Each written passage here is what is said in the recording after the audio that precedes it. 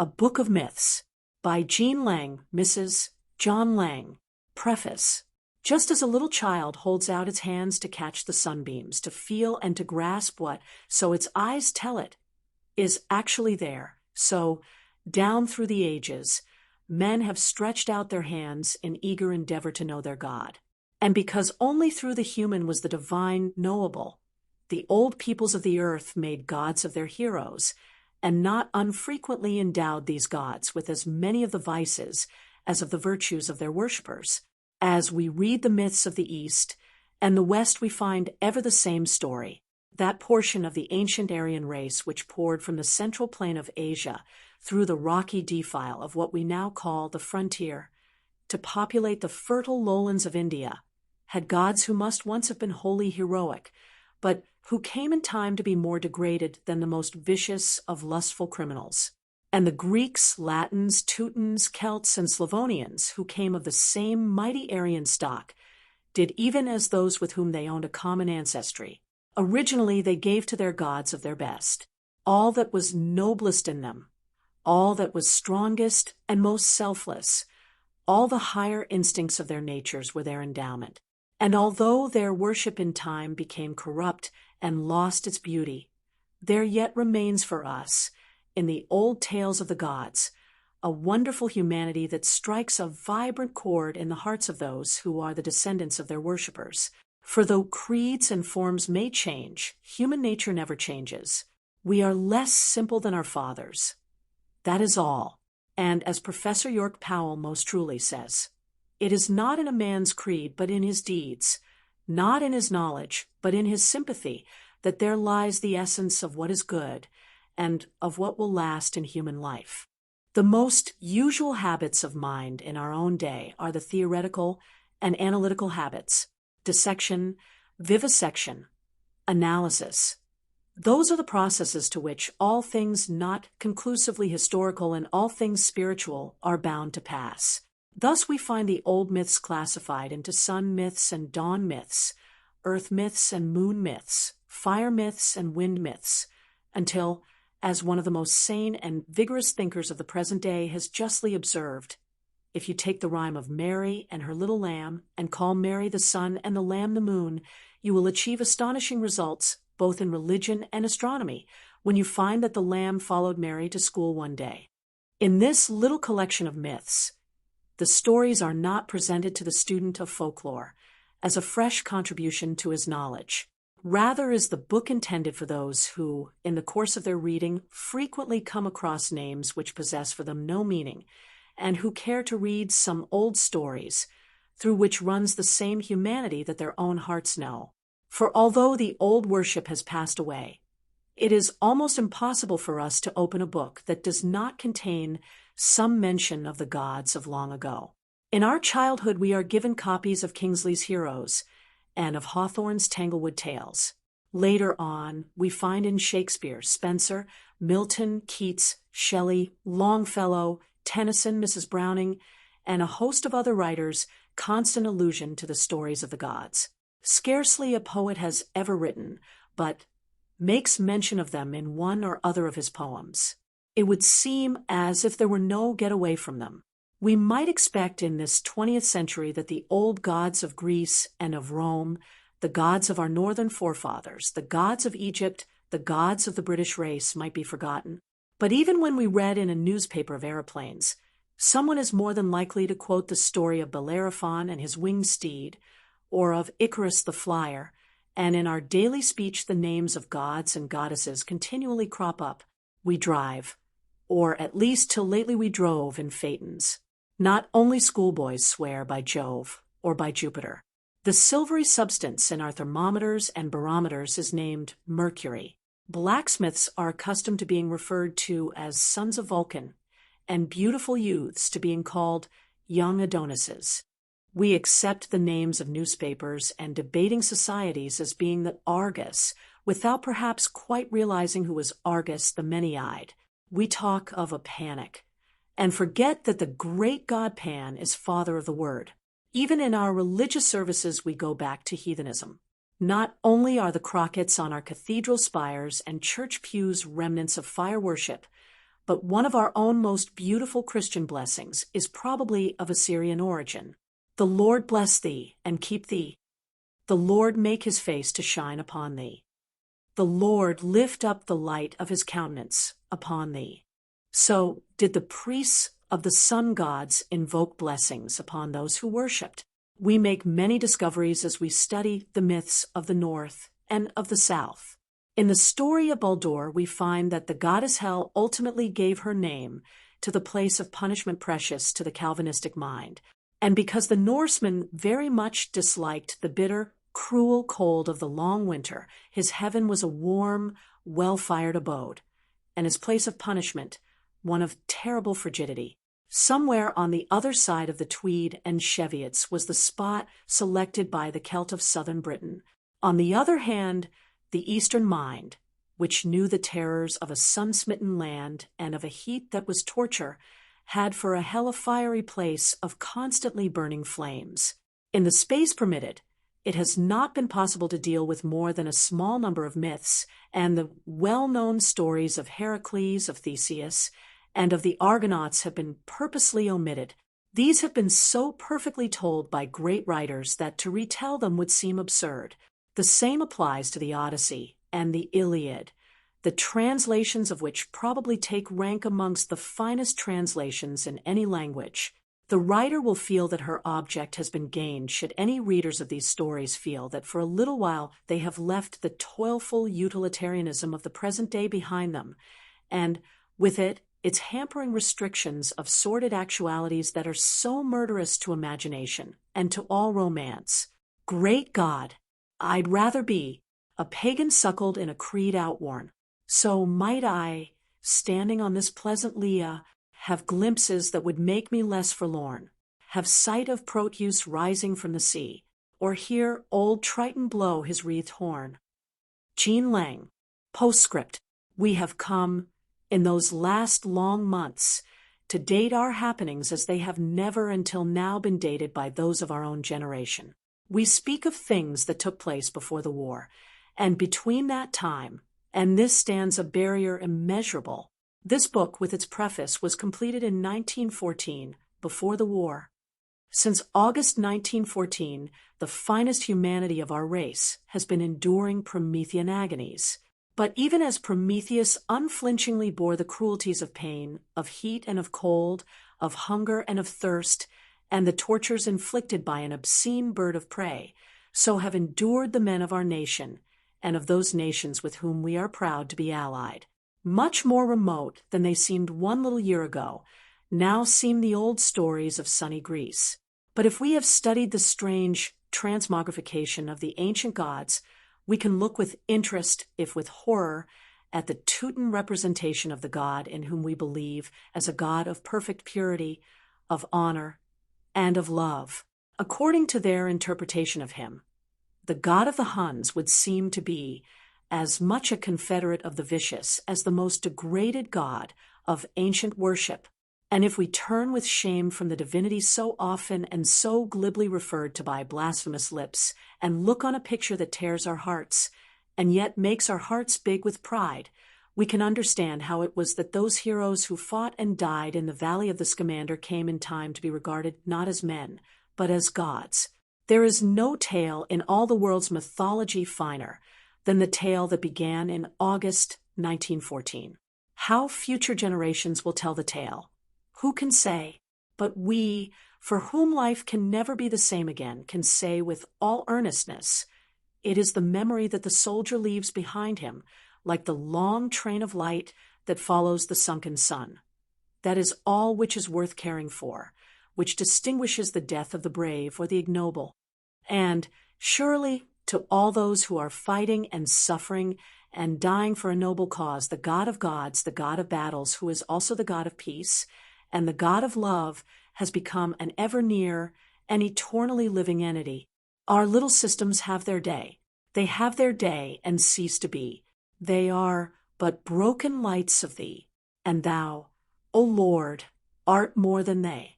A book of myths, Prometheus and Pandora. Those who are interested in watching the mental development of a child must have noted that when the baby has learned to speak even a little, It begins to show its growing intelligence by asking questions. What is this? It would seem at first to ask with regard to simple things that to it are still mysteries. Soon it arrives at the more far-reaching inquiries. Why is this so? How did this happen? And as the child's mental growth continues, the painstaking and conscientious parent or guardian is many times faced by questions which lack of knowledge, or a sensitive honesty, prevents him from answering either with assurance or with ingenuity, as with the child. So it has ever been with the human race. Man has always come into the world asking, how? Why? What? And so the Hebrew, the Greek, the Maori, the Australian blackfellow, the Norseman, in a word, each race of mankind, has formed for itself an explanation of existence, an answer to the questions of the groping child mind. Who made the world? What is God? What made a God think of fire and air and water? Why am I? Into the explanation of creation and existence given by the Greeks come the stories of Prometheus and of Pandora. The world, as first it was, to the Greeks was such a world as the one of which we read in the book of Genesis, without form and void. It was a sunless world in which land, air, and sea were mixed up together, and over which reigned a deity called Chaos. With him ruled the goddess of night, and their son was Erebus, god of darkness. When the two beautiful children of Erebus, light and day, had flooded formless space with their radiance, Eros, the god of love, was born, and light and day and love, working together, turned discord into harmony and made the earth, the sea, and the sky into one perfect whole. A giant race, a race of Titans, in time populated this newly made earth, and of these one of the mightiest was Prometheus. To him, and to his brother Epimetheus, was entrusted by Eros the distribution of the gifts of faculties and of instincts to all the living creatures in the world, and the task of making a creature lower than the gods, something less great than the Titans, yet in knowledge and in understanding infinitely higher than the beasts and birds and fishes. At the hands of the Titan brothers, birds, beasts, and fishes had fared handsomely. They were titanic in their generosity, and so prodigal had they been in their gifts that when they would fain have carried out the commands of Eros, they found that nothing was left for the equipment of this being to be called man. Yet, nothing daunted, Prometheus took some clay from the ground at his feet, moistened it with water, and fashioned it into an image, in form like the gods. Into its nostrils Eros breathed the spirit of life. Pallas Athene endowed it with a soul, and the first man looked wonderingly round on the earth that was to be his heritage. Prometheus, proud of the beautiful thing of his own creation, would fain have given man a worthy gift, but no gift remained for him. He was naked, unprotected, more helpless than any of the beasts of the field, more to be pitied than any of them in that he had a soul to suffer. Surely Zeus, the all-powerful, ruler of Olympus, would have compassion on man, but Prometheus looked to Zeus in vain. Compassion he had none. Then, in infinite pity, Prometheus bethought himself of a power belonging to the gods alone, and unshared by any living creature on the earth. "We shall give fire to the man whom we have made," he said to Epimetheus. To Epimetheus this seemed an impossibility, but to Prometheus nothing was impossible. He bided his time, and, unseen by the gods, he made his way into Olympus, lighted a hollow torch with a spark from the chariot of the sun, and hastened back to earth with this royal gift to man. Assuredly no other gift could have brought him more completely the empire that has since been his. No longer did he tremble and cower in the darkness of caves when Zeus hurled his lightnings across the sky. No more did he dread the animals that hunted him and drove him in terror before them. Armed with fire, the beasts became his vassals. With fire he forged weapons, defied the frost and cold, coined money, made implements for tillage, introduced the arts, and was able to destroy as well as to create. From his throne on Olympus, Zeus looked down on the earth and saw, with wonder, airy columns of blue-gray smoke that curled upwards to the sky. He watched more closely, and realized with terrible wrath that the moving flowers of red and gold that he saw in that land that the Titans shared with men came from fire that had hitherto been the gods' own sacred power. Speedily he assembled a council of the gods to mete out to Prometheus a punishment fit for the blasphemous daring of his crime. This council decided at length to create a thing that should forevermore charm the souls and hearts of men, and yet forevermore be man's undoing. To Vulcan, god of fire, whose province Prometheus had insulted, was given the work of fashioning out of clay and water the creature by which the honor of the gods was to be avenged. The lame Vulcan, says Hesiod, poet of Greek mythology, formed out of the earth an image resembling a chaste virgin. Pallas Athene of the blue eyes hastened to ornament her and to robe her in a white tunic. She dressed on the crown of her head a long veil, skillfully fashioned and admirable to see. She crowned her forehead with graceful garlands of newly opened flowers and a golden diadem that the lame Vulcan, the illustrious god, had made with his own hands to please the puissant Jove. On this crown Vulcan had chiseled the innumerable animals that the continents and the sea nourish in their bosoms, all endowed with a marvelous grace and apparently alive.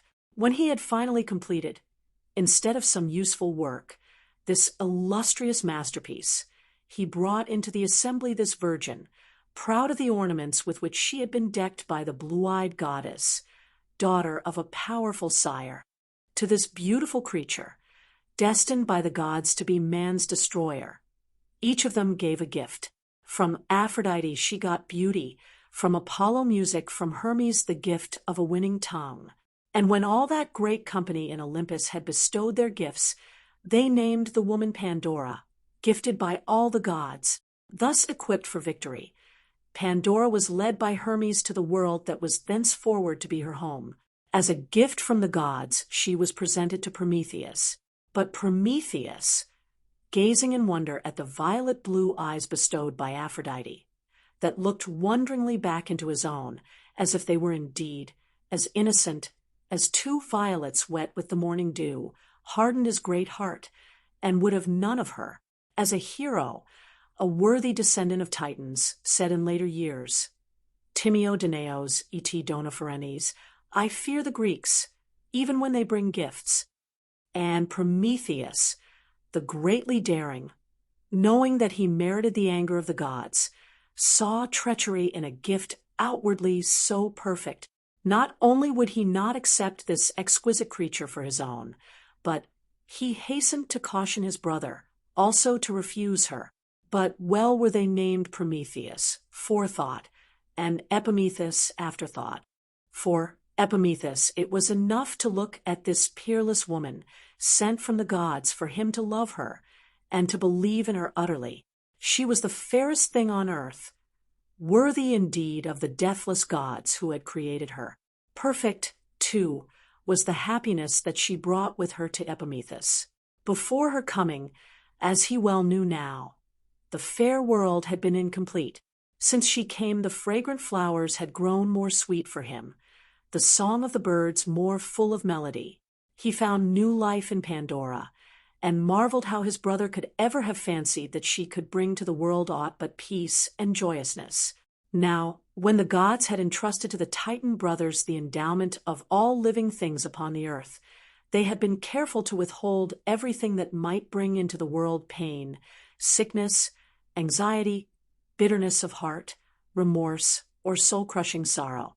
All these hurtful things were imprisoned in a coffer, which was given into the care of the trusty Epimethus.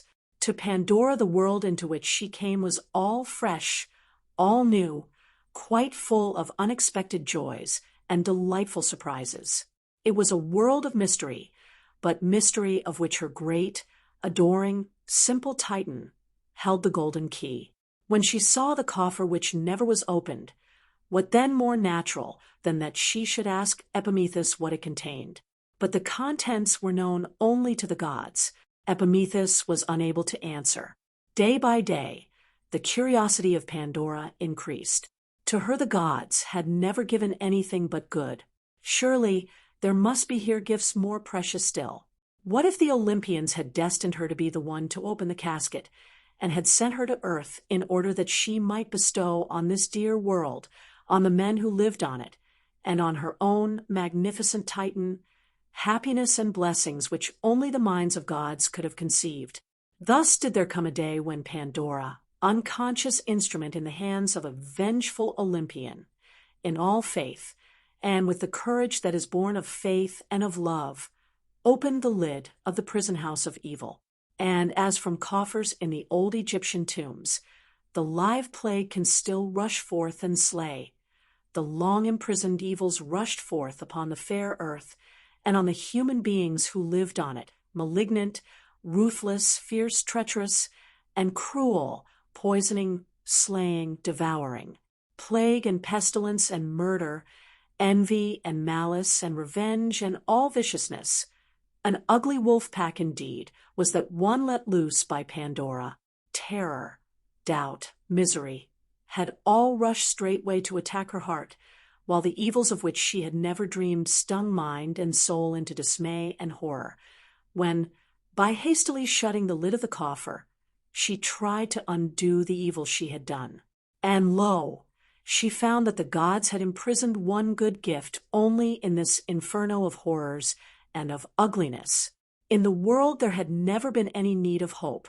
What work was there for hope to do where all was perfect, and where each creature possessed the desire of body and of heart? Therefore hope was thrust into the chest that held the evils, a star in a black night, a lily growing on a dung heap. And as Pandora, white-lipped and trembling, looked into the otherwise empty box, courage came back to her heart, and Epimetheus let fall to his side the arm that would have slain the woman of his love, because there came to him, like a draught of wine to a warrior spent in battle, an imperial vision of the sons of men, through all the eons to come, combating all evils of body and of soul, going on conquering and to conquer. Thus, saved by hope, the Titan and the woman faced the future, and for them the vengeance of the gods was stayed. Yet I argue not against Heaven's hand, or will, nor bate a jot, of heart or hope, but still bear up and steer, right onward. So spoke Milton, the blind Titan of the 17th century. And Shakespeare says, true hope is swift, and flies with swallows' wings. Kings it makes gods, and meaner creatures kings, upon the earth, and on the children of men, who were as gods in their knowledge and mastery of the force of fire. Jupiter had had his revenge. For Prometheus he reserved another punishment. He, the greatly daring, once the dear friend and companion of Zeus himself, was chained to a rock on Mount Caucasus by the vindictive deity. There, on a dizzy height, his body thrust against the sun-baked rock, Prometheus had to endure the torment of having a foul-beaked vulture tear out his liver, as though he were a piece of carrion lying on the mountain-side, all day, while the sun mercilessly smote him, and the blue sky turned from red to black before his pain-racked eyes. The torture went on. Each night, when the filthy bird of prey that worked the will of the gods spread its dark wings and flew back to its eyrie, the Titan endured the cruel mercy of having his body grow whole once more. But with daybreak there came again the silent shadow, the smell of the unclean thing, and again with fierce beak and talons the vulture greedily began its work. 30,000 years was the time of his sentence, and yet Prometheus knew that at any moment he could have brought his torment to an end. A secret was his, a mighty secret, the revelation of which would have brought him the mercy of Zeus and have reinstated him in the favor of the all-powerful god.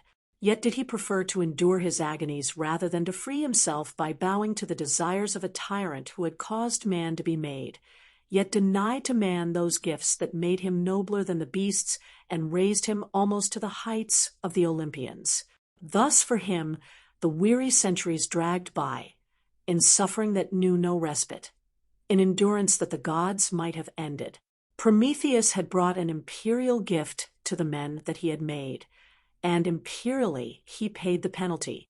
3,000 years of sleep-unsheltered hours, and moments I divided by keen pangs, till they seemed years, torture and solitude, scorn and despair.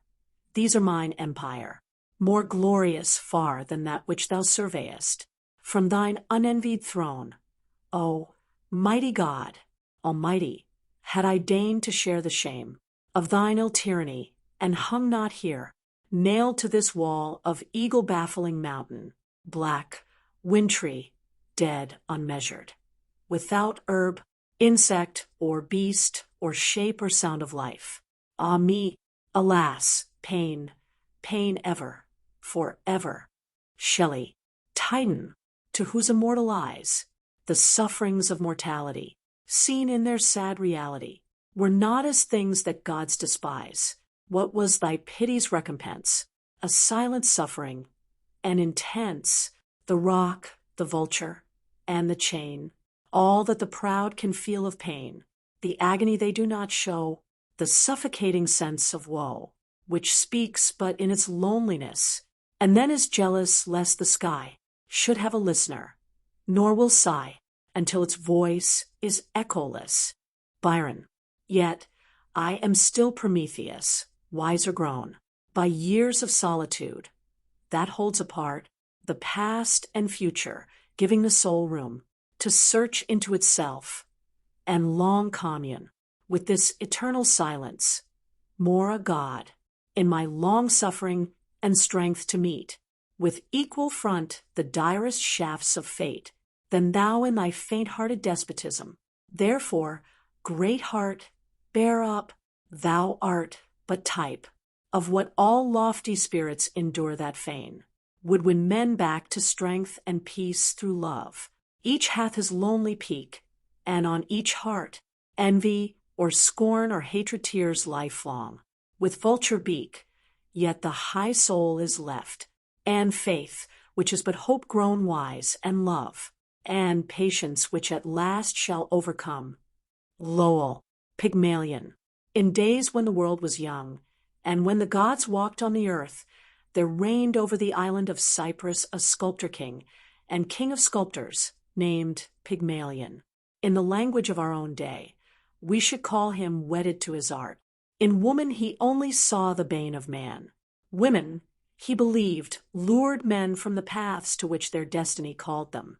While man walked alone, he walked free, he had given no hostages to fortune. Alone, man could live for his art, could combat every danger that beset him, could escape, unhampered, from every pitfall in life. But woman was the ivy that clings to the oak and throttles the oak in the end. No woman, vowed Pygmalion, should ever hamper him. And so at length he came to hate women, and free of heart and mind, his genius wrought such great things that he became a very perfect sculptor. He had one passion, a passion for his art, and that sufficed him. Out of great rough blocks of marble, he would hew the most perfect semblance of men and of women, and of everything that seemed to him most beautiful and the most worth preserving.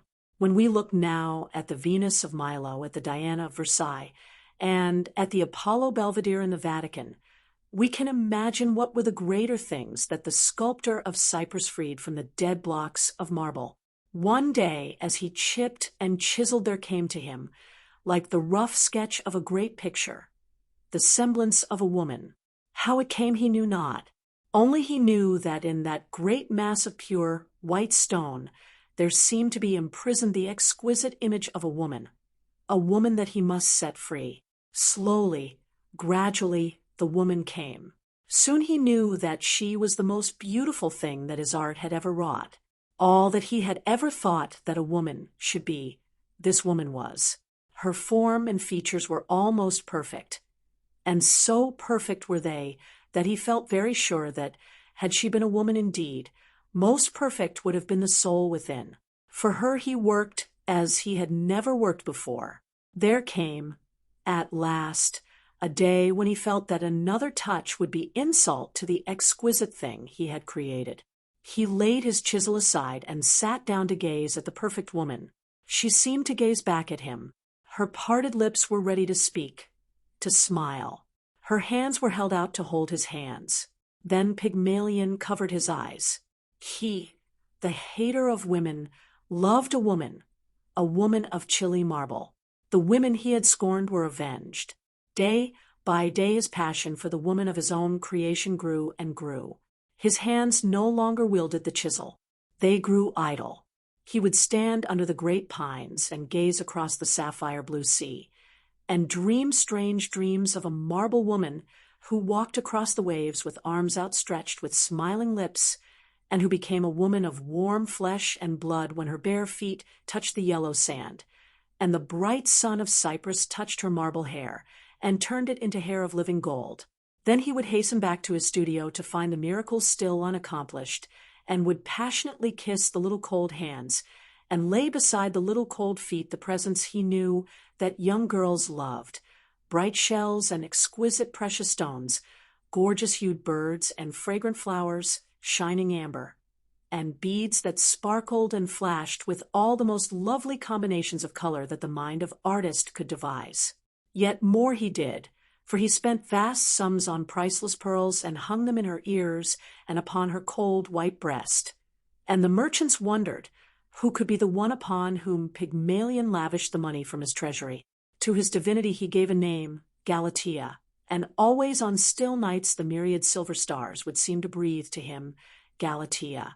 And on those days when the tempest blew across the sandy wastes of Arabia and churned up the fierce white surf on the rocks of Cyprus, the very spirit of the storm seemed to moan through the crash of waves in longing, hopeless and unutterable, Galatea, Galatea. For her he decked a couch with Tyrian purple, and on the softest of pillows he laid the beautiful head of the marble woman that he loved. So the time wore on until the festival of Aphrodite drew near. Smoke from many altars curled out to sea. The odor of incense mingled with the fragrance of the great pine trees, and garlanded victims lowed and bleated as they were led to the sacrifice. As the leader of his people, Pygmalion faithfully and perfectly performed all his part in the solemnities, and at last he was left beside the altar to pray alone. Never before had his words faltered as he laid his petitions before the gods, but on this day he spoke not as a sculptor king, but as a child who was half afraid of what he asked. "O Aphrodite," he said, "who can do all things, give me, I pray you, one like my Galatea for my wife." "Give me my Galatea," he dared not say, but Aphrodite knew well the words he would fain have uttered, and smiled to think how Pygmalion at last was on his knees, in token that his prayer was answered. 3 times she made the flames on the altar shoot up in a fiery point, and Pygmalion went home, scarcely daring to hope, not allowing his gladness to conquer his fear. The shadows of evening were falling as he went into the room that he had made sacred to Galatea. On the purple-covered couch she lay, and as he entered it seemed as though she met his eyes with her own. Almost it seemed that she smiled at him in welcome. He quickly went up to her, and, kneeling by her side, he pressed his lips on those lips of chilly marble. So many times he had done it before, and always it was as though the icy lips that could never live sent their chill right through his heart. But now it surely seemed to him that the lips were cold no longer. He felt one of the little hands, and no more did it remain heavy and cold and stiff in his touch, but lay in his own hand, soft and living and warm. He softly laid his fingers on the marble hair, and lo, it was the soft and wavy, burnished, golden hair of his desire. Again, reverently as he had laid his offerings that day on the altar of Venus, Pygmalion kissed her lips, and then did Galatea, with warm and rosy cheeks, widely open her eyes, like pools in a dark mountain stream on which the sun is shining, and gaze with timid gladness into his own. There are no after-tales of Pygmalion and Galatea. We only know that their lives were happy, and that to them was born a son, Paphos, from whom the city sacred to Aphrodite received its name. Perhaps Aphrodite may have smiled sometimes to watch Pygmalion, once the scorner of women, the adoring servant of the woman that his own hands had first designed. Phaeton, the road, to drive on which unskilled were Phaeton's hands. Dante, Purgatorio, to Apollo, the sun god, and Clymene, a beautiful ocean nymph, there was born in the pleasant land of Greece a child to whom was given the name of Phaeton, the bright and shining one. The rays of the sun seemed to live in the curls of the fearless little lad, and when at noon other children would seek the cool shade of the cypress groves, Phaeton would hold his head aloft and gaze fearlessly up at the brazen sky from whence fierce heat beat down upon his golden head. "Behold, my father drives his chariot across the heavens," he proudly proclaimed. "In a little while I, also, will drive the 4 snow-white steeds." His elders heard the childish boast with a smile, but when Epiphos, half-brother to Apollo, had listened to it many times and beheld the child, Phaeton, grow into an arrogant lad who held himself as though he were indeed one of the immortals, anger grew in his heart. One day he turned upon Phaeton and spoke in fierce scorn. "Dost say thou art son of a god, a shameless boaster, and a liar art thou? Hast ever spoken to thy divine sire? Give us some proof of thy sonship. No more child of the glorious Apollo art thou than are the vermin his children, that the sun breeds in the dust at my feet." For a moment before the cruel taunt, the lad was stricken into silence, and then his pride aflame, his young voice shaking with rage, and with bitter shame, he cried aloud, "Thou, Epiphos, art the liar. I have but to ask my father, and thou shalt see me drive his golden chariot across the sky."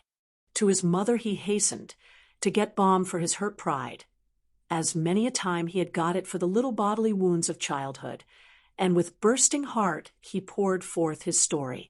"True it is," he said, "that my father has never deigned to speak to me, yet I know, because thou hast told me so, that he is my sire. And now my word is pledged. Apollo must let me drive his steeds, else I am for evermore branded braggart and liar, and shamed amongst men." Clymene listened with grief to his complaint. He was so young, so gallant, so foolish.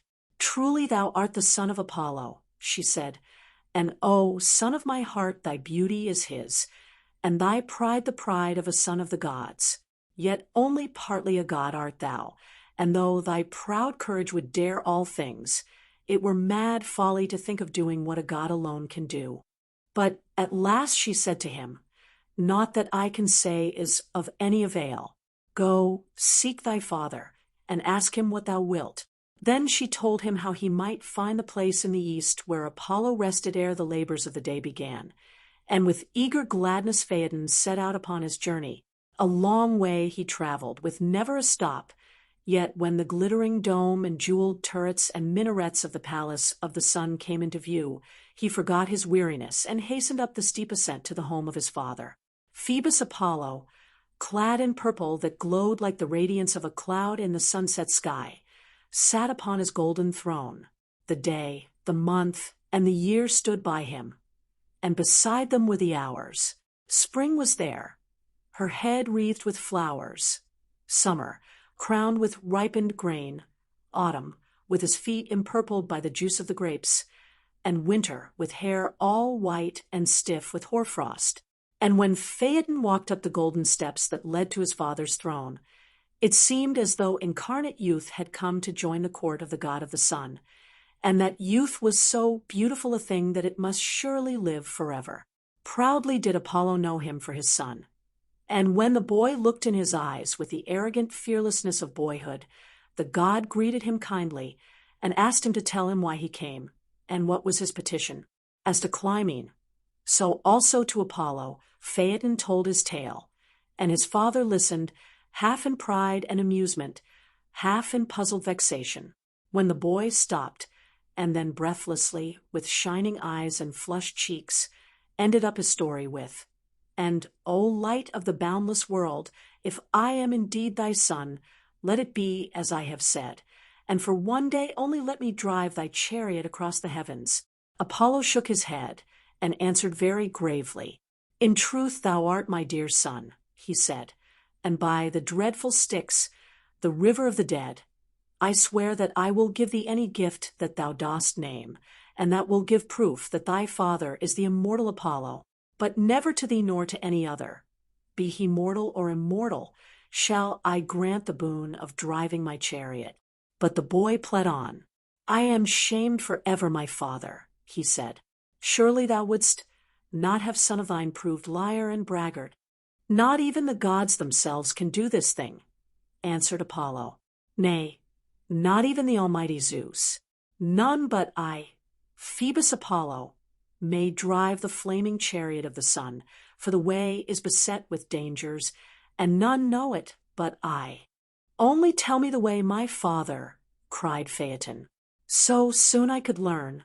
Half in sadness, Apollo smiled. The first part of the way is uphill, he said.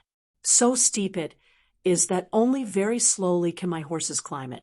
High in the heavens is the middle, so high that even I grow dizzy when I look down upon the earth and the sea. And the last piece of the way is a precipice that rushes so steeply downward that my hands can scarce check the mad rush of my galloping horses. And all the while the heaven is spinning round, and the stars with it. By the horns of the bull I have to drive, past the archer whose bow is taut and ready to slay, close to where the scorpion stretches out its arms, and the great crab's claws grope for a prey. I fear none of these things, O my father, cried Phaeton. Grant that for one day only I drive thy white-maned steeds. Very pitifully Apollo looked at him, and for a little space he was silent. The little human hands, he said at length, the little human frame, and with them the soul of a god. The pity of it, my son. Dost not know that the boon that thou dost crave from me is death? Rather death than dishonor, said Phaeton, and proudly he added, For once would I drive like the god, my father. I have no fear. So was Apollo vanquished, and Phaeton gained his heart's desire. From the courtyard of the palace the 4 white horses were led, and they pawed the air and neighed aloud in the glory of their strength.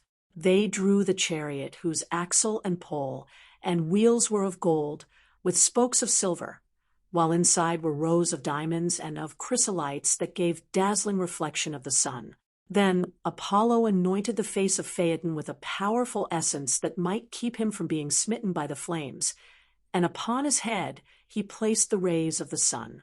And then the stars went away, even to the day star that went last of all, and at Apollo's signal, Aurora, the rosy-fingered, threw open the purple gates of the east, and Phaeton saw a path of pale rose color open before him.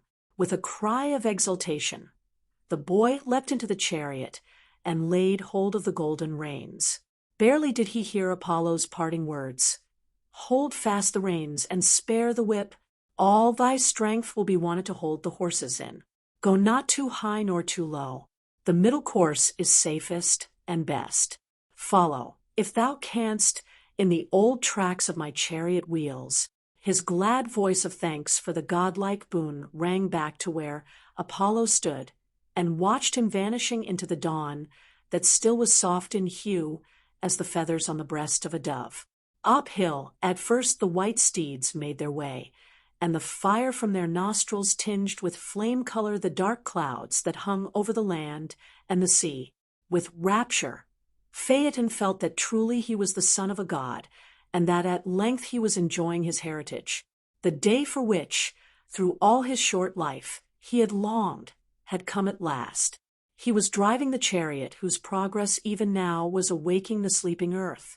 The radiance from its wheels and from the rays he wore round his head was painting the clouds, and he laughed aloud in rapture as he saw, far down below, the sea and the rivers he had bathed in as a human boy, mirroring the green and rose and purple and gold and silver and fierce crimson that he, Phaeton, was placing in the sky. The gray mist rolled from the mountain tops at his desire. The white fog rolled up from the valleys. All living things awoke. The flowers opened their petals. The grain grew golden. The fruit grew ripe. Could but Epiphos see him now, surely he must see him, and realize that not Apollo but Phaeton was guiding the horses of his father, driving the chariot of the sun. Quicker and yet more quick grew the pace of the white-maned steeds. Soon they left the morning breezes behind, and very soon they knew that these were not the hands of the god, their master, that held the golden reins. Like an airship without its accustomed ballast, the chariot rolled unsteadily, and not only the boy's light weight but his light hold on their bridles made them grow mad with a lust for speed. The white foam flew from their mouths like the spume from the giant waves of a furious sea, and their pace was swift as that of a bolt that is cast by the arm of Zeus. Yet Phaeton had no fear, and when they heard him shout in rapture, "Quicker still, brave ones, more swiftly still," it made them speed onwards, madly, blindly, with the headlong rush of a storm. There was no hope for them to keep on the beaten track, and soon Phaeton had his rapture checked by the terrible realization that they had strayed far out of the course, and that his hands were not strong enough to guide them. Close to the great bear, and the little bear they passed, and these were scorched with heat. The serpent which, torpid, chilly, and harmless, lies coiled round the North Pole, felt a warmth that made it grow fierce and harmful again. Downward, ever downward galloped the maddened horses, and soon Phaeton saw the sea as a shield of molten brass, and the earth so near that all things on it were visible. When they passed the scorpion, and only just missed destruction from its menacing fangs, fear entered into the boy's heart. His mother had spoken truth. He was only partly a god, and he was very, very young. In impotent horror, he tugged at the reins to try to check the horse's descent. Then, forgetful of Apollo's warning, he smote them angrily. But anger met anger, and the fury of the immortal steeds had scorn for the wrath of a mortal boy. With a great toss of their mighty heads, they had torn the guiding reins from his grasp, and as he stood, giddily swaying from side to side, Phaeton knew that the boon he had craved from his father must in truth be death for him. And lo, it was a hideous death, for with eyes that were like flames that burned his brain, the boy beheld the terrible havoc that his pride had wrought. That blazing chariot of the sun made the clouds smoke, and dried up all the rivers and water springs. Fire burst from the mountain tops. Great cities were destroyed. The beauty of the earth was ravished. Woods and meadows and all green and pleasant places were laid waste. The harvests perished, the flocks, and they who had herded them lay dead. Over Libya the horses took him, and the desert of Libya remains a barren wilderness to this day, while those sturdy Ethiopians who survived are black even now as a consequence of that cruel heat. The Nile changed its course in order to escape, and nymphs and nereids in terror sought for the sanctuary of some watery place that had escaped destruction, the face of the burned and blackened earth, where the bodies of thousands of human beings lay charred to ashes, cracked and sent dismay to Pluto by the lurid light that penetrated even to his throne. All this Phaeton saw in impotent agony of soul. His boyish folly and pride had been great, but the excruciating anguish that made him shed tears of blood was indeed a punishment even too heavy for an erring god. From the havoc around her, the earth at last looked up, and with blackened face and blinded eyes, and in a voice that was harsh and very, very weary, she called to Zeus to look down from Olympus and behold the ruin that had been wrought by the chariot of the sun. And Zeus, the cloud-gatherer, looked down and beheld, and at the sight of that piteous devastation his brow grew dark, and terrible was his wrath against him who had held the reins of the chariot. Calling upon Apollo and all the other gods to witness him, he seized a lightning bolt, and for a moment the deathless Zeus and all the dwellers in Olympus looked on the fiery chariot in which stood the swaying, slight, lithe figure of a young lad, blinded with horror, shaken with agony. Then from his hand Zeus cast the bolt, and the chariot was dashed into fragments, and Phaeton, his golden hair ablaze, fell like a bright shooting star from the heavens above into the river Eridanus. The steeds returned to their master, Apollo, and in rage and grief Apollo lashed them, angrily too, and very rebelliously did he speak of the punishment meted to his son by the ruler of the immortals. Yet in truth the punishment was a merciful one. Phaeton was only half a god, and no human life were fit to live after the day of dire anguish that had been his. Bitter was the mourning of Clymene over her beautiful only son, and so ceaselessly did his three sisters, the Heliades, weep for their brother, that the gods turned them into poplar trees that grew by the bank of the river, and when still they wept, their tears turned into precious amber as they fell. Yet another mourned for Phaeton, Phaeton dead ere his prime. Cycnus, king of Liguria, had dearly loved the gallant boy, and again and yet again he dived deep in the river and brought forth the charred fragments of what had once been the beautiful son of a god, and gave to them honorable burial. Yet he could not rest satisfied that he had won all that remained of his friend from the river's bed, and so he continued to haunt the stream, ever diving, ever searching, until the gods grew weary of his restless sorrow and changed him into a swan. And still we see the swan sailing mournfully along, like a white-sailed bark that is bearing the body of a king to its rest, and ever and anon plunging deep into the water, as though the search for the boy who would fain have been a god were never to come to an end. To Phaeton the Italian naiads reared a tomb, and inscribed on the stone these words: "Driver of Phoebus' chariot, Phaeton, struck by Jove's thunder, rests beneath this stone. He could not rule his father's car of fire, yet was it much, so nobly to aspire." Ovid. Endymion. To the modern popular mind, perhaps none of the goddesses of Greece, not even Venus herself, has more appeal than has the huntress goddess, Diana. Those who know but little of ancient statuary can still brighten to intelligent recognition of the huntress with her quiver and her little stag when they meet with them in picture gallery or in suburban garden, that unlettered sportsman in weather-worn pink, slowly riding over the fragrant dead leaves by the muddy roadside on this chill, gray morning, may never have heard of Artemis, but he is quite ready to make intelligent reference to Diana to the handsome young sportswoman whom he finds by the covert side. And Sir Walter's Diana Vernon has helped the Little Reed public to realize that the original Diana was a goddess worthy of being sponsor to one of the finest heroines of fiction, but not to the sportsman alone, but also to the youth or maid who loves the moon. They know not why, to those whom the shadows of the trees on a woodland path at night mean a grip of the heart, while pale Jen scuds over the dark clouds that are soaring far beyond the treetops and is peeping, chaste and pale, through the branches of the firs and giant pines, there is something arresting, enthralling, in the thought of the goddess Diana, who now has for hunting ground the blue firmament of heaven where the pale Pleiades glitter like a swarm of fireflies tangled in a silver braid. Tennyson. She gleans her sylvan trophies.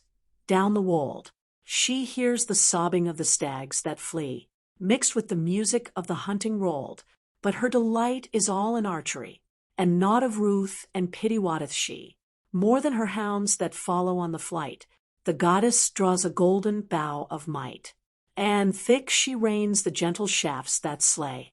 She tosses loose her locks upon the night, and through the dim wood Dien threads her way. Andrew Lang.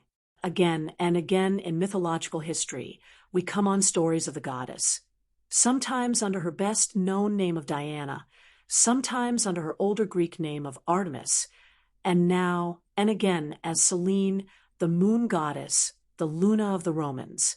Her twin brother was Apollo, god of the sun, and with him she shared the power of unerringly wielding a bow and of sending grave plagues and pestilences, while both were patrons of music and of poetry. When the sun god's golden chariot had driven down into the west, then would his sister's noiseless-footed silver steeds be driven across the sky, while the huntress shot from her bow at will silent arrows that would slay without warning a joyous young mother with her newly born babe, or would wantonly pierce with a lifelong pain the heart of some luckless mortal. Now one night as she passed Mount Latmos, there chanced to be a shepherd lad lying asleep beside his sleeping flock. Many times had Endymion watched the goddess from afar, half afraid of one so beautiful and yet so ruthless. But never before had Diana realized the youth's wonderful beauty. She checked her hounds when they would have swept on in their chase through the night, and stood beside Endymion. She judged him to be as perfect as her own brother, Apollo, yet more perfect, perhaps, for on his upturned, sleeping face was the silver glamour of her own dear moon. Fierce and burning passion could come with the sun's burning rays, but love that came in the moon's pale light was passion mixed with gramarye. She gazed for long, and when, in his sleep, Endymion smiled, she knelt beside him and, stooping, gently kissed his lips. The touch of a moonbeam on a sleeping rose was no more gentle than was Diana's touch, yet it was sufficient to wake Endymion. And as while one's body sleeps on one's half-waking mind, now and again in a lifetime seems to realize an ecstasy of happiness so perfect that one dares not wake lest, by waking, the wings of one's realized ideal should slip between grasping fingers and so escape forever. So did Endymion realize the kiss of the goddess. But before his sleepy eyes could be his senses' witnesses, Diana had hastened away. Endymion, springing to his feet, saw only his sleeping flock, nor did his dogs awake when he heard what seemed to him to be the baying of hounds in full cry in a forest far up the mountain. Only to his own heart did he dare to whisper what was this wonderful thing that he believed had befallen him. And although he laid himself down, hoping that once again this miracle might be granted to him, no miracle came, nor could he sleep, so great was his longing. All the next day, through the sultry hours while Apollo drove his chariot of burnished gold through the land, Endymion, as he watched his flocks, tried to dream his dream once more, and longed for the day to end and the cool, dark night to return. When night came he tried to lie awake and see what might befall, but when kind sleep had closed his tired eyes, there came a lovely vision of a maid, who seemed to step as from a golden car, out of the low-hung moon. Lewis Morris. Always she kissed him, yet when her kiss awoke him he never could see anything more tangible than a shaft of silver moonlight on the moving bushes of the mountainside, never hear anything more real than the faraway echo of the baying of pursuing hounds, and if, with eager, greatly daring eyes, he looked skywards, a dark cloud, so it seemed to him, would always hasten to hide the moon from his longing gaze. In this manner time passed on. The days of Endymion were filled by longing daydreams. His sleeping hours ever brought him ecstasy. Ever, too, to the goddess, the human being that she loved seemed to her to grow more precious. For her all the joy of day and of night was concentrated in the moments she spent by the side of the sleeping Endymion. The flocks of the shepherd flourished like those of no other herd. No wild beast dared come near them. No storm nor disease assailed them. Yet for Endymion the things of earth no longer held any value. He lived only for his dear dream's sake.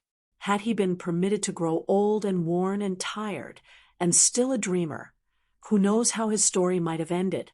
But to Diana there came the fear that with age his beauty might wane, and from her father, Zeus, she obtained for the one she loved the gifts of unending youth and of eternal sleep. There came a night when the dreams of Endymion had no end. That was a night when the moon made for herself broad silver paths across the sea, from far horizon to the shore where the little waves lapped and curled in a radiant, ever-moving silver fringe. Silver also were the leaves of the forest trees, and between the branches of the solemn cypresses and of the stately dark pines, Diana shot her silver arrows. No baying of hounds came then to make Endymion's flocks move uneasily in their sleep, but the silver stars seemed to sing in unison together, while still those gentle lips touched his. Hands as gentle lifted up the sleeping Endymion and bore him to a secret cave in Mount Latmos. And there, for evermore, she came to kiss the mouth of her sleeping lover. There, forever, slept Endymion, happy in the perfect bliss of dreams that have no ugly awaking, of an ideal love that knows no ending. Orpheus. Orpheus with his lute made trees, and the mountain tops that freeze bow themselves when he did sing, to his music plants and flowers, ever sprung, as sun and showers, there had made a lasting spring. Everything that heard him play, even the billows of the sea, hung their heads, and then lay by. In sweet music is such art, killing care and grief of heart, fall asleep or hearing die. Shakespeare. Are we not all lovers as Orpheus was, loving what is gone from us forever, and seeking it vainly in the solitudes and wilderness of the mind, and crying to Eurydice to come again? And are we not all foolish as Orpheus was, hoping by the agony of love and the ecstasy of will to win back Eurydice? And do we not all fail, as Orpheus failed, because we forsake the way of the other world for the way of this world? Fiona MacLeod. It is the custom nowadays for scientists and for other scholarly people to take hold of the old myths, to take them to pieces, and to find some deep, hidden meaning in each part of the story. So you will find that some will tell you that Orpheus is the personification of the winds which tear up trees as they course along, chanting their wild music, and that Eurydice is the morning with its short-lived beauty. Others say that Orpheus is the mythological expression of the delight which music gives to the primitive races, while yet others accept without hesitation the idea that Orpheus is the sun that, when day is done, plunges into the black abyss of night, in the vain hope of overtaking his lost bride, Eurydice, the rosy dawn. And whether they be right or wrong, it would seem that the sadness that comes to us sometimes as the day dies and the last of the sun's rays vanish to leave the hills and valleys dark and cold, the sorrowful feeling that we cannot understand when, in country places, we hear music coming from far away, or listen to the plaintive song of the bird, are things that very specially belong to the story of Orpheus. In the country of Thrace, surrounded by all the best gifts of the gods, Orpheus was born. His father was Apollo, the god of music and of song, his mother the muse Calliope.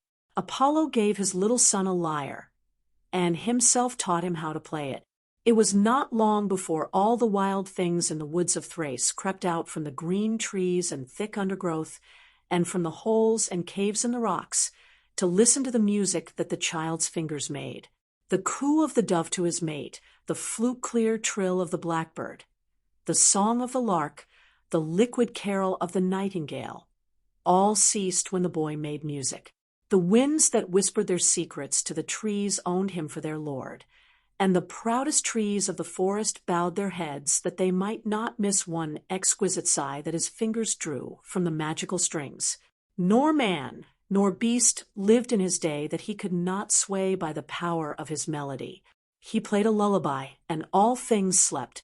He played a love lilt, and the flowers sprang up in full bloom from the cold earth, and the dreaming red rosebud opened wide her velvet petals, and all the land seemed full of the loving echoes of the lilt he played. He played a war march, and afar off the sleeping tyrants of the forest sprang up, wide awake, and bared their angry teeth, and the untried youths of Thrace ran to beg their fathers to let them taste battle, while the scarred warriors felt on their thumbs the sharpness of their sword blades, and smiled, well content. While he played, it would seem as though the very stones and rocks gained hearts. Nay, the whole heart of the universe became one great, palpitating, beautiful thing, an instrument from whose trembling strings was drawn out the music of Orpheus. He rose to great power, and became a mighty prince of Thrace, not his lute alone, but he himself played on the heart of the fair Eurydice, and held it captive. It seemed as though, when they became man and wife, all happiness must be theirs. But although Hymen, the god of marriage, himself came to bless them on the day they wed, the omens on that day were against them. The torch that Hymen carried had no golden flame, but sent out pungent black smoke that made their eyes water. They feared they knew not what. But when soon afterwards, as Eurydice wandered with the nymphs, her companions, through the blue-shadowed woods of Thrace, the reason was discovered. A bold shepherd, who did not know her for a princess, saw Eurydice, and no sooner saw her than he loved her. He ran after her to proclaim to her his love, and she, afraid of his wild uncouthness, fled before him. She ran in her terror, too swiftly to watch whither she went, and a poisonous snake that lurked amongst the fern bit the fair white foot that flitted, like a butterfly, across it. In agonized suffering Eurydice died. Her spirit went to the land of the shades, and Orpheus was left broken-hearted. The sad winds that blow at night across the sea, the sobbing gales that tell of wreck and death, the birds that wail in the darkness for their mates, the sad, soft whisper of the aspen leaves and the leaves of the heavy-clad blue-black cypresses, all now were hushed, for greater than all, more full of bitter sorrow than any, arose the music of Orpheus, a long-drawn sob from a broken heart in the valley of the shadow of death. Grief came alike to gods and to men as they listened, but no comfort came to him from the expression of his sorrow. At length, when to bear his grief longer was impossible for him, Orpheus wandered to Olympus, and there besought Zeus to give him permission to seek his wife in the gloomy land of the shades.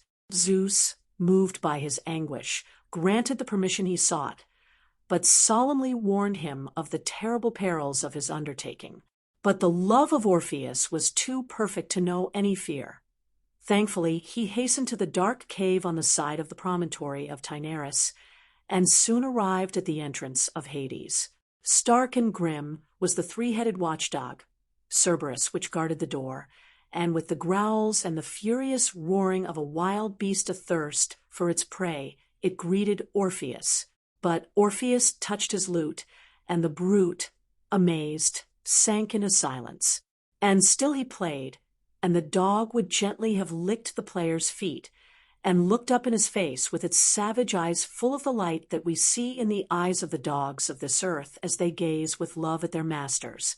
On, then, strode Orpheus, playing still, and the melody he drew from his lute passed before him into the realms of Pluto. Surely never were heard such strains. They told of perfect, tender love, of unending longing, of pain too great to end with death.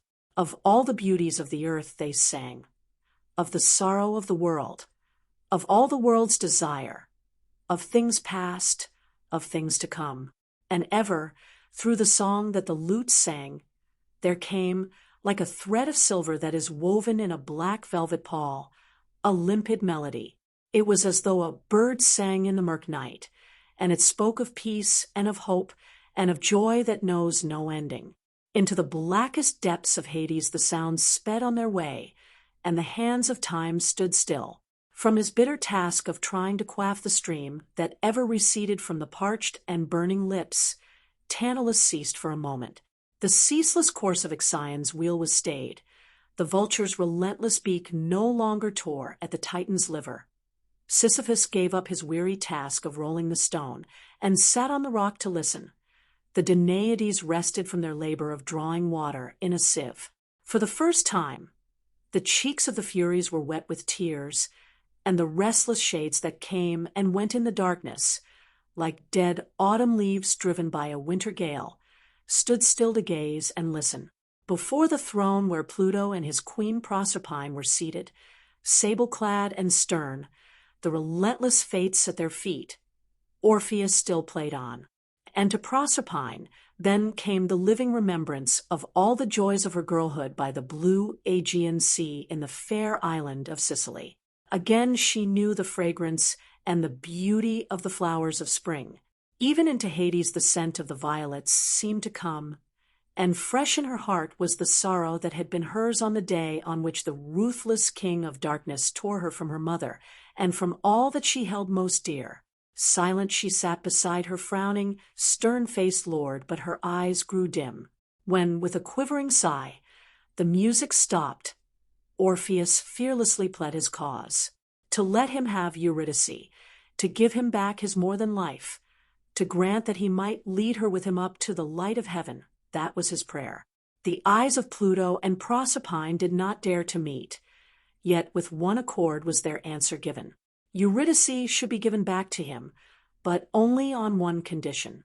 Not until he had reached the light of earth again was he to turn round and look upon the face for a sight of which his eyes were tired with longing.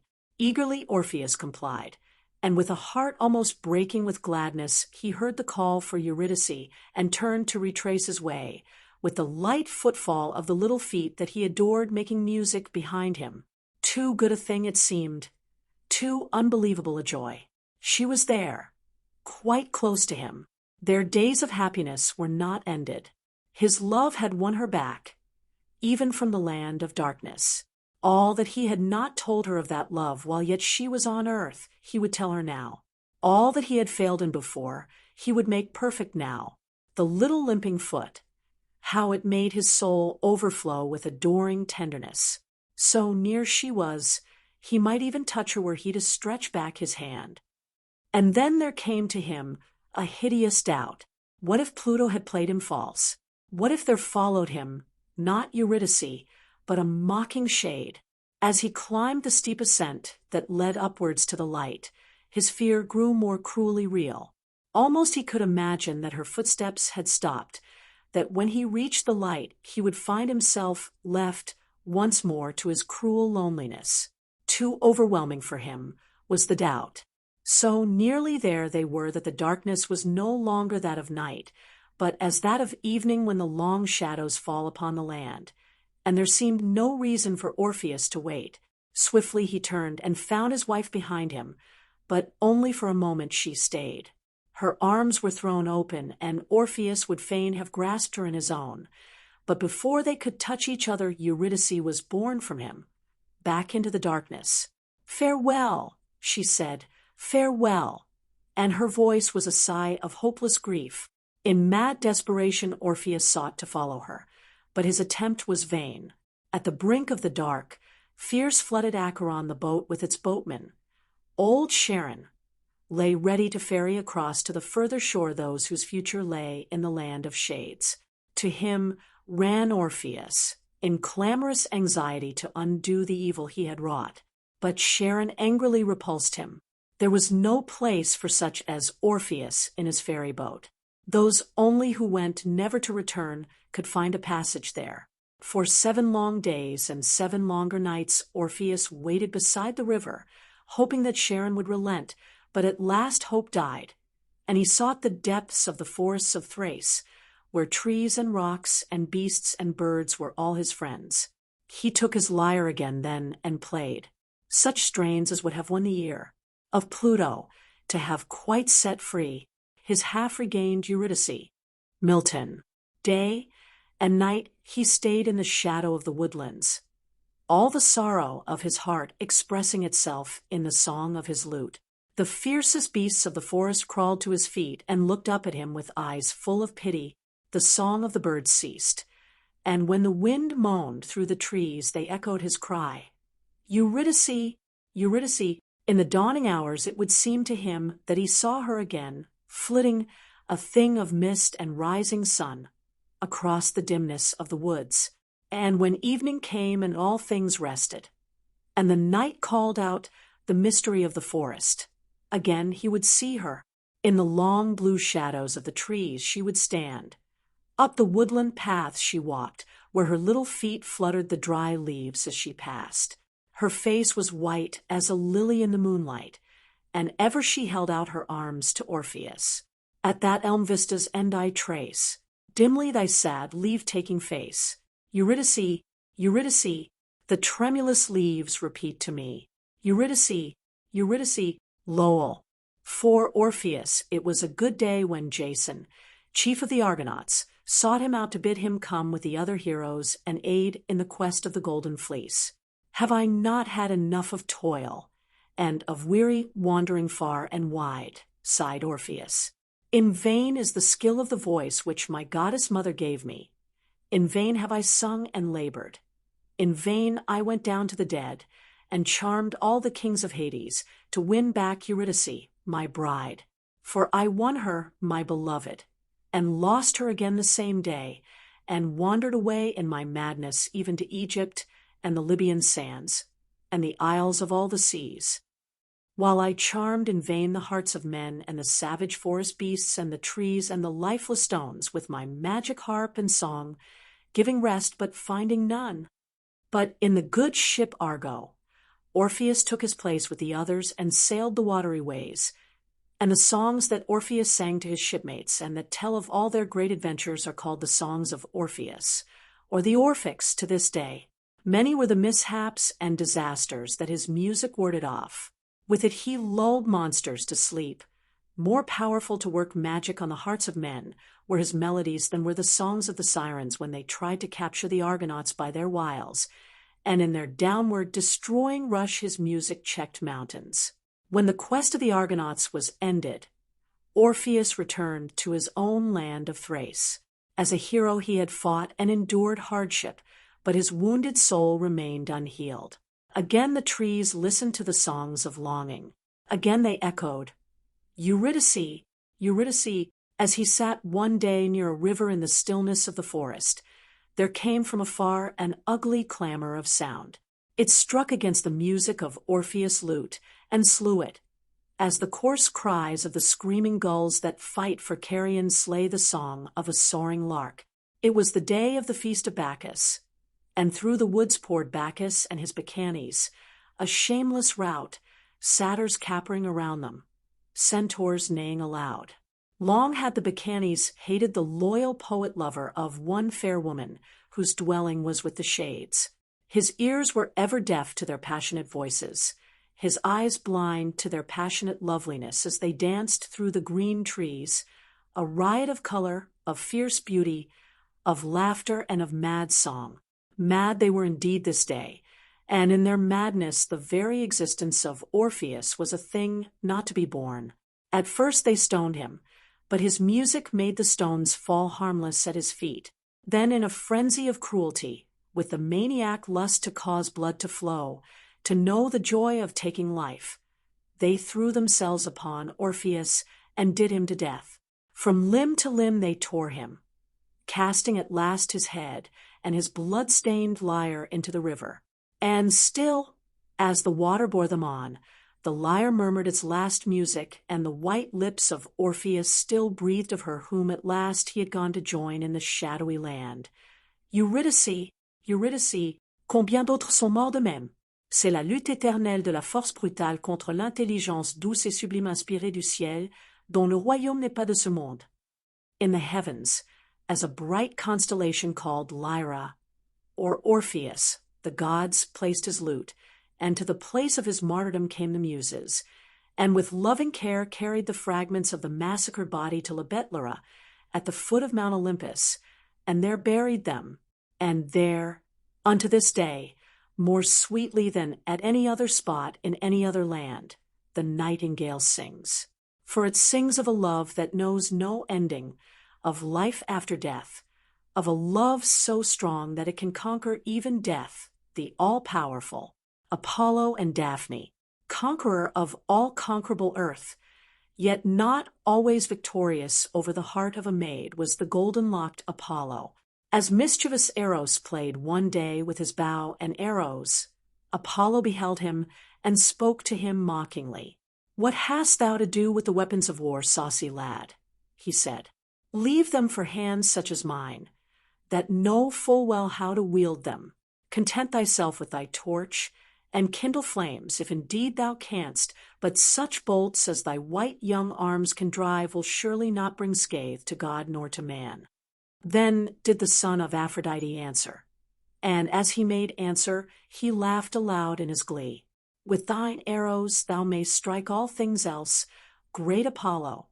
A shaft of mine shall surely strike thy heart. Carefully, then, did Eros choose 2 arrows from his quiver. One, sharp-pointed and of gold, he fitted carefully to his bow, drew back the string until it was taut, and then let fly the arrow, that did not miss its mark, but flew straight to the heart of the sun-god. With the other arrow, blunt and tipped with lead, he smote the beautiful Daphne, daughter of Peneus, the river god. And then, full joyously did the boy god laugh, for his roguish heart knew well that to him who was struck by the golden shaft, must come the last pangs that have proved many a man's and many a god's undoing, while that leaden-tipped arrow meant, to whomsoever it struck, a hatred of love, and an immunity from all the heart weakness that love can bring. Those were the days when Apollo was young. Never before had he loved, but as the first fierce storm that assails it bends the young, supple tree with its green budding leaves before its furious blast, so did the first love of Apollo bend low his adoring heart, all day as he held the golden reins of his chariot, until evening when its fiery wheels were cooled in the waters of the western seas. He thought of Daphne. All night he dreamed of her, but never did there come to Daphne a time when she loved love for love's sake. Never did she look with gentle eye on the golden-haired god, whose face was as the face of all the exquisite things that the sunlight shows, remembered in a dream. Her only passion was a passion for the chase. One of Diana's nymphs was she, cold and pure, and white in soul as the virgin goddess herself. There came a day when Apollo could no longer put curbing hands on his fierce longing. The flames from his chariot still lingered in reflected glories on sea and hill and sky. The very leaves of the budding trees of spring were outlined in gold, and through the dim wood walked Daphne, erect and lithe and living as a sapling in the early spring. With beseeching hands, Apollo followed her. A god was he, yet to him had come the vast humility of passionate intercession for the gift of love to a little nymph. She heard his steps behind her, and turned round, proud and angry that one should follow her when she had not willed it. "Stay," he said, "daughter of Peneus. No foe am I, but thine own humble lover. To thee alone do I bow my head. To all others on earth am I conqueror and king." But Daphne, hating his words of passionate love, sped on, and when his passion lent wings to his feet and she heard him gaining on her as she fled, not as a lover did Daphne look on deathless Apollo, but as a hateful foe. More swiftly than she had ever run beside her mistress Diana, leaving the flying winds behind her as she sped, ran Daphne now, but ever did Apollo gain upon her. And almost had he grasped her when she reached the green banks of the river of which her father, Peneus, was god. "Help me, Peneus," she cried. "Save me, O my father, from him whose love I fear." As she spoke, the arms of Apollo seized her. Yet, even as his arms met around her waist, lissom and slight as a young willow, Daphne the nymph was Daphne the nymph no longer. Her fragrant hair, her soft white arms, her tender body all changed as the sun god touched them. Her feet took root in the soft, damp earth by the river. Her arms sprouted into woody branches and green leaves. Her face vanished, and the bark of a big tree enclosed her snow-white body.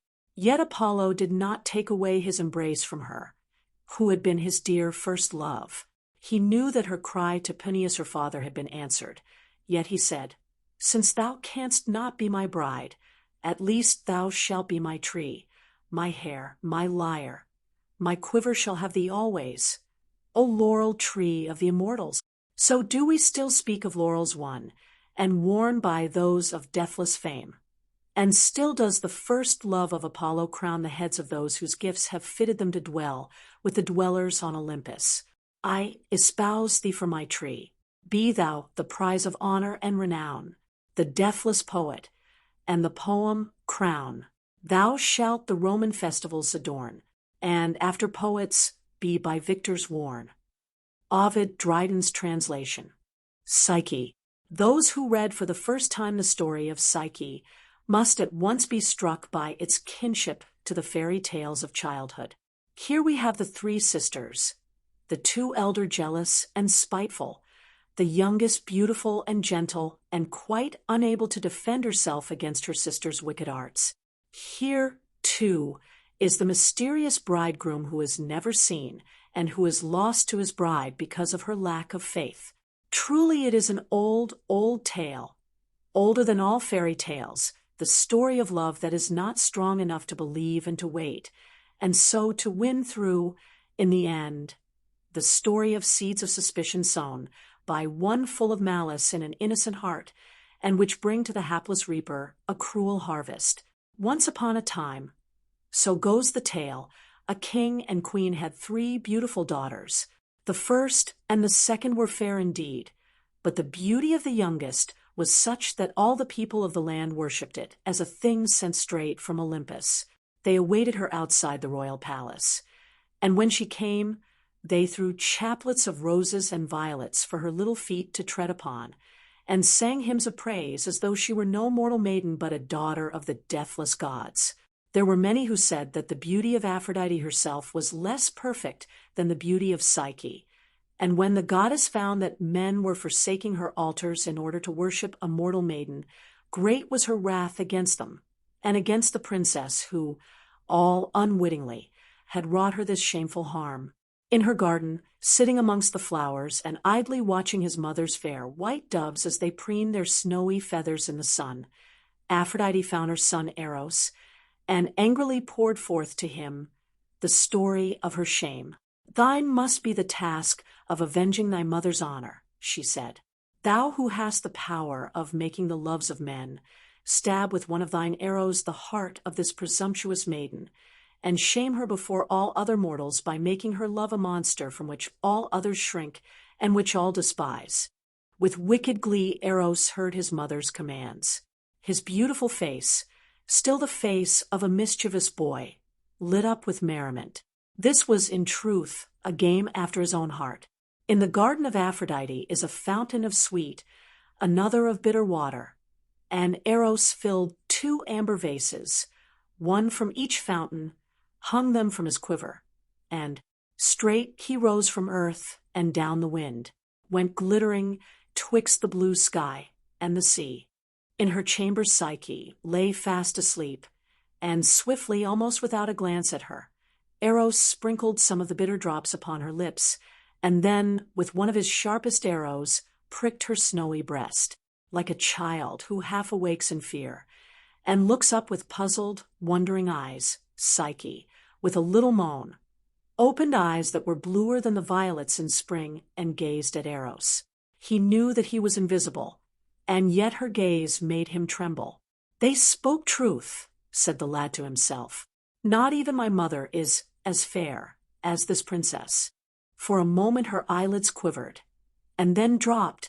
Her long dark lashes fell on her cheeks that were pink as the hearts of the fragile shells that the waves toss up on western beaches. Her red mouth, curved like the bow of Eros, smiled happily, and Psyche slept again. With heart that beat as it had never beaten before, Eros gazed upon her perfect loveliness. With gentle, pitying finger he wiped away the red drop where his arrow had wounded her, and then stooped and touched her lips with his own, so lightly that Psyche in her dreams thought that they had been brushed by a butterfly's wings. Yet in her sleep she moved, and Eros, starting back, pricked himself with one of his arrows. And with that prick, for Eros there passed away all the careless ease of the heart of a boy, and he knew that he loved Psyche with the unquenchable love of a deathless god. Now, with bitter regret, all his desire was to undo the wrong he had done to the one that he loved. Speedily he sprinkled her with the sweet water that brings joy, and when Psyche rose from her couch she was radiant with the beauty that comes from a new, undreamed-of happiness. From place to place love followed her that day, and ever fairer to his eyes she grew, so that at last when from her bower he flew, and underneath his feet the moonlit sea went shepherding his waves disorderly, he swore that of all gods and men no one should hold her in his arms but he alone, that she should dwell with him in glorious wise, like to a goddess in some paradise. Yeah, he would get from Father Jove this grace, that she should never die, but her sweet face and wonderful fair body should endure, till the foundations of the mountains sure were molten in the sea. So utterly did he forget his mother's cruelty. William Morris. Meantime it came to be known all over that land, and in other lands to which the fame of the fair Psyche had spread, that the mighty goddess Aphrodite had declared herself the enemy of the princess. Therefore none dared seek her in marriage, and although many a noble youth sighed away his heart for love of her, she remained in her father's palace like an exquisite rose, whose thorns make those who fain would have it for their own fear to pluck it from the parent stem. Her sisters married, and her father marveled why so strange a thing should come about, and why the most beautiful by far of his 3 daughters should remain unwed. At length, laden with royal gifts, an embassy was sent by the king to the oracle of Apollo to inquire what might be the will of the dwellers on Olympus concerning his fairest daughter. In a horror of anxiety, the king and his queen and Psyche awaited the return of the ambassadors. And when they returned, before ever a word was spoken, they knew that the oracle had spoken Psyche's doom. "No mortal lover shall fair Psyche know," said the oracle. "For bridegroom she shall have a monster that neither man nor god can resist. On the mountain top he awaits her coming. Woe unutterable shall come to the king and to all the dwellers in his land if he dares to resist the unalterable dictum of the deathless gods. Of dead corpses shalt thou be the king, and stumbling through the dark land shalt thou go, howling for second death to end thy woe. William Morris. Only for a little while did the wretched king strive to resist the decrees of fate, and in her own chamber, where so short a time before the little princess had known the joy of something inexpressible, something most exquisite, intangible, unknown, she sat, like a flower broken by the ruthless storm, sobbing pitifully, dry-eyed, with sobs that strained her soul for the shameful, hideous fate that the gods had dealt her. All night, until her worn-out body could no longer feel, her worn-out mind think, and kind sleep came to bring her oblivion, Psyche faced the horror for the sake of her father and of his people that she knew she could not avoid. When morning came, her handmaids, white-faced and red-eyed, came to deck her in all the bridal magnificence that befitted the most beautiful daughter of a king, and when she was dressed right royally, and as became a bride, there started up the mountain a procession at sight of which the gods themselves must have wept. With bowed heads the king and queen walked before the litter upon which lay their daughter in her marriage veil of saffron color, with rose wreath on her golden hair. White were the faces of the maidens who bore the torches, and yet rose red were they by the side of Psyche. Minstrels played wedding hymns as they marched onwards, and it seemed as though the souls of unhappy shades sobbed through the reeds and moaned through the strings as they played. At length they reached the rocky place where they knew they must leave the victim bride, and her father dared not meet her eyes as he turned his head to go. Yet Psyche watched the procession wending its way downhill.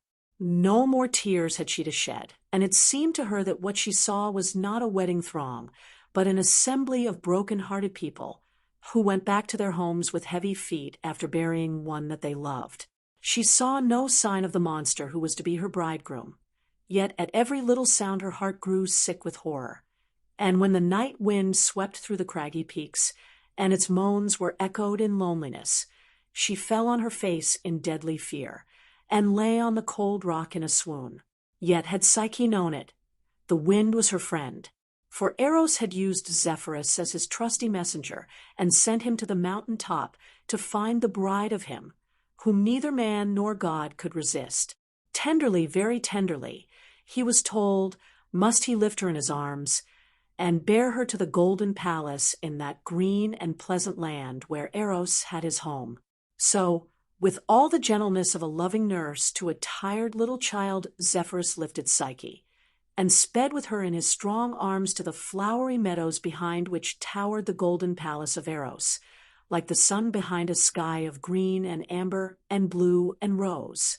Deeply, in the weariness of her grief, Psyche slept, and when she awoke it was to start up with the chill hands of the realization of terrible actualities on her heart. But when her eyes looked round to find the barren rocks, the utter forsakenness, the coming of an unnameable horror, before her she saw only fair groves with trees bedecked with fruit and blossom, fragrant meadows, flowers whose beauty made her eyes grow glad. And from the trees sang birds with song more sweet than any that Psyche had ever known. and with brilliant plumage which they preened caressingly when they had dipped their wings in crystal sparkling fountains. There, too, stood a noble palace, golden fronted, and with arcades of stainless marble that shone like snow in the sun. At first all seemed like part of a dream from which she dreaded to awake, but soon there came to her the joy of knowing that all the exquisite things that made appeal to her senses were indeed realities. Almost holding her breath, she walked forward to the open golden doors. "It is a trap," she thought. "By this means does the monster subtly mean to lure me into his golden cage." Yet even as she thought, there seemed to be hovering round her winged words, like little golden birds with souls. And in her ears they whispered, "Fear not, doubt not, recall the half-formed dreams that so short a time ago brought to thy heart such unutterable joy.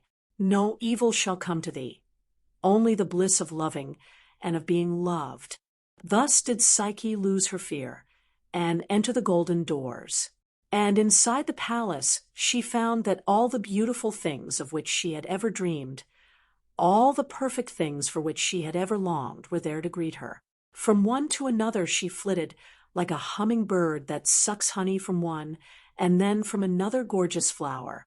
And then, when she was tired with so much wearing out of her thankful mind, she found a banquet ready spread for her, with all the dainties that her dainty soul liked best.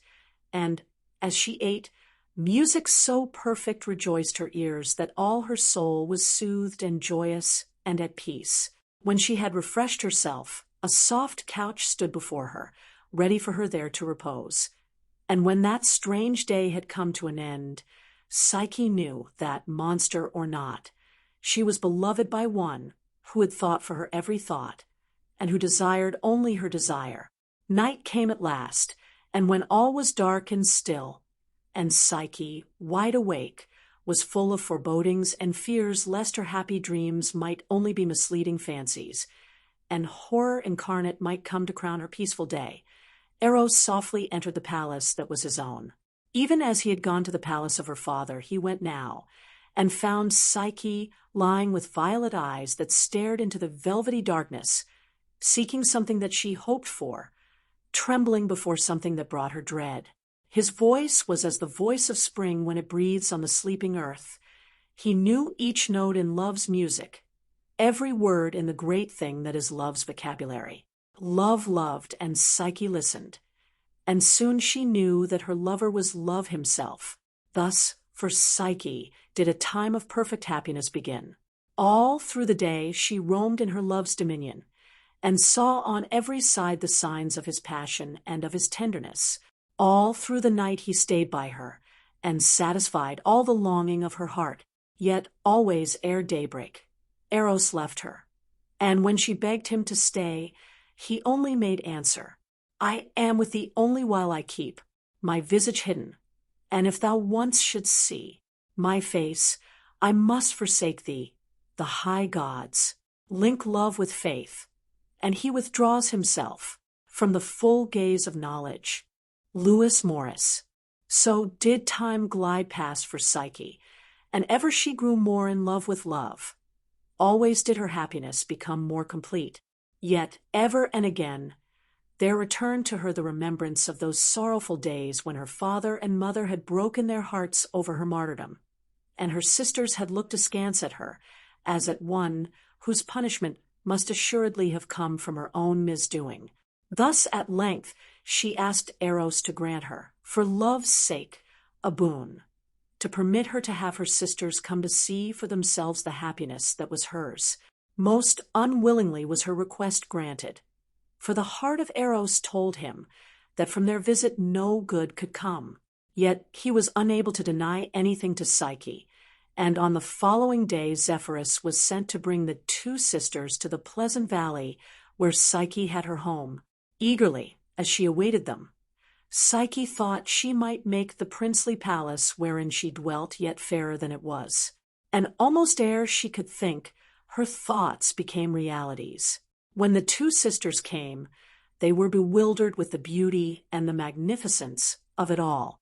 Beside this, their own possessions were paltry trifles indeed. Quickly, In their little hearts, black envy grew. They had always been jealous of their younger sister, and now that they found her, whom all the world believed to have been slain by a horrible monster, more beautiful than ever, decked with rare jewels, radiant in her happiness, and queen of a palace fit for the gods, their envy soon turned to hatred, and they sought how best to wreak their malice upon the joyous creature who loaded them with priceless gifts. They began to ply Psyche with questions. He who was her lord, to whom she owed all her happiness, where was he? Why did he stay away when her sisters came to be presented to him? What manner of man was he? Was he fair or dark, young or old? And as they questioned her, Psyche grew like a bewildered child and answered in frightened words that contradicted one another.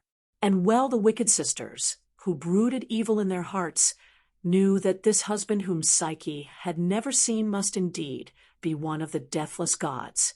Wily words they spoke to her then. Alas, unhappy one, they said, dost think to escape the evil fate the gods meted out for thee? Thy husband is none other than the monster of which the oracle spake. Oh, foolish Psyche, canst not understand that the monster fears the light? Too great horror would it mean for thee to see the loathsome thing that comes in the blackness of night and speaks to thee words of love. White-lipped and trembling, Psyche listened.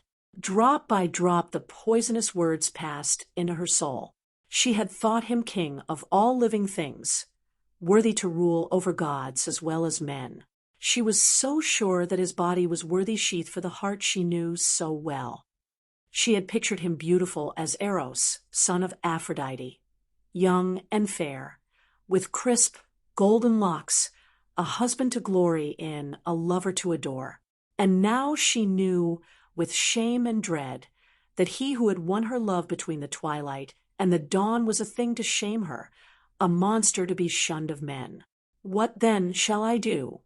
Piteously she asked of her sisters, and the women, pitilessly and well content, answered, Provide thyself with a lamp and a knife sharp enough to slay the man or monster, and when this creature to whom, to thy undying shame, thou belongest, sleep sound, slip from thy couch, and in the rays of the lamp have courage to look upon him in all his horror. Then, when thou hast seen for thyself that what we say is truth, with thy knife swiftly slay him. Thus shalt thou free thyself from the pitiless doom meted out by the gods. Shaking with sobs, Psyche made answer, I love him so. I love him so.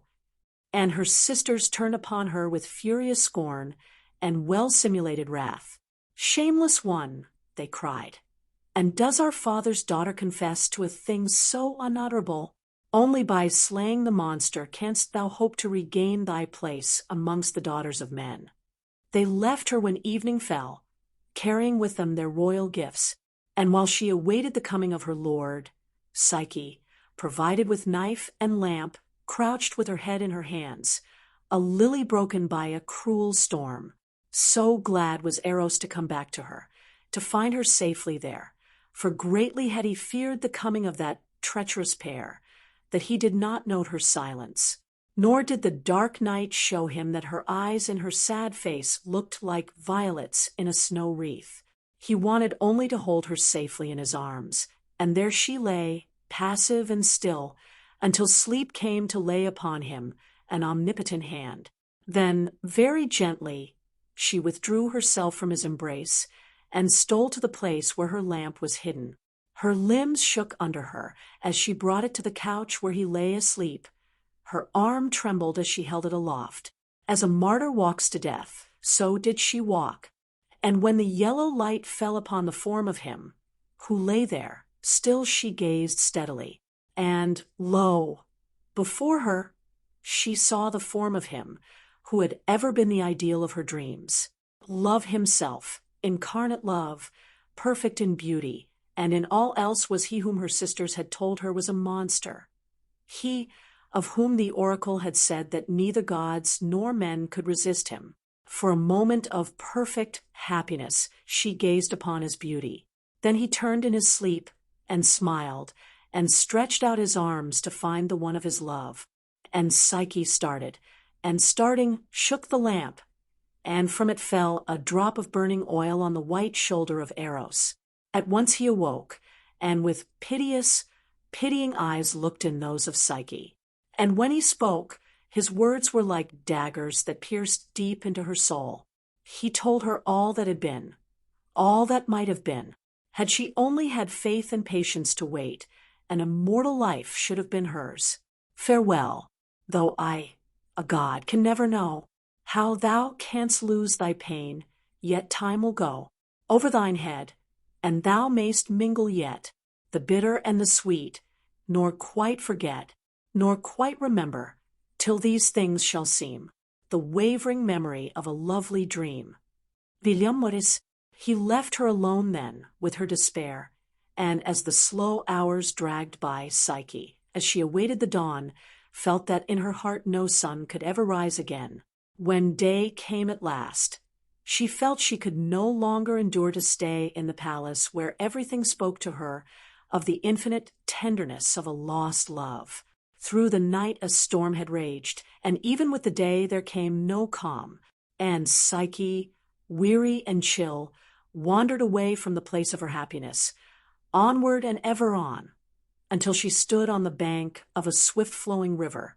For a little she stayed her steps and listened to the sound of its wash against the rocks and tree roots as it hurried past, and to her, as she waited, came the thought that here had she found a means by which to end her woe. "I have lost my love," she moaned.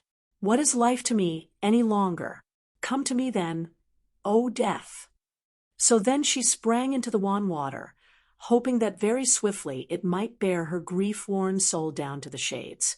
But the river bore her up and carried her to its shallows, in a fair meadow where Pan himself sat on the bank and merrily dabbled his feet in the flowing water.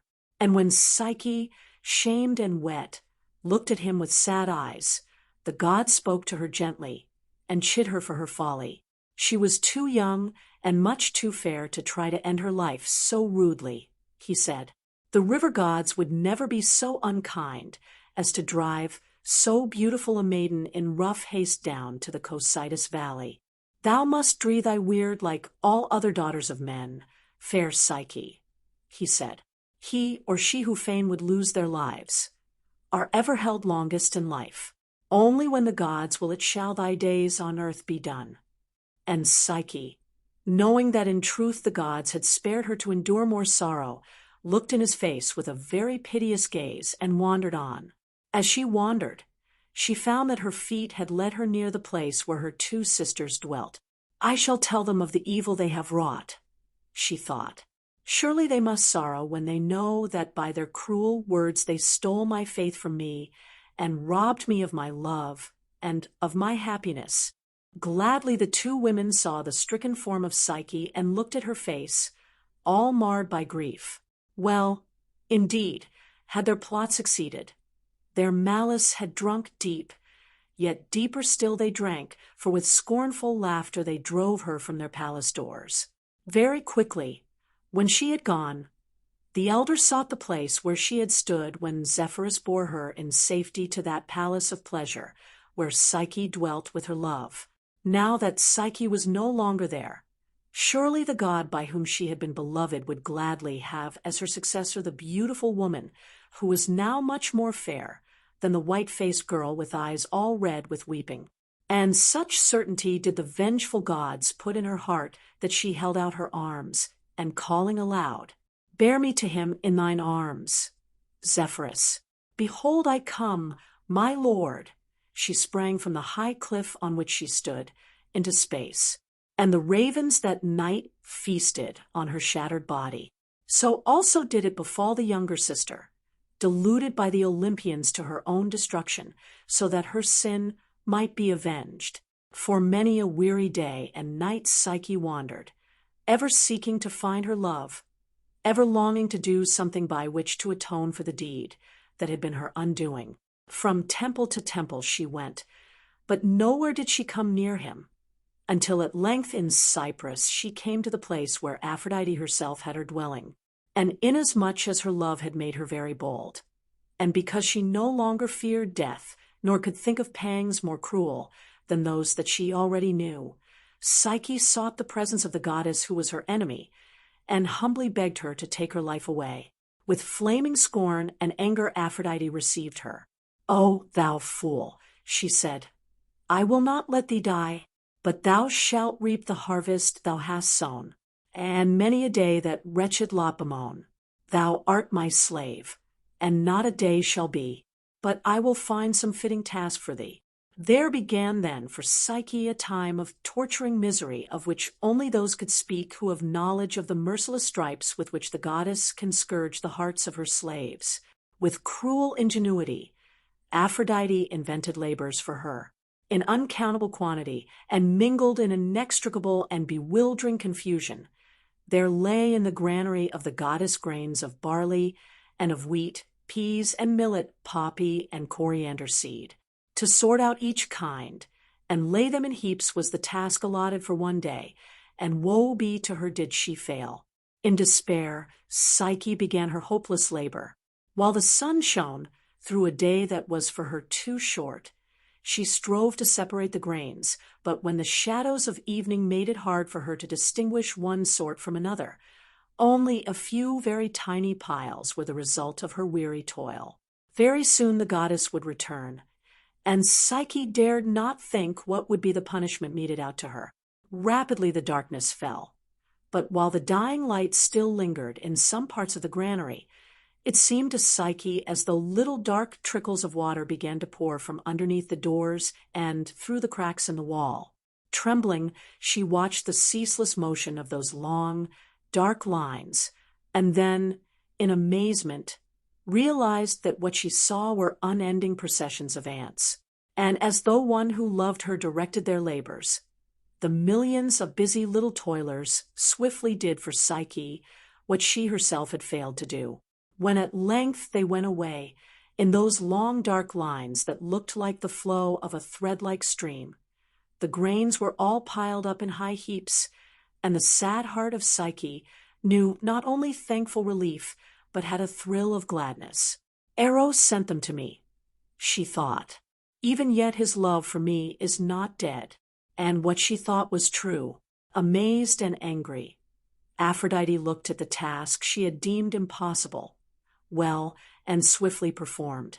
That Psyche should possess such magic skill only incensed her more, and next day she said to her new slave, "Behold, on the other side of that glittering stream, my golden-fleeced sheep crop the sweet flowers of the meadow. Today must thou cross the river and bring me back by evening a sample of wool pulled from each one of their shining fleeces."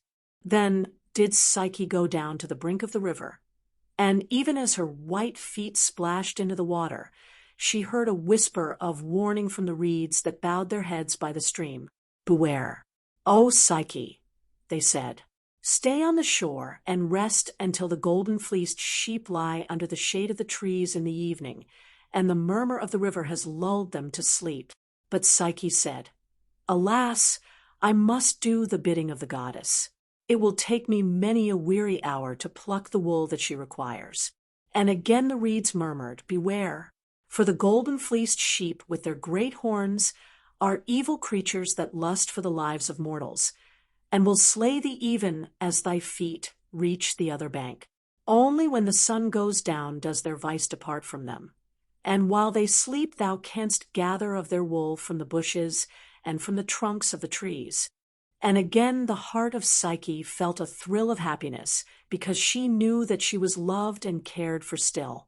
All day she rested in the wood by the river, and dreamt pleasant daydreams. And when the sun had set she waded to the further shore, and gathered the golden wool in the way that the reeds had told her. When in the evening she came to the goddess, bearing her shining load, the brow of Aphrodite grew dark. "If thou art so skilled in magic that no danger is danger to thee, yet another task shall I give thee that is worthy of thy skill," she said, and laid upon Psyche her fresh commands. Sick with dread, Psyche set out next morning to seek the black stream, out of which Aphrodite had commanded her to fill a ewer. Part of its waters flowed into the Styx, part into the Cocytus. And well did Psyche know that a hideous death from the loathly creatures that protected the fountain must be the fate of those who risked so proud an attempt. Yet because she knew that she must dree her weird, as Pan had said, she plodded onward, towards that dark mountain from whose side gushed the black water that she sought. And then, once again, there came to her a message of love. A whirring of wings she heard, and o'er her head there flew the bird of Jove, the bearer of his servant, friend of love, who, when he saw her, straightway towards her flew, and asked her why she wept. And when he knew, and who she was, he said, "Cease all thy fear, for to the black waves I thy ewer will bear, and fill it for thee. But remember me when thou art come unto thy majesty." And yet once again the stricken heart of Psyche was gladdened. And when at nightfall she came with her ewer full of water from the dread stream, and gave it to Aphrodite, although she knew that a yet more arduous task was sure to follow, her fear had all passed away. With beautiful, sullen eyes, Aphrodite received her when she brought the water, and with black brow she said, "If thou art so skilled in magic that no danger is known to thee, I shall now give thee a task all worthy of thy skill." Thereon she told her that she must seek that dark valley, where no silver nor golden light ever strikes on the black waters of Cocytus and of the Styx, and where Pluto reigns in gloomy majesty over the restless shades.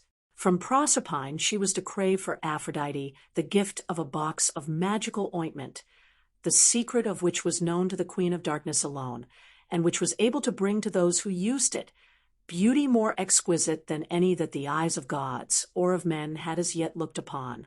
"I grow weary and careworn," said Aphrodite, and she looked like a rose that is budded in paradise as she spoke. "My son was wounded by a faithless slave in whom, most weakly, he put his trust, and intending to his wound, my beauty has faded." And at these scornful words, the heart of Psyche leaped within her. "In helping his mother, I shall help him," she thought. And again she thought, "I shall atone." And so, when day was come, she took her way along the weary road that leads to that dark place from whence no traveler can ever hope to return, and still with gladness in her heart. But as she went onward, cold thoughts and dreadful fears came to her. "Better were it for me to hasten my journey to the shades," she thought. And when she came to an old gray tower that seemed like an old man that death has forgotten, she resolved to throw herself down from it, and thus swiftly to find herself at her journey's end. But as she stood on the top of the tower, her arms outstretched, like a white butterfly that poises its wings for flight, a voice spoke in her ear. "Oh, foolish one," it said, "why dost thou strive to stay the hope that is not dead?" And while she held her breath, her great eyes wide open, the voice spoke on, and told her by what means she might speedily reach Hades, and there find means to face with courage the king of darkness himself and his fair wife Proserpine. All that she was bidden to do, Psyche did, and so at last did she come before the throne of Proserpine. And all that Psyche endured, all that she saw, all that through which she came with bleeding heart, and yet with unscathed soul, cannot here be written. To her Proserpine gave the box of precious ointment that Aphrodite described, and gladly she hastened homeward. Good, indeed. It was to her when again she reached the fair light of day. Yet when she had won there came to Psyche a winged thought that beat against the stern barriers of her mind like a little moth against a window. "This ointment that I carry with me," said Psyche to herself, "is an ointment that will bring back to those all faded by time, or worn by suffering, a beauty greater than any beauty that has joyed the immortals." And then she thought, "For my beauty, Eros, loved me, and now my beauty is worn and wasted and well nigh gone. Were I to open this box and make use of the ointment of Proserpine, then indeed I should be fair enough to be the bride of him who, even now, believes that he loves me, of Eros whose love is my life." So it came to pass that she opened the fateful box, and out of it there came not beauty, but sleep that put his gyves upon her limbs, and on her eyelids laid heavy fingers. And Psyche sank down by the wayside, the prisoner of sleep. But Eros, who had loved her ever, with a love that knew the ebb and flow of no tides, rose from his bed, and went in search of her, who had braved even the horrors of Hades for his dear sake. And by the wayside he found her, fettered by sleep.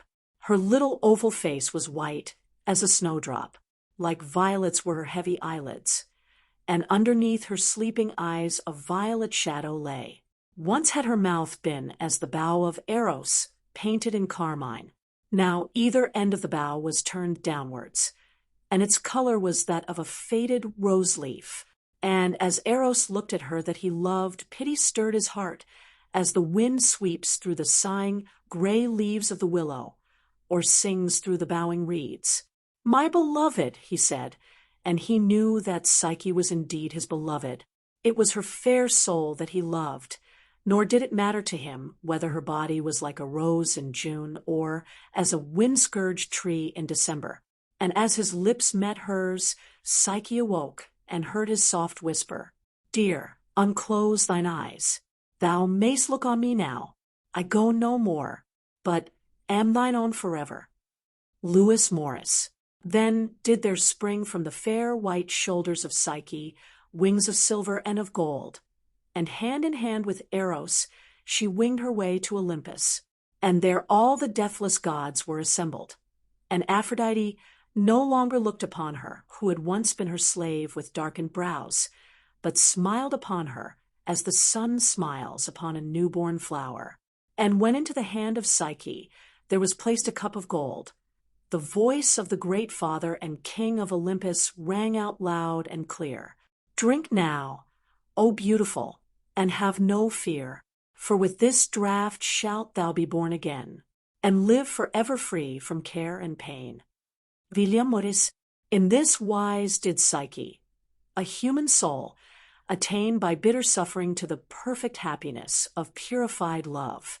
And still do we watch the butterfly, which is her emblem, bursting from its ugly tomb in the dark soil, and spreading joyous white and gold-powdered wings in the caressing sunshine, amidst the radiance and the fragrance of the summer flowers. Still, too, do we sadly watch her sister, the white moth, heedlessly rushing into pangs unutterable, thoughtlessly seeking the anguish that brings her a cruel death. The Caledonian hunt. Aeneas and Althea were king and queen of Caledon, and to them was born a son, who was his mother's joy and yet her bitterest sorrow. Meleager was his name. And ere his birth his mother dreamed a dream, that the child that she bore was a burning firebrand. But when the baby came, he was a royal child indeed, a little fearless king from the first moment that his eyes, like unseeing violets, gazed steadily up at his mother. To the chamber where he lay by his mother's side came the three fates, spinning, ceaselessly spinning.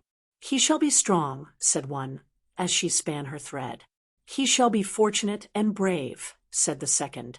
But the third laid a billet of wood on the flames, and while her withered fingers held the fatal threads, she looked with old, sad eyes at the newborn child. "To thee, O newborn," she said, "and to this wood that burns do we give the same span of days to live." From her bed sprang Althea, and, heedless of the flames, she seized the burning wood, trod on it with her fair white feet, and poured on it water that swiftly quenched its red glow. "Thou shalt live forever, O beloved," she said, "for never again shall fire char the brand that I have plucked from the burning." And the baby laughed. Those gray women with bound hair, who fright the gods, fright not him. He laughed, seeing them, and pushed out hands to feel and haul, distaff and thread. The years sped on, and from fearless and beautiful babyhood, Meleager grew into gallant boyhood, and then into magnificent youth. When Jason and his heroes sailed away into a distant land to win the Golden Fleece, Meleager was one of the noble band. From all men living he won great praise for his brave deeds, and when the tribes of the north and west made war upon Aetolia, He fought against their army and scattered it as a wind in autumn drives the fallen leaves before it. But his victory brought evil upon him. When his father Ennius, at the end of a fruitful year, offered sacrifices to the gods, he omitted to honor the goddess Diana by sacrificing to her, and to punish his neglect, she had sent this destroying army. When Meleager was victor, her wrath against his father grew yet more hot, and she sent a wild boar, large as the bulls of Epirus, and fierce and savage to kill and to devour, that it might ravage and lay waste the land of Caledon. The fields of corn were trampled underfoot, the vineyards laid waste, and the olive groves wrecked as by a winter hurricane. Flocks and herds were slaughtered by it, or driven hither and thither in wild panic, working havoc as they fled. Many went out to slay it, but went only to find a hideous death. Then did Meleager resolve that he would rid the land of this monster, and called on all his friends, the heroes of Greece, to come to his aid. Theseus and his friend Pirithous came, Jason, Peleus, afterwards father of Achilles, Telamon, the father of Ajax, Nestor, then but a youth, Castor and Pollux and Toxeus and Plexippus, the brothers of Althea, the fair queen mother. But there came none more fearless nor more ready to fight the monster boar of Caledon than Atalanta, the daughter of the king of Arcadia. When Atalanta was born, her father heard of her birth with anger. He desired no daughter, but only sturdy sons who might fight for him.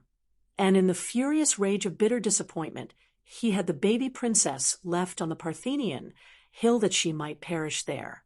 A she-bear heard the baby's piteous cries, and carried it off to its lair, where she suckled it along with her young, and there the little Atalanta tumbled about and played with her furry companions and grew strong and vigorous as any other wild young creature of the forest.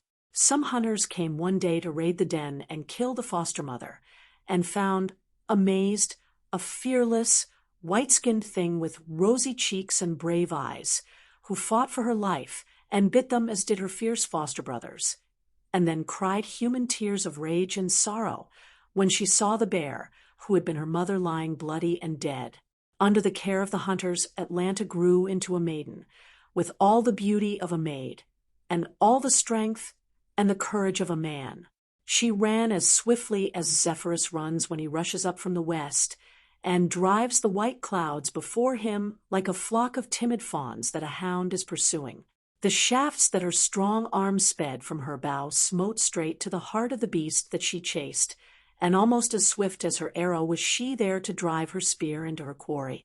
When at length her father the king learned that the beautiful huntress, of whom all men spoke as of one only a little lower than Diana, was none other than his daughter, he was not slow to own her as his child. So proud was he of her beauty and grace, and of her marvelous swiftness of foot and skill in the chase, that he would fain have married her to one of the great ones of Greece. But Atalanta had consulted an oracle. "Marry not," said the oracle, "to thee marriage must bring woe." So, with untouched heart, and with the daring and the courage of a young lad, Atalanta came along with the heroes to the Caledonian hunt. She was so radiantly lovely, so young, so strong, so courageous, that straightway Meleager loved her, and all the heroes gazed at her with eyes that adored her beauty. And Diana, looking down at her, also loved the maiden whom from childhood she had held in her protection, a gallant, fearless virgin dear to her heart. The gray mist rose from the marshes as the hunt began, and the hunters of the boar had gone but a little way when they came upon traces of the hated boar. Disemboweled beasts marked its track. Here in a flowery meadow had it wallowed. There in rich wheat land had it routed, and the marks of its bestial tusks were on the gashed gray trunks of the trees that had once lived in the peace of a fruitful olive grove. In a marsh they found their enemy, and all the reeds quivered as it heaved its vast bulk and hove aside the weed in which it had wallowed, and rooted with its tusks amongst the wounded water lilies before it leapt with a snort to meet, and to slay the men who had come against it.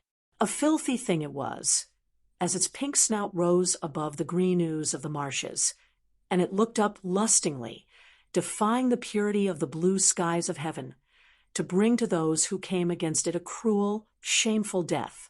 Upon it, first of all, Jason cast his spear, but the sharp point only touched it, and, unwounded, the boar rushed on, its gross bristly head down, to disembowel, if it could, the gallant Nestor. In the branches of a tree Nestor found safety, and Telamon rushed on to destroy the filthy thing that would have made carrion of the sons of the gods. A straggling cypress root caught his fleeting foot and laid him prone, a helpless prey for the rooting brute. His hounds fell before it, but ere it could reach him, Atalanta, full of vengeful rage, the pure angered against the filthy and cruel, let draw her bow, with a prayer to Diana to guide her shaft aright. Into the boar's smoking flank sped the arrow. The sudden string rang and sprang inward, and the waterish air hissed, and the moist plumes of the songless reeds moved as a wave which the wind moves no more. But the boar heaved half out of ooze and slime, his tense flank trembling round the barbed wound, hateful and fiery with invasive eyes, and bristling with intolerable hair, plunged, and the hounds clung, and green flowers and white, reddened and broke all round them where they came, and charging with sheer tusk he drove, and smote.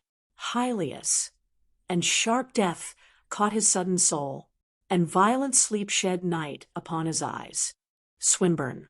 More than ever terrible was the monster now that it was wounded.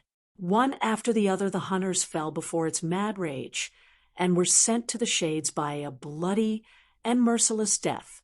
Before its furious charge, even the heart of a hero might have been stricken.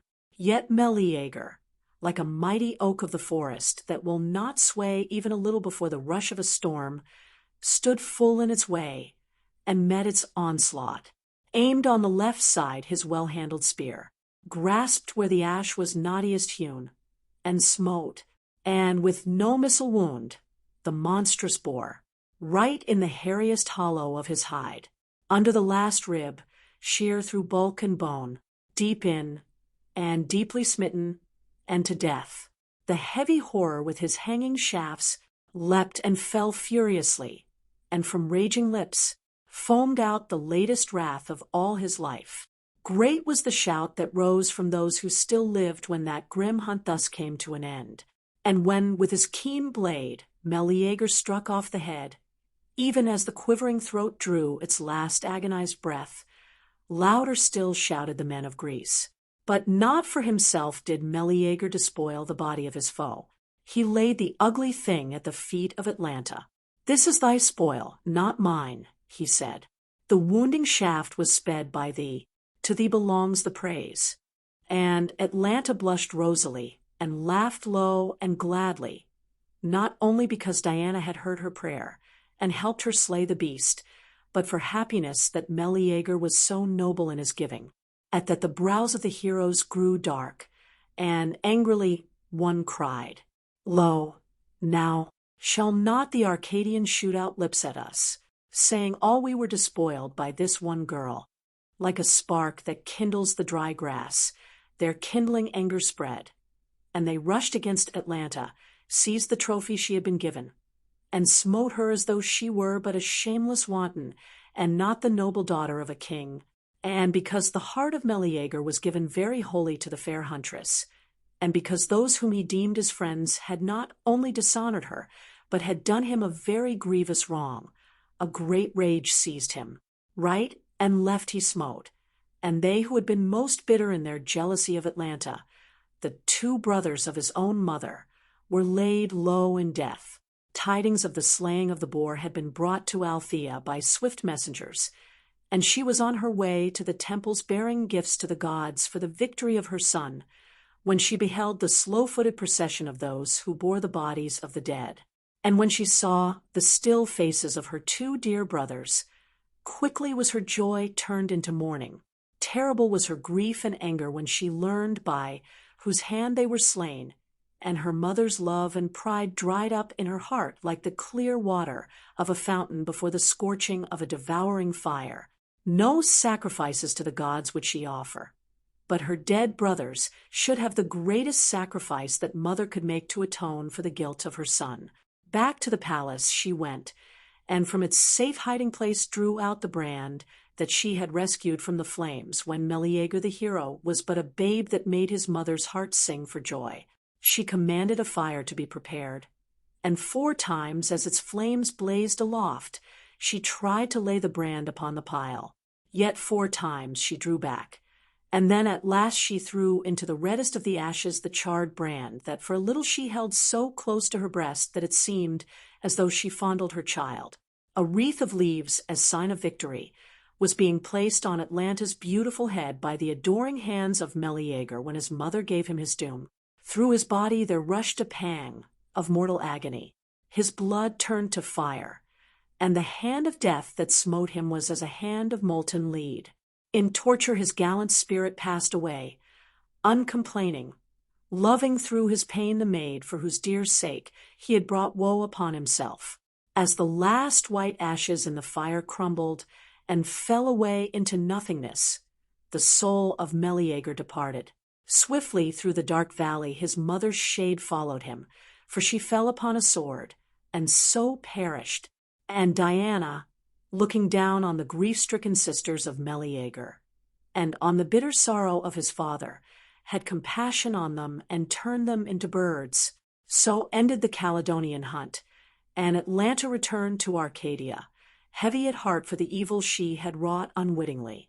And still the 3 fates span on, and the winds caught up the coldwood ashes and blew them across the ravaged land that Meleager had saved, and that quickly grew fertile again.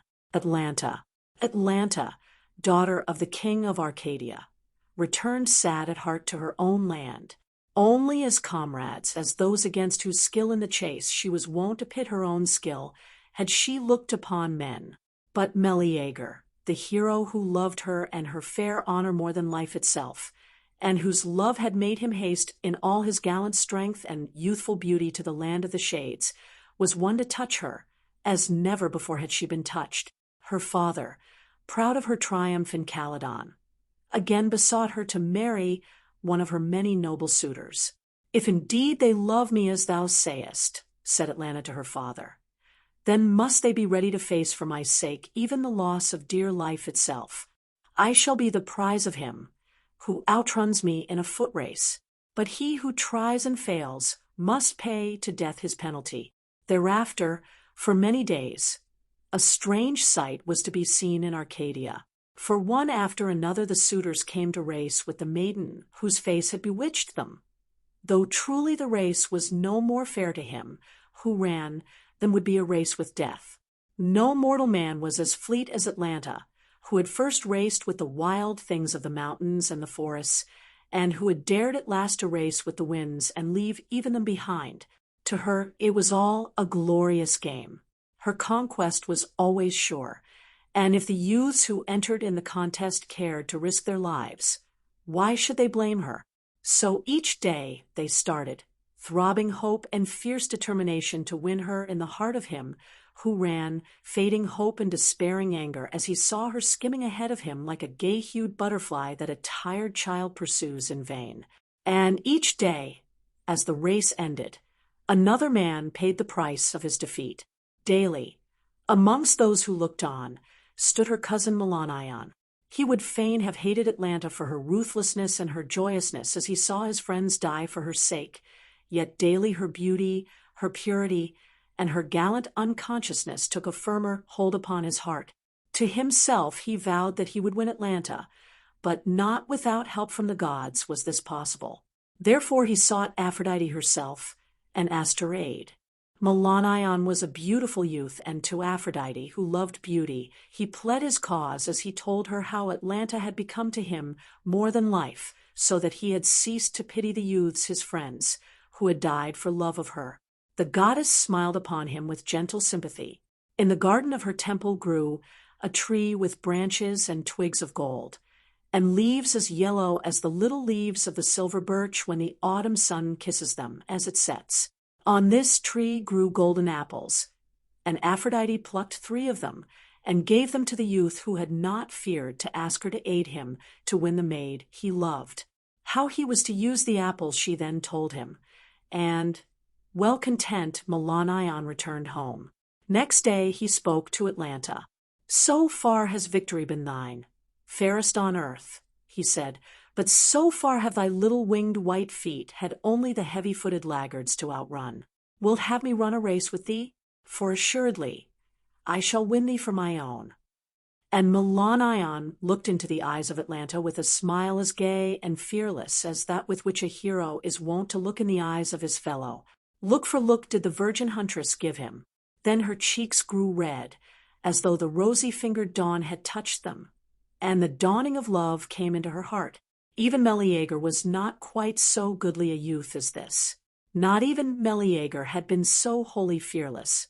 "Thou art tempted by the deathless gods," she said, but her long lashes drooped on her cheek as she spoke. "I pity you, Melanion, for when thou dost race with me, the goal is assuredly the meadows of Asphodel, near where sit Pluto and Persephone on their gloomy thrones." But Melanion said, "I am ready, Atlanta. Wilt race with me now?" And steadily he looked in her eyes until again they fell, as though at last they had found a conqueror. Like two swallows that skim across a sunny sea, filled with the joyousness of the coming of spring, Atlanta and Melanion started.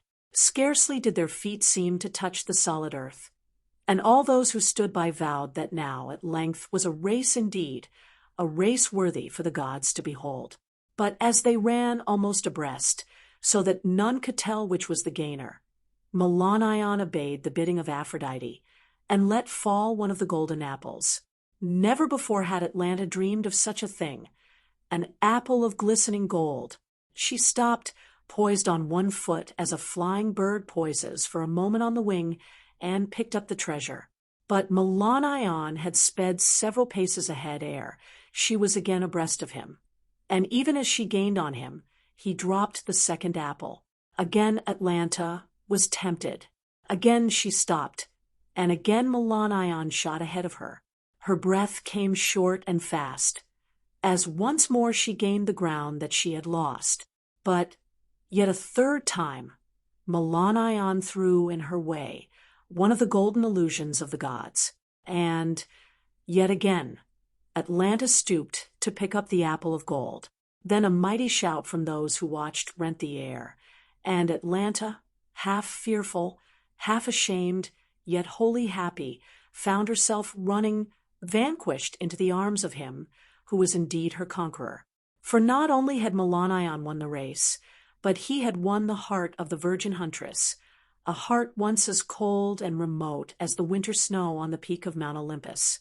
Arachne, the hay that so short a time ago was long, lush grass, with fragrant meadowsweet and gold-eyed marguerites growing amongst it in the green meadowland by the river, is now dry hay, fragrant still, though dead, and hidden from the sun's warm rays underneath the dark wooden rafters of the barn. Occasionally a cat on a hunting foray comes into the barn to look for mice, or to nestle cozily down into purring slumber. Now and then a hen comes furtively tiptoeing through the open door, and makes for itself a secret nest in which to lay the eggs which it subsequently heralds with such loud clucks of proud rejoicing as to completely undo all its previous precautions. Sometimes children come in, pursuing cat or hen, or merely to tumble each other over amongst the soft hay which they leave in chaotic confusion, and when they have gone away, a little more of the sky can be seen through the little window in the roof, and through the wooden bars of the window lower down. Yet whatever other living creatures may come or go by those windows of the barn, and high up on its dark rafters, there is always a living creature working, ceaselessly working. When through the skylight the sun god drives a golden sunbeam, and a long shaft of dancing dust atoms passes from the window to what was once a part of the early summer's glory, the work of the unresting twaller is also to be seen, for the window is hung with shimmering gray tapestries made by Arachne, the spider, and from rafter to rafter her threads are suspended with inimitable skill. She was a nymph once, they say, the daughter of Idmon the dyer, of Colophon, a city of Lydia. In all Lydia there was none who could weave, as wove the beautiful Arachne. To watch her card the wool of the white-fleeced sheep until in her fingers it grew like the soft clouds that hang round the hilltops was pleasure enough to draw nymphs from the golden river Pactolus and from the vineyards of Tymolus. And when she drove her swift shuttle hither and thither, still it was joy to watch her wondrous skill. Magical was the growth of the web, fine of woof that her darting fingers span, and yet more magical the exquisite devices that she then wrought upon it. For birds and flowers and butterflies and pictures of all the beautiful things on earth were limned by Arachne, and old tales grew alive again under her creative needle. To Pallas Athene, goddess of craftsmen, came tidings that at Colophon in Lydia lived a nymph whose skill rivaled that of the goddess herself, and she, ever jealous for her own honor, took on herself the form of a woman bent with age, and leaning on her staff, joined the little crowd that hung round Arachne as she plied her busy needle. With white arms twined round each other, the eager nymphs watched the flowers spring up under her fingers, even as flowers spring from the ground on the coming of Demeter. And Athene was fain to admire, while she marveled at the magic skill of the fair Arachne. Gently she spoke to Arachne, and with the persuasive words of a wise old woman, warned her that she must not let her ambition soar too high. Greater than all skilled craftswomen was the great goddess Athene, and were Arachne in impious vanity to dream that one day she might equal her, that were indeed a crime for any god to punish. Glancing up for a moment from the picture, whose perfect colors grew fast under her slim fingers, Arachne fixed scornful eyes on the old woman and gave a merry laugh. "Didst say equal, Athene? Old mother," she said, "in good sooth thy dwelling must be with the goat-herds in the far-off hills, and thou art not a dweller in our city. Else hadst thou not spoken to Arachne of equaling the work of Athene. Excelling were the better word." In anger Pallas Athene made answer. "Impious one," she said, "to those who would make themselves higher than the gods must ever come woe unutterable. Take heed what thou sayest, for punishment will assuredly be thine." Laughing still, Arachne made reply, "I fear not, Athene, nor does my heart shake at the gloomy warning of a foolish old crone." And turning to the nymphs, who, half afraid, listened to her daring words, she said, "Fair nymphs who watch me day by day, well do ye know that I make no idle boast. My skill is as great as that of Athene, and greater still it shall be. Let Athene try a contest with me if she dare. Well do I know who will be the victor." Then Athene cast off her disguise, and before the frightened nymphs and the bold Arachne stood the radiant goddess with eyes that blazed with anger and insulted pride. "Lo, Athene is come," she said, and nymphs and women fell on their knees before her, humbly adoring. Arachne alone was unabashed. Her cheeks showed how fast her heart was beating. From rosy red to white went the color in them. Yet in firm, low voice she spoke. "I have spoken truth," she said. "Not woman nor goddess can do work such as mine. Ready am I to abide by what I have said, and if I did boast, by my boast I stand. If thou wilt deign, great goddess, to try thy skill against the skill of the dyer's daughter, and dost prove the victor, behold me gladly willing to pay the penalty."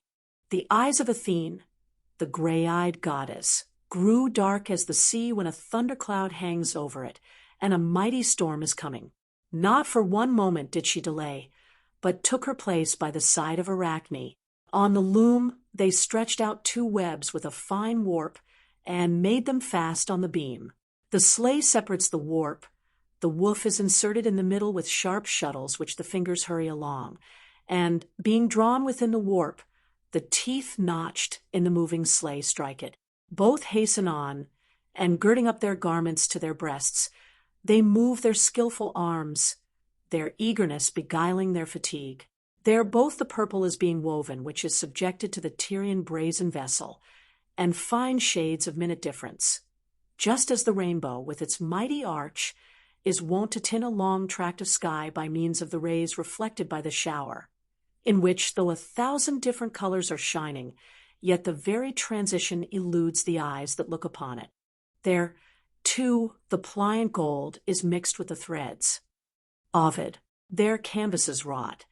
Then did Athene and Arachne hasten to cover them with pictures such as no skilled worker of tapestry has ever since dreamed of accomplishing. Under the fingers of Athene grew up pictures so real and so perfect that the watchers knew not whether the goddess was indeed creating life. And each picture was one that told of the omnipotence of the gods and of the doom that came upon those mortals who had dared in their blasphemous presumption to struggle as equals with the immortal dwellers in Olympus. Arachne glanced up from her web and looked with eyes that glowed with the love of beautiful things at the creations of Athene. Yet undaunted, her fingers still sped on, and the goddess saw, with brow that grew yet more clouded, how the daughter of Idmon the dyer had chosen for subjects the tales that showed the weaknesses of the gods. One after another the living pictures grew beneath her hand, and the nymphs held their breath in mingled fear and ecstasy at Arachne's godlike skill and most arrogant daring.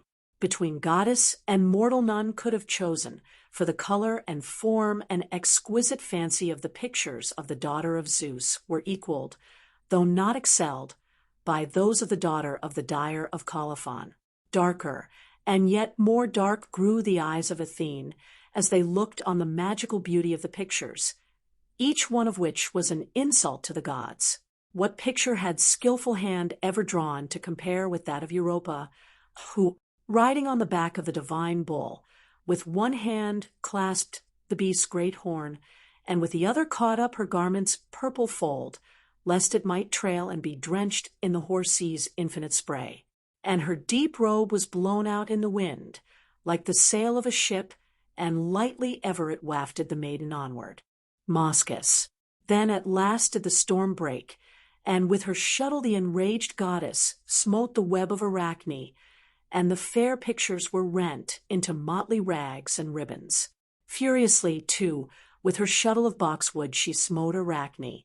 Before her rage, the nymphs fled back to their golden river, and to the vineyards of Tmolus, and the women of Colophon in blind terror rushed away. And Arachne, shamed to the dust, knew that life for her was no longer worth possessing. She had aspired, in the pride of her splendid genius, to a contest with a god, and knew now that such a contest must ever be vain. A cord hung from the weaver's beam, and swiftly she seized it, knotted it round her white neck, and would have hanged herself.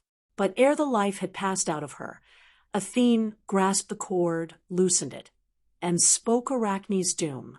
"Live," she said, "O guilty and shameless one, for evermore shalt thou live and hang as now, thou and thy descendants, that men may never forget the punishment of the blasphemous one who dared to rival a god." Even as she spoke, Arachne's fair form dried up and withered. Her straight limbs grew gray and crooked and wiry, and her white arms were no more. And from the beam where the beautiful weaver of Lydia had been suspended, there hung from a fine gray thread the creature from which, to this day, there are but few who do not turn with loathing. Yet still Arachne spins, and still is without a compeer. Not any damsel which her vaunteth most, in skilful knitting of soft silken twine, nor any weaver which his work doth boast, in deeper, in damask or in line, nor any skilled in workmanship embossed, nor any skilled in loops of fingering fine, might in their divers cunning ever dare, with this so curious network to compare. Spenser. Thus, perhaps, does Arachne have her compensations, and in days that followed long after the twilight of the gods, did she not gain eternal honor in the heart of every Scot by the tale of how she saved a national hero? Kindly, too, are her labors for men, as she slays their mortal enemies, the household flies, and when the peasant practical, if not favored by Aesculapius and Hygeia, runs to raid the loom of Arachne in order to staunch the quick-flowing blood from the cut hand of her little child, much more dear to her heart is Arachne the spider than the unknown Athene.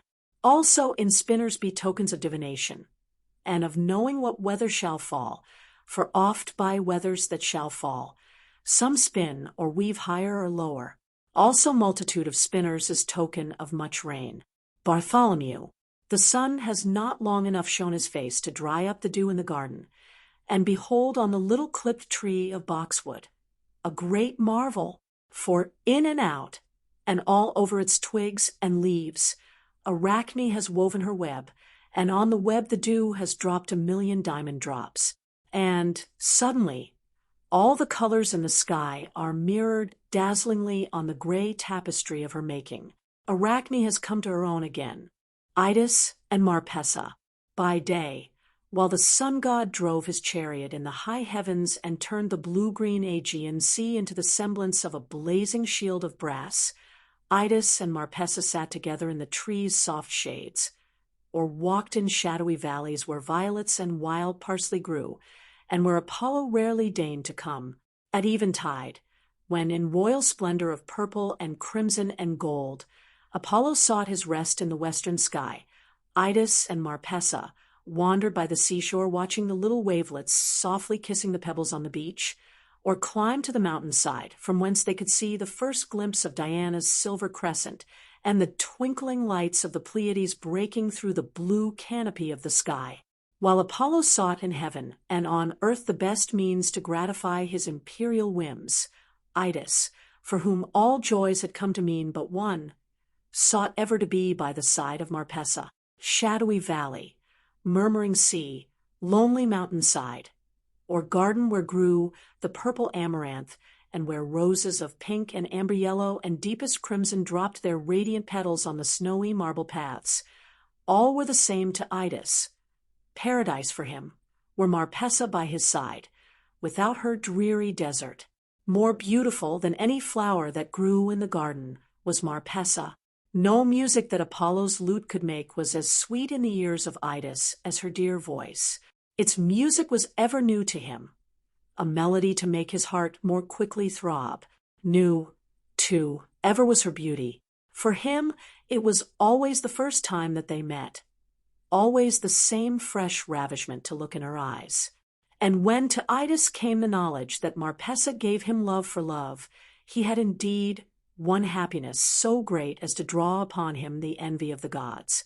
The course of true love never did run smooth, and like many and many another father since his day, Evenos, the father of Marpessa, was bitterly opposed to a match where the bridegroom was rich only in youth, in health, and in love. His beautiful daughter naturally seemed to him worthy of something much more high. Thus it was an unhappy day for Marpessa when, as she sat alone by the fountain which dripped slowly down on the marble basin, and dreamed of her lover, Idas, Apollo himself, led by caprice, noiselessly walked through the rose bushes, whose warm petals dropped at his feet as he passed, and beheld a maiden more fair than the fairest flower that grew. The hum of bees, the drip, drip of the fountain, these lulled her mind and heart and soothed her daydreams, and Marpessa's red lips, curved like the bow of Eros, smiled as she thought of Idas, the man she loved.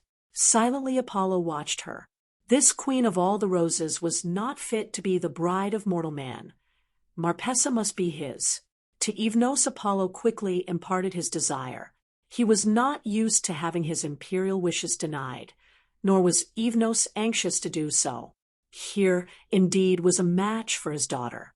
No insignificant mortal, but the radiant sun god himself.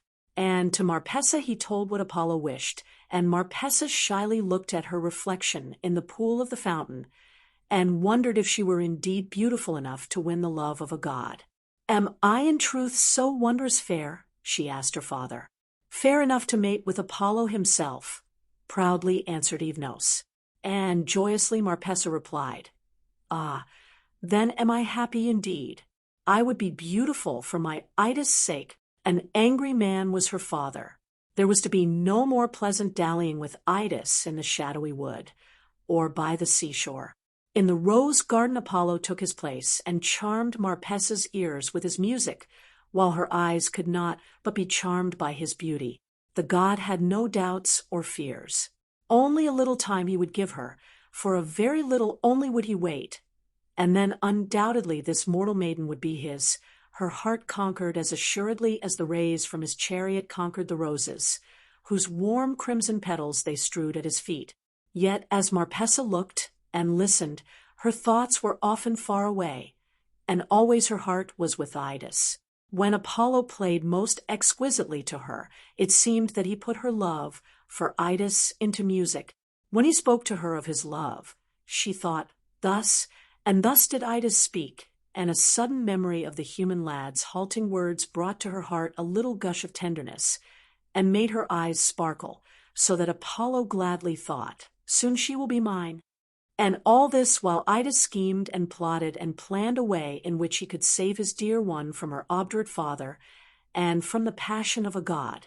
He went to Neptune, told his tale, and begged him to lend him a winged chariot in which he could fly away with Marpessa. Neptune good-naturedly consented, and when Idas flew up from the seashore one day, like a great bird that the tempests have blown inland, Marpessa joyously sprang up beside her lover, and swiftly they took flight for a land where in peace they might live and love together. No sooner did Evenos realize that his daughter was gone, than in furious anger against her and her lover, he gave chase. One has watched a hawk in pursuit of a pigeon or a bird of the moors and seen it, a little dark speck at first, gradually growing larger, and more large, until at length it dominated and conquered its prey, swooping down from above like an arrow from a bow, to bring with it sudden death. So at first it seemed that Evenos must conquer Idas and Marpessa in the winged chariot of Neptune's lending. But onwards Idas drove the chariot, ever faster and faster, until before the eyes of Marpessa the trees of the forest grew into blurs of blue and brown, and the streams and rivers, as they flew past them, were streaks of silver. Not until he had reached the river Lycormas did the angry father own that his pursuit had been in vain.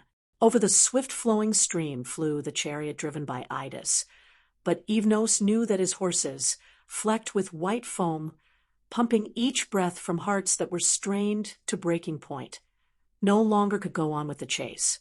The passage of that deep stream would destroy them.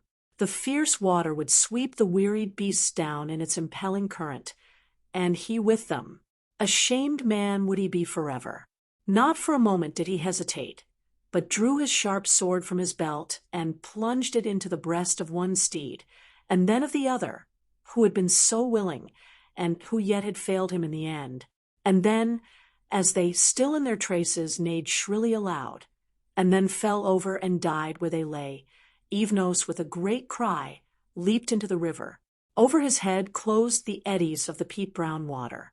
Once only did he throw up his arms to ask the gods for mercy. Then did his body drift down with the stream, and his soul hastened downwards to the shades.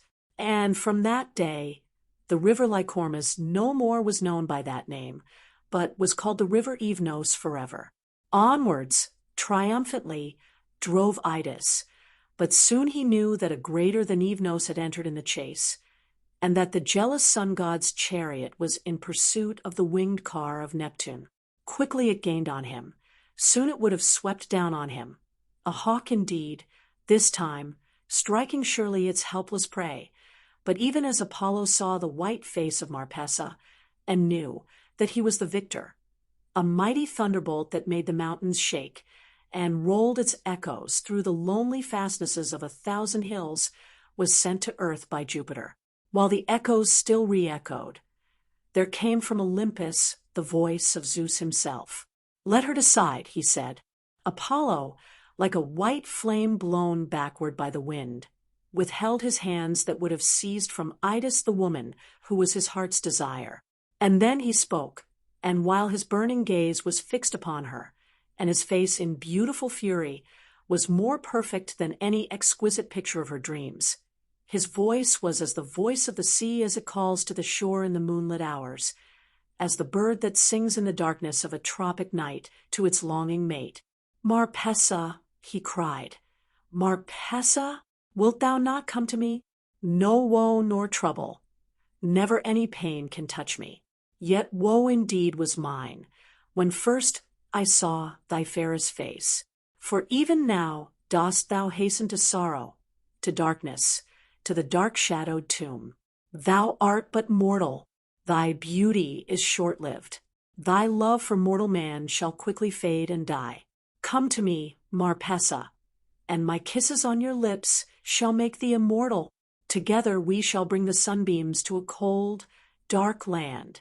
Together shall we coax the spring flowers from the still, dead earth. Together we shall bring to men the golden harvest, and deck the trees of autumn in our liveries of red and gold. I love thee, Marpessa, not as mere mortal loves do I love thee. Come to me, Marpessa, my love, my desire. When his voice was silent, it seemed as if the very earth itself, with all its 1,000 echoes, still breathed his words, Marpessa, my love, my desire. Abashed before the god's entreaties stood Idas, and the heart of Marpessa was torn as she heard the burning words of the beautiful Apollo still ringing through her head, and saw her mortal lover, silent, white-lipped, gazing first at the god, and then into her own pale face. At length he spoke. After such argument, what can I plead, or what pale promise make? Yet since it is, in woman to pity rather than to aspire, a little I will speak. I love thee then, not only for thy body packed with sweet, of all this world, that cup of brimming June, that jar of violet wine set in the air, that palest rose sweet in the night of life, nor for that stirring bosom all besieged by drowsing lovers, or thy perilous hair, nor for that face that might indeed provoke invasion of old cities, no, nor all, thy freshness stealing on me like strange sleep, nor for this only do I love thee, but because infinity upon thee broods, and thou art full of whispers and of shadows. Thou meanest what the sea has striven to say so long, and yearned up the cliffs to tell. Thou art what all the winds have uttered not, what the still night suggesteth to the heart. Thy voice is like to music heard ere birth, some spirit lute touched on a spirit sea. Thy face remembered is from other worlds. It has been died for, though I know not when. It has been sung of, though I know not where. It has the strangeness of the luring west, and of sad sea horizons. Beside thee, I am aware of other times and lands, of birth far back, of lives in many stars. O beauty lone, and like a candle clear, in this dark country of the world, thou art my woe, my early light, my music dying. Stephen Phillips, then Idas, in the humility that comes from perfect love, drooped low his head, and was silent. In silence for a minute stood the three, a god, a man, and a woman, and from on high the watching stars looked down and marveled. And Diana stayed for a moment the course of her silver car to watch, as she thought, the triumph of her own invincible brother. From man to God passed the eyes of Marpessa, and back from God to man. And the stars forgot to twinkle, and Diana's silver-maned horses pawed the blue floor of the sky, impatient at the firm hand of the mistress on the reins that checked their eager course. Marpessa spoke at last, in low words that seemed to come, remembered from other worlds. For all the joys he offered her, she thanked Apollo. What grander fate for mortal woman than to rule the sunbeams, to bring bliss to the earth and to the sons of men? What more could mortal woman crave than the gift of immortality shared with one whose power ruled the vast universe, and who still had stooped to lay the red roses of his passionate love at her little human feet? And yet, in that sorrow-free existence that he promised, might there not still be something a-wanting to one who had once known tears? Yet I, being human sorrow miss. Then were he indeed to give her the gift of immortal life. What value were life to one whose beauty had withered as the leaves in autumn, whose heart was tired and dead? What uglier fate than this, to endure an endless existence in which no life was yoked to one whose youth was immortal, whose beauty was everlasting? Then did she turn to Idas, who stood as one who awaits the judgment of the judge, in whose hands lies the power of meting out life or death. Thus she spoke. But if I live with Idas, then we two, on the low earth shall prosper hand in hand, in odors of the open field, and live, in peaceful noises of the farm, and watch the pastoral fields burned by the setting sun. And he shall give me passionate children, not some radiant god that will despise me quite, but clambering limbs and little hearts that err. So shall we live, and though the first sweet sting of love be past, the sweet that almost venom is, though youth, with tender and extravagant delight, the first and secret kiss by twilight hedge, the insane farewell repeated o'er and o'er, pass off, there shall succeed a faithful peace, beautiful friendship tried by sun and wind, durable from the daily dust of life. The sun god frowned as her words fell from her lips. Even now, as she looked at him, he held out his arms. Surely she only played with this poor mortal youth.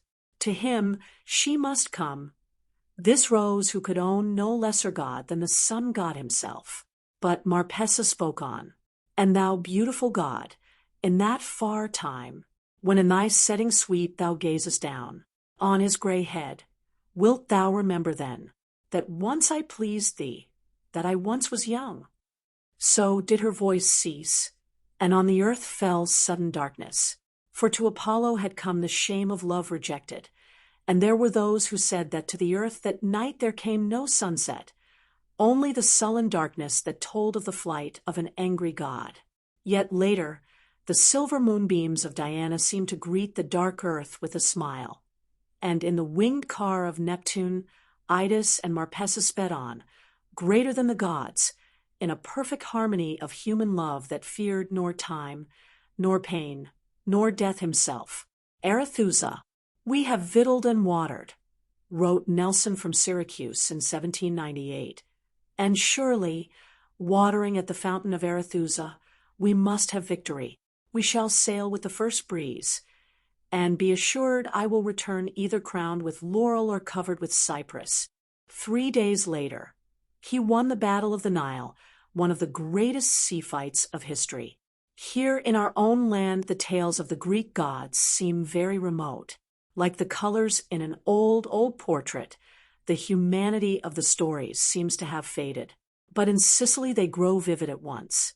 Almost, as we stand above Syracuse, that long yellow town by the sea, a blue-green sea, with deep purple shadows where the clouds above it grow dark, and little white-sailed boats, like white butterflies, wing their way across to the far horizon. Can we have glimpse of Proteus rising from the sea, or hear old Triton blow his wreathed horn?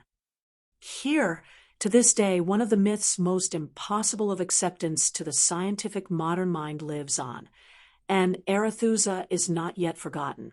In Ortygia, says Cicero, is a fountain of sweet water, the name of which is Arethusa, of incredible flow, very full of fish, which would be entirely overwhelmed by the sea, were its waters not protected from the waves by a rampart and a wall of stone.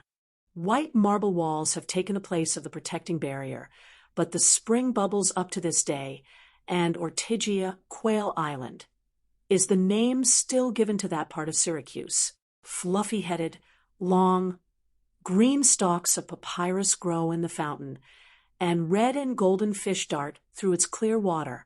Beyond lie the low shores of Plemgrium, the fens of Lysimelia, the hills above the Anapus, and above all towers Etna, in snowy and magnificent serenity and indifference to the changes wrought by the centuries to gods and to men.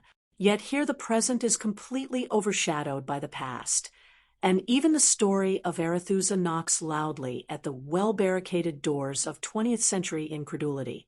The beautiful Arethusa was a nymph in Diana's train, and many a time in the chase did she thread her way through the dim woodland, as a stream flows down through the forest from the mountains to the sea. But to her, at last, there came a day when she was no longer the huntress but the hunted. The flaming wheels of the chariot of Apollo had made the whole land scintillate with heat, and the nymph sought the kind shelter of a wood, where she might bathe in the exquisite coolness of the river that still was chilled by the snows of the mountain. On the branch of a tree that bent over the stream, she hung her garments, and joyously stepped into the limpid water. A ray of the sun glanced through the leaves above her, and made the soft sand in the river's bed gleam like gold, and the beautiful limbs of the nymph seem as though carved from pure white marble by the hand of Pygmalion himself. There was no sound there but the gentle sound of the stream that murmured caressingly to her as it slowly moved on through the solitude. And so gently it flowed that almost it seemed to stand still, as though regretful to leave for the unknown forest so beautiful a thing as Arethusa. The earth seemed to love her, and heaven smiled above her. But suddenly the stillness of the stream was ruffled. Waves, like the newly born brothers of the billows of the sea, swept both downstream and upstream upon her. And the river no longer murmured gently, but spoke to her in a voice that thrilled with passionate longing. Alpheus, god of the river, had beheld her, and beholding her, had loved her once and forever. An uncouth creature of the forest was he, unversed in all the arts of love-making. So not as a supplicant did he come to her, but as one who demanded fiercely love for love. Terror came upon Arethusa as she listened, and hastily she sprang from the water that had brought fear upon her, and hastened to find shelter in the woodlands. Then the murmur, as of the murmur of a river before a mighty flood, comes to seize it and hold it for its own, took form in a voice that pled with her, in tones that made her tremble as she heard. "Hear me, Arethusa," it said. "I am Alpheus, god of the river that now thou hast made sacred. I am the god of the rushing streams, the god of the thundering cataracts, where the mountain streams crash over the rocks and echo through the shadowy hollows of the hills. I hold my kingship. Down from Etna I come, and the fire of Etna is in my veins. I love thee, I love but thee, and thou shalt be mine, and I thine forever." Then Arethusa, in blind panic, fled before the god who loved her. Through the shadowy forest she sped, while he swiftly gained upon her. The asphodel bent under her flying feet, and the golden flowers of the Fiori Maggio were swept aside as she fled. Yet ever Alpheus gained upon her, until at length she felt that the chase was ended, and cried to Diana to save her. Then a cloud, gray and thick and blinding as the mist that wraps the mountain tops, suddenly descended and enfolded her, and Alpheus groped for her in vain. "Arethusa," she heard him cry, in a voice of piteous longing. "Arethusa, my beloved." Patiently he waited, with the love that makes uncouth things beautiful, until at length a little breath from Zephyrus blew aside the soft gray veil that hid his beloved from his sight, and he saw that the nymph had been transformed into a fountain. Not for a moment did Alpheus delay, but, turning himself into a torrent in flood, he rushed on in pursuit of Arethusa. Then did Diana, to save her votary, cleave a way for her, through the dark earth even into the gloomy realm of Pluto himself, and the nymph rushed onward, onward still, and then upward, until at length she emerged again to the freedom of the blue sky and green trees, and beheld the golden orange groves and the gray olives, the burning red geranium flowers and the great snow-capped mountain of Sicily. But Alpheus had a love for her that cast out all fear.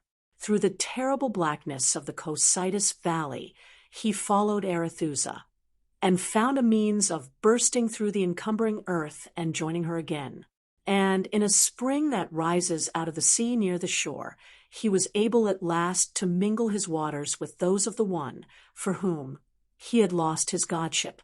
And now from their fountains, in Enna's mountains, down one vale where the morning basks, like friends once parted, grown single-hearted, they ply their watery tasks. At sunrise they leap from their cradles steep, in the cave of the shelving hill. At noontide they flow through the woods below, and the meadows of asphodel, and at night they sleep in the rocking deep, beneath the Ortygian shore. like spirits that lie in the azure sky, when they love but live no more. Shelley, Perseus the hero. We call such a man a hero in English to this day, and call it a heroic thing to suffer pain and grief that we may do good to our fellow men. Charles Kingsley, in the pleasant land of Argos, now a place of unwholesome marshes, once upon a time there reigned a king called Acrisius, the father of one fair daughter. Danae was her name, and she was very dear to the king until a day when he longed to know what lay hid for him in the lap of the gods, and consulted an oracle. With hanging head he returned from the temple, for the oracle had told him that when his daughter Danae had borne a son, by the hand of that son death must surely come upon him. And because the fear of death was in him more strong than the love of his daughter, Acrisius resolved that by sacrificing her, he would baffle the gods and frustrate death itself. A great tower of brass was speedily built at his command, and in this prison Danae was placed to drag out her weary days. But who can escape the designs of the gods? From Olympus great Zeus himself looked down, and saw the air princess sighing away her youth, and, full of pity and of love, he himself entered the brazen tower in a golden shower. And Danae became the bride of Zeus, and happily passed with him the time of her imprisonment. To her at length was born a son, a beautiful and kingly child, and great was the wrath of her father when he had tidings of the birth. Did the gods in the high heavens laugh at him? The laugh should yet be on his side. Down to the seashore he hurried Danae and her newly born babe, the little Perseus, put them in a great chest, and set them adrift to be a plaything for winds and waves and a prey for the cruel and hungry sea. When in the cunningly wrought chest the raging blast and the stirred billow and terror fell upon her, with tearful cheeks she cast her arm around Perseus and spake, "Alas, my child, what sorrow is mine? But thou slumberest, in baby-wise sleeping in this woeful ark. Midst the darkness of the brazen rivet thou shinest, and in the swart gloom sent forth. Thou heedest not the deep foam of the passing wave above thy locks, nor the voice of the blast, as thou least in thy purple covering a sweet face.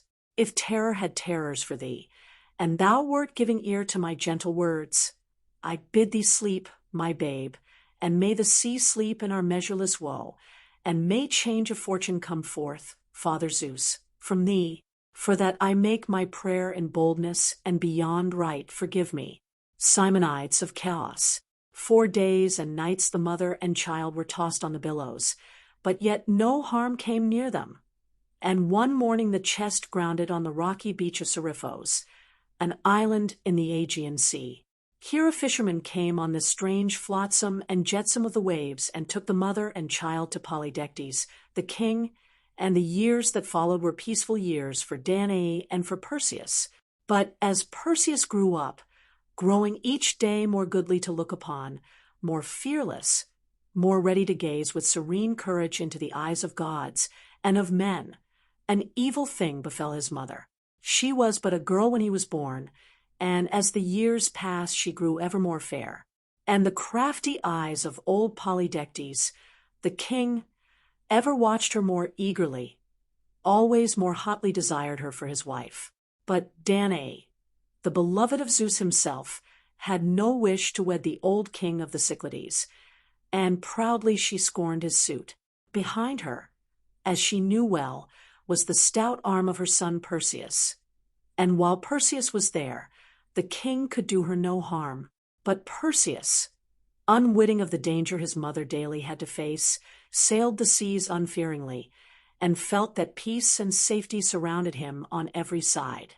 At Samos one day, while his ship was lading, Perseus lay down under the shade of a great tree, and soon his eyelids grew heavy with sleep, and there came to him, like butterflies that flit over the flowers in a sunlit garden, pleasant, light-winged dreams. But yet another dream followed, close on the merry heels of those that went before.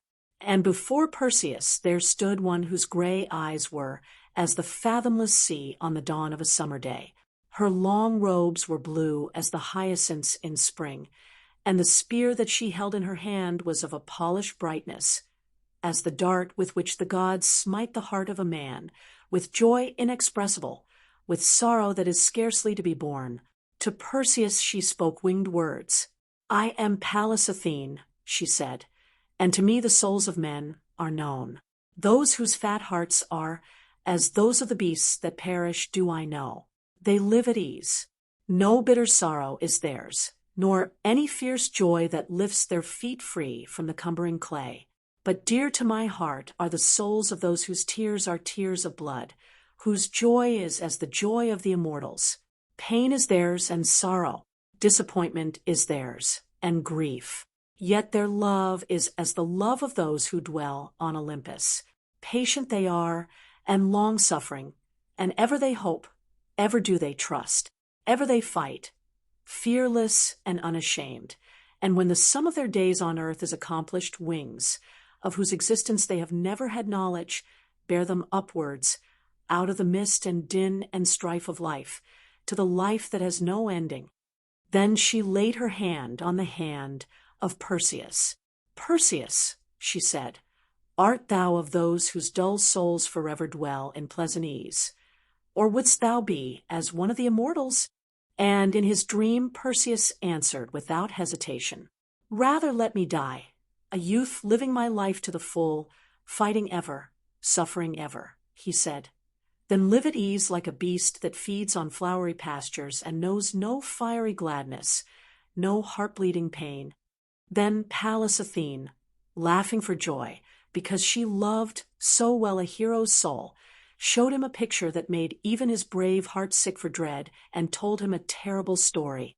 "In the dim, cold, far west," she said, "there lived 3 sisters. One of them, Medusa, had been one of her priestesses, golden-haired and most beautiful, but when Athene found that she was as wicked as she was lovely, swiftly had she meted out a punishment. Every lock of her golden hair had been changed into a venomous snake. Her eyes, that had once been the cradles of love, were turned into love's stony tombs. Her rosy cheeks were now of death's own livid hue. Her smile, which drew the hearts of lovers from their bosoms, had become a hideous thing. A grinning mask looked on the world, and to the world her gaping mouth and protruding tongue meant a horror, before which the world stood terrified, dumb. There are some sadnesses too terrible for human hearts to bear. So it came to pass that in the dark cavern in which she dwelt, and in the shadowy woods around it, all living things that had met the awful gaze of her hopeless eyes were turned into stone.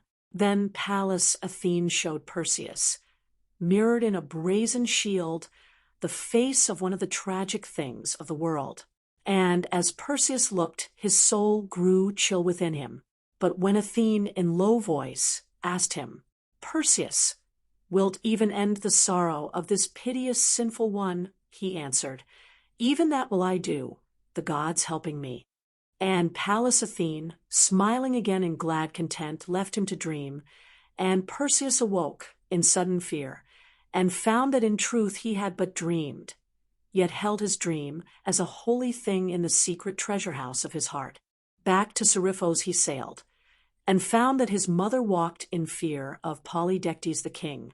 She told her son, a strong man now, though young in years, the story of his cruel persecution. Perseus saw red blood, and gladly would he have driven his keen blade far home in the heart of Polydectes. But his vengeance was to be a great vengeance, and the vengeance was delayed. The king gave a feast, and on that day every one in the land brought offerings of their best, and most costly to do him honor. Perseus alone came empty-handed, and as he stood in the king's court, as though he were a beggar, the other youths mocked at him, of whom they had ever been jealous. "Thou sayest that thy father is one of the gods," they said. "Where is thy godlike gift, O Perseus?" And Polydectes, glad to humble the lad, who was keeper of his mother's honor, echoed their foolish taunt. "Where is the gift of the gods that the noble son of the gods has brought me?" he asked, and his fat cheeks and loose mouth quivered with ugly merriment. Then Perseus, his head thrown back, gazed in the bold eyes of Polydectes. Son of Zeus he was indeed, as he looked with royal scorn at those whom he despised. A godlike gift thou shalt have in truth, O king, he said, and his voice rang out as a trumpet call before the battle. The gift of the gods shall be thine.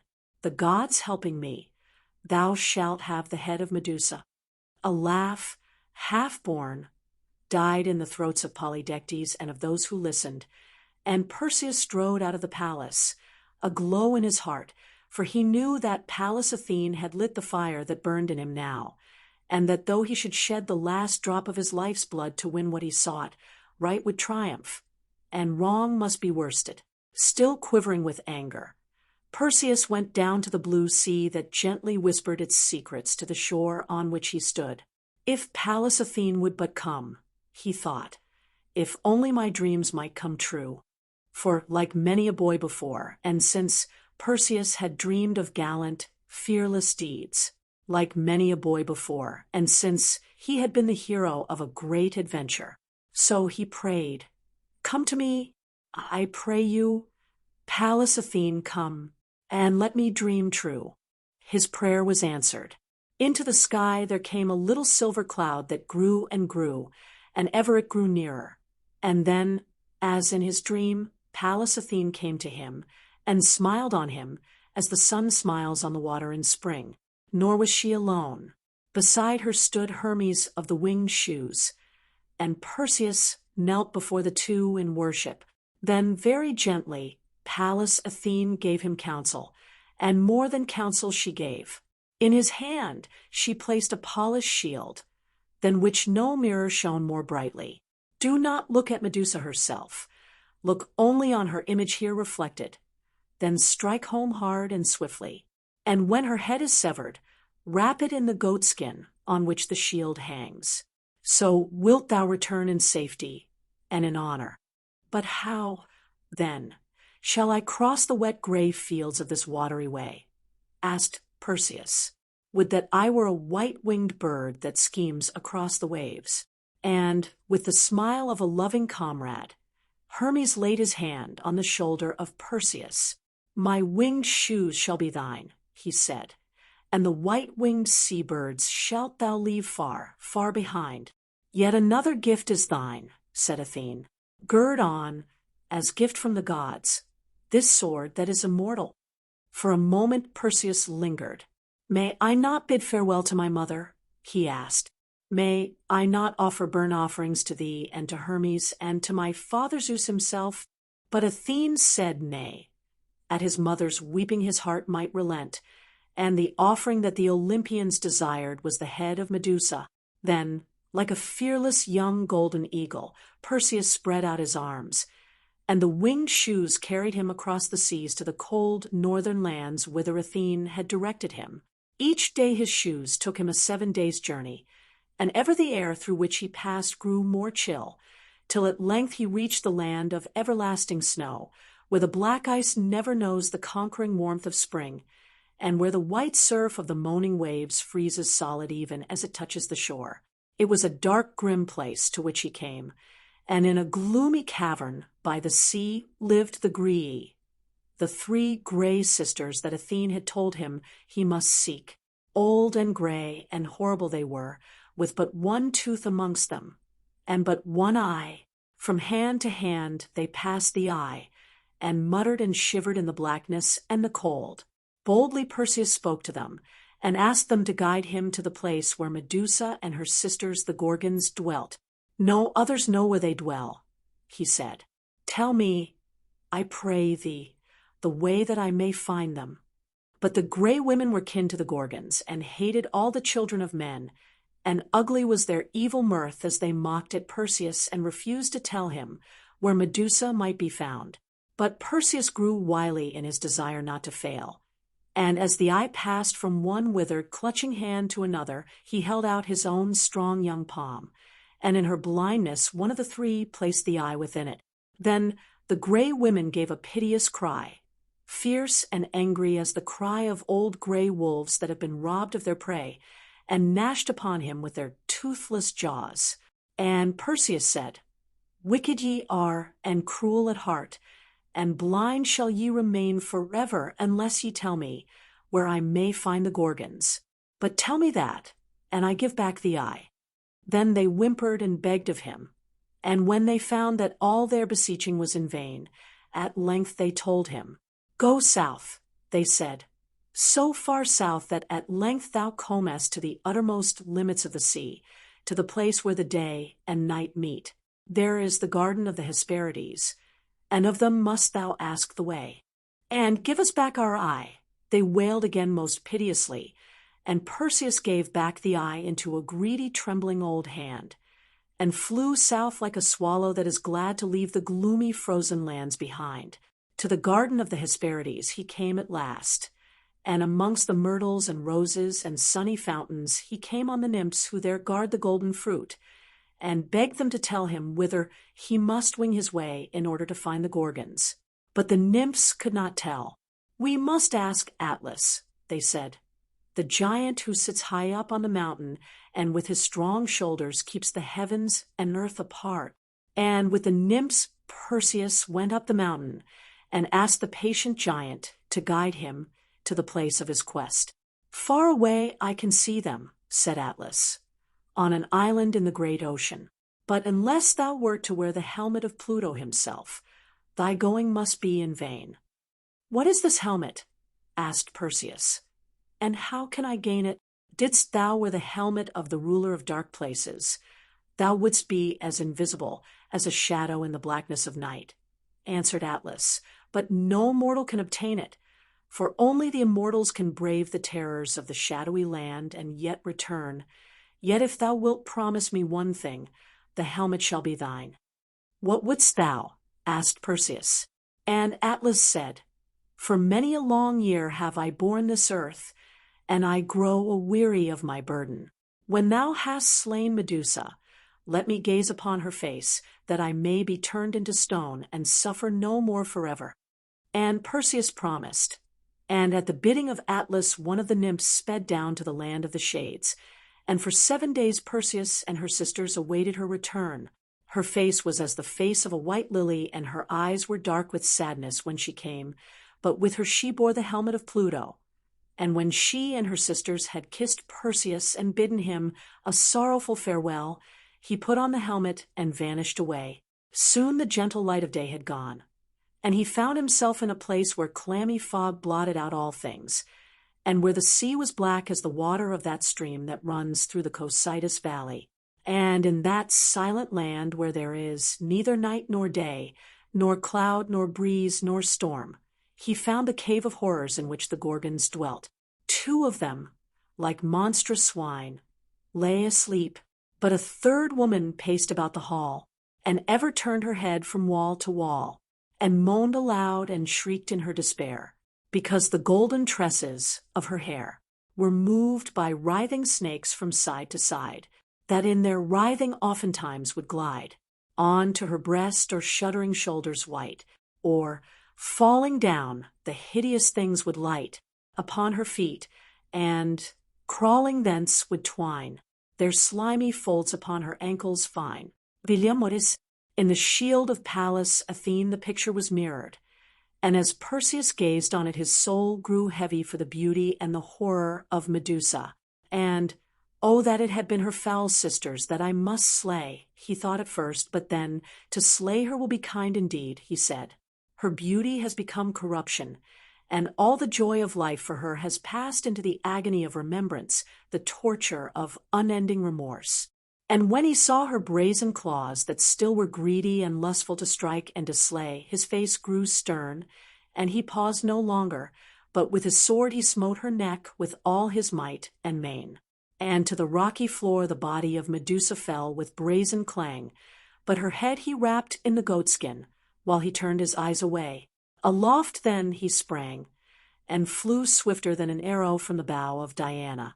With hideous outcry the 2 other Gorgons found the body of Medusa, and like foul vultures that hunt a little song-bird, they flew in pursuit of Perseus. For many a league they kept up the chase, and their howling was grim to hear.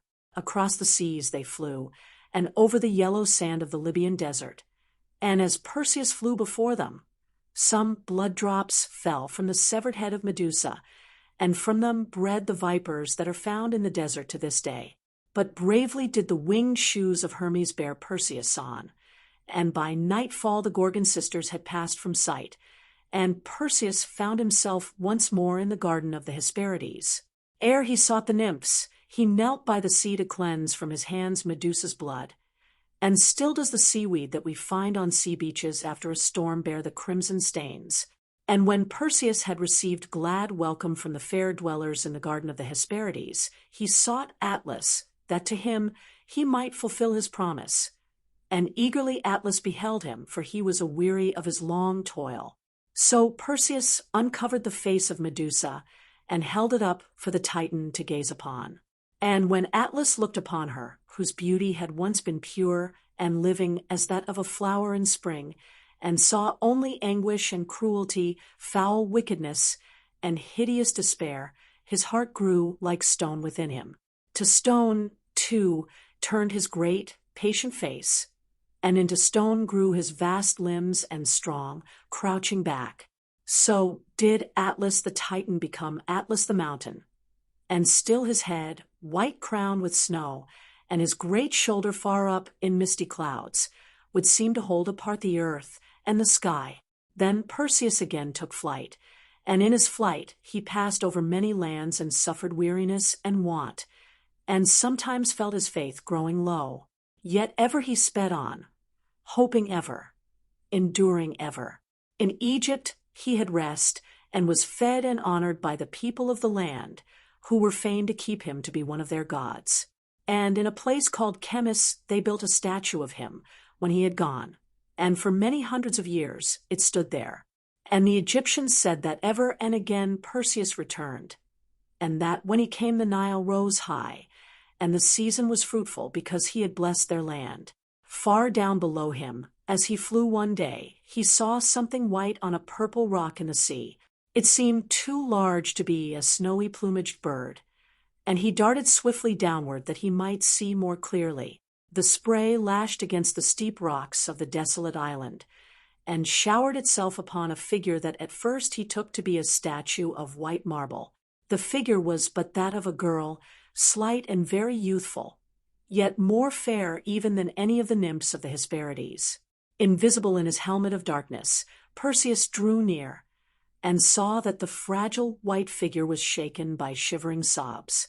The waves, every few moments, lapped up on her little cold white feet, and he saw that heavy chains held her imprisoned to that chilly rock in the sea. A great anger stirred the heart of Perseus, and swiftly he took the helmet from his head and stood beside her. The maid gave a cry of terror, but there was no evil thing in the face of Perseus. Naught but strength and kindness and purity shone out of his steady eyes.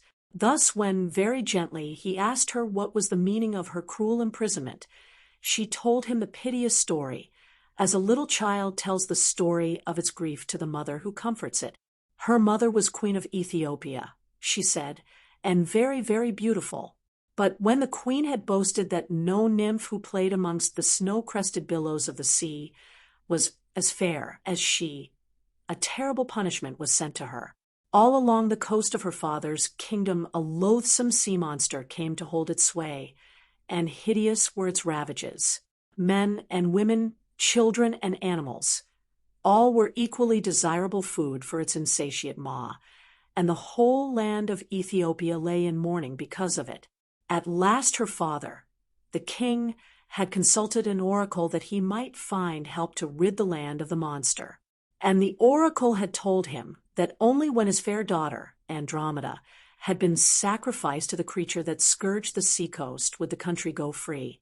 Thus had she been brought there by her parents that one life might be given for many, and that her mother's broken heart might expiate her sin of vanity. Even as Andromeda spoke, the sea was broken by the track of a creature that cleft the water, as does the forerunning gale of a mighty storm. And Andromeda gave a piteous cry. "Lo, he comes," she cried.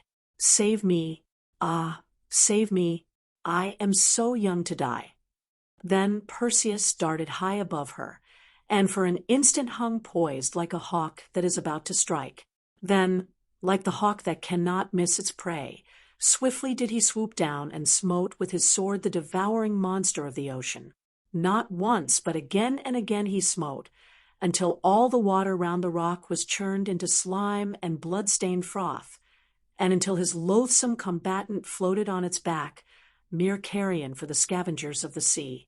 Then Perseus hewed off the chains that held Andromeda, and in his arms he held her tenderly as he flew with her to her father's land. Who so grateful then as the king and queen of Ethiopia, and who so happy as Andromeda? For Perseus, her deliverer, dearest and greatest hero to her in all the world, not only had given her her freedom, but had given her his heart.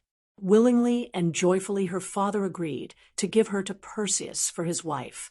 No marriage feast so splendid had ever been held in Ethiopia in the memory of man, but as it went on, an angry man with a band of sullen-faced followers strode into the banqueting hall. It was Phineus, he who had been betrothed to Andromeda, yet who had not dared to strike a blow for her rescue. Straight at Perseus they rushed, and fierce was the fight that then began. But of a sudden, from the goatskin where it lay hid, Perseus drew forth the head of Medusa, and Phineus and his warriors were turned into stone. For 7 days the marriage feast lasted, but on the 8th night Pallas Athene came to Perseus in a dream. "Nobly and well hast thou played the hero, O son of Zeus," she said, "but now that thy toil is near an end, and thy sorrows have ended in joy, I come to claim the shoes of Hermes, the helmet of Pluto, the sword, and the shield that is mine own. Yet the head of the Gorgon must thou yet guard a while, for I would have it laid in my temple at Seriphos, that I may wear it on my shield for evermore."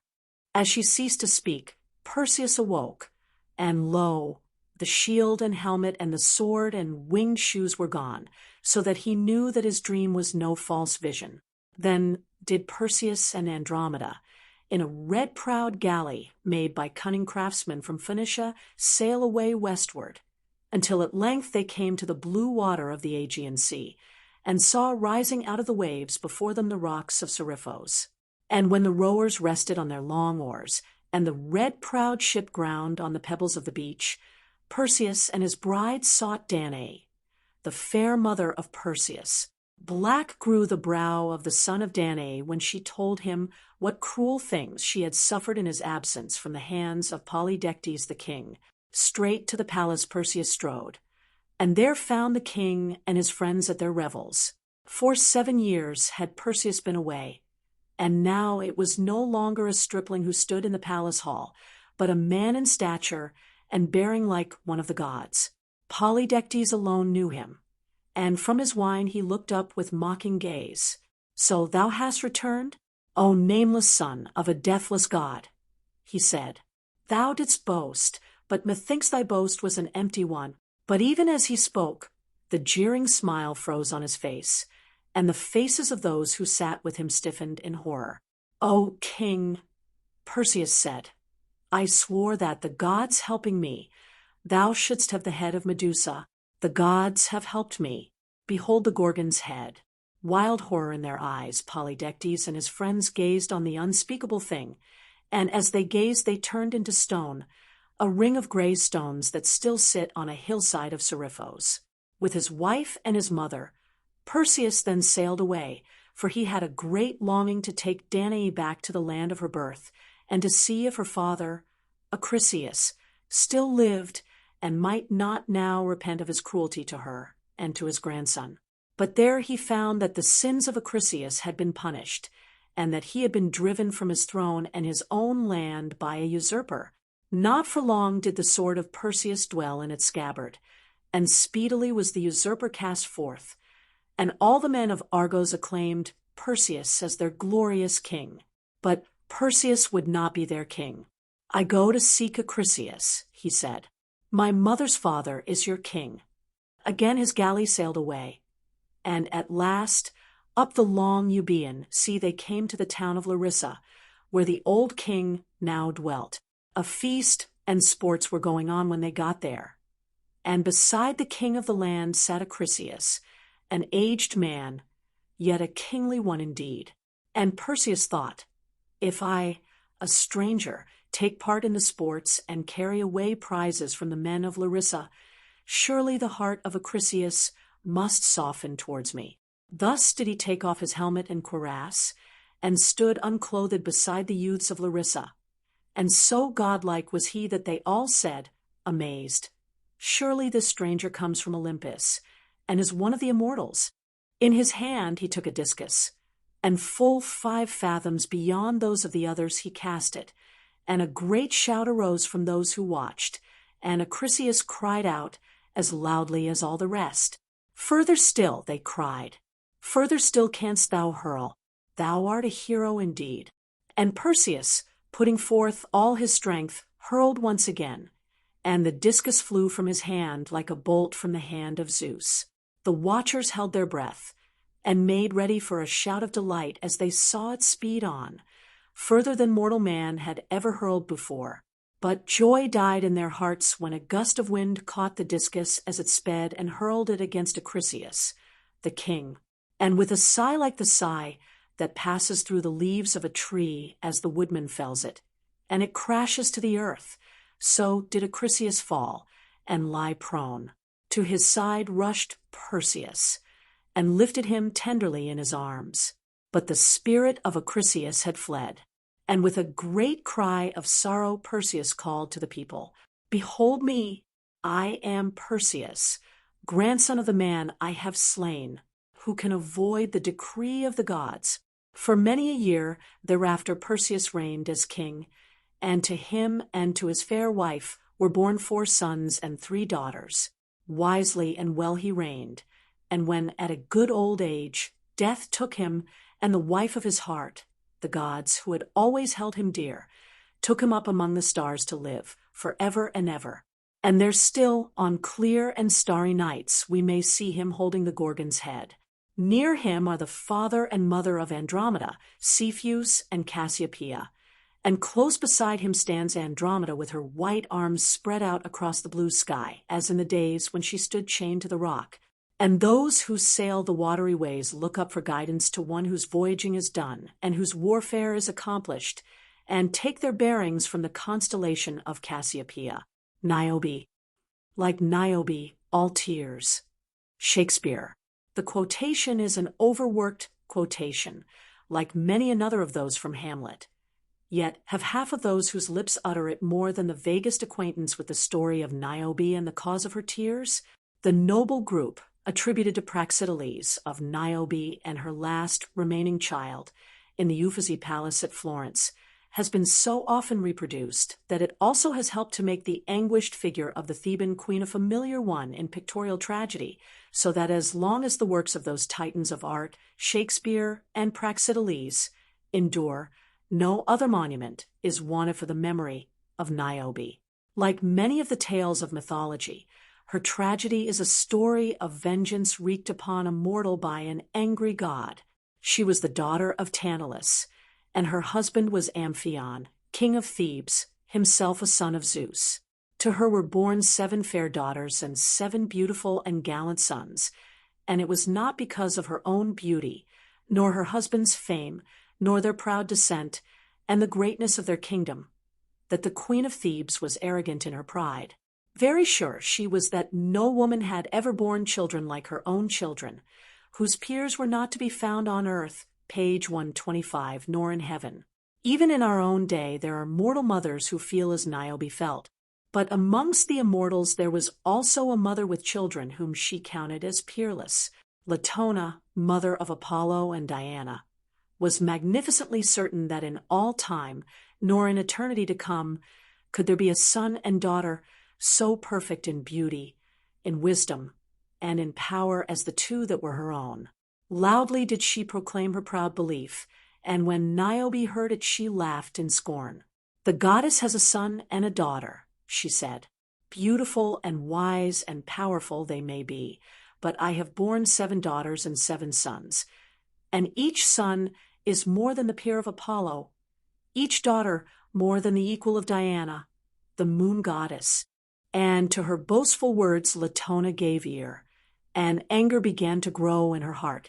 Each year the people of Thebes were wont to hold a great festival in honor of Latona and her son and daughter, and it was an evil day for Niobe when she came upon the adoring crowd that, laurel-crowned, bore frankincense to lay before the altars of the gods whose glories they had assembled together to celebrate.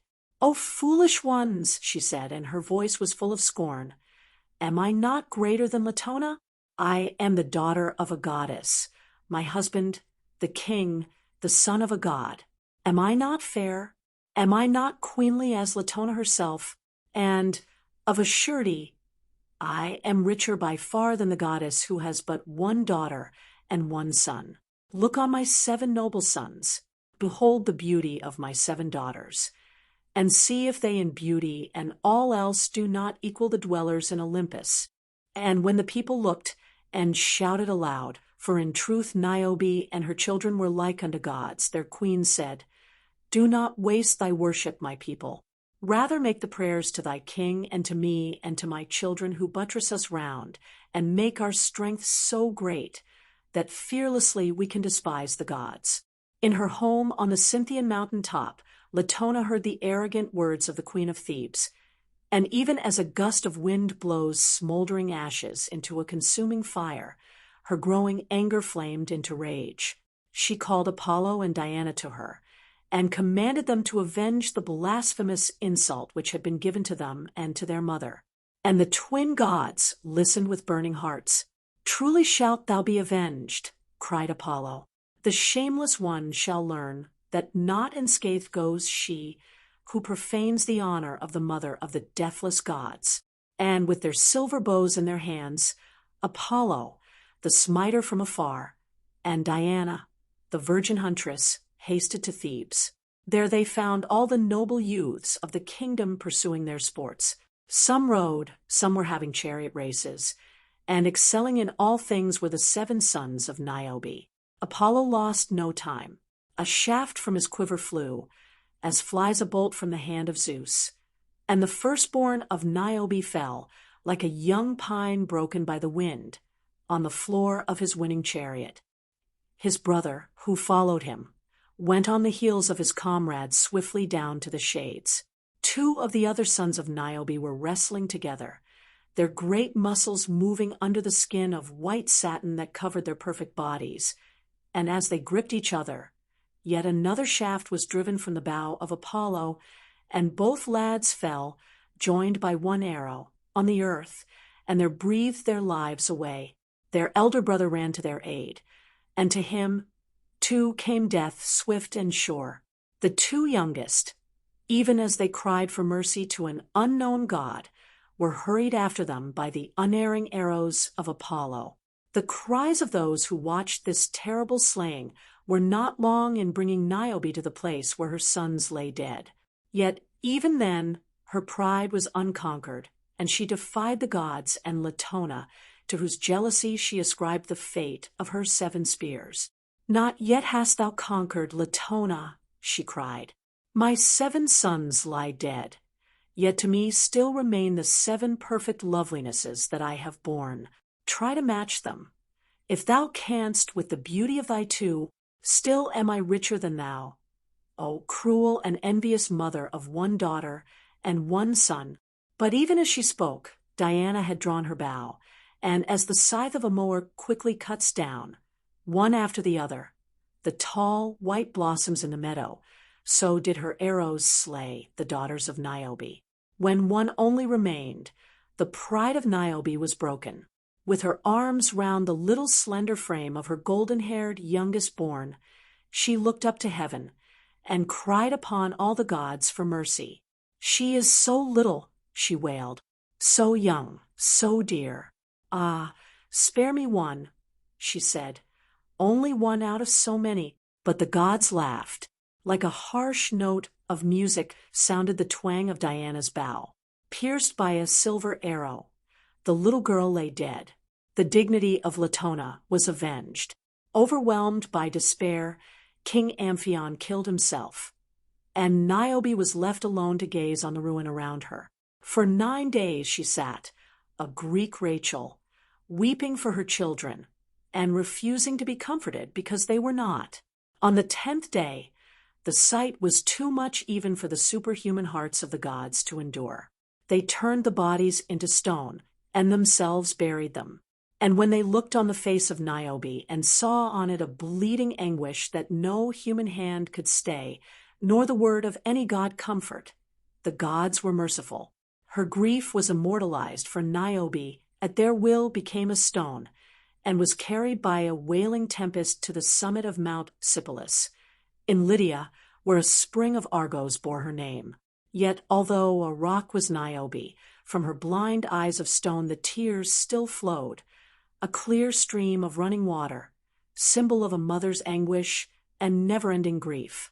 Hyacinthus. The sad death of Hyacinthus, when the cruel breath of Zephyr slew him, Zephyr penitent, who now, ere Phoebus mounts the firmament, fondles the flower amid the sobbing rain. Keats, whom the gods love die young. Truly it would seem so, as we read the old tales of men and of women beloved of the gods. To those men who were deemed worthy of being companions of the gods, seemingly no good fortune came. Yet, after all, if even in a brief span of life they had tasted God-given happiness, was their fate one to be pitied? Rather let us keep our tears for those who, in a colorless gray world, have seen the dull days go past laden with trifling duties, unnecessary cares, and ever-narrowing ideals, and have reached old age and the grave, known narrower than their lives, without ever having known a fullness of happiness, such as the Olympians knew, or ever having dared to reach upwards and to hold fellowship with the immortals. Hyacinthus was a Spartan youth, son of Clio, one of the Muses, and of the mortal with whom she had mated, and from mother or father, or from the gods themselves, he had received the gift of beauty. It chanced one day that as Apollo drove his chariot on its all-conquering round, he saw the boy. Hyacinthus was as fair to look upon as the fairest of women, yet he was not only full of grace, but was muscular, and strong as a straight young pine on Mount Olympus that fears not the blind rage of the north wind, nor the angry tempests of the south. When Apollo had spoken with him, he found that the face of Hyacinthus did not belie the heart within him, and gladly the god felt that at last he had found the perfect companion, the ever-courageous and joyous young mate, whose mood was always ready to meet his own. Did Apollo desire to hunt, with merry shout Hyacinthus called the hounds. Did the great god deign to fish, Hyacinthus was ready to fetch the nets and to throw himself, whole-souled, into the great affair of chasing and of landing the silvery fishes. When Apollo wished to climb the mountains, to heights so lonely that not even the moving of an eagle's wing broke the everlasting stillness, Hyacinthus, his strong limbs too perfect for the chisel of any sculptor worthily to reproduce, was ready and eager for the climb. And when, on the mountain top, Apollo gazed in silence over a limitable space and watched the silver car of his sister Diana rising slowly into the deep blue of the sky, silvering land and water as she passed, it was never Hyacinthus who was the first to speak, with words to break the spell of nature's perfect beauty shared in perfect companionship. There were times, too, when Apollo would play his lyre, and when naught but the music of his own making could fulfill his longing. And when those times came, Hyacinthus would lie at the feet of his friend, of the friend who was a god, and would listen with eyes of rapturous joy to the music that his master made. A very perfect friend was this friend of the sun god. Nor was it Apollo alone who desired the friendship of Hyacinthus. Zephyrus, god of the south wind, had known him before Apollo crossed his path and had eagerly desired him for a friend. But who could stand against Apollo? Sulkily Zephyrus marked their ever-ripening friendship, and in his heart jealousy grew into hatred, and hatred whispered to him of revenge. Hyacinthus excelled at all sports, and when he played quoits it was sheer joy for Apollo, who loved all things beautiful, to watch him as he stood to throw the disc, his taut muscles making him look like Hermes, ready to spurn the cumbering earth from off his feet. Further even than the god, his friend, could Hyacinthus throw, and always his merry laugh when he succeeded made the god feel that nor man nor god could ever grow old. And so there came that day, foreordained by the fates, when Apollo and Hyacinthus played a match together. Hyacinthus made a valiant throw, and Apollo took his place and cast the discus high and far. Hyacinthus ran forward eager to measure the distance, shouting with excitement over a throw that had indeed been worthy of a god. Thus did Zephyrus gain his opportunity. Swiftly through the tree-tops ran the murmuring south wind, and smote the discus of Apollo with a cruel hand. Against the forehead of Hyacinthus it dashed, smiting the locks that lay upon it, crashing through skin and flesh and bone, felling him to the earth. Apollo ran towards him and raised him in his arms. But the head of Hyacinthus fell over on the god's shoulder, like the head of a lily whose stem is broken. The red blood gushed to the ground, an unquenchable stream, and darkness fell on the eyes of Hyacinthus, and, with the flow of his life's blood, his gallant young soul passed away. "Would that I could die for thee, Hyacinthus," cried the god, his god's heart near breaking. "I have robbed thee of thy youth. Thine is the suffering, mine the crime. I shall sing thee ever, O perfect friend, and evermore shalt thou live as a flower that will speak to the hearts of men of spring, of everlasting youth, of life that lives forever." As he spoke, there sprang from the blood drops at his feet a cluster of flowers, blue as the sky in spring, yet hanging their heads as if in sorrow. Legend says that on the petals of the hyacinth Apollo transcribed the letters Ai, alas! And still when winter is ended, and the song of birds tell us of the promise of spring, if we go to the woods, we find traces of the vow of the sun god. The trees are budding in buds of rosy hue, the willow branches are decked with silvery catkins powdered with gold. The larches, like slender dryads, wear a feathery garb of tender green, and under the trees of the woods the primroses look up like fallen stars. Along the woodland path we go, treading on fragrant pine needles and on the beech leaves of last year that have not yet lost their radiant amber.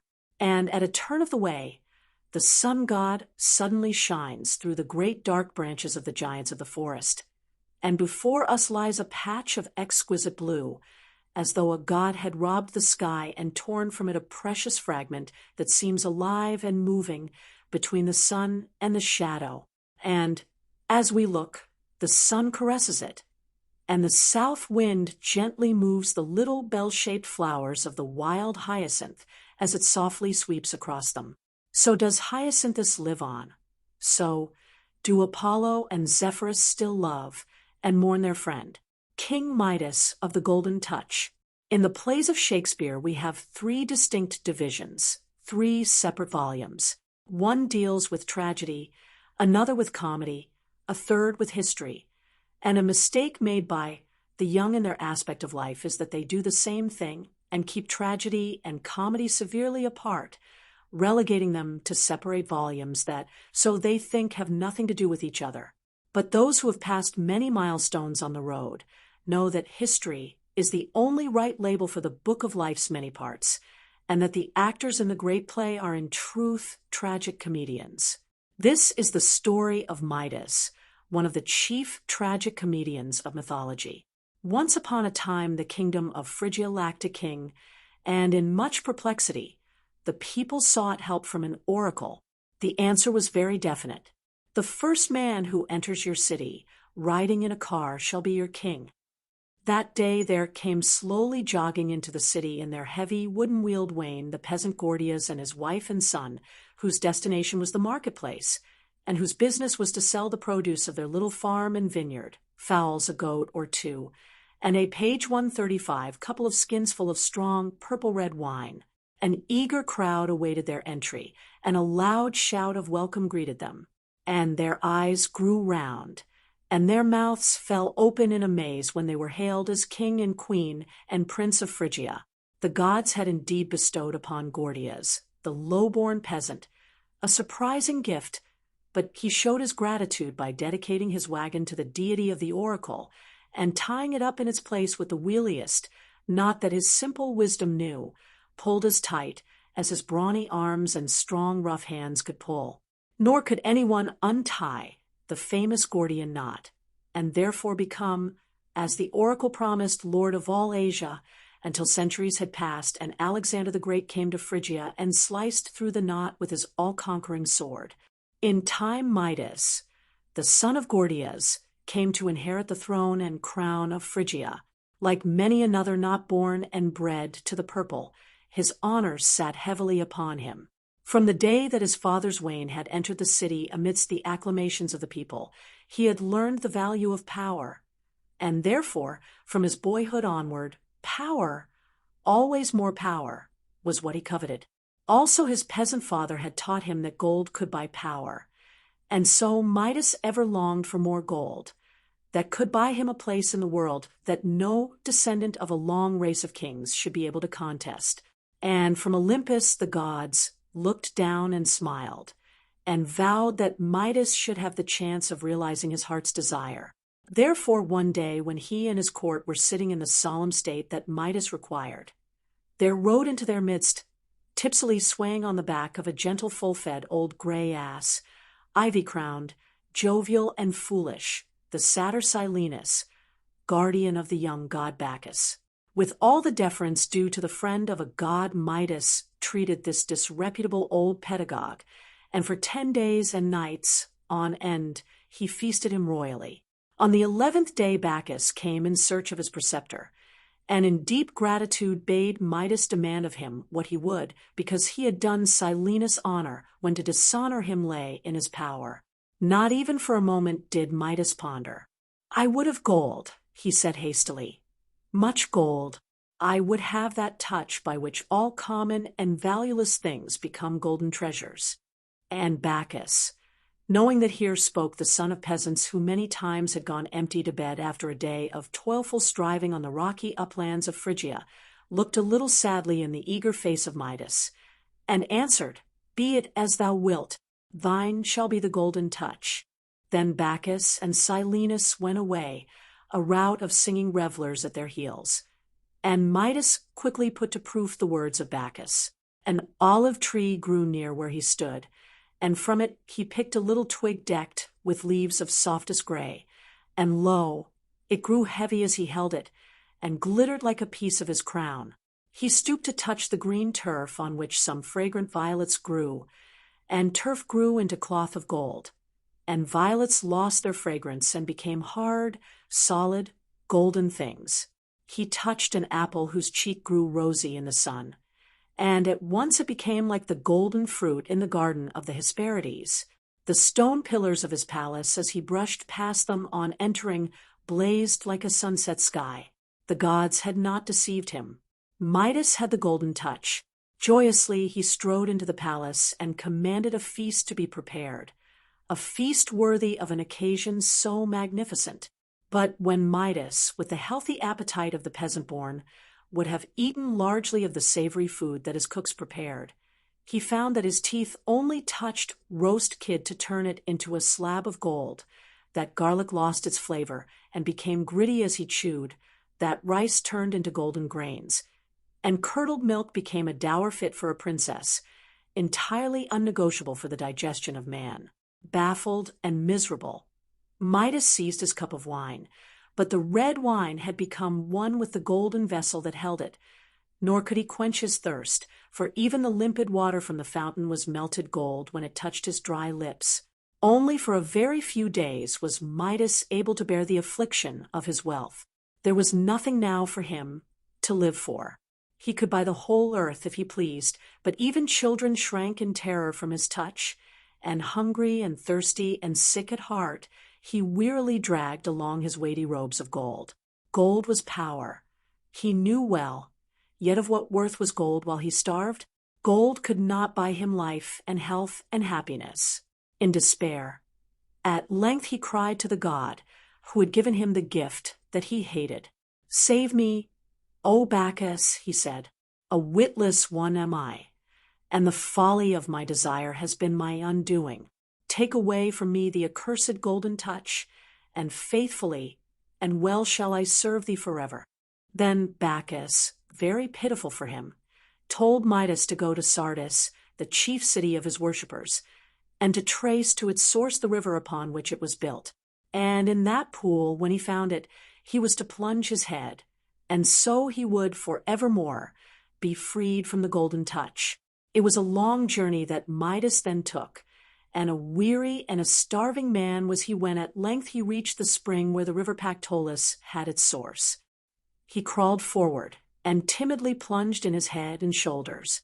Almost he expected to feel the harsh grit of golden water, but instead there was the joy he had known as a peasant boy when he laved his face and drank at a cool spring when his day's toil was ended. And when he raised his face from the pool, he knew that his hateful power had passed from him, but under the water he saw grains of gold glittering in the sand, and from that time forth the river Pactolus was noted for its gold. One lesson the peasant king had learnt by paying in suffering for a mistake, but there was yet more suffering in store for the tragic comedian. He had now no wish for golden riches, nor even for power. He wished to lead the simple life and to listen to the pipings of Pan along with the goat herds on the mountains or the wild creatures in the woods. Thus it befell that he was present one day at a contest between Pan and Apollo himself. It was a day of merrymaking for nymphs and fauns and dryads, and all those who lived in the lonely solitudes of Phrygia came to listen to the music of the god who ruled them.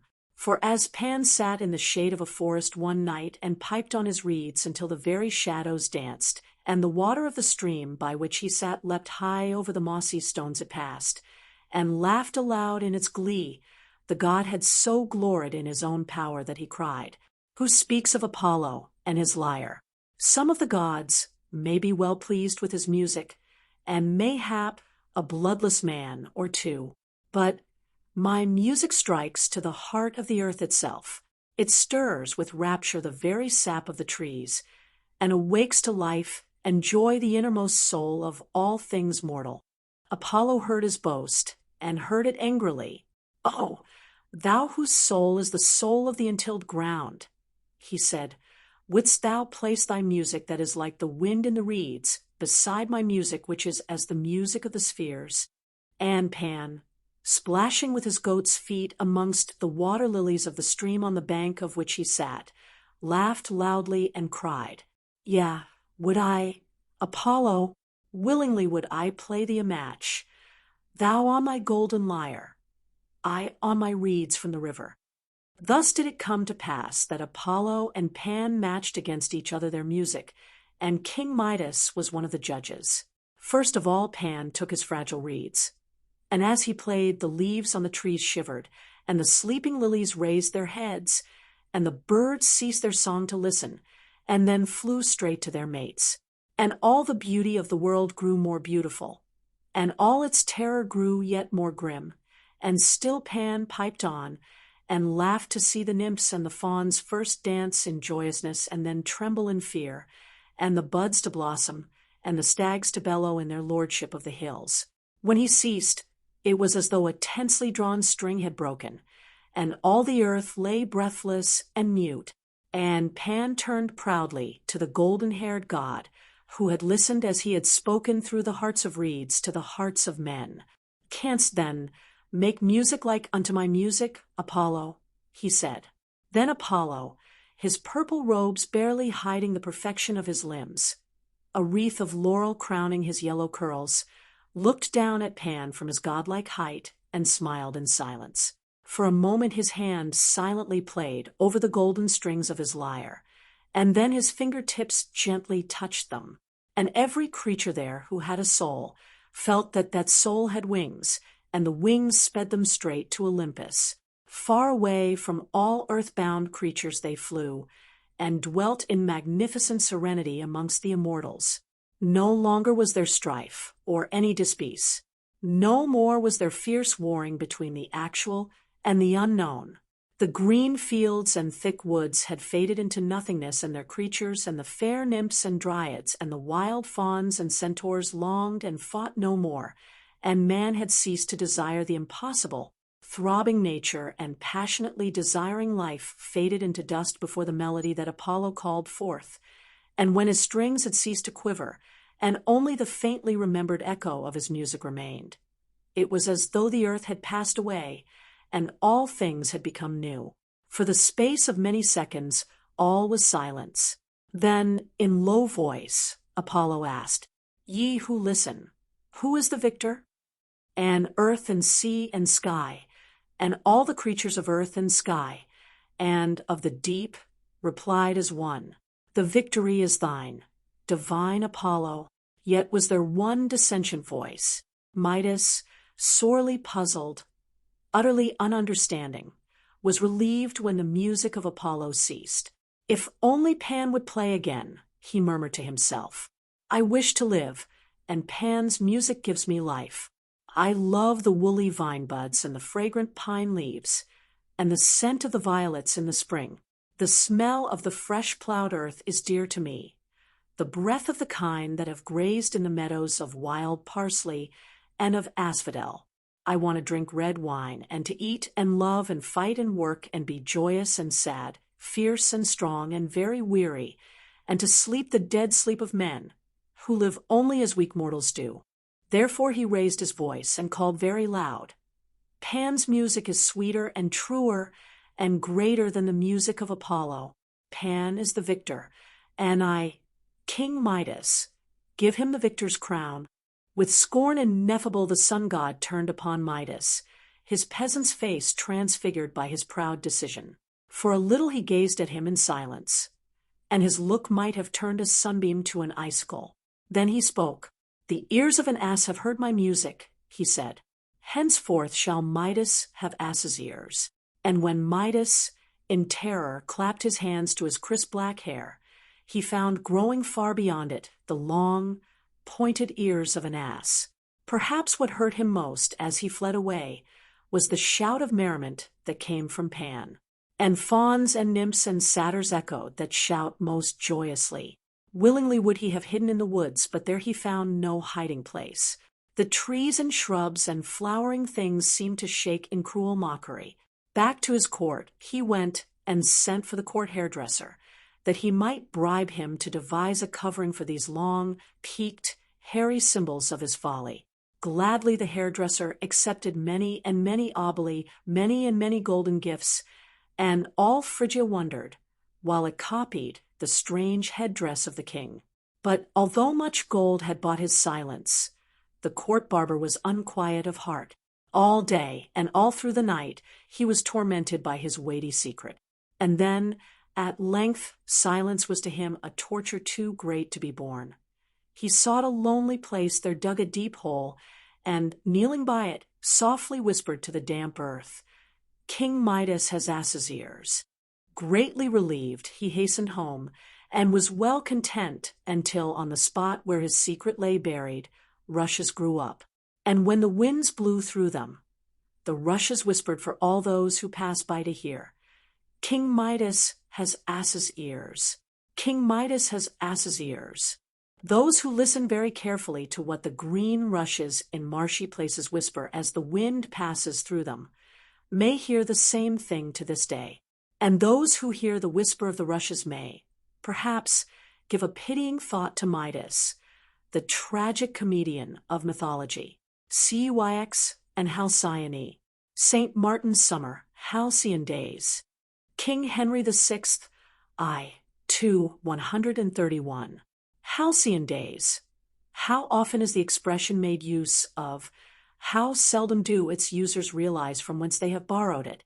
These were halcyon days, says the old man, and his memory wanders back to a time when for him all the world is young, lad, and all the trees are green, and every goose a swan, lad, and every lass a queen. Yet the story of Halcyone is one best to be understood by the heavy-hearted woman who wanders along the bleak sea beach and strains her weary eyes for the brown sail of the fishing boat that will never more return. Over the kingdom of Thessaly, in the days of long ago, there reigned a king whose name was Cyx, son of Hesperus, the day star, and almost as radiant in grace and beauty as was his father. His wife was the fair Halcyone, daughter of Aeolus, ruler of the winds. And most perfectly did this king and queen love one another. Their happiness was unmarred until there came a day when Sikhs had to mourn for the loss of a brother. Following close on the heels of this disaster came direful prodigies which led Sikhs to fear that in some way he must have incurred the hostility of the gods. To him, there was no way in which to discover wherein lay his fault, and to make atonement for it, but by going to consult the oracle of Apollo at Claros in Ionia. When he told Halcyone what he must do, she knew well that she must not try to turn him from his solemn purpose. Yet there hung over her heart a black shadow of fear, and of evil foreboding that no loving words of assurance could drive away. Most piteously she begged him to take her with him. But the king knew too well the dangers of the treacherous Aegean Sea to risk on it the life of the woman that he loved so well. "I promise," he said, "by the rays of my father the day-star, that if fate permits I will return before the moon shall have twice rounded her orb." Down by the shore the sailors of King Ceyx awaited his coming, and when with passionately tender love he and Halcyone had taken farewell of each other, the rowers sat down on the benches and dipped their long oars into the water. With rhythmic swing they drove the great ship over the gray sea, while Ceyx stood on deck and gazed back at his wife until his eyes could no longer distinguish her from the rocks on the shore, nor could she any longer see the white sails of the ship as it crested the restless waves. Heavier still was her heart when she turned away from the shore, and yet more heavy it grew as the day wore on and dark night descended. For the air was full of the clamorous wailings of the fierce winds, whose joy it is to lash the waves into rage, and to strew with dead men and broken timber the angry, surf-beaten shore.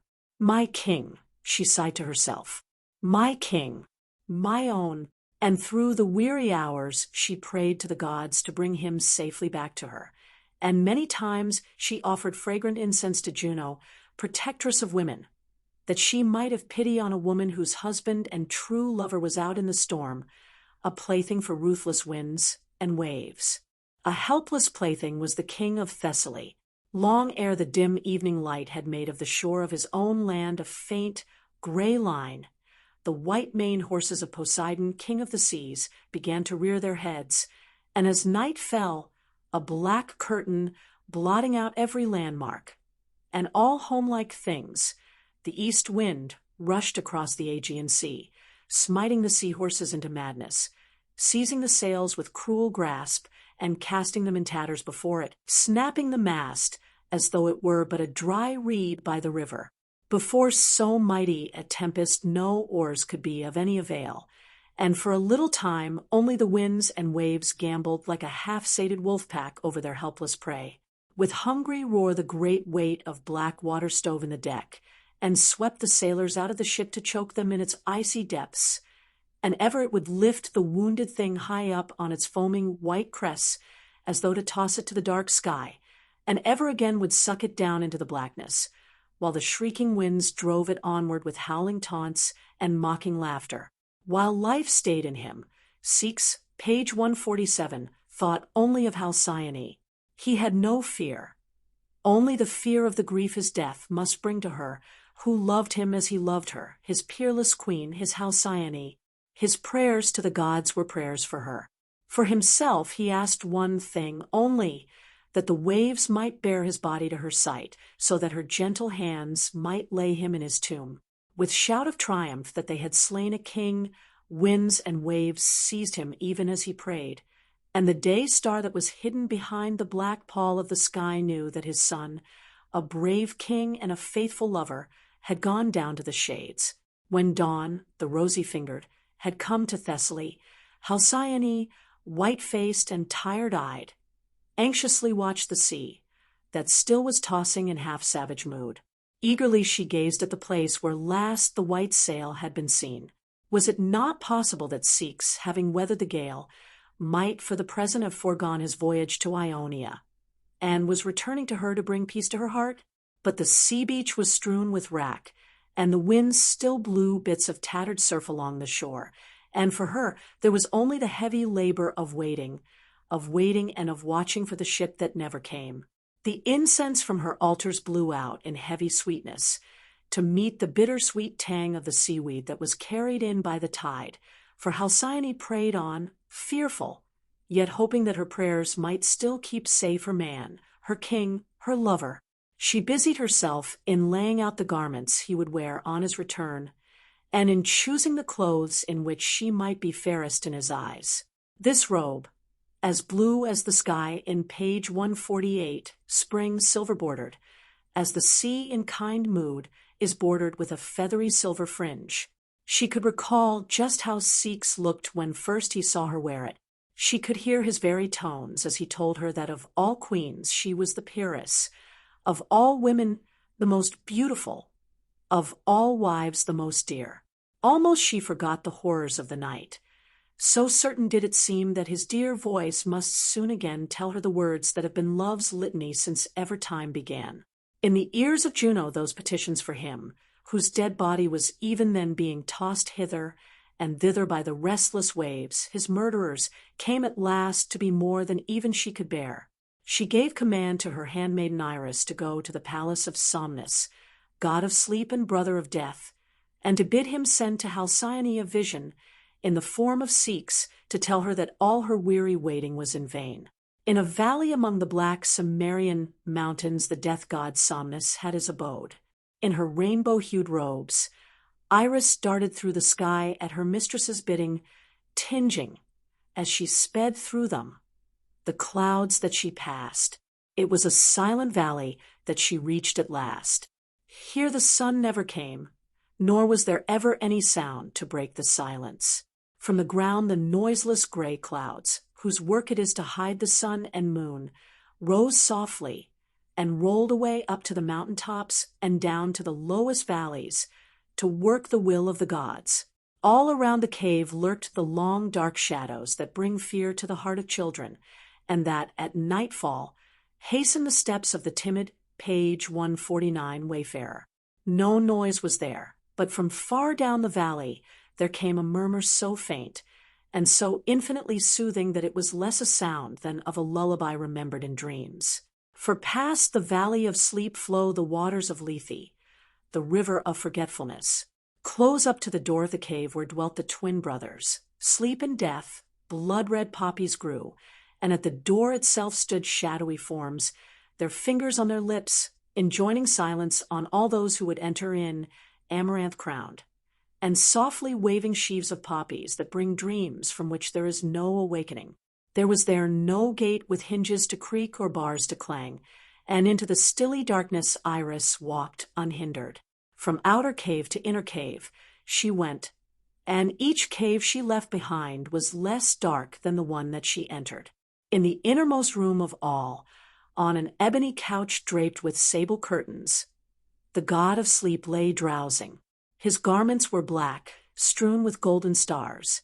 A wreath of half-opened poppies crowned his sleepy head, and he leaned on the strong shoulder of Morpheus, his favorite son. All round his bed hovered pleasant dreams, gently stooping over him to whisper their messages, like a field of wheat swayed by the breeze, or willows that bow their silver heads and murmur to each other the secrets that no one ever knows. Brushing the idle dreams aside, as a ray of sunshine brushes away the gray wisps of mist that hang to the hillside, Iris walked up to the couch where Somnus lay. The light from her rainbow-hued robe lit up the darkness of the cave, yet Somnus lazily only half opened his eyes. Page 150 moved his head, so that it rested more easily, and in a sleepy voice asked of her what might be her errand. "Somnus," she said, "gentlest of gods, tranquilizer of minds and soother of careworn hearts, Juno sends you her commands that you dispatch a dream to Halcyone in the city of Trachine, representing her lost husband and all the events of the wreck." Her message delivered, Iris hastened away, for it seemed to her that already her eyelids grew heavy, and that there were creeping upon her limbs, throwing silver dust in her eyes, lulling into peaceful slumber her mind, those sprites born of the blood-red poppies that bring to weary mortals rest and sweet forgetfulness. Only rousing himself sufficiently to give his orders, Somnus entrusted to Morpheus the task imposed upon him by Juno, and then with a yawn turned over on his downy pillow and gave himself up to exquisite slumber. When he had winged his way to Trachine, Morpheus took upon himself the form of Ceyx and sought the room where Halcyone slept. She had watched the far horizon many hours that day. For many an hour had she vainly burned incense to the gods. Tired in heart and soul, in body and in mind, she laid herself down on her couch at last, hoping for the gift of sleep. Not long had she slept. In the dead still sleep that weariness and a stricken heart bring with them, when Morpheus came and stood by her side. He was only a dream, yet his face was the face of Ceyx. Not the radiant, beautiful son of the day star was the Ceyx who stood by her now and gazed on her with pitying dead eyes. His clothing dripped sea-water. In his hair was tangled the weed of the sea, uprooted by the storm. Pale was his face, and his white hands gripped the stones and sand that had failed him in his dying agony. Halcyone whimpered in her sleep as she looked on him, and Morpheus stooped over her and spoke the words that he had been told to say. I am thy husband, Ceyx, Halcyone. No more do prayers and the blue curling smoke of incense avail me. Dead am I, slain by the storm and the waves.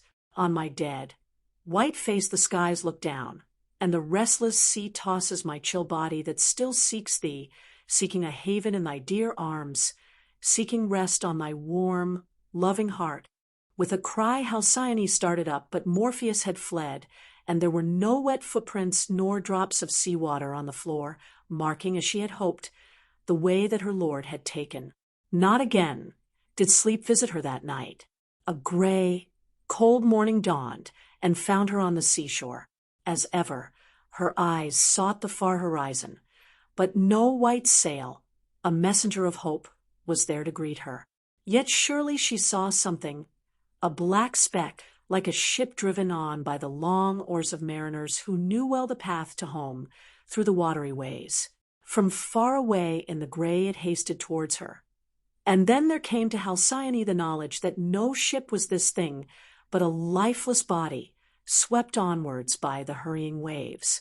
Nearer and nearer it came, until at length she could recognize the form of this flotsam and jetsam of the sea.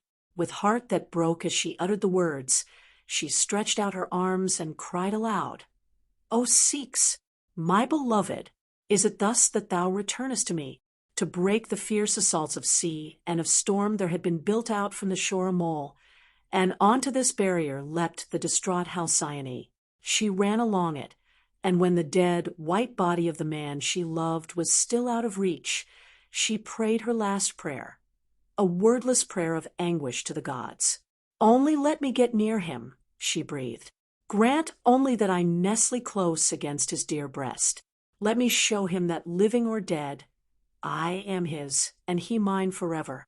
And to Halcyone a great miracle was then vouchsafed, for from out of her snowy shoulders grew snow-white pinions, and with them she skimmed over the waves until she reached the rigid body of Ceyx, drifting, a helpless burden for the conquering waves, in with the swift-flowing tide. As she flew, she uttered cries of love and of longing, but only strange raucous cries came from the throat that had once only made music. And when she reached the body of Ceyx, and would fain have kissed his marble lips, Halcyone found that no longer were her own lips like the petals of a fair red rose warmed by the sun, for the gods had heard her prayer, and her horny beak seemed to the watchers on the shore to be fiercely tearing at the face of him who had been king of Thessaly. Yet the gods were not merciless, or perhaps the love of Halcyone was an all-conquering love, for as the soul of Halcyone had passed into the body of a white-winged seabird, so also passed the soul of her husband the king, and for evermore Halcyone and her mate, known as the Halcyon birds, defied the storm and tempest, and proudly breasted, side by side, the angriest waves of the raging seas. To them, too, did the gods grant a boon, that for 7 days before the shortest day of the year, and for 7 days after it, there should reign over the sea a great calm in which Halcyone, in her floating nest, should hatch her young. And to those days of calm and sunshine, the name of the halcyon days was given. And still, as a storm approaches, the white-winged birds come flying inland with shrill cries of warning to the mariners whose ships they pass in their flight. Seeks, they cry. Remember Seeks. And hastily the fishermen fill their sails, and the smacks drive homeward to the haven where the blue smoke curls upwards from the chimneys of their homesteads, and where the red poppies are nodding sleepily amongst the yellow corn. Note, the kingfisher is commonly known as the real halcyon bird. Of it Socrates says, "The bird is not great, but it has received great honor from the gods because of its lovingness, for while it is making its nest, all the world has the happy days which it calls halcyonity, excelling all others in their calmness." Aristeus the bee-keeper. Every sound is sweet, myriads of rivers hurrying through the lawn, the moan of doves in immemorial elms, and murmuring of innumerable bees. Tennyson. In the fragrance of the blossom of the limes the bees are gleaning a luscious harvest. Their busy humming sounds like the surf on a reef heard from very far away, and would almost lull to sleep those who drowsily spend the sunny summer afternoon in the shadow of the trees. That line of beehives by the sweet pea hedge shows where they store their treasure that men may rob them of it. But out on the uplands where the heather is purple, the wild bees hum in and out of the honey-laden bells and carry home their spoils to their own free fastnesses, from which none can drive them unless there comes a foray against them from the brown men of the moors. How many of us who watch their ardent labors know the story of Aristeus, he who first brought the art of beekeeping to perfection in his own dear land of Greece, and whose followers are those men in veils of blue and green, that motley throng who beat fire irons and create a hideous clamor in order that the queen bee and her excited followers may be checked in their perilous voyagings and beguiled to swarm in the sanctuary of a hive.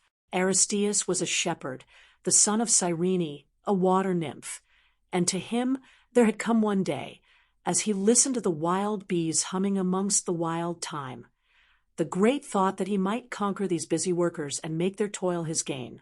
He knew that hollow trees or a hole in a rock were used as the storage houses of their treasure, and so the wily shepherd lad provided for them the homes he knew that they would covet, and near them placed all the food that they most desired. Soon Aristeus became noted as a tamer of bees, and even in Olympus they spoke of his honey as a thing that was food for the gods. All might have gone well with Aristeus had there not come for him the fateful day when he saw the beautiful Eurydice, and to her lost his heart. She fled before the fiery protestations of his love, and trod upon the serpent whose bite brought her down to the shades. The gods were angry with Aristeus, and as punishment they slew his bees. His hives stood empty and silent, and no more did the murmuring of innumerable bees drowse the ears of the herds who watched their flocks cropping the red clover and the asphodel of the meadows. Underneath the swift-flowing water of a deep river, the nymph who was the mother of Aristeus sat on her throne. Fishes darted round her white feet, and beside her sat her attendants, spinning the fine, strong green cords that twine themselves round the throats of those who perish when their arms can no longer fight against the force of the rushing current. A nymph sang as she worked, an old, old song that told one of the old tales of man's weakness and the power of the creatures of water. But above her song those who listened heard a man's voice, calling loudly and pitifully. The voice was that of Aristeus, calling aloud for his mother. Then his mother gave command, and the waters of the river rolled asunder, and let Aristeus pass down far below to where the fountains of the great rivers lie. A mighty roar of many waters dinned in his ears as the rivers started on the race that was to bring them all at last to their restless haven, the ocean. To Cyrene he came at length, and to her told his sorrowful tale. To men who live their little lives and work and die, as I myself, though son of a nymph and of a god, must do, he said, I have brought two great gifts. O my mother, I have taught them that from the gray olives they can reap a priceless harvest, and from me they have learned that the little brown bees that hum in and out of the flowers may be made slaves that bring to them the sweetest riches of which nature may be robbed. This do I already know, my son, said Cyrene, and smiled upon Aristeus. Yet dost thou not know, said Aristeus, the doom that has overtaken my army of busy workers. No longer does there come from my city of bees the boom of many wings and many busy little feet as they fly, swift and strong, hither and thither, to bring back to the hives their honeyed treasure.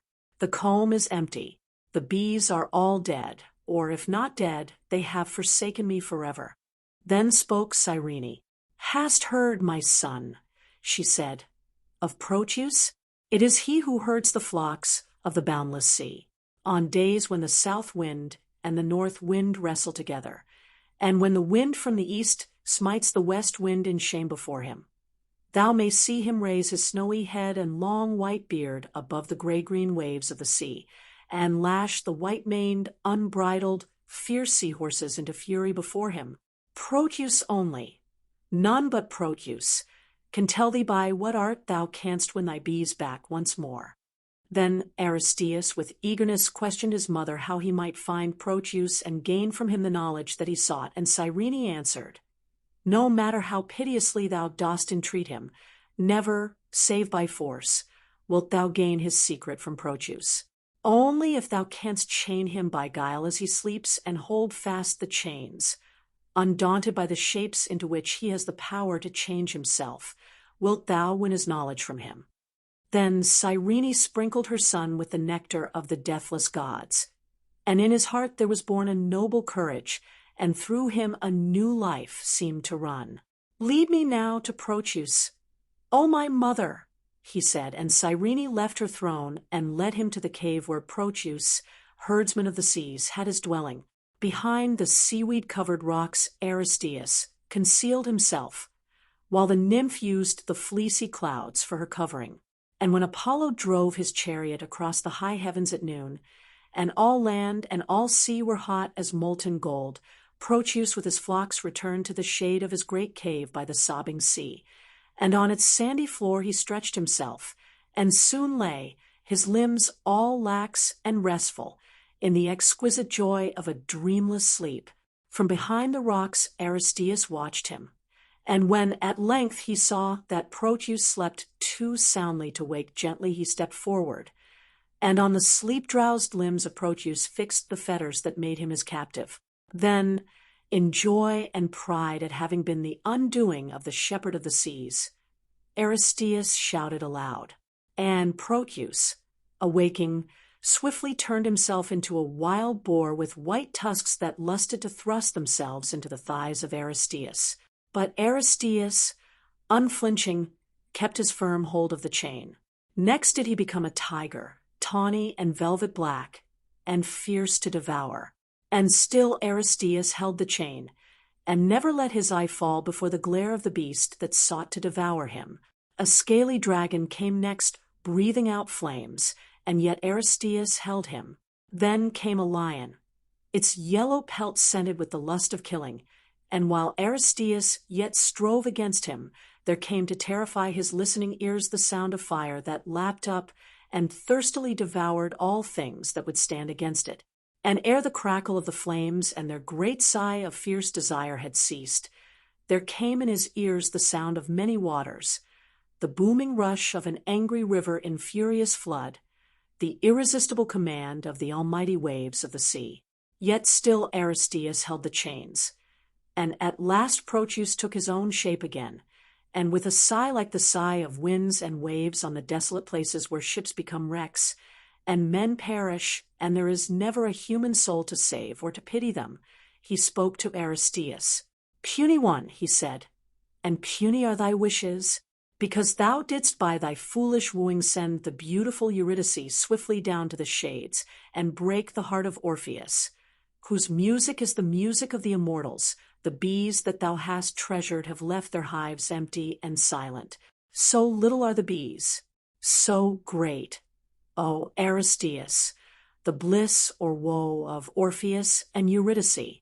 Yet because by guile thou hast won the power to gain from me the knowledge that thou dost seek, hearken to me now, Aristeus, for bulls must thou find, 4 cows of equal beauty. Then must thou build in a leafy grove 4 altars, and to Orpheus and Eurydice pay such funeral honors as may allay their resentment. At the end of 9 days, when thou hast fulfilled thy pious task, return and see what the gods have sent thee. This will I do most faithfully. O Proteus, said Aristeus, and gravely loosened the chains and returned to where his mother waited him, and thence traveled to his own sunny land of Greece. Most faithfully, as he had said, did Aristeus perform his vow. And when, on the 9th day, he returned to the grove of sacrifice, a sound greeted him which made his heart stop, and then go on beating and throbbing as the heart of a man who has striven valiantly in a great fight and to whom the battle is assured. For from the carcass of one of the animals offered for sacrifice, and whose clean white bones now gleamed in the rays of the sun that forced its way through the thick shade of the grove of gray olives, there came the murmuring of innumerable bees. Out of the eater came forth meat, out of the strong came forth sweetness. And Aristeus, a Samson of the old Greek days, rejoiced exceedingly, knowing that his thoughtless sin was pardoned, and that for evermore to him belonged the pride of giving to all men the power of taming bees, the glory of mastering the little brown creatures that pillage from the fragrant, bright-hued flowers their most precious treasure. Proserpine, sacred goddess, Mother Earth, thou from whose immortal bosom gods and men and beasts of birth, leaf and blade, and bud and blossom, breathe thine influence most divine. On thine own child Proserpine, if with mists of evening dew, thou dost nourish those young flowers, till they grow, in scent and hue, fairest children of the hours, breathe thine influence most divine. On thine own child Proserpine. Shelley, the story of Persephone, of Proserpine, is a story of spring, when the sun is warming the bare brown earth, and the pale primroses look up through the snowy black thorns at a kind, blue sky. Almost can we hear the soft wind murmur a name as it gently sways the daffodils and breathes through the honey sweetness of the gold-powdered catkins on the gray willows by the river. Persephone, Persephone. Now, once there was a time when there was no spring, neither summer nor autumn, nor chilly winter with its black frosts and cruel gales and brief, dark days. Always was there sunshine and warmth. Ever were there flowers and corn and fruit, and nowhere did the flowers grow with more dazzling colors and more fragrant perfume than in the fair garden of Sicily.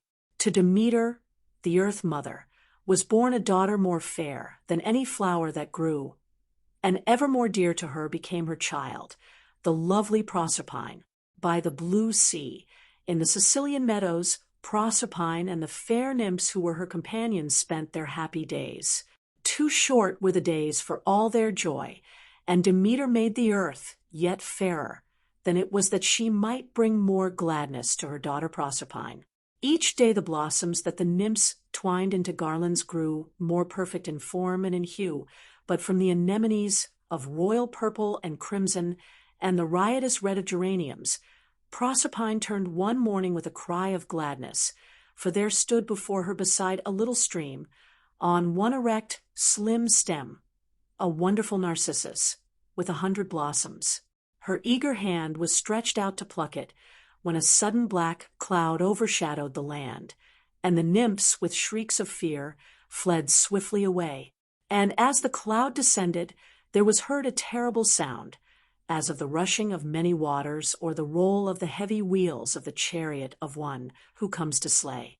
Then was the earth cleft open, and from it there arose the 4 coal-black horses of Pluto, neighing aloud in their eagerness, while the dark-browed god urged them on, standing erect in his car of gold.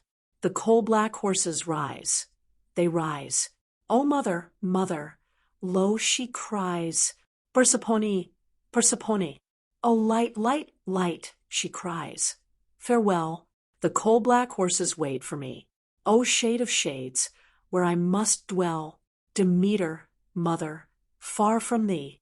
In cold, strong arms Pluto seized her, in that mighty grasp that will not be denied, and Proserpine wept childish tears as she shivered at his icy touch, and sobbed because she had dropped the flowers she had picked, and had never picked the flower she most desired. While still she saw the fair light of day, the little oddly shaped rocky hills, the vineyards and olive groves and flowery meadows of Sicily, she did not lose hope. Surely the King of Terrors could not steal one so young, so happy, and so fair.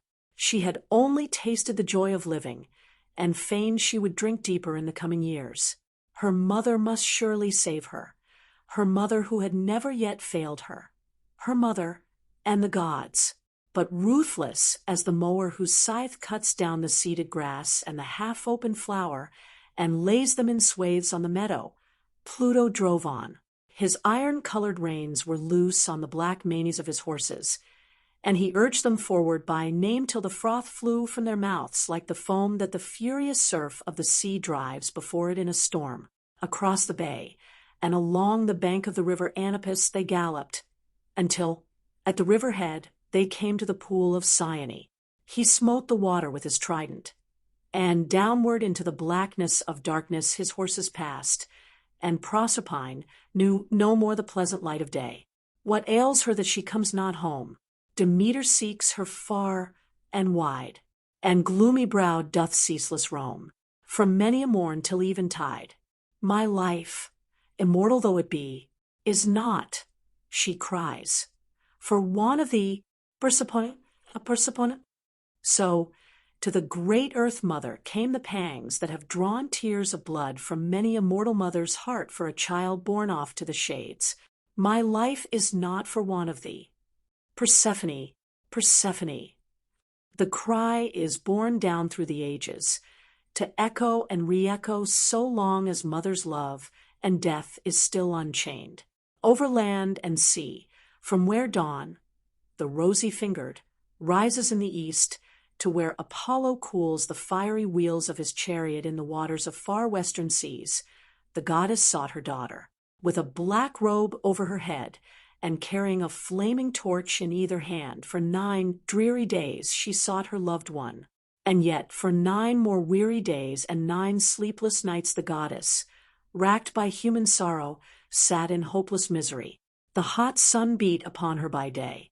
By night the silver rays from Diana's car smote her more gently, and the dew drenched her hair and her black garments and mingled with the saltness of her bitter tears. At the gray dawning of the 10th day her elder daughter, Hecate, stood beside her. Queen of ghosts and shades was she, and to her all dark places of the earth were known. Let us go to the sun god, said Hecate. Surely he hath seen the god, who stole away the little Proserpine. Soon his chariot will drive across the heavens. Come, let us ask him to guide us to the place where she is hidden. Thus did they come to the chariot of the glorious Apollo, and standing by the heads of his horses like 2 gray clouds that bar the passage of the sun, they begged him to tell them the name of him who had stolen fair Proserpine. No less a thief was he, said Apollo, than Pluto, king of darkness and robber of life itself. Mourn not, Demeter, thy daughter is safe in his keeping. The little nymph who played in the meadows is now queen of the shades. Nor does Pluto love her vainly. She is now in love with death. No comfort did the words of the sun god bring to the longing soul of Demeter, and her wounded heart grew bitter. Because she suffered, others must suffer as well. Because she mourned, all the world must mourn. The fragrant flowers spoke to her only of Persephone. The purple grapes reminded her of a vintage when the white fingers of her child had plucked the fruit. The waving golden grain told her that Persephone was as an ear of wheat that is reaped before its time. Then upon the earth did there come dearth and drought and barrenness. The wheat was blighted in the ear, the purple grapes blushed no more on the vines, and all the gods were sorrowful. Lewis Morris. Gods and men alike suffered from the sorrow of Demeter. To her, In pity for the barren earth, Zeus sent an embassy, but in vain it came. Merciless was the great Earth Mother, who had been robbed of what she held most dear. "Give me back my child," she said. "Gladly I watch the sufferings of men, for no sorrow is as my sorrow. Give me back my child, and the earth shall grow fertile once more." Unwillingly Zeus granted the request of Demeter. "She shall come back," he said at last, "and with thee dwell on earth forever. Yet only on one condition do I grant thy fond request. Persephone must eat no food through all the time of her sojourn in the realm of Pluto, else must thy beseeching be all in vain." Then did Demeter gladly leave Olympus and hasten down to the darkness of the shadowy land, that once again she might hold, in her strong mother's arms, her who had once been her little clinging child. But in the dark kingdom of Pluto a strange thing had happened. No longer had the pale-faced god, with dark locks and eyes like the sunless pools of a mountain stream, any terrors for Proserpine. He was strong, and cruel had she thought him. Yet now she knew that the touch of his strong, cold hands was a touch of infinite tenderness. When, knowing the fiat of the ruler of Olympus, Pluto gave to his stolen bride a pomegranate, red in heart as the heart of a man, she had taken it from his hand, and because he willed it, had eaten of the sweet seeds. Then, in truth, it was too late for Demeter to save her child. She had eaten of love's seed, and changed into another. He takes the cleft pomegranate seeds. "Love, eat with me this parting day." Then bids them fetch the coal-black steeds. Demeter's daughter, wouldst away? The gates of Hades set her free. "She will return full soon," saith he. My wife Persephone." Ingolo, dark, dark was the kingdom of Pluto. Its rivers never mirrored a sunbeam, and ever moaned low as an earthly river moans before a coming flood. And the feet that trod the gloomy Cocytus valley were the feet of those who never again would tread on the soft grass and flowers of an earthly meadow. Yet when Demeter had braved all the shadows of Hades, only in part was her end accomplished. In part only was Proserpine now her child, for while half her heart was in the sunshine, rejoicing in the beauties of earth, the other half was with the god who had taken her down to the land of darkness and there had won her for his own. Back to the flowery island of Sicily her mother brought her, and the peach trees and the almonds blossomed snowily as she passed. The olives decked themselves with their soft gray leaves, the corn sprang up, green and lush and strong. The lemon and orange groves grew golden with luscious fruit, and all the land was carpeted with flowers. For 6 months of the year she stayed, and gods and men rejoiced at the bringing back of Proserpine. For 6 months she left her green and pleasant land for the dark kingdom of him whom she loved, and through those months the trees were bare, and the earth chill and brown, and under the earth the flowers hid themselves in fear, and awaited the return of the fair daughter of Demeter.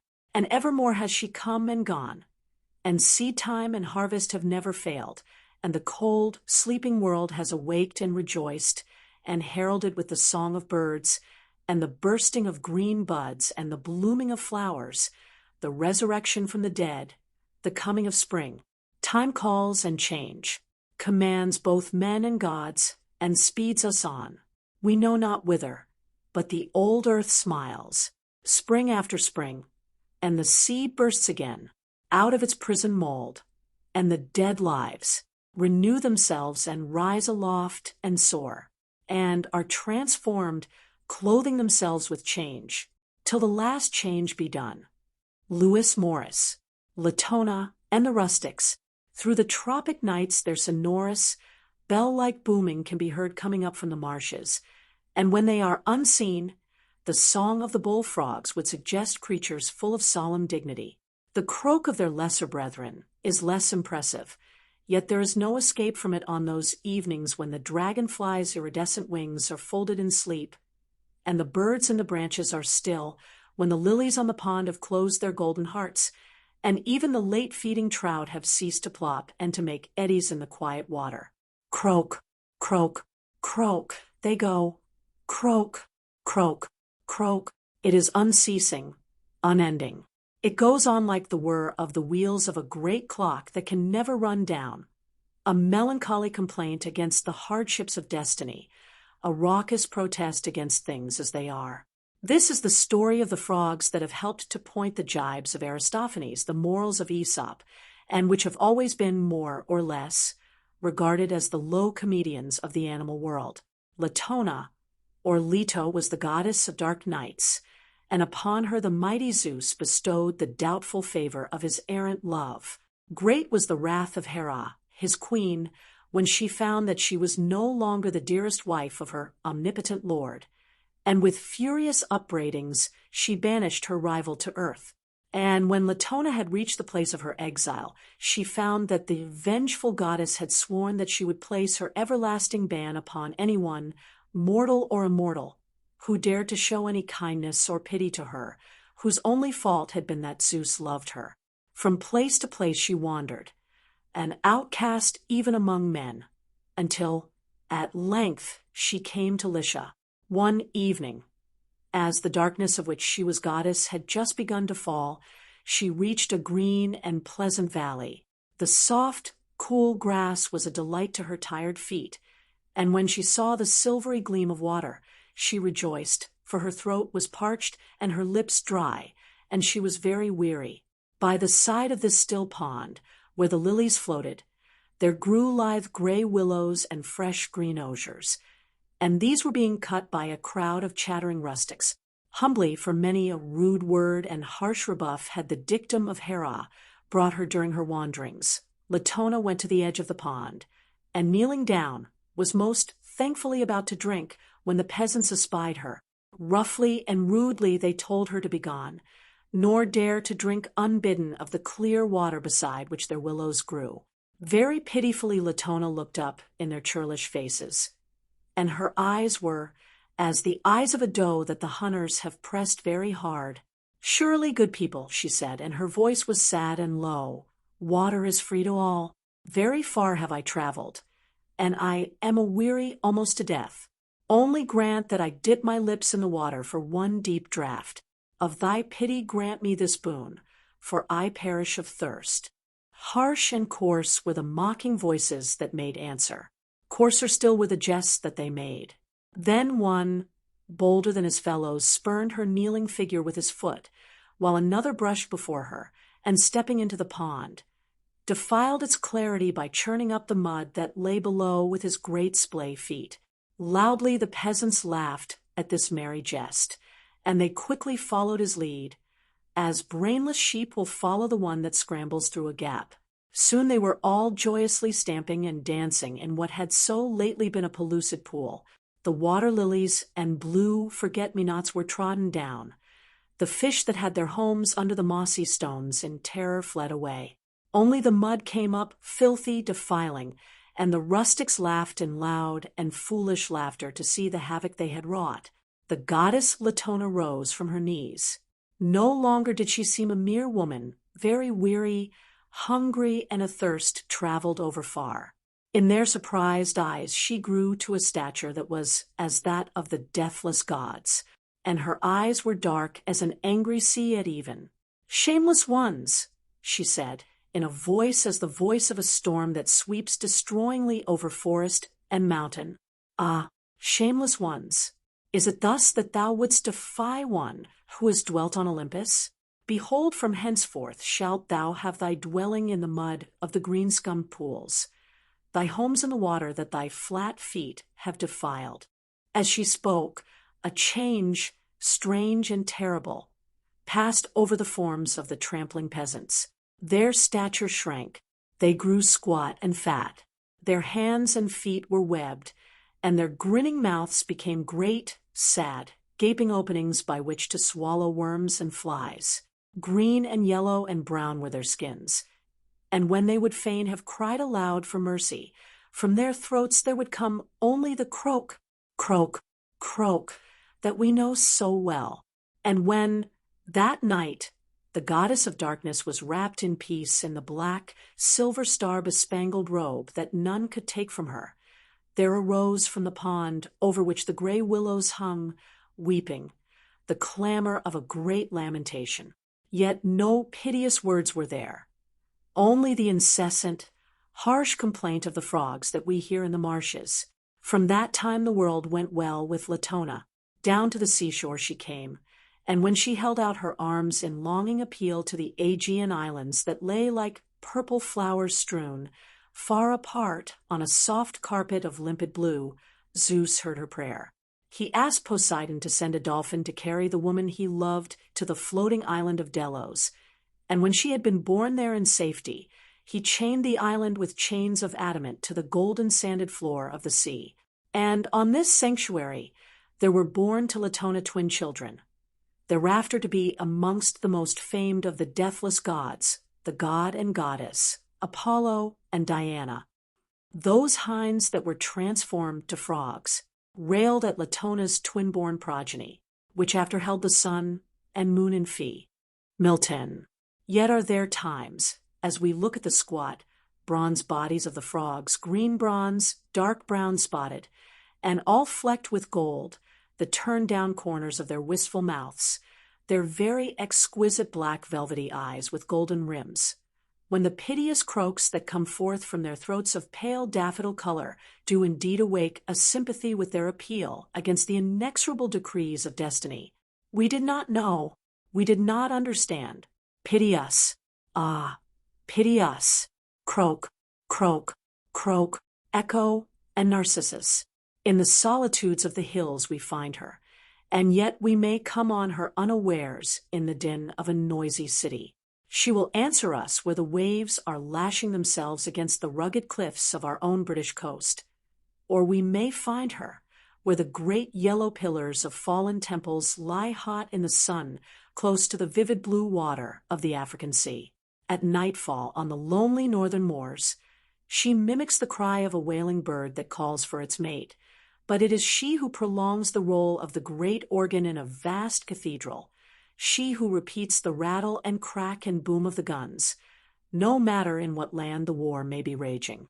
In the desolate Australian bush, she makes the crash of the falling limb of a dead gum tree go on, and tortures the human being who is lost, hopelessly lost, and facing a cruel death, by repeating his despairing calls for help. Through the night, in old country houses, she sports at will and gives new life to sad old tales of the restless dead who restlessly walk. But she echoes the children's voices as they play by the seashore or pick primroses in the woods in spring, and when they greet her with laughter, she laughs in merry response. They may fear her when the sun has gone down, and when they are left all alone, they begin to dread her mockery. Yet the nymph who sought for love and failed to gain what she sought must surely find some comfort on those bright days of summer and of spring, when she gives the little children happiness and they give her their love. When all the world was young, and nymphs and fauns and dryads dwelt in the forests, there was no nymph more lovely and more gay than she whose name was Echo. Diana would smile on her for her fleetness of foot when she followed her in the chase, and those whom she met in the leafy pathways of the dim, green woods would pass on smiling at the remembrance of her merry chatter and her tricksy humor. It was an evil day for Echo when she crossed the path of Hera, queen of the gods. The jealous goddess sought her errant husband, who was amusing himself with some nymphs, and Echo, full of mischievous glee, kept her in talk until the nymphs had fled to safety. Hera was furious indeed when she found out that a frolicsome nymph had dared to play on her such a trick, and ruthlessly she spoke fair Echo's doom. "Henceforth," she said, "the tongue with which thou hast cheated me shall be in bonds. No longer wilt thou have the power to speak in greeting. To the tongues of others shall thy tongue be slave, and from this day until time shall cease thou shalt speak only to repeat the last words that have fallen on thine ears." A maimed nymph indeed was Echo then, yet whole in all that matters most, in that her merry heart was still her own. But only for a little while did this endure. Narcissus, the beautiful son of a nymph and a river god, was hunting in a lonely forest one day, when Echo saw him pass. To her he seemed more fair than god or man, and once she had seen him she knew that she must gain his love or die.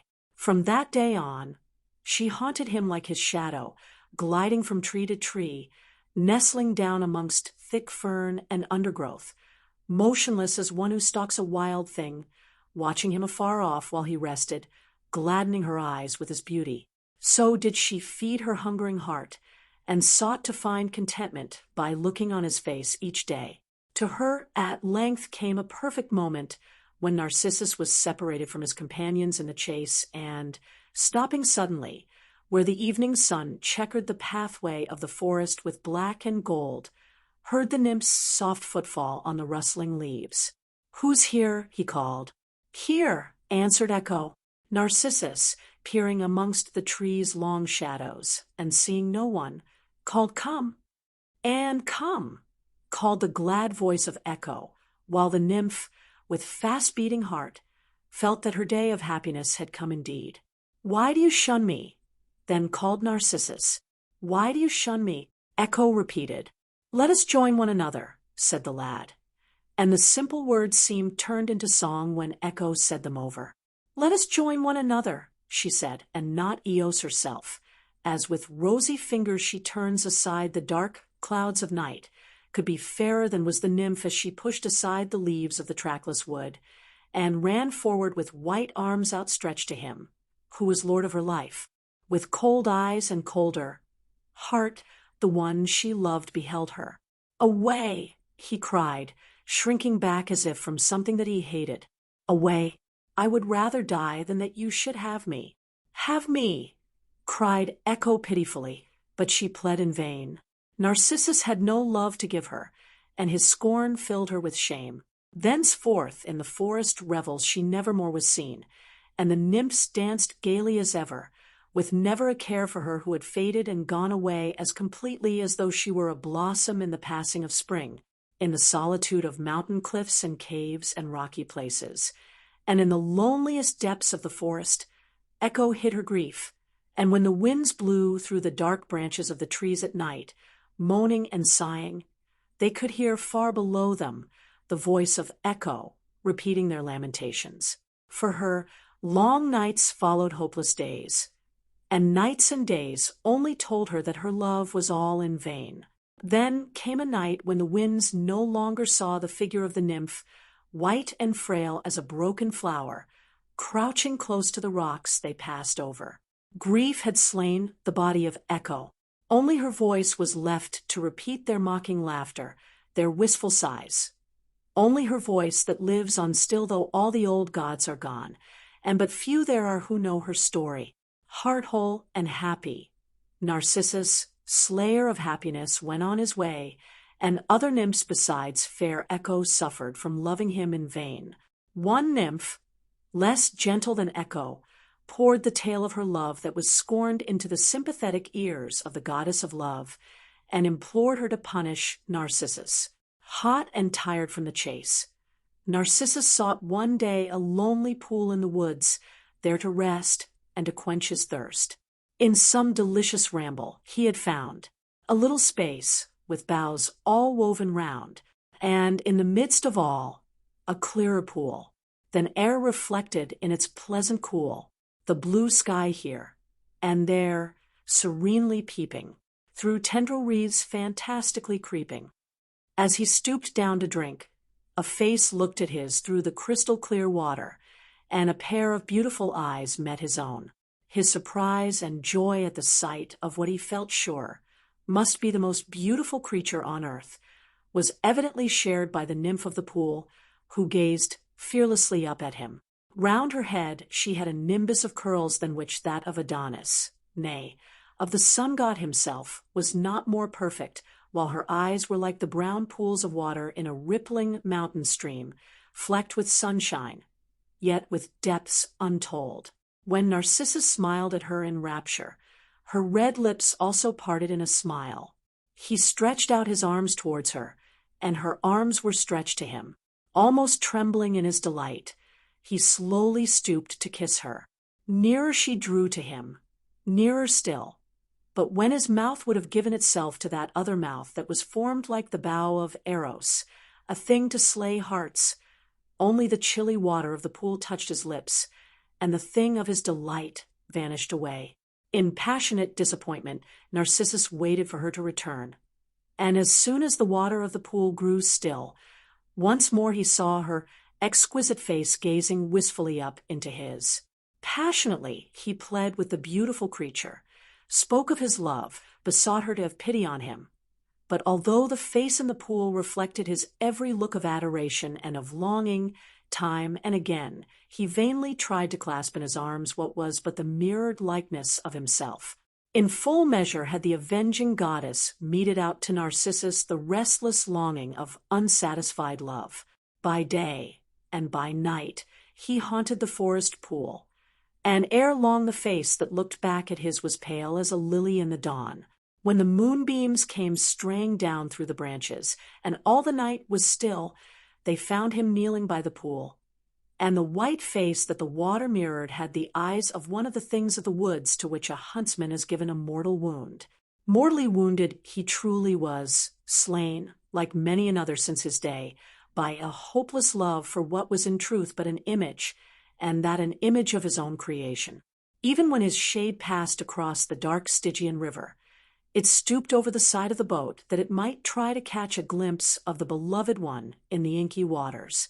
Echo and the other nymphs were avenged, yet when they looked on the beautiful dead Narcissus, they were filled with sorrow, and when they filled the air with their lamentations, most piteously did the voice of Echo repeat each mournful cry.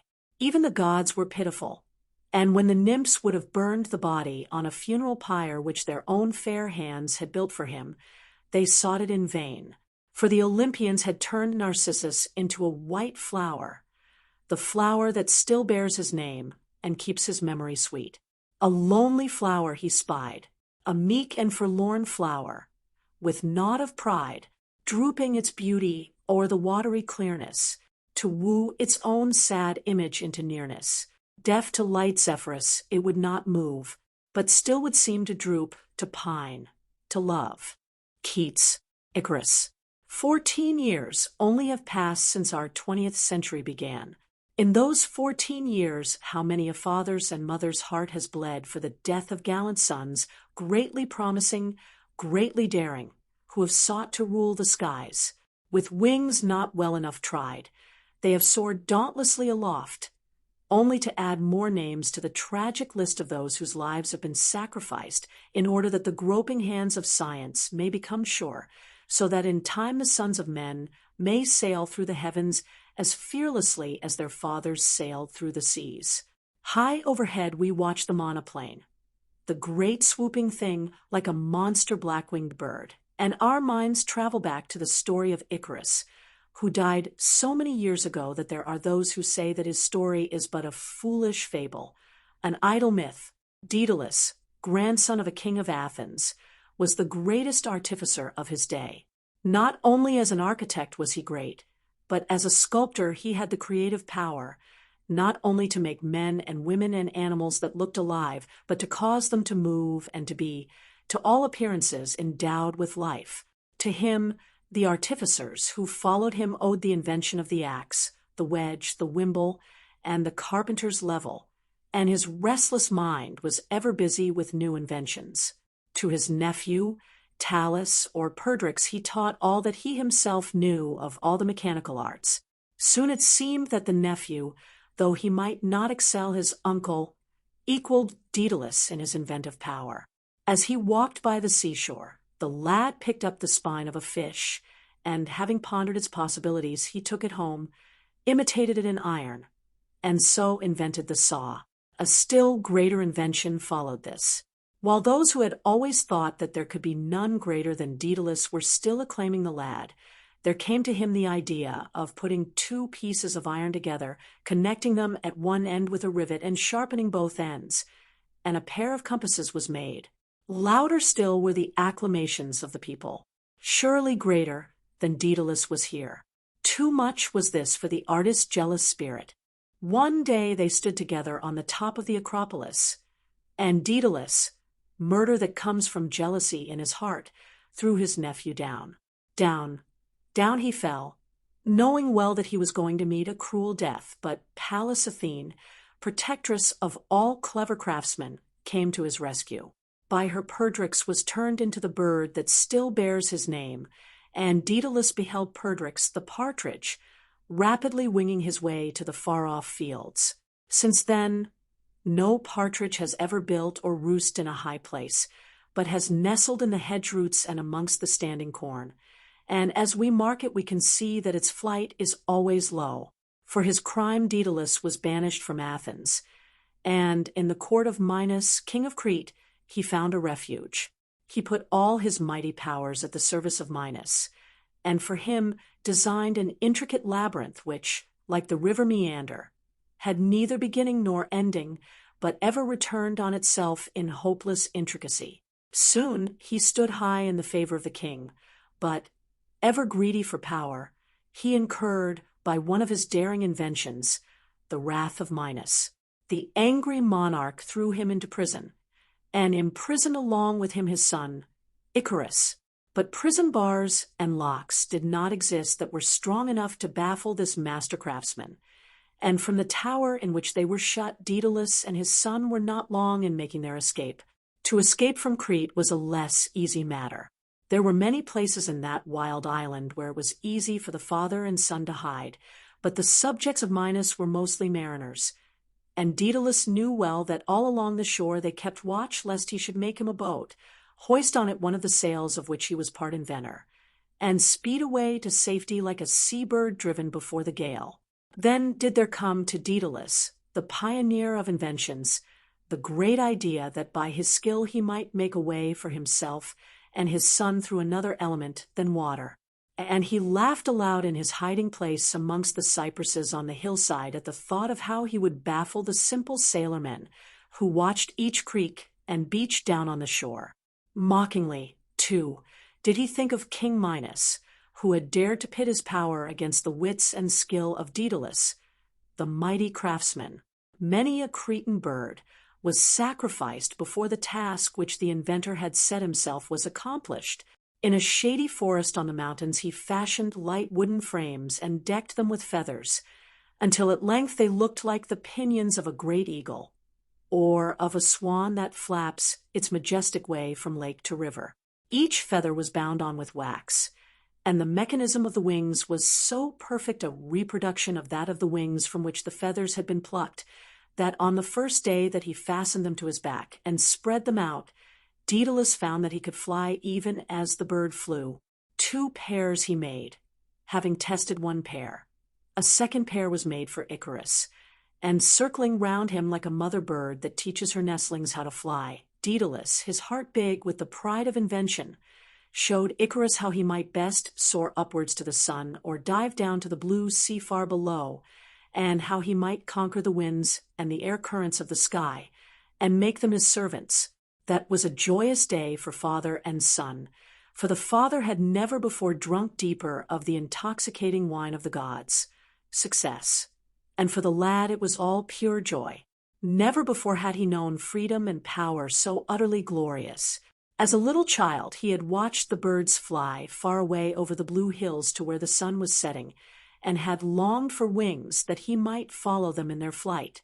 At times, in his dreams, he had known the power, and in his dreaming fancy had risen from the cumbering earth and soared high above the trees and fields on strong pinions that bore him away to the fair land of heart's desire, to the islands of the blessed.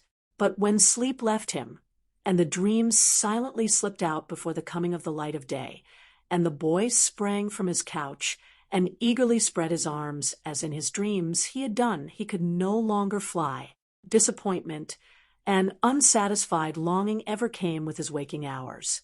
Now all that had come to an end, and Daedalus was glad and proud as well to watch his son's joy and his fearless daring. 1 word of counsel only did he give him. "Beware, dear son of my heart," he said, "lest in thy new-found power thou seekest to soar even to the gates of Olympus. For as surely as the scorching rays from the burnished wheels of the chariot of Apollo smite thy wings, the wax that binds on thy feathers will melt, and then will come upon thee, and on me woe unutterable. In his dreams that night Icarus flew, and when he awoke, fearing to find only the haunting remembrance of a dream, he found his father standing by the side of his bed of soft leaves under the shadowy cypresses, ready to bind on his willing shoulders the great pinions that he had made. Gentle Dawn, the rosy-fingered, was slowly making her way up from the east when Daedalus and Icarus began their flight. Slowly they went at first, and the goat-herds who tended their flocks on the slopes of Mount Ida looked up in fear when they saw the dark shadows of their wings and marked the monster birds making their way out to sea. From the river beds the waterfowl arose from the reeds, and with great outcry flew, with all their swiftness, to escape them. And down by the seashore the mariners' hearts sank within them as they watched, believing that a sight so strange must be a portent of disaster. Homewards they went in haste to offer sacrifices on the altars of Poseidon, ruler of the deep.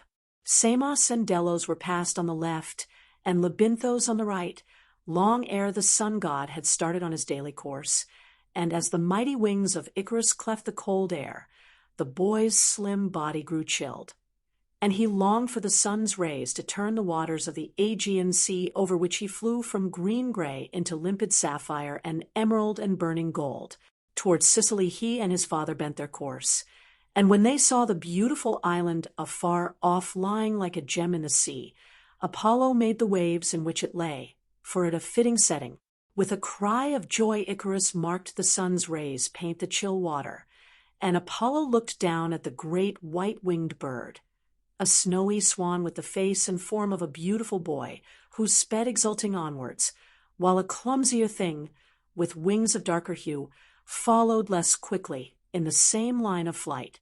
As the god looked, the warmth that radiated from his chariot touched the icy limbs of Icarus as with the caressing touch of gentle, life-giving hands. Not long before, his flight had lagged a little, but now it seemed as if new life was his, like a bird that wheels and soars and dives as if for lightness of heart. So did Icarus, until each feather of his plumage had a sheen of silver and of gold. Down, down, he darted, so near the water that almost the white-tipped waves caught at his wings as he skimmed over them. Then up, up, up he soared, ever higher, higher still, and when he saw the radiant sun-god smiling down on him, the warning of Daedalus was forgotten, as he had excelled other lads in foot races. Now did Icarus wish to excel the birds themselves. Daedalus he left far behind, and still upwards he mounted. So strong he felt, so fearless was he, that to him it seemed that he could storm Olympus, that he could call to Apollo as he swept past him in his flight, and dare him to race for a wager from the Aegean Sea to where the sun-god's horses took their nightly rest by the trackless seas of the unknown west. In terror his father watched him, and as he called to him in a voice of anguished warning that was drowned by the whistling rush of the air currents through the wings of Icarus and the moist whisper of the clouds, as through them he cleft a way for himself, there befell the dreaded thing. It seemed as though the strong wings had begun to lose their power. Like a wounded bird, Icarus fluttered, lunged sidewise from the straight, clean line of his flight, recovered himself, and fluttered again, and then, like the bird into whose soft breast the sure hand of a mighty archer has driven an arrow, downwards he fell, turning over, and yet turning again, downwards, ever downwards, until he fell with a plunge into the sea that still was radiant in shining emerald and translucent blue. Then did the car of Apollo drive on. His rays had slain one who was too greatly daring, and now they fondled the little white feathers that had fallen from the broken wings, and floated on the water like the petals of a torn flower. On the dead, still face of Icarus they shone, and they spangled as if with diamonds the wet plumage that still, widespread, bore him up on the waves. Stricken at heart was Daedalus, but there was no time to lament his son's untimely end, for even now the black-prowed ships of Minos might be in pursuit. Onward he flew to safety, and in Sicily built a temple to Apollo, and there hung up his wings as a propitiatory offering to the god, who had slain his son. And when gray night came down on that part of the sea that bears the name of Icarus to this day, still there floated the body of the boy whose dreams had come true. For only a little while had he known the exquisite realization of dreamed-of potentialities, for only a few hours tasted the sweetness of perfect pleasure, and then, by an overdaring flight, had lost it all forever. The sorrowing Nereids sang a dirge over him as he was swayed gently hither and thither by the tide. And when the silver stars came out from the dark firmament of heaven and were reflected in the blackness of the sea at night, it was as though a velvet pall, silver-decked in his honor, was spread around the slim white body with its outstretched snowy wings. So much had he dared, so little accomplished. Is it not the oft-told tale of those who have followed Icarus? Yet who can say that gallant youth has lived in vain when, as Icarus did, he has breasted the very skies, has flown with fearless heart and soul to the provinces of the deathless gods, when, even for the space of a few of the heartbeats of time, he has tasted supreme power, the ecstasy of illimitable happiness. Clydie, the sunbeams are basking on the high walls of the old garden, smiling on the fruit that grows red and golden in their warmth. The bees are humming round the bed of purple heliotrope, and drowsily murmuring in the shelter of the soft petals of the blush roses whose sweetness brings back the fragrance of days that are gone. On the old gray sundial the white-winged pigeons sleepily croon as they preen their snowy plumage, and the Madonna lilies hang their heads like a procession of white-robed nuns who dare not look up from telling their beads until the triumphal procession of an all-conquering warrior has gone by. What can they think of that long line of tall yellow flowers by the garden wall, who turn their faces sunwards with an arrogant assurance, and give stare for stare to golden-haired Apollo as he drives his blazing car, triumphant, through the high heavens? Sunflowers is the name by which we know those flamboyant blossoms which somehow fail so wholly to suggest the story of Clydie, the nymph whose destruction came from a faithful, unrequited love. She was a water nymph, a timid, gentle being who frequented lonely streams, and bathed where the blue dragonflies dart across the white water lilies in pellucid lakes. In the shade of the tall poplar trees and the silvery willows she took her midday rest, and feared the hours when the flowers drooped their heads and the rippling water lost its coolness before the fierce glare of the sun.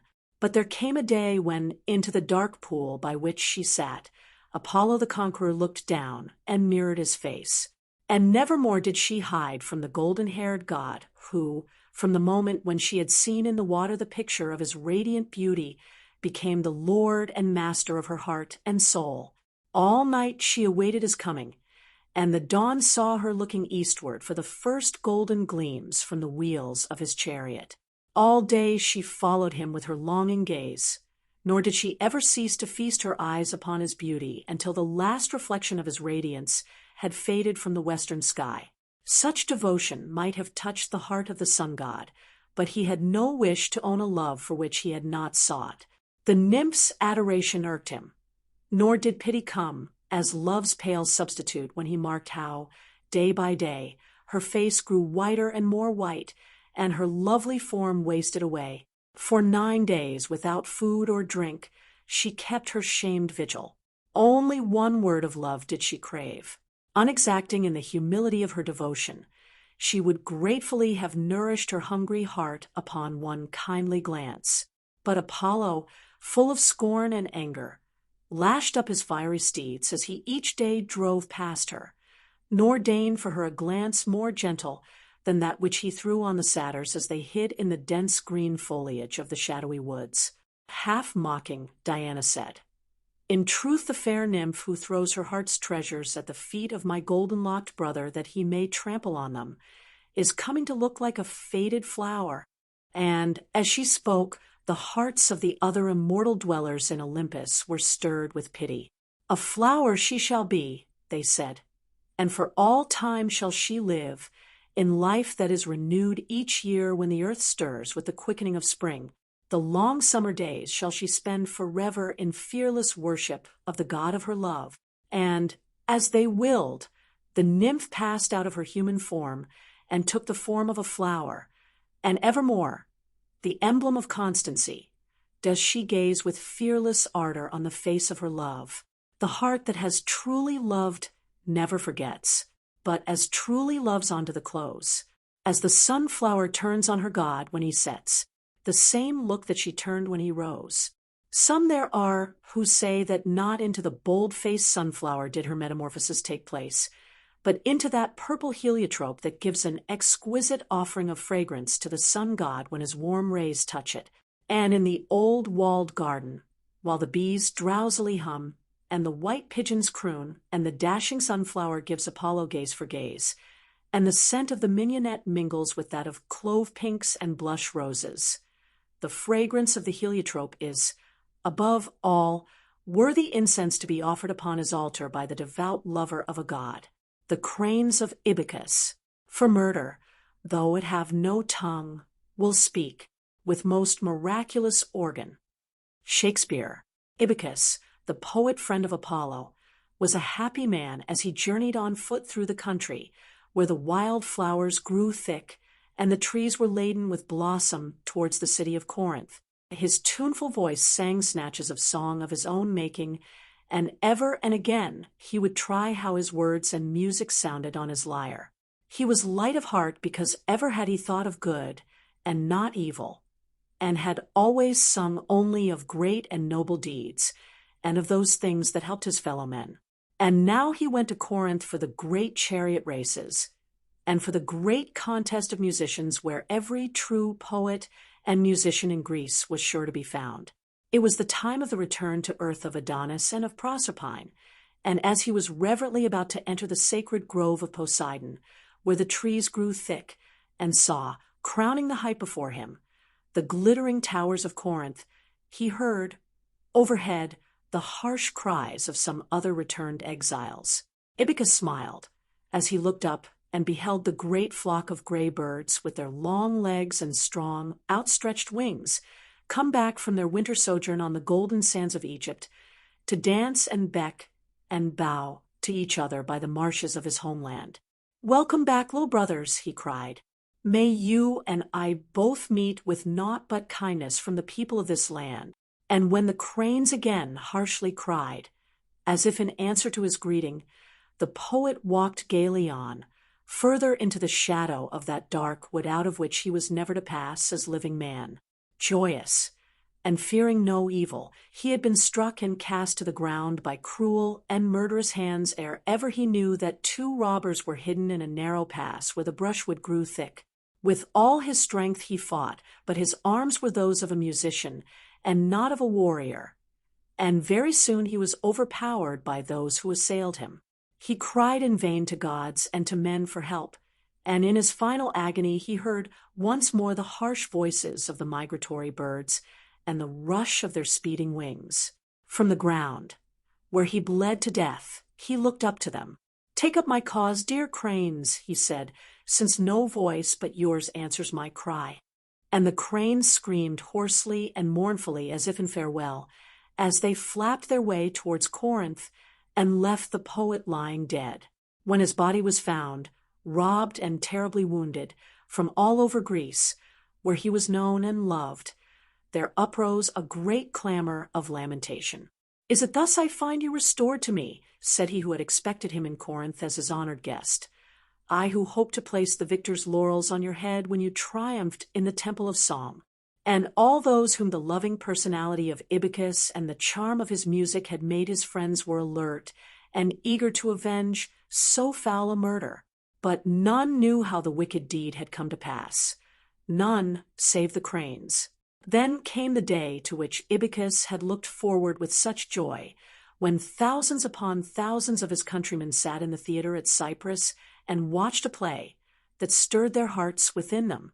The theater had for roof the blue vault of heaven. The sun served for footlights and for the lights above the heads of those who acted. The three Furies, the Eumenides, with their hard and cruel faces and snaky locks, and with blood dripping from their eyes, were represented by actors so great that the hearts of their beholders trembled within them. In their dread hands lay the punishment of murder, of inhospitality, of ingratitude, and of all the cruelest and basest of crimes. Theirs was the duty of hurrying the doomed spirits entrusted to their merciless care over the Phlegethon, the river of fire that flows round Hades, and through the brazen gates that led to torment, and their robes were robes worn, with all the pomp of horror, deweyed in gore. Virgil, in solemn cadence, while the thousands of beholders watched and listened enthralled, the Furies walked round the theatre and sang their song of terror. Woe, woe, to him whose hands are soiled with blood. The darkness shall not hide him, nor shall his dread secret lie hidden even in the bowels of the earth. He shall not seek by flight to escape us, for vengeance is ours, and swifter than a hawk that strikes its quarry shall we strike. Unwearying we pursue, nor are our swift feet and our avenging arms made slow by pity.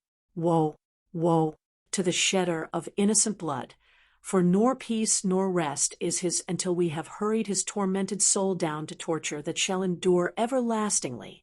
As the listeners heard the dirge of doom, there were none who did not think of Ibycus, the gentle-hearted poet, so much beloved and so foully done to death, and in the tensity of the moment when the voices ceased, a great thrill passed over the multitudes as a voice, shrill with amazed horror, burst from one of the uppermost benches. See there, behold, comrade, the cranes of Ibycus. Every eye looked upwards, and, harshly crying, there passed overhead the flock of cranes to whom the poet had entrusted his dying message. Then, like an electric shock, there came to all those who beheld the knowledge that he who had cried aloud was the murderer of Ibycus. Seize him, cried in unison the voices of thousands. Seize the man, and him to whom he spoke. Frantically the trembling wretch tried to deny his words, but it was too late. The roar of the multitudes was as that of an angry sea that hungers for its prey, and will not be denied. He who had spoken and him to whom he spoke were seized by a score of eager hands. In white-faced terror, because the Furies had hunted them down, they made confession of their crime, and were put to death. And the flock of gray-plumaged, rosy-headed cranes winged their way on to the marshes, there to beck and bow to each other, and to dance in the golden sunset, well content because their message was delivered. And Ibycus, the poet-musician who had given them welcome, was avenged. Syrinx, is it because the wildwood passion still lingers in our hearts, because still in our minds the voice of Syrinx lingers in melancholy music, the music of regret and longing, that for most of us there is so potent a spell in running waters? Fiona MacLeod, as the evening shadows lengthen, and the night wind softly steals through the trees, touching with restless fingers the still waters of the little lochans that would fain have rest, there can be heard a long, long whisper like a sigh. There is no softer, sadder note to be heard in all Pan's great orchestra, nor can one marvel that it should be so, for the whisper comes from the reeds, who gently sway their heads while the wind passes over them as they grow by lonely lake or river. This is the story of Syrinx, the reed, as Ovid has told it to us. In Arcadia there dwelt a nymph whose name was Syrinx. So fair she was that for her dear sake fawns and satyrs forgot to gambol, and sat in the green woods in thoughtful stillness, that they might see her as she passed. But for none of them had Syrinx a word of kindness. She had no wish for love. But as for love, truly I know him not. I have passionately turned my lips therefrom, and from that fate the careless gods allot. Lady Margaret Sackville, to one only of the gods did she give her loyal allegiance. She worshipped Diana, and with her followed the chase. As she lightly sped through the forest, she might have been Diana herself. And there were those who said they would not know nymph from goddess, but that the goddess carried a silver bow, while that of Syrinx was made of horn. Fearless, and without a care or sorrow, Syrinx passed her happy days. Not for all the gold of Midas would she have changed places with those love-lorn nymphs who sighed their hearts out for love of a god or of a man. Heart-whole, fancy-free, gay and happy and lithe and strong, as a young boy whose joy it is to run and to excel in the chase, was Syrinx, whose white arms against the greenwood trees dazzled the eyes of the watching fawns when she drew back her bow to speed an arrow at the stag she had hunted since early dawn. Each morning that she awoke was the morning of a day of joy. Each night that she lay down to rest, it was to sleep as a child who smiles in his sleep at the remembrance of a perfect day. But to Syrinx, who knew no fear, fear came at last. She was returning one evening from the shadowy hills, untired by the chase that had lasted for many an hour, when face to face she met with one whom hitherto she had only seen from afar. Of him the other nymphs spoke often, who was so great as Pan, Pan, who ruled the woods. None could stand against Pan. Those who defied him must ever come under his power in the end. He was fear. He was youth. He was joy. He was love. He was beast. He was power. He was man. He was God. He was life itself. So did they talk, and Syrinx listened with a smile. Not Pan himself could bring fear to her. Yet when he met her in the silent loneliness of a great forest, and stood in her path and gazed on her with eyes of joyous amazement that one so fair should be in his kingdom without his having had knowledge of it, Syrinx felt something come to her heart that never before had assailed it. Pan's head was crowned with sharp pine leaves. His face was young and beautiful, and yet older than the mountains and the seas. Sadness and joy were in his eyes at the same time, and at the same moment there looked out from them unutterable tenderness and merciless cruelty.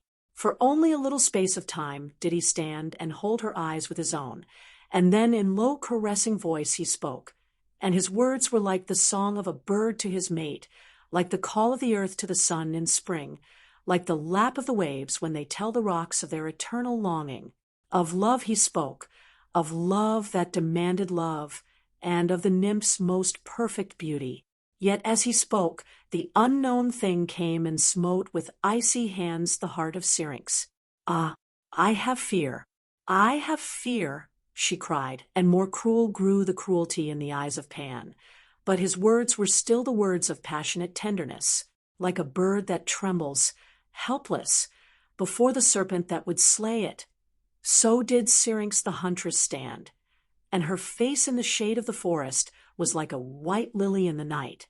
But when the god would have drawn her close to him and kissed her red lips, fear leapt to terror, and terror winged her feet. Never in the chase with Diana had she run, as now she ran. But like a rushing storm did Pan pursue her, and when he laughed she knew that what the nymphs had said was true. He was power, he was fear, he was beast, he was life itself. The darkness of the forest swiftly grew more dark. The climbing trails of ivy and the fragrant creeping plants caught her flying feet and made her stumble. Branches and twigs grew alive and snatched at her and balked her as she passed.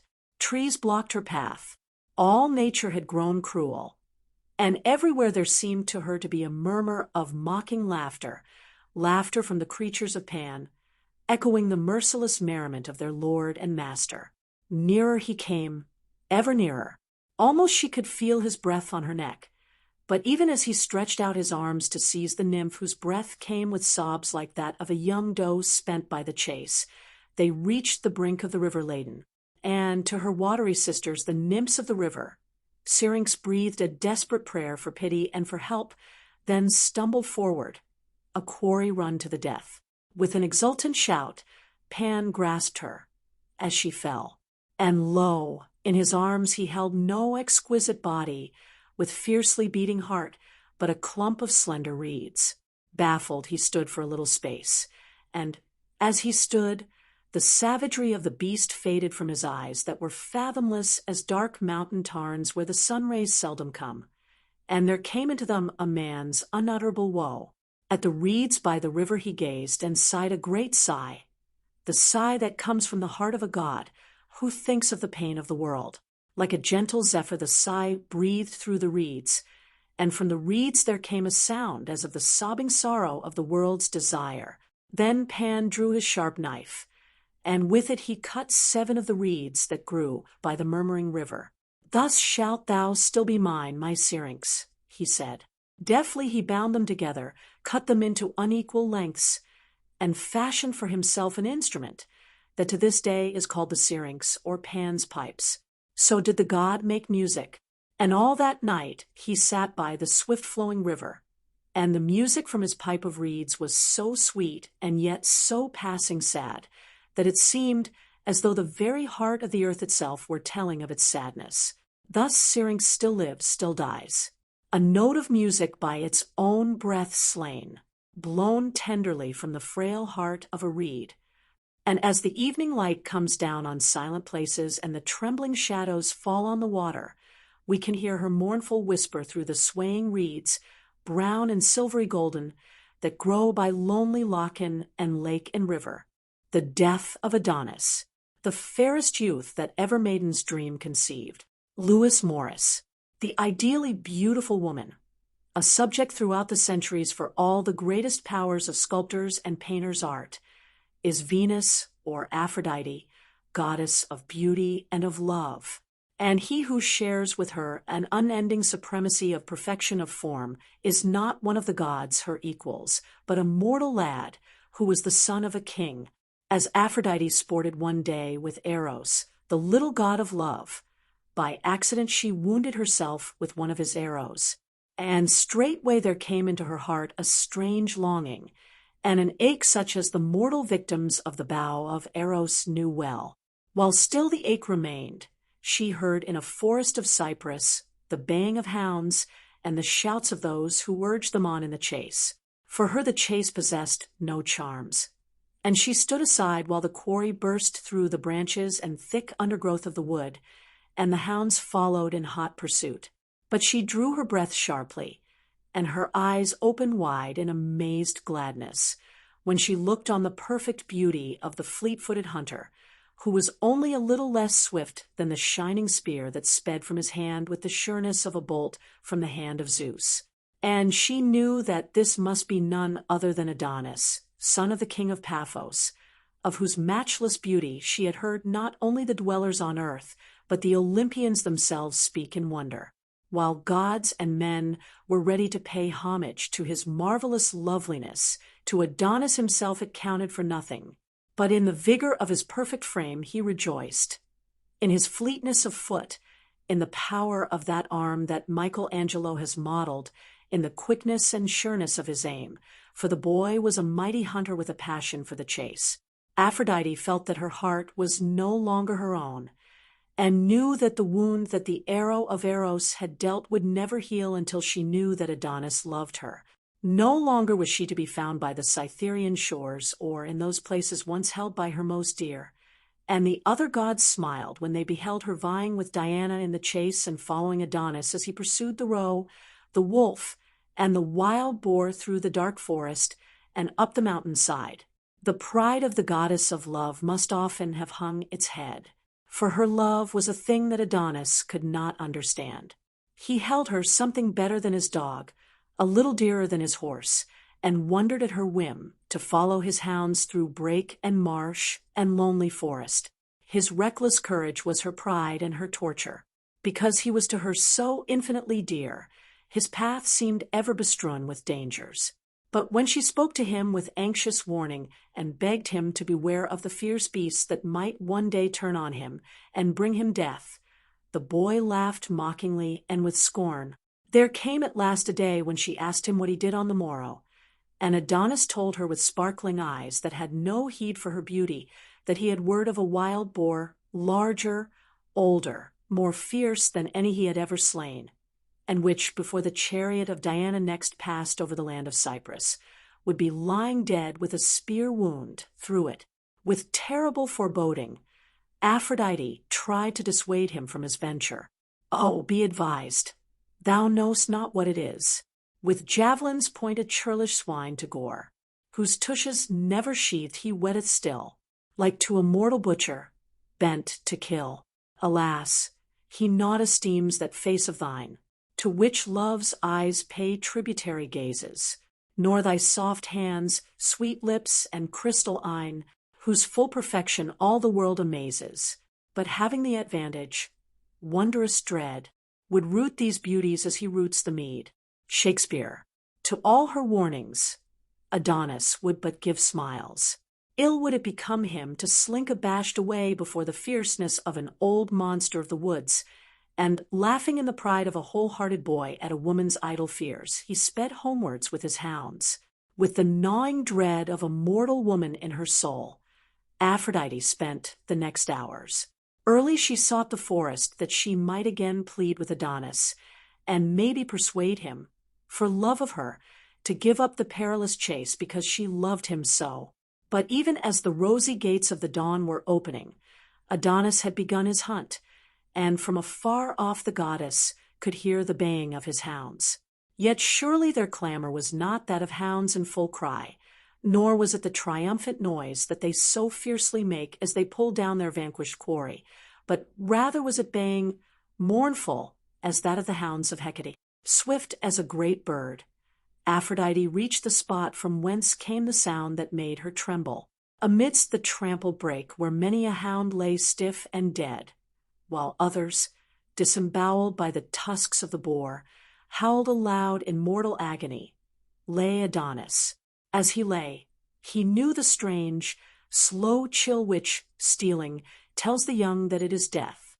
And as in extremis he thought of past things, manhood came to Adonis, and he knew something of the meaning of the love of Aphrodite, a love stronger than life, than time, than death itself.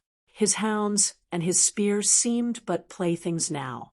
Only the eternities remained, bright life and black-robed death.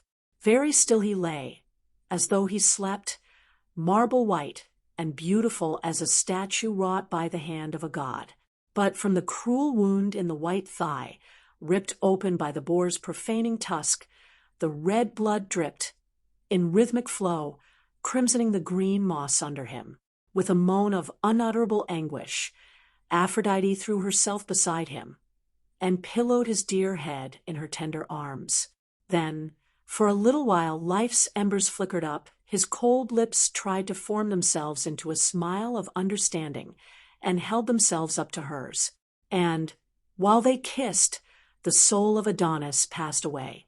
A cruel, cruel wound on his thigh hath Adonis, but a deeper wound in her heart doth Cytherea bear. About him his dear hounds are loudly baying, and the nymphs of the wild woods wail him. But Aphrodite with unbound locks through the glades goes wandering, wretched with hair unbraided, with feet unsandaled, and the thorns as she passes wound her, and pluck the blossom of her sacred blood. Shrill she wails as down the woodland she is borne, and the rivers bewail the sorrows of Aphrodite, and the wells are weeping Adonis on the mountains. The flowers flush red for anguish, and Cytherea through all the mountainese, through every dell doth utter piteous dirge. Woe, woe for Cytherea! He hath perished, the lovely Adonis. Bion. Passionately the god besought Zeus to give her back her lost love, and when there was no answer to her prayers, she cried in bitterness, "Yet shall I keep a memorial of Adonis that shall be to all everlasting." And as she spoke, her tears and his blood, mingling together, were turned into flowers. A tear the Paphian sheds for each blood drop of Adonis, and tears and blood on the earth are turned to flowers. The blood brings forth the roses, the tears, the windflower. Yet, even then, the grief of Aphrodite knew no abatement. And when Zeus, wearied with her crying, heard her, to his amazement, begged to be allowed to go down to the shades, that she might there endure eternal twilight with the one of her heart, his soul was softened. Never can it be that the queen of love and of beauty leaves Olympus and the pleasant earth to tread for evermore the dark Cocytus valley, he said. Nay, rather shall I permit the beauteous youth of thy love to return for half of each year from the underworld, that thou and he may together know the joy of a love that hath reached fruition. Thus did it come to pass that when dark winter's gloom was past, Adonis returned to the earth and to the arms of her who loved him. But even in death, so strong is love, I could not wholly die. And year by year, when the bright springtime comes, and the earth lives, Love opens these dread gates and calls me forth across the gulf. Not here, indeed. She comes, being a goddess and in heaven, but smooths my path to the old earth, where still I know once more the sweet lost days, and once again blossom on that soft breast, and am again a youth and wrapped in love, and yet not all as careless as of yore, but seem to know the early spring of passion, tamed by time and suffering to a calmer, fuller flow, less fitful, but more strong. Lewis Morris. And when the time of the singing of birds has come, and the flowers have thrown off their white snow pall, and the brown earth grows radiant in its adornments of green blade and of fragrant blossom, we know that Adonis has returned from his exile, and trace his footprints by the fragile flower that is his very own, the white flower with the golden heart that trembles in the wind, as once the white hands of a grief-stricken goddess shook for sorrow. The flower of death is the name that the Chinese give to the windflower, the wood anemone. Yet surely the flower that was born of tears and of blood tells us of a life that is beyond the grave, of a love which is unending. The cruel tusk of a rough, remorseless winter still yearly slays the lovely Adonis and drives him down to the shades. Yet we know that spring, with its sussum corda, will return as long as the earth shall endure, even as the sun must rise each day so long as time shall last, to make le ciel tout en fleurs semble une immense rose. Chew on Adonis, Celeste a tint de sun sang. De Heredia, Pan. What was he doing? The great god Pan. Down in the reeds by the river, spreading ruin and scattering ban, splashing and paddling with hoofs of a goat, and breaking the golden lilies afloat. With the dragonfly on the river, he tore out a reed, the great god Pan, from the deep cool bed of the river. The limpid water turbidly ran, and the broken lilies a-dying lay, and the dragonfly had fled away, ere he brought it out of the river. This is the way, laughed the great god Pan, laughed while he sat by the river. The only way, since gods began, to make sweet music they could succeed. Then, dropping his mouth to a hole in the reed, he blew in power by the river. Sweet, sweet, sweet, O Pan, piercing sweet by the river, blinding sweet, O great god Pan. The sun on the hill forgot to die, and the lilies revived, and the dragonfly came back to dream on the river. Yet half a beast is the great god Pan, to laugh as he sits by the river, making a poet out of a man. The true gods sigh for the cost and pain, for the reed which grows nevermore again, as a reed with the reeds in the river. E. B. Browning. Were we to take the whole of that immense construction of fable that was once the religion of Greece, and treat it as a vast play in which there were many thousands of actors, we should find that one of these actors appeared again and again, in one scene, then in another, in connection with one character, then with another, unexpectedly slipping out from the shadows of the trees. From the first act even to the last, we should see Pan, so young and yet so old, so heedlessly gay, yet so infinitely sad. If, rather, we were to regard the mythology of Greece as a colossal and wonderful piece of music where the thunders of Jupiter and the harsh hoof-beats of the fierce black steeds of Pluto, the king whose coming none can stay, made way for the limpid melodies of Orpheus and the rustling whisper of the footfall of nymphs and of fauns on the leaves, through it all we should have an ever-recurring motif, the clear, magical fluting of the pipes of Pan. We have the stories of Pan and of Echo, of Pan and of Midas, of Pan and Syrinx, of Pan and Selene, of Pan and Pitys, of Pan and Pomona. Pan it was who taught Apollo how to make music. It was Pan who spoke what he deemed to be comfort to the distraught Psyche, Pan who gave Diana her hounds. The other gods had their own special parts in the great play that at one time would have Olympus for stage, at another the earth. Pan was nature incarnate. He was the earth itself. Many are the stories of his genealogy, but the one that is given in one of the Homeric hymns is that Hermes, the swift-footed young god, wedded Dryope, the beautiful daughter of a shepherd in Arcadia, and to them was born, under the greenwood tree, the infant Pan. When Dryope first looked on her child, she was smitten with horror, and fled away from him.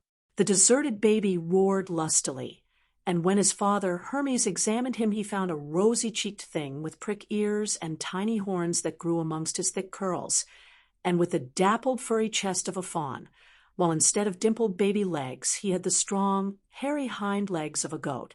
He was a fearless creature, and merry withal. And when Hermes had wrapped him up in a hareskin, he sped to Olympus and showed his fellow gods the son that had been born to him and the beautiful nymph of the forest. Baby though he was, Pan made the Olympians laugh. He had only made a woman, his own mother, cry. All others rejoiced at the new creature that had come to increase their merriment. And Bacchus, who loved him most of all, and felt that here was a babe after his own heart, bestowed on him the name by which he was forever known, Pan, meaning all. Thus Pan grew up, the earthly equal of the Olympians. And as he grew, he took to himself the lordship of woods and of solitary places. He was king of huntsmen and of fishermen, lord of flocks and herds, and of all the wild creatures of the forest. All living, soulless things owned him their master. Even the wild bees claimed him as their overlord. He was ever merry, and when a riot of music and of laughter slew the stillness of the shadowy woods, it was Pan who led the dancing throng of white-limbed nymphs and gambling satyrs, for whom he made melody from the pipes for whose creation a maid had perished. Round his horns and thick curls he presently came to wear a crown of sharp pine leaves, remembrance of another fair nymph whose destruction he had brought about. Pitys listened to the music of Pan, and followed him even as the children followed the Pied Piper of later story. And ever his playing lured her further on, and into more dangerous and desolate places, until at length she stood on the edge of a high cliff, whose pitiless front rushed sheer down to cruel rocks far below. There Pan's music ceased, and Pitys knew all the joy and the sorrow of the world as the god held out his arms to embrace her. But neither Pan nor Pitys had remembrance of Boreas, the merciless north wind, whose love the nymph had flouted. Ere Pan could touch her, a blast, fierce and strong as death, had seized the nymph's fragile body, and as a wind of March tears from the tree the first white blossom that has dared to brave the ruthless gales, and casts it, torn and dying, to the earth, so did Boreas grip the slender Pitys, and dash her life out on the rocks far down below. From her body sprang the pine tree, slender, erect, clinging for dear life to the sides of precipices. And by the prickly wreath he always wore, Pan showed that he held her in fond remembrance. Joy and youth and force and spring was Pan to all the creatures whose overlord he was. Pan meant the richness of the sap in the trees, the lushness of grass and of the green stems of the blue hyacinths and the golden daffodils, the throbbing of growth in the woodland and in the meadows, the trilling of birds that seek for their mates and find them, the coo of the doves on their nests of young, the arrogant virility of bulls and of stags whose lowing and belling wake the silence of the hills, the lightness of heart that made the nymphs dance and sing, the fawns leap high, and shout aloud for very joy of living. All of these things was Pan to those of his own kingdom. Yet to the human men and women who had also listened to his playing, Pan did not mean only joyousness. He was to them a force that many times became a terror because of its sheer irresistibleness. While the sun shone and the herdsmen could see the nodding white cotton grass, the asphodel, and the golden kingcups that hid the black death traps of the pitiless marshes, they had no fear of Pan. Nor in the daytime, when in the woods the sunbeams played amongst the trees and the birds sang of spring and of love, and the syrinx sent an echo from far away that made the little silver birches give a whispering laugh of gladness and the pines cease to sigh, did man or maid have any fear. Yet when darkness fell on the land, terror would come with it, and Deep in their hearts, they would know that the terror was Pan. Blindly, madly, they would flee from something that they could not see, something they could barely hear, and many times rush to their own destruction. And there would be no sweet sound of music then, only mocking laughter. Panic was the name given to this fear, the name by which it still is known. And to this day, panic yet comes, and not only by night, but only in very lonely places. There are those who have known it, and for shame have scarce dared to own it in Highland glens, in the loneliness of an island in the western sea, in a green valley amongst the solemn, kindly round-backed hills of the Scottish border, in the remoteness of the Australian bush. They have no reasons to give, or their reasons are far-fetched. Only to them, as to Mowgli, fear came, and the fear seemed to them to come from a malignant something from which they must make all haste to flee, did they value safety of mind and of body. Was it for this reason that the Roman legionaries on the great walls so often reared altars in that lonely land of moor and mountain, where so many of them fought and died, to Pan and to the sylvan deities? For surely Pan was there, where the curlew cried and the peewit mourned, and sometimes the waiting soldiers must almost have imagined his mocking laughter borne in the winds that swept across the bleak hills of their exiled solitude. He who was surely one of the bravest of mankind, one who always, in his own words, clung to his paddle, writes of such a fear when he escaped death by drowning from the Oise and flood. The devouring element in the universe had leaped out against me, in this green valley quickened by a running stream. The bells were all very pretty in their way, but I had heard some of the hollow notes of Pan's music. Would the wicked river drag me down by the heels? Indeed? And look so beautiful all the time? Nature's good humor was only skin deep, after all. And of the reeds he writes, Pan once played upon their forefathers, and so, by the hands of his river, he still plays upon these later generations down all the valley of the Oise, and plays the same air, both sweet and shrill, to tell us of the beauty and the terror of the world. The beauty and the terror of the world. Was not this what Pan stood for to the Greeks of long ago? The gladness of living, the terror of living, the exquisite joy and the infinite pain that has been the possession of Pan, for we have not yet found a more fitting title since ever time began. And because Pan is as he is, from him has evolved a higher pantheism. We have done away with his goat's feet and his horns, although these were handed on from him to Satan when Christianity broke down the altars of paganism. Nature, which is the time vesture of God, and reveals him to the wise, hides him from the foolish, writes Carlyle. Pan is nature, and nature is not the ugly thing that the Calvinists would once have had us believe it to be.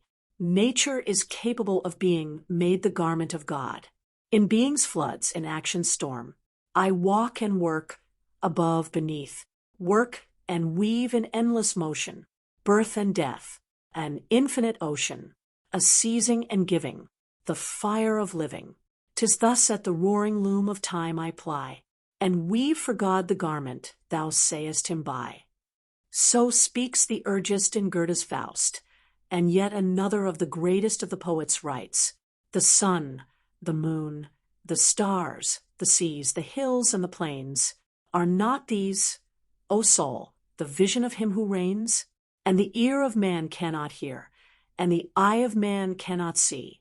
But if we could see and hear this vision, were it not he? Tennyson.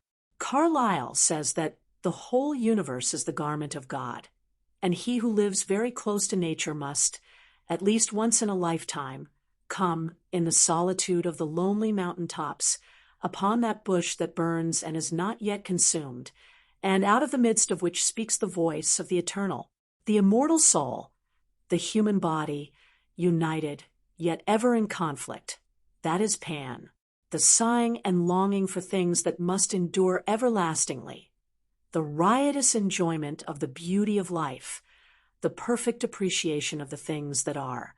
Life is so real, so strong, so full of joyousness and of beauty, and on the other side of a dark stream, cold, menacing, cruel, stands death. Yet life and death make up the sum of existence. And until we, who live our paltry little lives here on earth in the hope of a beyond, can realize what is the true air that is played on those pipes of Pan, there is no hope for us of even a vague comprehension of the illimitable immortality. It is a very old tale that tells us of the passing of Pan. In the reign of Tiberius, on that day when on the hill of Calvary at Jerusalem in Syria, Jesus Christ died as a malefactor on the cross, and it was about the 6th hour, and there was a darkness all over the earth. Thamus, an Egyptian pilot, was guiding a ship near the islands of Paxi in the Ionian Sea, and to him came a great voice saying, "Go, make everywhere the proclamation, Great Pan is dead." And from the poop of his ship, when in great heaviness of heart, because for him the joy of the world seemed to have passed away, Thamus had reached Palodes, he shouted aloud the words that he had been told. Then from all the earth there arose a sound of great lamentation, and the sea and the trees, the hills, and all the creatures of Pan sighed in sobbing unison an echo of the pilot's words, "Pan is dead, Pan is dead." The lonely mountains o'er, and the resounding shore, a voice of weeping heard, and loud lament, from haunted spring and dale, edged with poplar pale, the parting genius is with sighing sent, with flower woven tresses torn. The nymphs in twilight shade of tangled thickets mourn.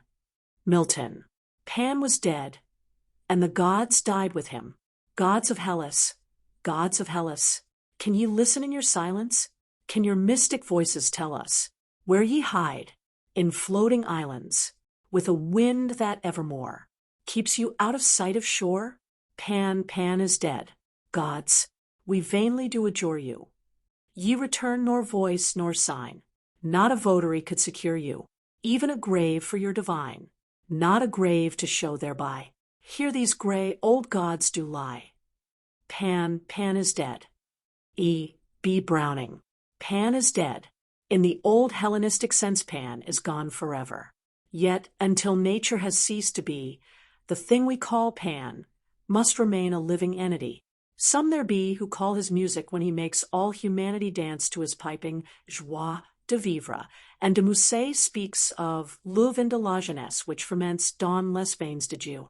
It is Pan who inspires Sumas, the old islander, of whom Fiona MacLeod writes, and who, looking towards the sea at sunrise, says, "Every morning like this I take my hat off to the beauty of the world. Half of the flesh and half of the spirit is Pan." There are some who have never come into contact with him, who know him only as the emblem of paganism, a cruel thing, more beast than man, trampling with goat's feet on the gentlest flowers of spring. They know not the meaning of the green fire of life, nor have they ever known Pan's moods of tender sadness.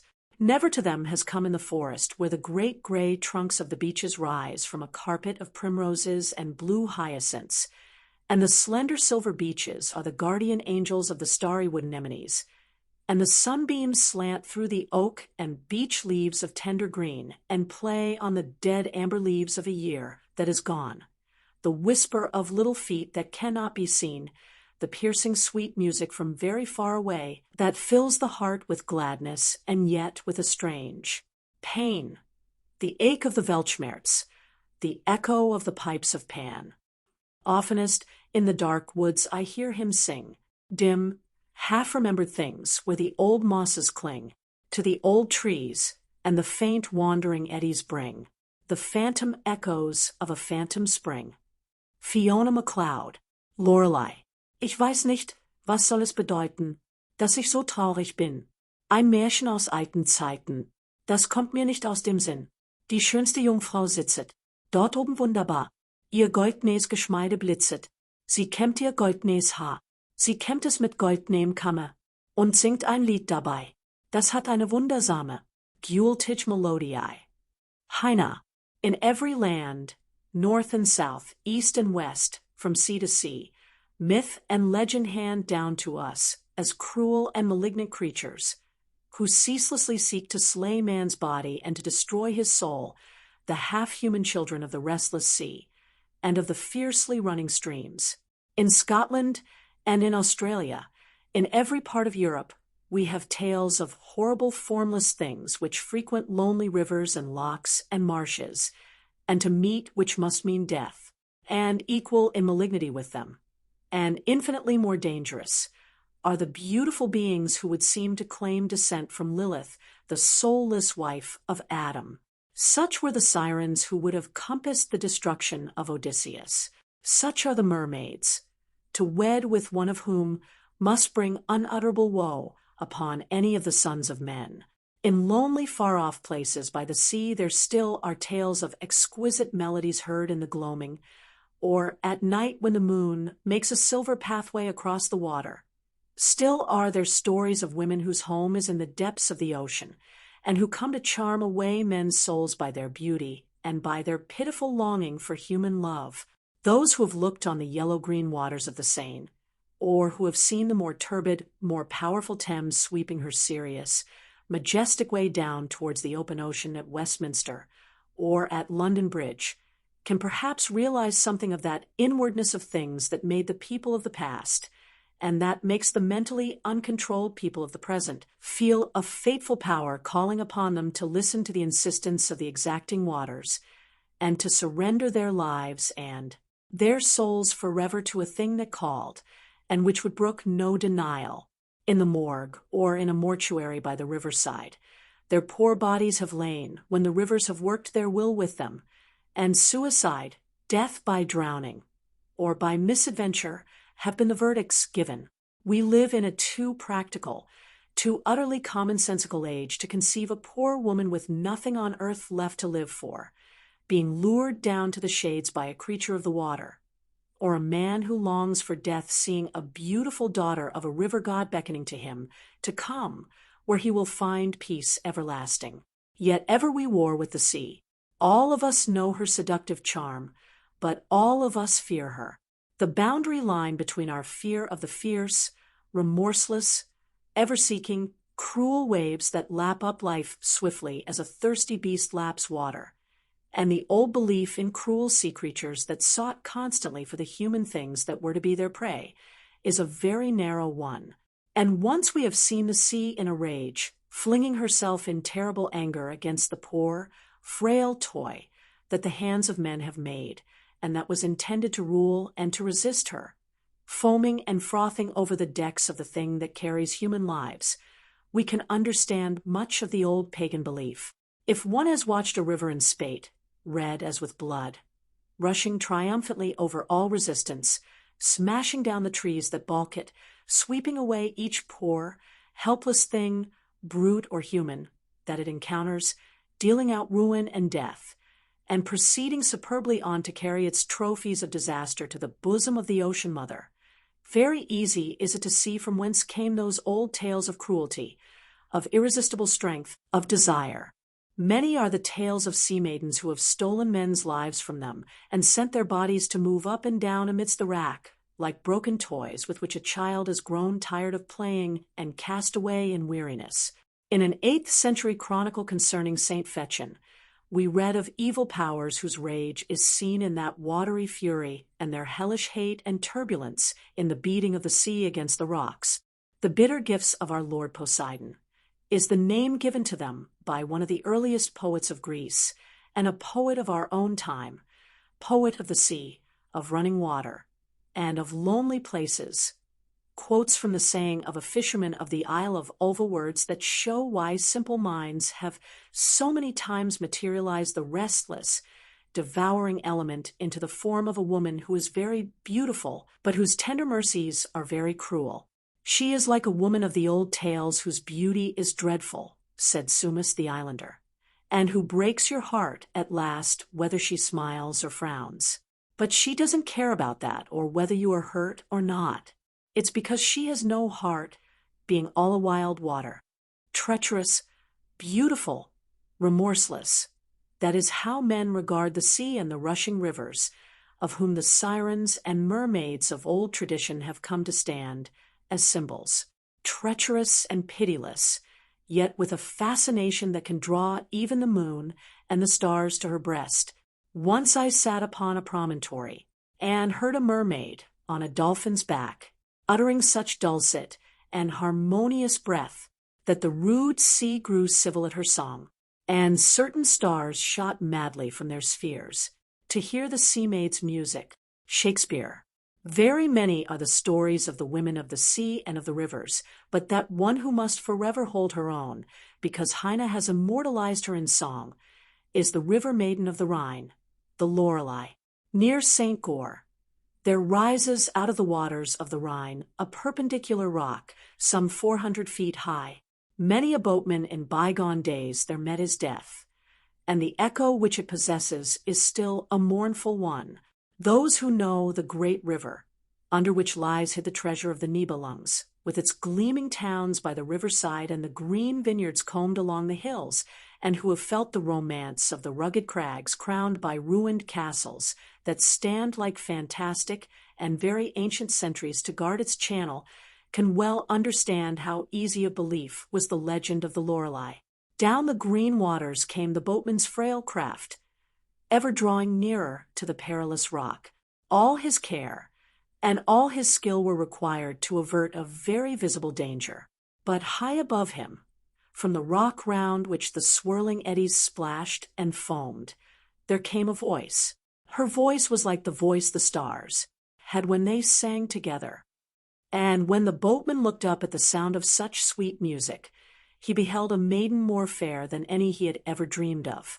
On the rock she sat, combing her long golden hair with a comb of red gold. Her limbs were white as foam, and her eyes green like the emerald green of the rushing river. And her red lips smiled on him, and her arms were held out to him in welcome, and the sound of her song thrilled through the heart of him who listened, and her eyes drew his soul to her arms. Forgotten was all peril. The rushing stream seized the little boat, and did with it as it willed.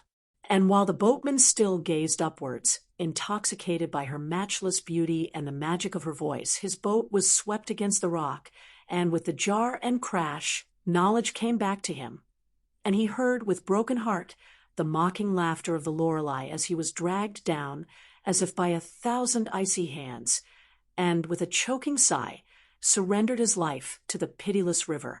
To one man only was it granted to see the siren, so near that he could hold her little, cold, white hands and feel the wondrous golden hair sweep across his eyes. This was a young fisherman who met her by the river and listened to the entrancing songs that she sang for him alone.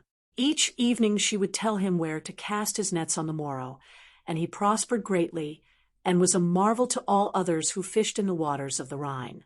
But there came an evening when he was seen joyously hastening down the river bank in response to the voice of the Lorelei, that surely never had sounded so honey-sweet before, and he came back nevermore.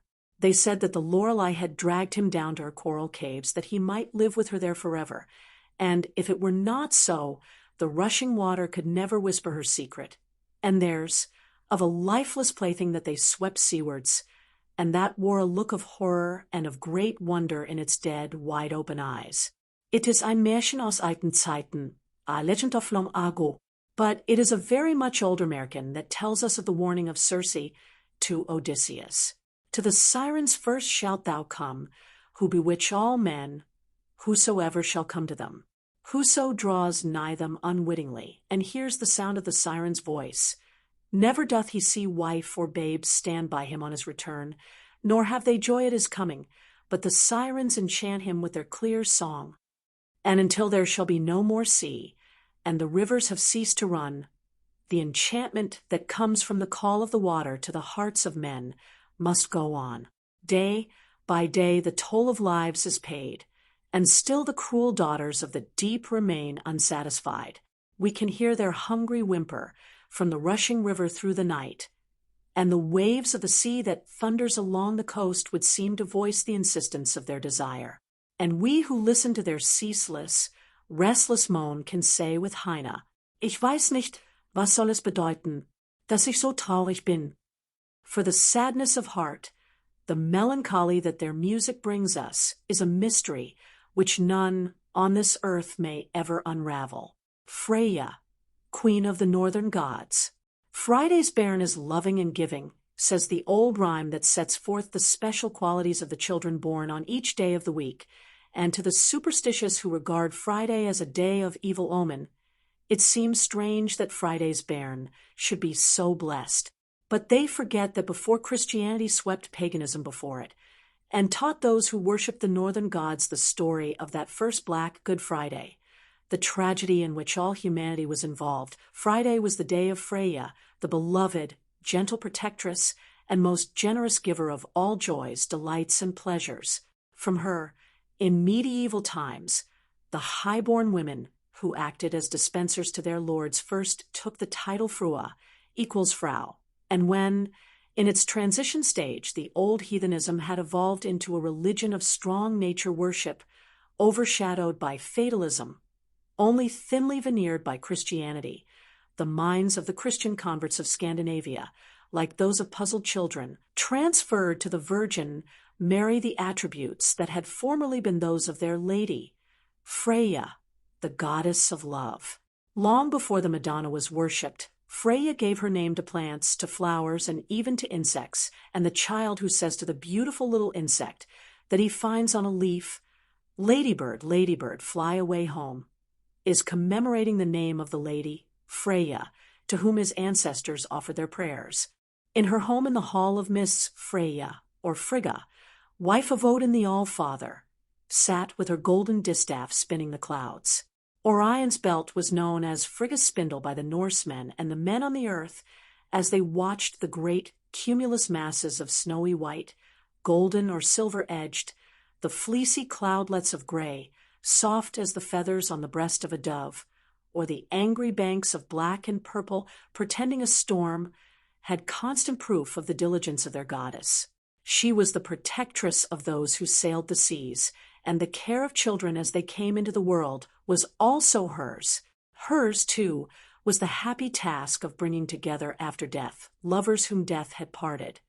And to her belonged the glorious task of going down to the fields of battle, where the slain lay strewn like leaves in autumn, and leading to Valhalla the half of the warriors who, as heroes, had died.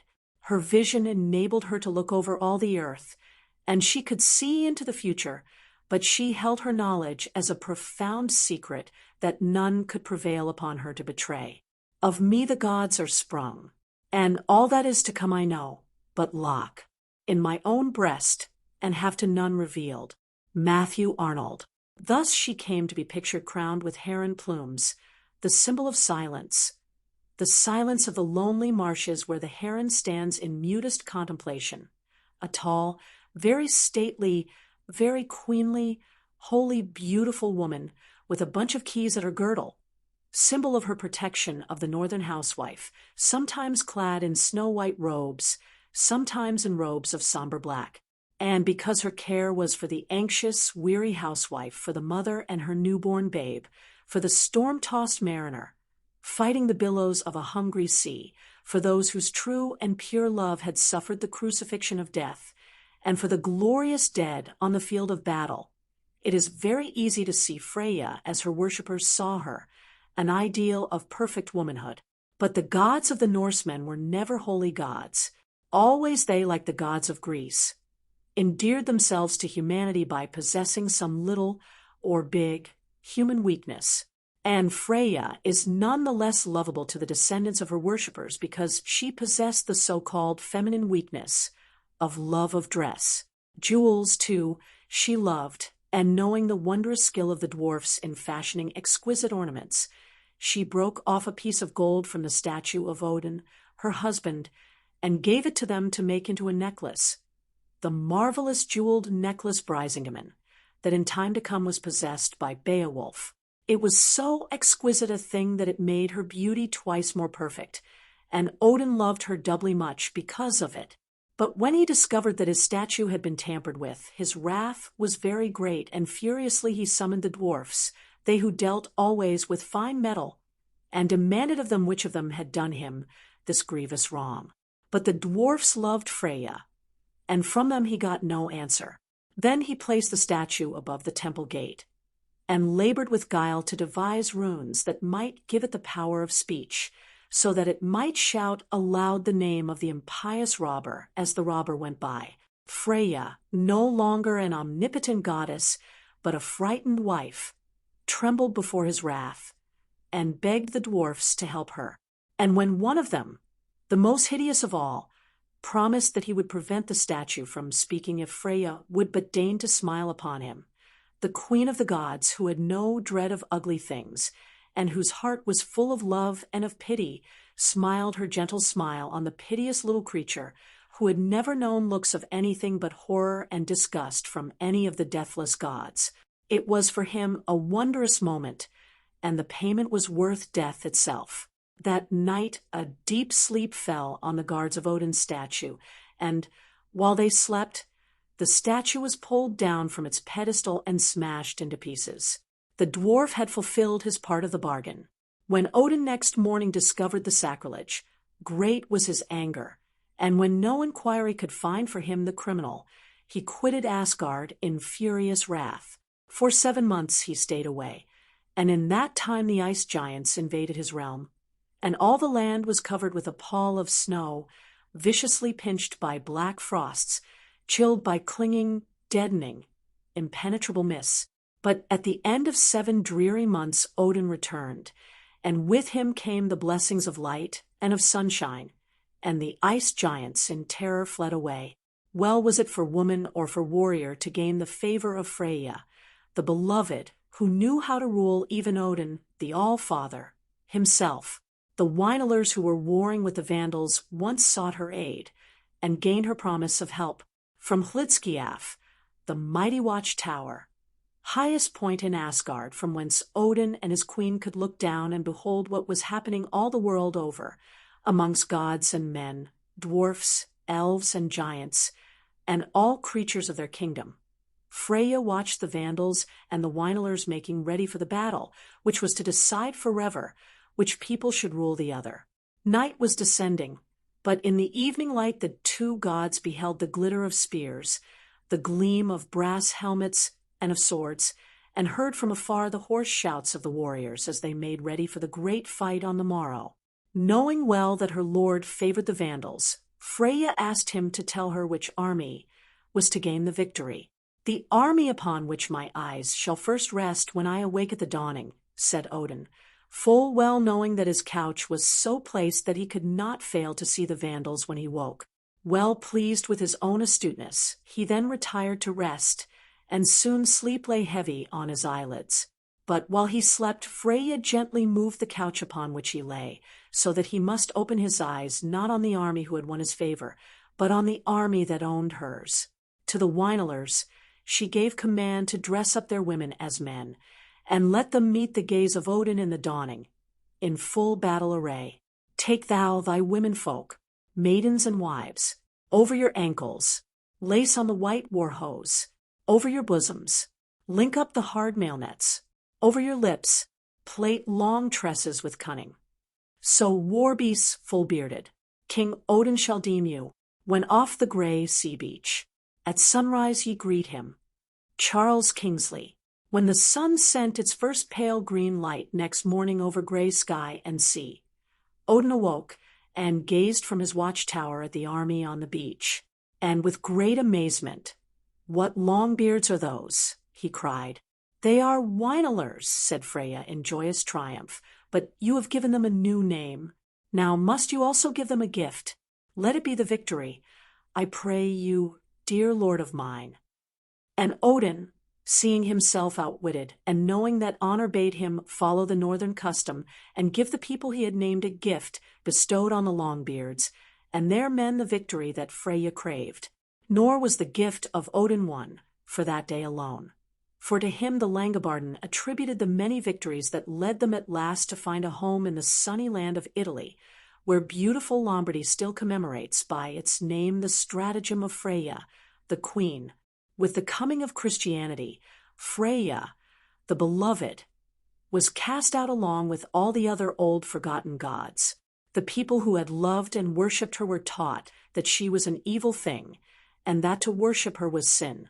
Thus she was banished to the lonely peaks of the mountains of Norway and of Sweden, and to the Brocken in Germany, no longer a goddess to be loved, but transformed into a malignant power, full of horror and of wickedness. On Walpurgis night, she led the witches' revels on the Brocken, and the cats who were said to draw her car, while still she was regarded as a beneficent protectress of the weak and needy, ceased to be the gentle creatures of Freya the Good, and came under the ban of religion as the satanic companions of witches by habit and repute. One gentle thing only was her memory allowed to keep. When not as an omnipotent goddess, but as a heartbroken mother, she wept the death of her dearly loved son, Baldur the Beautiful. The tears that she shed returned, as they fell, into pure gold that is found in the beds of lonely mountain streams. And we who claim descent from the peoples who worshipped her, Saxon and Norman and Dane are we, can surely cleanse her memory from all the ugly impurities of superstition, and remember only the pure gold of the fact that our warrior ancestors did not only pray to a fierce and mighty god of battles, but to a woman who was loving and giving, the little child's deification of the mother whom it loves and who holds it very dear. The death of Baldur. I heard a voice that cried, "Baldur the Beautiful is dead, and through the misty air passed like the mournful cry of sunward sailing cranes. Longfellow. Among the gods of Greece we find gods and goddesses who do unworthy deeds, but none to act the permanent part of villain of the play. In the mythology of the Norsemen we have a god who is wholly treacherous and evil, ever the villain of the piece, cunning, malicious, vindictive, and cruel, the god Loki. And as his foil and his victim, we have Baldur, best of all gods, most beautiful, most greatly beloved.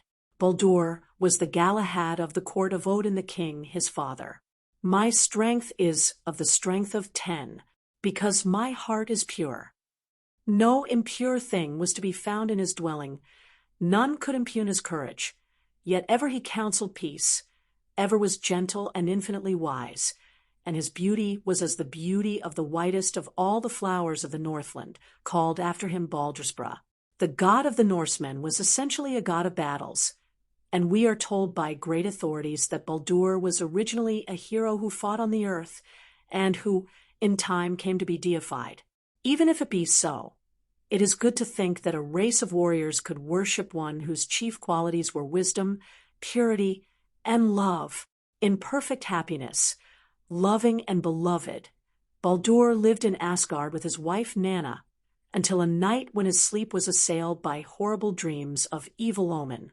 In the morning he told the gods that he had dreamed that death, a thing till then unknown in Asgard, had come and cruelly taken his life away. Solemnly the gods debated how this ill happening might be averted, and Freya, his mother, fear for her best beloved hanging heavy over her heart, took upon herself the task of laying under oath fire and water, iron and all other metals, trees and shrubs, birds, beasts, and creeping things, to do no harm to Baldur.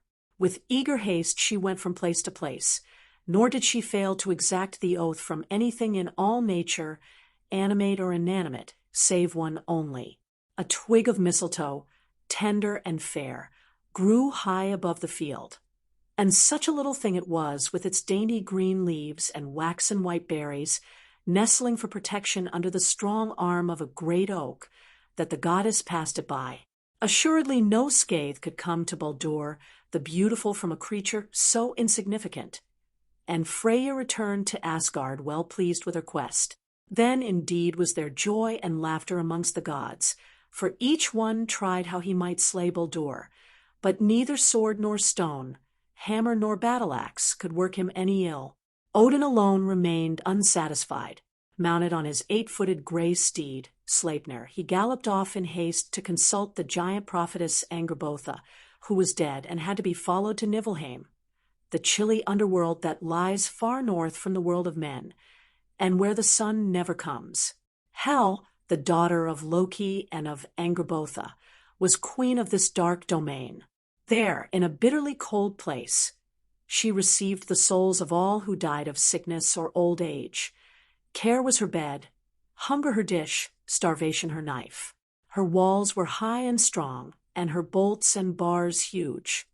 Half blue was her skin, and half the color of human flesh, a goddess easy to know, and in all things very stern and grim.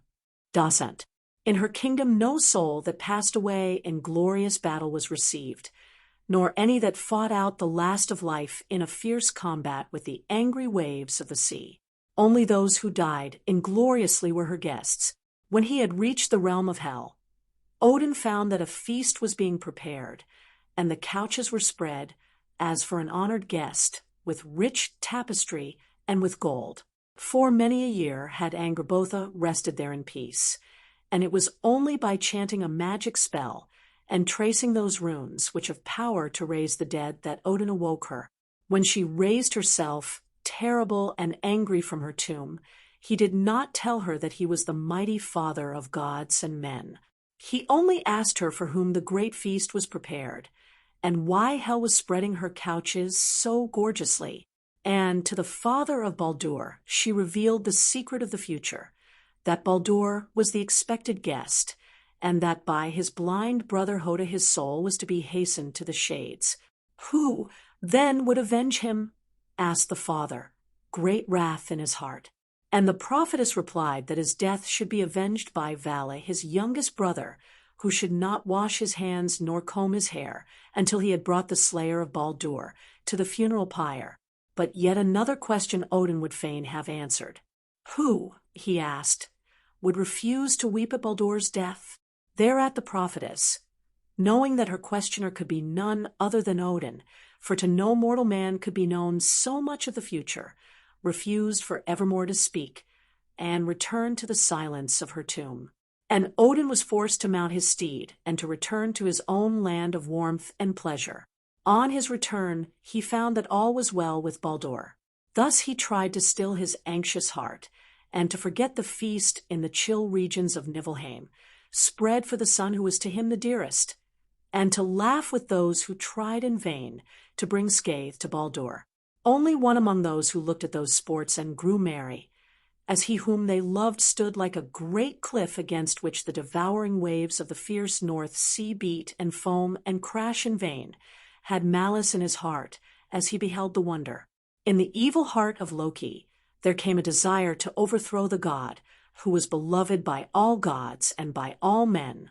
He hated him because he was pure, and the mind of Loki was as a stream into which all the filth of the world is discharged. He hated him because Baldur was truth and loyalty, and he, Loki, was treachery and dishonor. He hated him because to Loki there came never a thought that was not full of meanness and greed and cruelty and vice. And Baldur was indeed one sans pair et sans reproche. Thus Loki, taking upon himself the form of a woman, went to Fensalar, the palace, all silver and gold, where dwelt Freya, the mother of Baldur. The goddess sat in happy majesty spinning the clouds, and when Loki, apparently a gentle old woman, passed by where she sat, and then paused and asked, as if amazed, what were the shouts of merriment that she heard, the smiling goddess replied, all things on earth have sworn to me never to injure Baldur, and all the gods use their weapons against him in vain. Baldur is safe for evermore. All things, queried Loki, and Freya answered, all things but the mistletoe. No harm can come to him from a thing so weak that it only lives by the lives of others. Then the vicious heart of Loki grew joyous. Quickly he went to where the mistletoe grew, cut a slender green branch, shaped it into a point, and sought the blind god Hoda. Hoda stood aside, while the other gods merrily pursued their sport. Why dost thou not take aim at Baldur with a weapon that fails, and so join in the laughter? Asked Loki, and Hoda sadly made answer, well dost thou know that darkness is my lot, nor have I aught to cast at my brother. Then Loki placed in his hand the shaft of mistletoe and guided his aim, and well and surely Hoda cast the dart. He waited, then, for the merry laughter that followed ever on the onslaught of those against him, whom none could do harm. But a great and terrible cry smote his ears. Baldur the beautiful is dead, is dead. On the ground lay Baldur, a white flower cut down by the scythe of the mower. And all through the realm of the gods, and all through the land of the Northmen, there arose a cry of bitter lamentation. That was the greatest woe that ever befell gods and men, says the story. The sound of terrible mourning in place of laughter brought Freya to where. On the floor lay Baldur dead, and round lay thickly strewn swords, axes, darts, and spears, which all the gods in sport had lightly thrown at Baldur, whom no weapon pierced or clove, but in his breast stood fixed the fatal bough of mistletoe. Matthew Arnold. When she saw what had befallen him, Freya's grief was a grief that refused to be comforted, but when the gods, overwhelmed with sorrow, knew not what course to take, she quickly commanded that one should ride to Niflheim and offer Hel a ransom if she would permit Baldur to return to Asgard. Hermodr the Nimble, another of the sons of Odin, undertook the mission, and, mounted on his father's 8-footed steed, he speedily reached the ice-cold domain of Hel. There he found Baldur, sitting on the noblest seat of those who feasted, ruling among the people of the underworld. With burning words Hermodr pled with Hel that she would permit Baldur to return to the world of gods and the world of men, by both of whom he was so dearly beloved. Said Hel, "Come then, if Baldur was so dear beloved, and this is true, and such a loss as heaven's. Hear how to heaven may Baldur be restored. Show me through all the world the signs of grief. Fails but one thing to grieve. Here Baldur stops. Let all that lives and moves upon the earth weep him, and all that is without life weep. Let gods, men, brutes beweep him, plants and stones. So shall I know the loss was dear indeed, and bend my heart and give him back to heaven." Matthew Arnold. Gladly Hermodr made answer, "All things shall weep for Baldur." Swiftly he made his perilous return journey, and at once when the gods heard what Hel had said, messengers were dispatched all over the earth to beg all things, living and dead, to weep for Baldur. And so dear to all nature was the beautiful god, that the messengers everywhere left behind them a track of the tears that they caused to be shed. Meantime, in Asgard preparations were made for Baldur's pyre. The longest of the pines in the forest were cut down by the gods, and piled up in a mighty pyre on the deck of his great ship Ringhorn, the largest in the world, 70 ells and 4 extended. On the grass the vessel's keel, high above it, gilt and splendid, rose the figurehead ferocious, with its crest of steel. Longfellow, down to the seashore they bore the body, and laid it on the pyre with rich gifts all round it, and the pine trunks of the northern forest that formed the pyre they covered with gorgeous tapestries and fragrant flowers. And when they had laid him there with all love and gentleness, and his fair young wife, Nanna, looked on his beautiful still face, sorrow smote her heart, so that it was broken, and she fell down dead. Tenderly they laid her beside him, and by him, too, they laid the bodies of his horse and his hounds, which they slew to bear their master company in the land whither his soul had fled. And around the pyre they twined thorns, the emblem of sleep. Yet even then they looked for his speedy return, radiant and glad to come home to a sunlit land of happiness. And when the messengers who were to have brought tidings of his freedom were seen drawing near, eagerly they crowded to hear the glad words, "All creatures weep, and Baldur shall return." But with them they brought not hope, but despair. All things living and dead had wept save one only. A giantess who sat in a dark cave had laughed them to scorn. With devilish merriment she mocked. "Neither in life, nor yet in death, gave he me gladness. Let Hel keep her prey." Then all knew that yet a second time had Baldur been betrayed, and that the giantess was none other than Loki. And Loki, realizing the fierce wrath of Odin and of the other gods, fled before them, yet could not escape his doom. And grief unspeakable was that of gods and of men, when they knew that in the chill realm of the inglorious dead Baldur must remain until the twilight of the gods had come, until old things had passed away, and all things had become new. Not only the gods, but the giants of the storm and frost, and the frost elves came to behold the last of him, whom they loved. Then the pyre was set alight, and the great vessel was launched, and glided out to sea with its sails of flame. They launched the burning ship. It floated far away, over the misty sea, till like the sun it seemed, sinking beneath the waves. Baldur returned no more. Yet, ere he parted from his dead son, Odin stooped over him and whispered a word in his ear. And there are those who say that as the gods in infinite sorrow stood on the beach staring out to sea, darkness fell, and only a fiery track on the waves showed whither he had gone whose passing had robbed Asgard, and the earth of their most beautiful thing. Heavy as the weight of chill death's remorseless hand would have been their hearts, but for the knowledge of that word. They knew that with the death of Baldur the twilight of the gods had begun, and that by much strife and infinite suffering down through the ages the work of their purification and hallowing must be wrought. But when all were fit to receive him, and peace and happiness reigned again on earth and in heaven, Baldur would come back, for the word was resurrection. So perish the old gods, but out of the sea of time rises a new land of song, fairer than the old. Longfellow. Heartily know, when half gods go, the gods arrive. Emerson. Beowulf.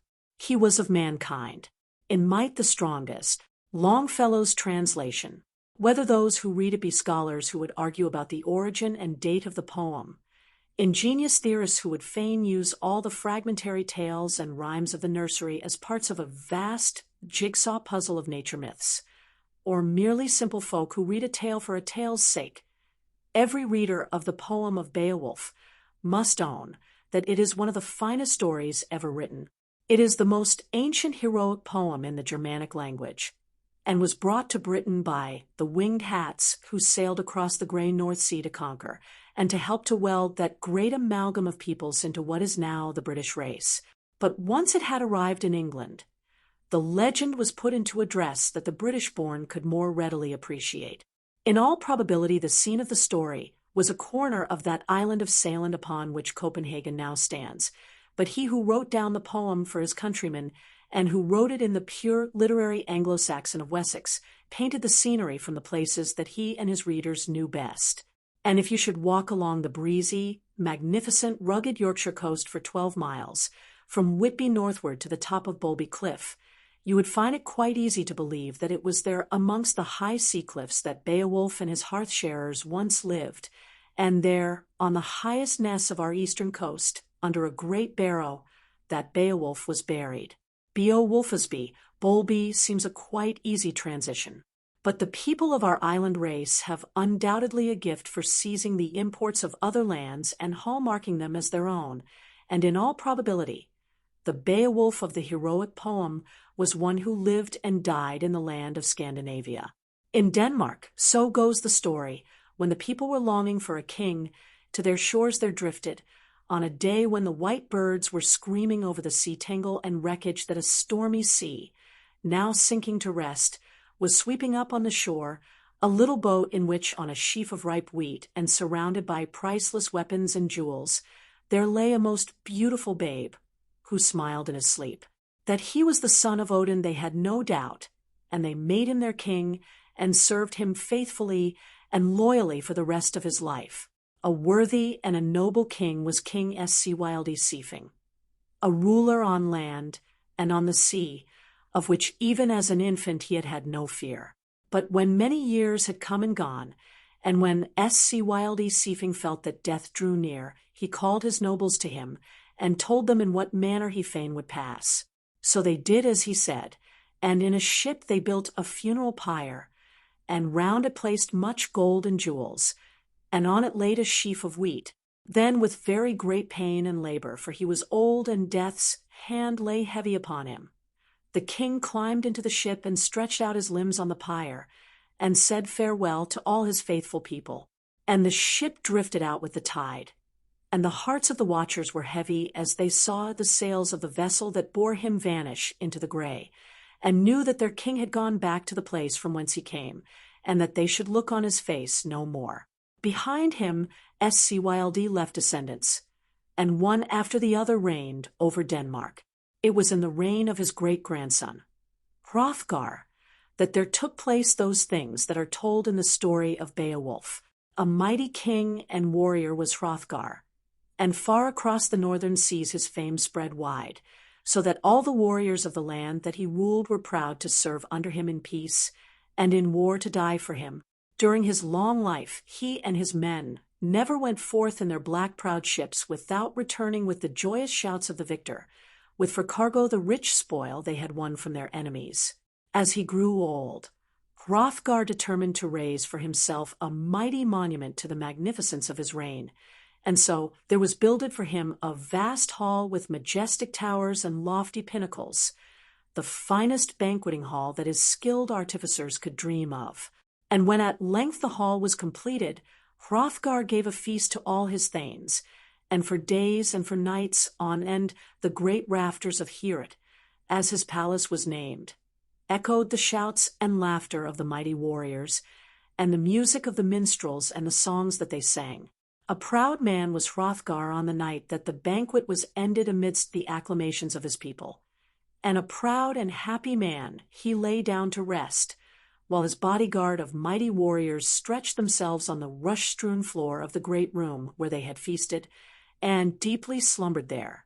Now, in the dark fens of that land there dwelt a monster, fierce, noisome, and cruel, a thing that loved evil and hated all that was joyous and good. To its ears came the ring of the laughter and the shouts of King Hrothgar's revelers, and the sweet song of the gleemen, and the melody of harps filled it with fierce hatred. From its wallow in the marshes, where the pestilent gray fog hung round its dwelling, the monster, known to all men as the Grendel, came forth to kill and to devour. Through the dark night, across the lonely moorland, it made its way, and the birds of the moor flew screaming in terror before it. And the wild creatures of the desolate country over which it padded clapped down in their coverts and trembled as it passed. It came at length to the great hall where, a fair troop of warrior thanes guarding it found he, heedlessly sleeping, they recked not of sorrow. Never a thought did they give to the Grendel, a haunter of marshes, a holder of moors, secret, the land he inhabits, dark, wolf-haunted ways, of the windy hillside by the treacherous tarn, or where, covered up in its mist, the hill stream downward flows, soundly slept Hrothgar, nor opened eye until in the bright light of the morning he was roused by terrified servants, forgetful of his august royalty, impelled by terror, crying aloud their terrible tale. They had come, they said, to lay on the floor of the banqueting hall sweet fresh rushes from the meadows, and to clear away all trace of the feasting overnight. But the 32 knights who, in full armor, had lain down to sleep were all gone, and on the floor was the spoor of something foul and noisome, and on the walls and on the trampled rushes were great and terrible smears of human blood. They tracked the Grendel back to the marsh from whence he had come, and shuddered at the sight of bestial footprints that left bloodstains behind. Terrible indeed was the grief of Hrothgar, but still more terrible was his anger. He offered a royal reward to any man who would slay the Grendel, and full gladly 10 of his warriors pledged themselves to sleep that night in the great hall, and to slay the Grendel ere morning came. But dawn showed once more a piteous sight. Again there were only trampled and blood-stained rushes, with the loathsome smell of unclean flesh. Again the foul tracks of the monster were found where it had padded softly back to its noisome fens. There were many brave men in the kingdom of Hrothgar the Dane, and yet again did they strive to maintain the dignity of the great hall, Heorot, and to uphold the honor of their king. But through 12 dismal years the Grendel took its toll of the bravest in the realm, and to sleep in the place that Hrothgar had built as monument to his magnificent supremacy ever meant, for the sleeper, shameful death. Well content was the Grendel, that grew fat and lusty amongst the grey mists of the black marshes, unknowing that in the land of the Goths there was growing to manhood one whose feet already should be echoing along that path from which death was to come. In the realm of the Goths, Hygelac was king, and no greater hero lived in his kingdom than Beowulf, his own sister's son. From the age of 7, Beowulf was brought up at the court of his uncle. A great, fair, blue-eyed lad was Beowulf, lazy, and very slow to wrath. When he had at last become a yellow-haired giant of wondrous good temper and leisurely in movement, the other young warriors of Gothland had mocked at him as at one who was only a very huge, very amiable child. But like others of the same descent, Beowulf's anger, if slow to kindle, was a terrible fire once it began to flame. A few of those flares up had shown the folk of his uncle's kingdom that no mean nor evil deed might lightly be done, nor evil word spoken in the presence of Beowulf. In battle against the Swedes, no sword had hewn down more men than the sword of Beowulf. And when the champion swimmer of the land of the Goths challenged the young giant Beowulf to swim a match with him, for 5 whole days they swam together. A tempest driving down from the twilight land of the ice and snow parted them then, and he who had been champion was driven ashore and thankfully struggled on to the beach of his own dear country once again.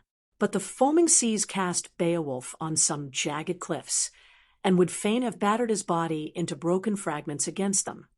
And as he fought and struggled to resist their raging cruelty, mermaids and nixies and many monsters of the deep joined forces with the waves and strove to wrest his life from him. And while with one hand he held on to a sharp rock, with the other he dealt with his sword stark blows on those children of the deep who would fain have devoured him.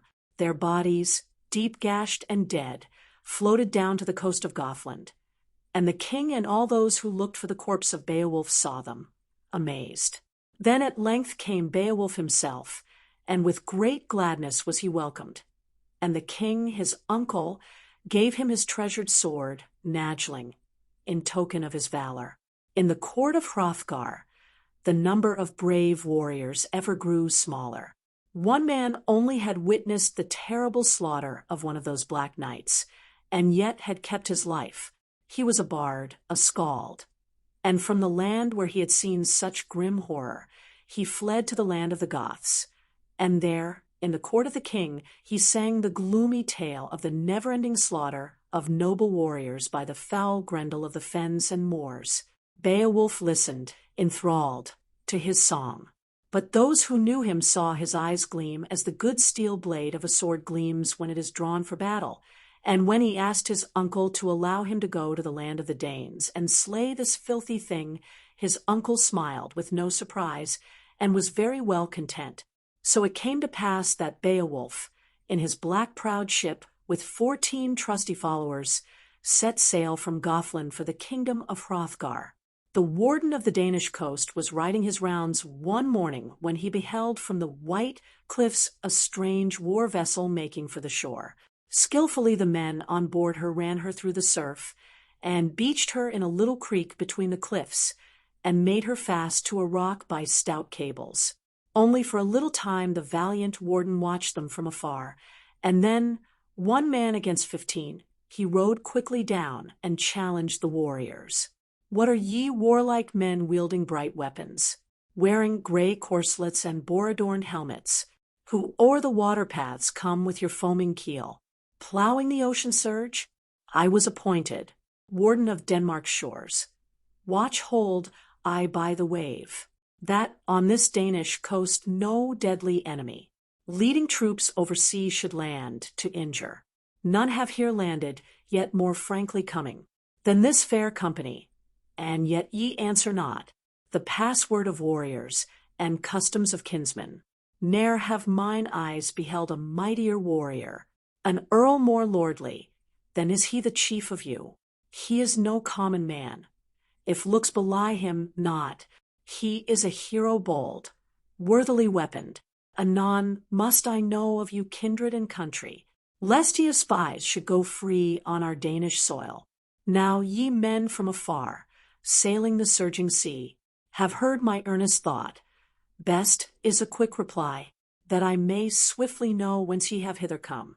Then Beowulf, with fearless eyes, gazed in the face of the warden and told him simply and unboastfully who he was, from whence he came, and what was his errand.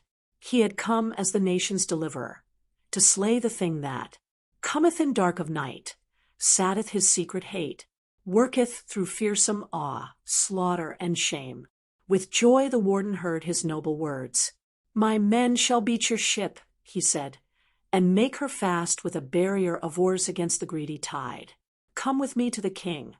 It was a gallant band that strode in to hear it, where sat the old king, gloom overshadowing his soul. And fit leader for a band of heroes was Beowulf, a giant figure in ringmail, spear and shield gleaming in his hand, and by his side the mighty sword, Nageling. To Hrothgar, as to the warden, Beowulf told the reason of his coming, and hope began again to live in the heart of the king. That night the warriors from the land of the Goths were feasted in the great banqueting hall, where, for 12 unhappy years, voices had never rung out so bravely and so merrily. The queen herself poured out the mead with which the king and the men from Gothland pledged each other, and with her own hand she passed the goblet to each one. When last of it all, it came to the guest of honor. Beowulf took the cup of mead from the fair queen and solemnly pledged himself to save the land from the evil thing that devoured it like a pestilence, or to die in his endeavor. Needs must I now perform knightly deeds in this hall, or here must meet my doom in darksome night. When darkness fell, the feast came to an end, and all left the hall save Beowulf and his 14 followers. In their armor, with swords girt on their sides, the 14 heroes lay down to rest, but Beowulf laid aside all his arms and gave his sword to a thane to bear away. For, said he, I have heard that foul miscreant's dark and stubborn flesh recks not the force of arms. Hand to hand, Beowulf will grapple with the mighty foe.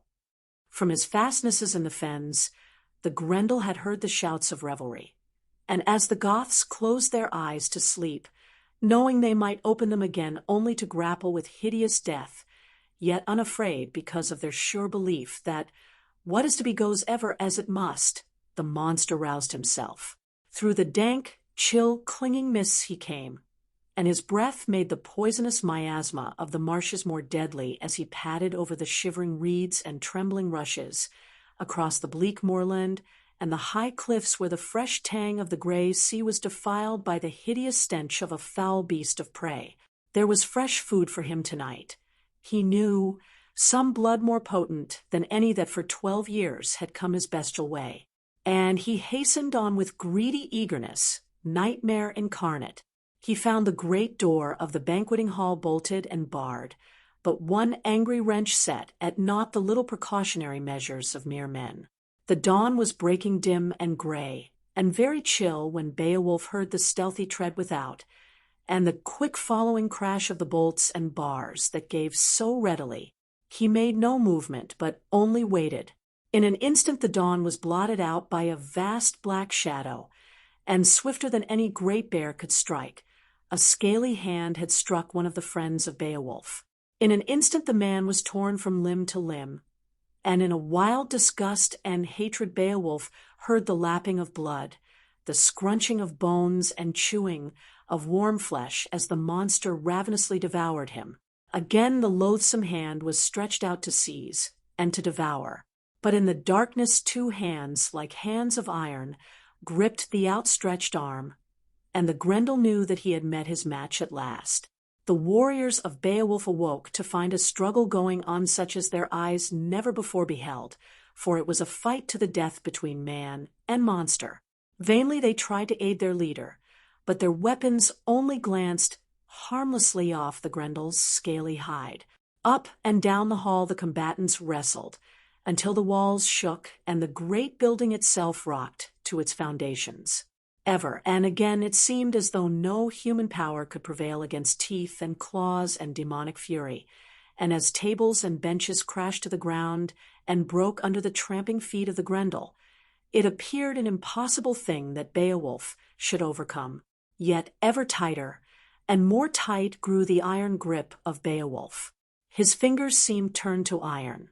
His hatred and loathing made his grasp crash through scales into flesh and crush the marrow out of the bone it found there. And when at length the Grendel could no more, and with a terrible cry wrenched himself free, and fled, wailing, back to the fenland, still in his grasp Beowulf held the limb. The Grendel had freed himself by tearing the whole arm out of its socket, and for once the trail of blood across the moors was that of the monster, and not of its victims. Great indeed was the rejoicing of Hrothgar and of his people when, in the morning, instead of crimson-stained rushes and the track of vermin claws embrued in human blood, they found all but one of the men from Gothland alive, and looked upon the hideous trophy that told them that their enemy could only have gone to find a shameful death in the marshes. They cleansed out the great hall, hung it with lordly trappings, and made it once more fit habitation for the lordliest in the land. That night a feast was held in it, such as had never before been held all through the magnificent reign of Hrothgar. The best of the skalds sung songs in honor of the triumph of Beowulf, and the queen herself pledged the hero in a cup of mead, and gave to him the beautiful, most richly jeweled collar Brisingamen, of exquisite ancient workmanship that once was owned by Freya, queen of the gods, and a great ring of the purest red gold. To Beowulf, too, the king gave a banner, all broidered in gold, a sword of the finest, with helmet and corselet, and 8 fleet steeds, and on the back of the one that he deemed the best Hrothgar had placed his own saddle, cunningly wrought, and decked with golden ornaments. To each of the warriors of Beowulf there were also given rich gifts, and ere the queen, with her maidens, left the hall that night, she said to Beowulf, "Enjoy thy reward, O dear Beowulf, while enjoy it thou canst. Live, noble, and blessed, keep well thy great fame. And to my dear sons in time to come, should ever they be in need, be a kind protector." With happy hearts in very weary bodies, Beowulf and his men left the hall when the feast was ended, and they slept through the night in another lodging, as those sleep who have faced death through a very long night, and to whom joy has come in the morning. But the Danish knights, careless in the knowledge that the Grendel must even now be in his dying agonies, and that once more Heorot was for them a safe and noble sleeping place, lay themselves down to sleep in the hall, their shields at their heads, and fastened high up on the roof above them the hideous trophy of Beowulf. Next morning, as the gray dawn broke over the northern sea, it saw a sight that made it more chill than death. Across the moorland went a thing, half wolf, half woman, the mother of Grendel. The creature she had borne had come home to die, and to her belonged his avenging. Softly she went to Heorot. Softly she opened the unguarded door. Gladly, in her savage jaws, she seized a shear, the thane who was to Hrothgar most dear, and from the roof she plucked her desired treasure, the arm of Grendel, her son. Then she trotted off to her far-off, filthy den, leaving behind her the noise of lamentation. Terrible was the grief of Hrothgar over the death of a shear, dearest of friends and sharer of his counsels. And to his lamentations Beowulf listened, sad at heart, humble, yet with a heart that burned for vengeance. The hideous creature of the night was the mother of Grendel. As all knew well, on her Beowulf would be avenged for a shear's sake, for the king's, and for the sake of his own honor. Then once again did he pledge himself to do all that man's strength could do to rid the land of an evil thing. Well did he know how dangerous was the task before him, and he gave directions for the disposal of all that he valued should he never return from his quest. To the king, who feared greatly that he was going forth on a forlorn hope, he said, "Grieve not. Each man must undergo death at the end of life. Let him win, while he may, warlike fame in the world, that is best after death for the slain warrior. His own men and Hrothgar and a great company of Danes went with him when he set out to trace the blood-stained tracks of the Grendel's mother. Near the edge of a gloomy mere, they found the head of a shear, and when they looked at the fjord itself, it seemed to be blood-stained, stained with blood that ever welled upwards, and in which revelled with a fierce sort of joy the rapture of bestial cruelty, water monsters without number. Beowulf, his face white and grim like that of an image of Thor cast in silver, watched a little while, then drew his bow and drove a bolt into the heart of one of them. And when they had drawn the slain carcass to shore, the thanes of Hrothgar marvelled at the horror of it. Then Beowulf took leave of Hrothgar, and told him that if in 2 days he did not return, certain it would be that he would return no more. The hearts of all who said farewell to him were heavy, but Beowulf laughed, and bade them be of good cheer. Then into the black waters he dived, sword in hand, clad in ring armor, and the dark pool closed over him as the river of death closes over the head of a man when his day is done. To him it seemed as if the space of a day had passed ere he reached the bottom, and in his passing he encountered many dread dangers from tusk and horn of a myriad evil creatures of the water, who sought to destroy him. Then at length he reached the bottom of that sinister mere, and there was clasped in the murderous grip of the wolf-woman, who strove to crush his life out against her loathsome breast. Again and again, when her hideous embrace failed to slay him, she stabbed him with her knife, yet ever did he escape. His good armor resisted the power of her arm, and his own great muscles thrust her from him. Yet his own sword failed him, when he would have smitten her, and the hero would have been in evil case had he not spied, hanging on the wall of that most foul den, a glorious sword, an old brand gigantic, trusty in point and edge, an heirloom of heroes. Swiftly he seized it, and with it he dealt the wolf-woman a blow that shore her head from her body, through the foul blood that flowed from her, and that mingled with the black water of the mere.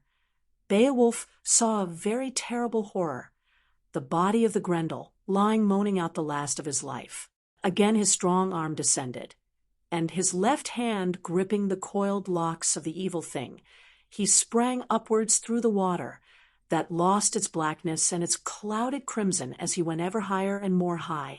In his hand he still bore the sword that had saved him, but the poisonous blood of the dying monsters had made the water of such fiery heat that the blade melted as he rose, and only the hilt, with strange runes engraved upon it, remained in his hand.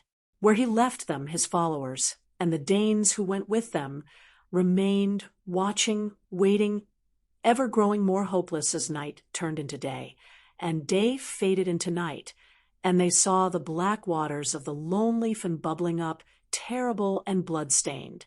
But when the waters cleared, hope returned to their hearts, and when at length Beowulf uprose from the water of the mere, and they saw that in his hand he bore the head of the Grendel, there was no lonely score, nor cliff, nor rock of the land of the Danes that did not echo the glad cry of Beowulf, Beowulf.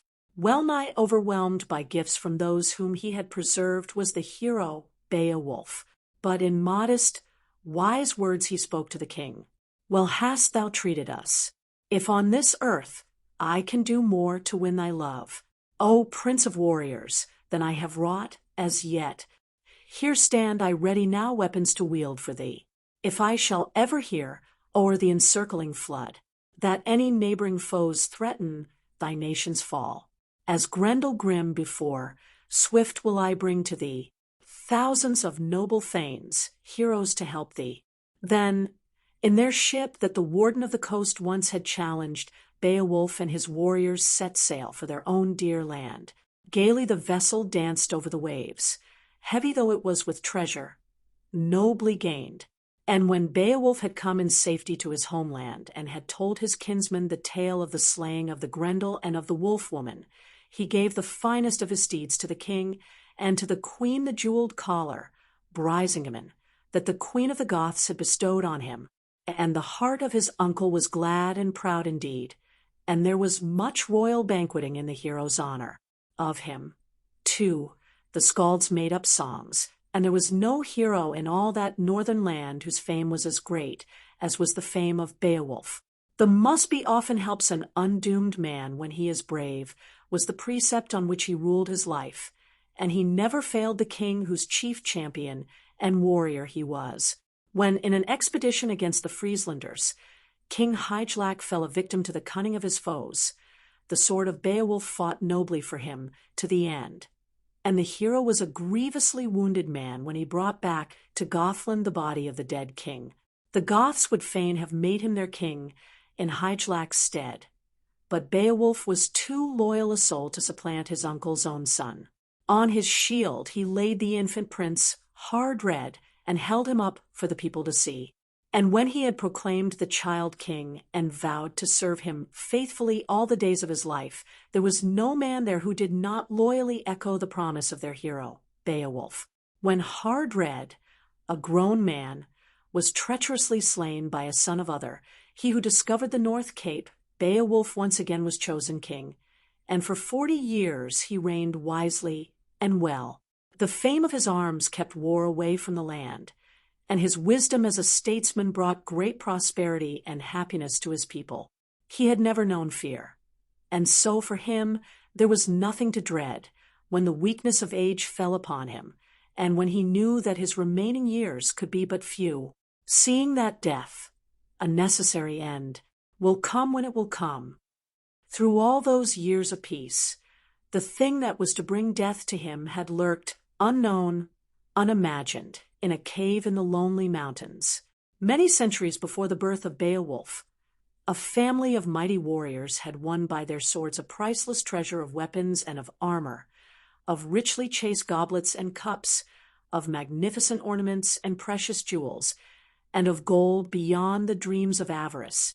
In a great cave among the rocks, it was hoarded by the last of their line, and on his death none knew where it was hidden. Upon it one day there stumbled a fiery dragon, a fire drake, and for 300 years the monster gloated, unchallenged, over the magnificent possession. But at the end of that time, a bondsman, who fled before his master's vengeance and sought sanctuary in the mountains, came on an opening in the rocks, and creeping in, found the fire drake asleep upon a mass of red gold and of sparkling gems that dazzled his eyes even in the darkness. For a moment he stood, trembling. Then, sure of his master's forgiveness if he brought him as gift a golden cup all studded with jewels, he seized one and fled with it ere the monster could awake. With its awakening, terror fell upon the land. Hither and thither it flew, searching for him who had robbed it. And as it flew, it sent flames on the earth and left behind it a black trail of ruin and of death. When news of its destroyings came to the ears of the father of his people, Beowulf knew that to him belonged the task of saving the land for them and for all those to come after them. But he was an old man, and strength had gone from him, nor was he able now to wrestle with the fire drake, as once he had wrestled with the Grendel and the wolf woman, but had to trust to his arms. He had an iron shield made to withstand the fire drake's flaming breath, and with a band of 11 picked followers, and taking the bondsman as guide, Beowulf went out to fight his last fight. As they drew near the place, he bade his followers stay where they were. "For I alone," he said, "will win the gold and save my people, or death shall take me." From the entrance to the cave there poured forth a sickening cloud of steam and smoke, suffocating and blinding, and so hot that he could not go forward. But with a loud voice the old warrior shouted an arrogant challenge of defiance to his enemy, and the fire drake rushed forth from its lair, roaring with the roar of an unquenchable fire whose fury will destroy a city. From its wings of flame and from its eyes heat poured forth scorchingly, and its great mouth belched forth devouring flames as it cast itself on Beowulf. The hero's sword flashed and smote a stark blow upon its scaly head. But Beowulf could not deal death strokes, as once he had done, and only for a moment was his adversary stunned. In hideous rage the monster coiled its snaky folds around him, and the heat from his body made the iron shield redden as though the blacksmith in his smithy were welding it, and each ring of the armor that Beowulf wore seared right into his flesh. His breast swelled with the agony, and his great heart must have come near bursting for pain and for sorrow. for he saw that panic had come on his followers and that they were fleeing, leaving him to his fate. Yet not all of them were faithless.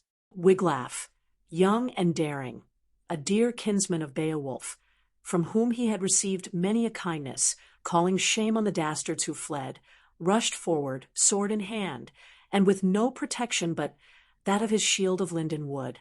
Like a leaf scorched in a furnace the shield curled up, but new strength came to Beowulf with the knowledge that Wiglaf had not failed him in his need. Together the two heroes made a gallant stand, although blood flowed in a swift red stream from a wound that the monster had made in Beowulf's neck with its venomous fangs, and ran down his corslet. A stroke which left the fire drake unharmed shivered the sword that had seen many fights, but Wiglaf smote a shrewd blow ere his lord could be destroyed, and Beowulf swiftly drew his broad knife, and, with an effort so great that all the life that was left in him seemed to go with it, he shore the fire drake asunder. Then Beowulf knew that his end drew very near, and when he had thanked Wiglaf for his loyal help, he bade him enter the cave and bring forth the treasure that he might please his dying eyes by looking on the riches that he had won for his people.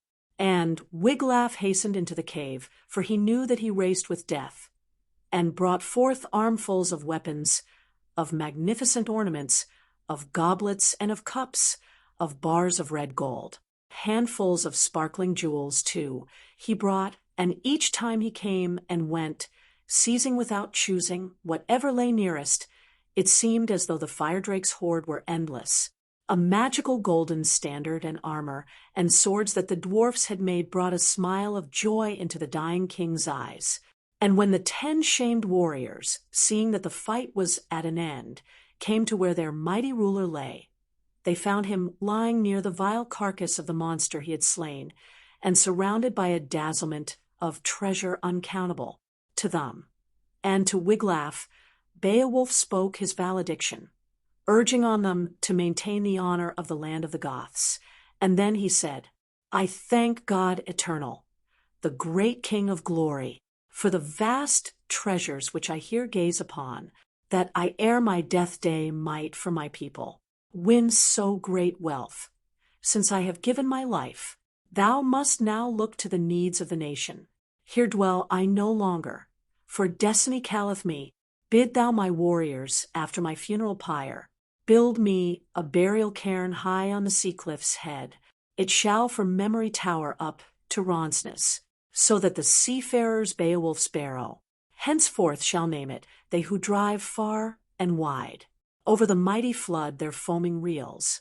Thou art the last of all the kindred of Wagmund. Wyrd has swept all my kin, all the brave chiefs away. Now must I follow them." Such was the passing of Beowulf, greatest of northern heroes, and under a mighty barrow on a cliff very high above the sea they buried him, and with him a great fortune from the treasure he had won. Then with heavy hearts, round about the mound rode his hearth-sharers, who sang that he was of kings of men, the mildest, kindest, to his people sweetest, and the readiest in search of praise, gentlest, most gracious, most keen to win glory.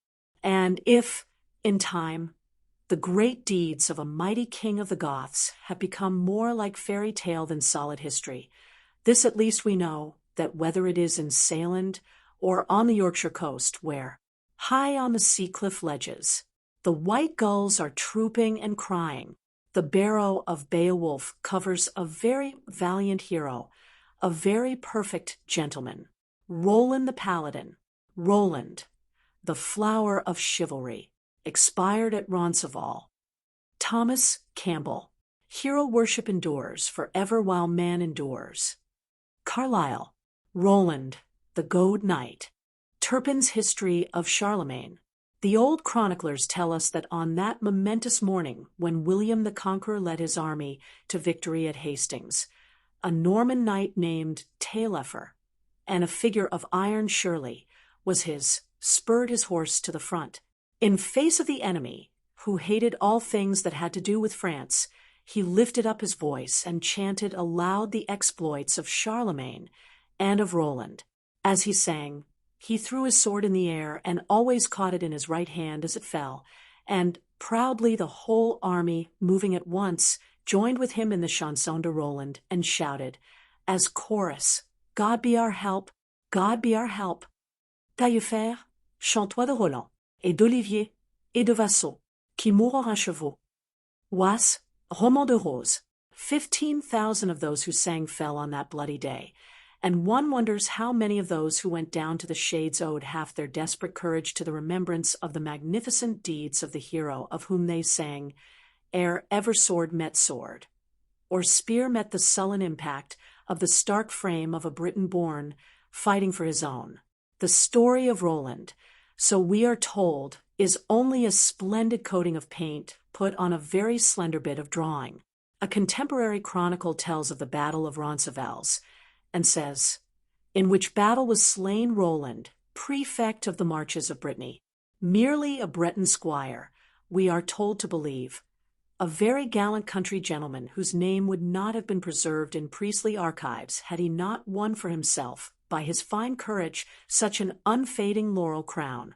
But because we are so sure that it is the memory that the soldier leaves after him, like the long trail of light that follows the sunken sun, and because so often oral tradition is less misleading than the written word, we gladly and undoubtingly give Roland high place in the Valhalla of heroes of all races and of every time. 777 or 778 AD is the date fixed for the great fight at Roncesvalles, where Roland won death and glory. Charlemagne, king of the Franks and head of the Holy Roman Empire, was returning victoriously from a 7 years' campaign against the Saracens in Spain. No fortress stands before him unsubdued, nor wall, nor city left to be destroyed, save one, the city of Saragossa, the stronghold of King Marsil or Marsilio. Here amongst the mountains the king and his people still held to their idols, worshipped Mohammed, Apollo, and Termagant, and looked forward with horror to a day when the mighty Charlemagne might, by the power of the sword, thrust upon them the worship of the crucified Christ. Ere Charlemagne had returned to his own land, Marsil held a council with his peers. To believe that the great conqueror would rest content with Saragossa still unconquered was too much to hope for. Surely he would return to force his religion upon them. What, then, was it best to do? A very wily emir was Blancandrin, brave in war and wise in council, and on his advice Marsil sent ambassadors to Charlemagne to ask of him upon what conditions he would be allowed to retain his kingdom in peace and to continue to worship the gods of his fathers. Mounted on white mules with silver saddles and with reins of gold, and bearing olive branches in their hands, Blancandrin and the 10 messengers sent by Marsil arrived at Cordova, where Charlemagne rested with his army. 15,000 tried veterans were with him there, and his dowspeers, his 12 peers, who were to him what the Knights of the Round Table were to King Arthur of Britain. He held his court in an orchard, and under a great pine tree from which the wild honeysuckle hung like a fragrant canopy, the mighty king and emperor sat on a throne of gold. The messengers of Marsil saw a man of much more than ordinary stature, and with the commanding presence of one who might indeed conquer kingdoms, but his sword was laid aside, and he watched contentedly the contest between the older of his knights who played chess under the shade of the fruit trees, and the fencing bouts of the younger warriors. Very dear to him were all his dowspeers, yet dearest of all was his own nephew, Roland. In him he saw his own youth again, his own imperiousness, his reckless gallantry, his utter fearlessness, all those qualities which endeared him to the hearts of other men. Roland was his sister's son, and it was an evil day for the fair Bertha when she told her brother that, in spite of his anger and scorn, she had disobeyed his commands and had wed the man she loved, Milan, a poor young knight. No longer would Charlemagne recognize her as sister, and in obscurity and poverty Roland was born. He was still a very tiny lad when his father, in attempting to ford a flooded river, was swept downstream and drowned, and Bertha had no one left to fend for her and for her child. Soon they had no food left, and the little Roland watched with amazed eyes his famished mother growing, so weak that she could not rise from the bed where she lay, nor answer him when he pulled her by the hand, and tried to make her come with him to seek his father, and to find something to eat.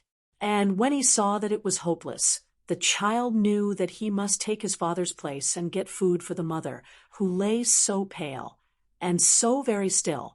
Into a great hall where Charlemagne and his lords were banqueting Roland strayed. Here was food in plenty, savory smelling, delicious to his little empty stomach were the daintily cooked meats which the emperor and his court ate from off their silver platters. Only one plateful of food such as this must, of a surety, make his dear mother strong, and well once more. Not for a moment did Roland hesitate. Even as a tiny sparrow darts into a lion's cage and picks up a scrap almost out of the monarch's hungry jaws, so acted Roland. A plateful of food stood beside the king. At this Roland sprang, seized it with both hands, and joyfully ran off with his prey. When the serving men would have caught him, Charlemagne, laughing, bade them desist. A hungry one this, he said, and very bold. So the meal went on, and when Roland had fed his mother with some pieces of the rich food and had seen her gradually revive, yet another thought came to his baby mind. My father gave her wine, he thought. They were drinking wine in that great hall. It will make her white cheeks red again. Thus he ran back, as fast as his legs could carry him. And Charlemagne smiled yet more when he saw the beautiful child, who knew no fear, return to the place where he had thieved. Right up to the king's chair he came, solemnly measured with his eye the cups of wine that the great company quaffed, saw that the cup of Charlemagne was the most beautiful and the fullest of the purple-red wine, stretched out a daring little hand, grasped the cup, and prepared to go off again, like a marauding bright-eyed bird. Then the king seized in his own hand the hand that held the cup. No, no, bold thief, he said. I cannot have my golden cup stolen from me, be it done by ever so sturdy a robber. Tell me, who sent thee out to steal? And Roland, an erect, gallant little figure, his hand still in the iron grip of the king, fearlessly and proudly gazed back into the eyes of Charlemagne. No one sent me, he said. My mother lay very cold and still and would not speak, and she had said my father would come back no more, so there was none but me to seek her food. Give me the wine, I say, for she is so cold and so very, very white. And the child struggled to free his hand that still held the cup. Who art thou, then? Asked Charlemagne. My name is Roland. Let me go, I pray thee. And again he tried to drag himself free. And Charlemagne mockingly said, Roland, I fear thy father and mother have taught thee to be a clever thief. Then anger blazed in Roland's eyes. My mother is a lady of high degree, he cried, and I am her page, her cupbearer, her knight. I do not speak false words. And he would have struck the king for very rage. Then Charlemagne turned to his lords and asked, Who is this child? And one made answer, He is the son of thy sister Bertha, and of Milon the knight, who was drowned these 3 weeks agone. Then the heart of Charlemagne grew heavy with remorse when he found that his sister had so nearly died of want, and from that day she never knew aught but kindness and tenderness from him, while Roland was dear to him as his own child. He was a dowspeer now, and when the envoys from Saragossa had delivered their message to Charlemagne, he was one of those who helped to do them honor at a great feast that was held for them in a pavilion raised in the orchard. Early in the morning Charlemagne heard mass, and then on his golden throne under the great pine he sat and took counsel with his dowspeers. Not one of them trusted Marsile, but Ganelon, who had married the widowed Bertha and who had a jealous hatred for his stepson, so beloved by his mother, so loved and honored by the king, was ever ready to oppose the counsel of Roland. Thus did he persuade Charlemagne to send a messenger to Marsile, commanding him to deliver up the keys of Saragossa, in all haste to become a Christian, and in person to come and, with all humility, pay homage as vassal to Charlemagne. Then arose the question as to which of the peers should bear the arrogant message. Roland, ever greedy for the post of danger, impetuously asked that he might be chosen. But Charlemagne would have neither him nor his dear friend and fellow knight, Oliver, he who was the Jonathan of Roland's David, nor would he have Nazems de Bavière, nor Turpin, the chivalrous and undaunted Bishop of Reims. He could not afford to risk their lives, and Marsile was known to be treacherous. Then he said to his peers, "Choose ye for me whom I shall send. Let it be one who is wise, brave, yet not over rash, and who will defend mine honor valiantly." Then Roland, who never knew an ungenerous thought, quickly said, "Then, indeed, it must be Ganelon who goes, for if he goes, or if he stays, you have none better than he." And all the other peers applauded the choice, and Charlemagne said to Ganelon, "Come hither, Ganelon, and receive my staff and glove, which the voice of all the Franks have given to thee." But the honor which all the others coveted was not held to be an honor by Ganelon. In furious rage he turned upon Roland. "You and your friends have sent me to my death," he cried.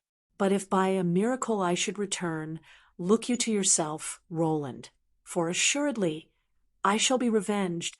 And Roland grew red, then very white, and said, "I had taken thee for another man, Ganelon. Gladly will I take thy place. Wilt give me the honor to bear thy staff and glove to Saragossa, sire?" And eagerly he looked Charlemagne in the face, eager as, when a child, he had craved the cup of wine for his mother's sake. But Charlemagne, with darkened brow, shook his head. "Ganelon must go," he said, "for so have I commanded. Go, for the honor of Jesus Christ, and for your emperor." Thus, sullenly and unwillingly, and with burning hatred against Roland in his heart, Ganelon accompanied the Saracens back to Saragossa. A hate so bitter was not easy to hide, and as he rode beside him, the wily Blancandrin was not long in laying a probing finger on this festering sore. Soon he saw that Ganelon would pay even the price of his honor to revenge himself upon Roland, and on the other Dowspears whose lives were more precious than his in the eyes of Charlemagne. Yet, when Saragossa was reached, like a brave man and a true did Ganelon deliver the insulting message that his own brain had conceived, and that the emperor, with magnificent arrogance, had bidden him deliver. And this he did, although he knew his life hung but by a thread, while Marsile and the Saracen lords listened to his words. But Marsile kept his anger under, thinking with comfort of what Blancandrin had told him of his discovery by the way. And very soon he had shown Ganelon how he might be avenged on Roland and on the friends of Roland, and in a manner which his treachery need never be known, and very rich were the bribes that he offered to the faithless knight. Thus it came about that Ganelon sold his honor, and bargained with the Saracens to betray Roland and his companions into their hands in their passage of the narrow defile of Roncesvalles. For more than 50 pieces of silver Marsile purchased the soul of Ganelon. And when this Judas of the Dowspears returned in safety to Cordova, bringing with him princely gifts for Charlemagne, the keys of Saragossa, and the promise that in 16 days Marsile would repair to France to do homage, and to embrace the Christian faith, the emperor was happy indeed. All had fallen out as he desired. Ganelon, who had gone forth in wrath, had returned calm and gallant, and had carried himself throughout his difficult embassy as a wise statesman and a brave and loyal soldier. "Thou hast done well, Ganelon," said the king. "I give thanks to my God, and to thee. Thou shalt be well rewarded." The order then was speedily given for a return to France, and for 10 miles the great army marched before they halted and encamped for the night. But when Charlemagne slept, instead of dreams of peace, he had 2 dreams which disturbed him greatly.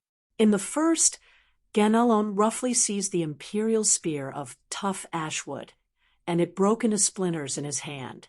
In the next, Charlemagne saw himself attacked by a leopard and a bear, which tore off his right arm, and as a greyhound darted to his aid, he awoke, and rose from his couch heavy at heart because of those dreams of evil omen. In the morning he held a council, and reminded his knights of the dangers of the lonely pass of Roncesvalles. It was a small oval plain, shut in all round, save on the south where the river found its outlet, by precipitous mountain ridges densely covered with beech woods. Mountains ran sheer up to the sky above it, precipices rushed sheer down below, and the path that crossed the crest of the Pyrenees and led to it was so narrow that it must be traversed in single file. The dangers for the rear guard naturally seemed to Charlemagne to be the greatest, and to his Dowspears he turned, as before, for counsel. "Who, then, shall command the rear guard?" he asked, and quickly Ganelon answered. "Who but Roland? Ever would he seek the post where danger lies." And Charlemagne, feeling he owed much to Ganelon, gave way to his counsel, though with heavy forebodings in his heart. Then all the other Dowspears, save Ganelon, said that for love of Roland they would go with him and see him safely through the dangers of the way. Loudly they vaunted his bravery. For dread of death he hid nowhere his head, leaving them behind with 20,000 men, and with Ganelon commanding the vanguard. Charlemagne started. "Christ keep you," he said on parting with Roland. "I bedeck you to Christ." And Roland, clad in his shining armor, his lordly helmet on his head, his sword Durandala by his side, his horn Oliphant slung round him, and his flower-painted shield on his arm, mounted his good steed Valentif, and holding his bright lance with its white pennon and golden fringe in his hand, led the way for his fellow knights and for the other Franks who so dearly loved him. Not far from the pass of Roncesvalles he saw, gleaming against the dark side of the purple mountain, the spears of the Saracens. 10,000 men, under Sir Gautier, were sent by Roland to reconnoiter, but from every side the heathen pressed upon them, and every one of the 10,000 were slain, hurled into the valley far down below. Gautier alone, sorely wounded, returned to Roland to tell him, ere his life ebbed away, of the betrayal by Ganelon, and to warn him of the ambush. Yet even then they were at Roncesvalles, and the warning came too late. Afar off, amongst the beech trees and coming down amongst the lonely passes of the mountains, the Franks could see the gleam of silver armor, and Oliver, well knowing that not even the most dauntless valor could withstand such a host as the one that came against them, besought Roland to blow a blast on his magic horn that Charlemagne might hear and return to aid him. And all the other Dowspears begged of him that thus he would call for help, but Roland would not listen to them. "I will fight with them that us hath sought, and or I esse my breast blod through my harns rin. Blow never horn for no help then." Through the night they knew their enemies were coming ever nearer, hemming them in, but there were no night alarms, and day broke fair and still. There was no wind, there was dew on the grass, dew MMD the flowers, and amongst the trees the birds sang merrily. At daybreak the good Bishop Turpin celebrated Mass and blessed them, and even as his voice ceased they beheld the Saracen host close upon them. Then Roland spoke brave words of cheer to his army and commended their souls and his own to Christ, who suffered for us pains sore, and for whose sake they had to fight the enemies of the cross. Behind every tree and rock a Saracen seemed to be hidden, and in a moment the whole pass was alive with men in mortal strife. Surely never in any fight were greater prodigies of valor performed than those of Roland and his comrades. 12 Saracen kings fell before their mighty swords, and many a Saracen warrior was hurled down the cliffs to pay for the lives of the men of France whom they had trapped to their death. Never before in one day did one man slay so many as did Roland and Oliver his friend. A Roland for an Oliver was no good exchange, and yet a very fair one, as the heathen quickly learned. Red was Roland, red with bloodshed, red his corslet, red his shoulders, red his arm, and red his charger. In the thickest of the fight he and Oliver came together, and Roland saw that his friend was using for weapon and dealing death blows with the truncheon of a spear. "Friend, what hast thou there?" cried Roland. "In this game 'tis not a distaff, but a blade of steel thou needest. Where is now Hauteclair, thy good sword, golden hilted, crystal pommelled?" "Here," said Oliver. "So fight I, that I have not time to draw it." "Friend," quoth Roland, "more I love thee, ever henceforth than a brother." When the sun set on that welter of blood, Not a single Saracen was left, and those of the Frankish rear guard, who still lived, were very weary men. Then Roland called on his men to give thanks to God, and Bishop Turpin, whose stout arm had fought well on that bloody day, offered up thanks for the army. Though in sorry plight were they, almost none unwounded, their swords and lances broken, and their hauberks rent and blood-stained. Gladly they laid themselves down to rest beside the comrades, whose eyes never more would open on the fair land of France. But even as Roland was about to take his rest, he saw, descending upon him, and his little band, a host of Saracens, led by Marsil himself, 100,000 men, untired, and fiercely thirsting for revenge, came against the handful of wearied, wounded heroes. Yet with unwavering courage the Franks responded to their leader's call. The war cry of the soldiers of France, Montjoy, Montjoy, rang clear above the fierce sound of the trumpets of the Saracen army. Soldiers of the Lord, cried Turpin, be ye valiant and steadfast, for this day shall crowns be given you midst the flowers of paradise. In the name of God our Savior, be ye not dismayed nor fright, lest of you be shameful legends, chanted by the tongues of minstrels. Rather let us die victorious, since this eve shall see us lifeless. Heaven has no room for cowards, knights who nobly fight, and vainly ye shall sit among the holy, in the blessed fields of heaven. On then, friends of God, to glory.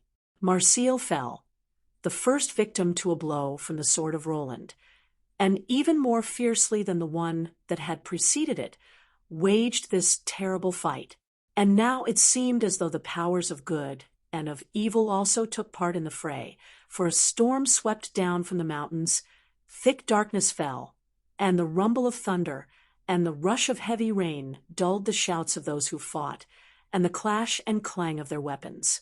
When a blood-red cloud came up, its lurid light showed the trampled ground strewn with dead and dying.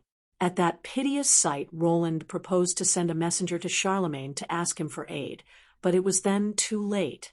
When only 60 Franks remained, the pride of Roland gave way to pity for the men whom he had led to death, and he took the magic horn Oliphant in his hand, that he might blow on it a blast that would bring Charlemagne, his mighty army behind him, to wipe out the Saracen host that had done him such evil.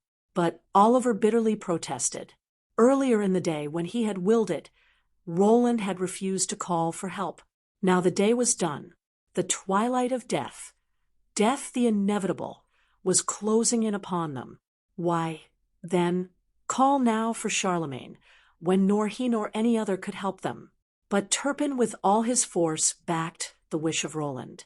The blast of thy horn cannot bring back the dead to life, he said. Yet if our emperor return, he can save our corpses and weep over them and bear them reverently to La Belle France. And there shall they lie in sanctuary, and not in a Paynim land where the wild beasts devour them and croaking wretches with foul beaks tear our flesh and leave our bones dishonored. That is well said, quoth Roland and Oliver. Then did Roland blow 3 mighty blasts upon his horn, and so great was the third that a blood vessel burst, and the red drops trickled from his mouth.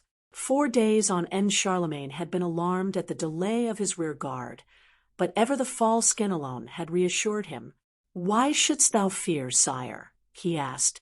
Roland has surely gone after some wild boar or deer. So fond is he of the chase. But when Roland blew the blast that broke his mighty heart, Charlemagne heard it clearly, and no longer had any doubt of the meaning of its call. He knew that his dreams had come true, and at once he set his face towards the dire pass of Roncesvalles, that he might, even at the 11th hour, save Roland and his men. Long ere Charlemagne could reach the children of his soul who stood in such dire need, the uncle of Marsil had reached the place of battle with a force of 50,000 men. Pierced from behind by a cowardly lance, Oliver was sobbing out his life's blood. Yet ever he cried, Montjoy, Montjoy, and each time his voice formed the words, a thrust from his sword, or from the lances of his men, drove a soul down to Hades. And when he was breathing his last and lay on the earth, humbly confessing his sins and begging God to grant him rest in paradise, he asked God's blessing upon Charlemagne, his lord the king, and upon his fair land of France, and above all other men to keep free from scathe his heart's true brother and comrade, Roland the gallant knight.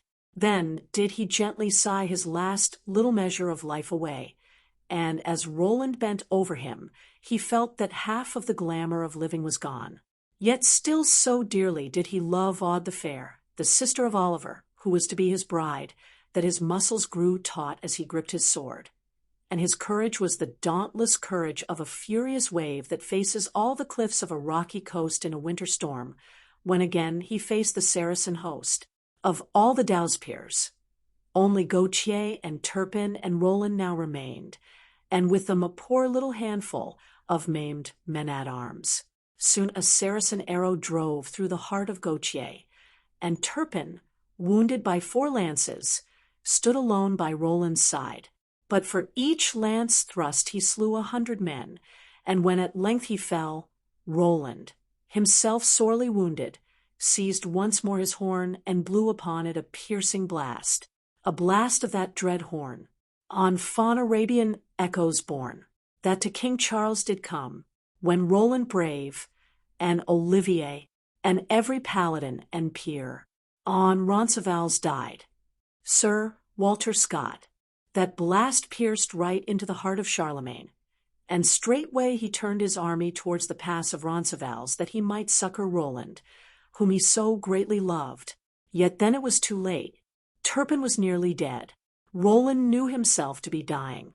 Valentif, Roland's faithful warhorse, was enduring agonies from wounds of the Paynim arrows, and him Roland slew with a shrewd blow from his well-tried sword. From far, far away the hero could hear the blare of the trumpets of the Frankish army, and at the sound, what was left of the Saracen host fled in terror. He made his way, blindly, painfully, to where Turpin lay, and with fumbling fingers took off his hauberk and unlaced his golden helmet. With what poor skill was left to him, he strove to bind up his terrible wounds with strips of his own tunic, and he dragged him, as gently as he could, to a spot under the beech trees where the fresh moss still was green. "Ah, gentle lord," said Roland, "give me leave to carry here our comrades who are dead, whom we so dearly loved. They must not lie, unblessed, but I will bring their corpses here, and thou shalt bless them, and me, ere thou die." "Go," said the dying priest, "but soon return. Thank God, the victory is yours and mine." With exquisite pain Roland carried the bodies of Oliver, and of the rest of the Dowspears from the places where they had died to where Turpin, their dear bishop, lay a-dying. Each step that he took cost him a pang of agony. Each step took from him a toll of blood. Yet faithfully he performed his task, until they all lay around Turpin, who gladly blessed them and absolved them all. And then the agony of soul and of heart and body that Roland had endured grew overmuch for him to bear, and he gave a great cry, like the last sigh of a mighty tree, that the woodcutters fell, and dropped down, stiff and chill, in a deathly swoon.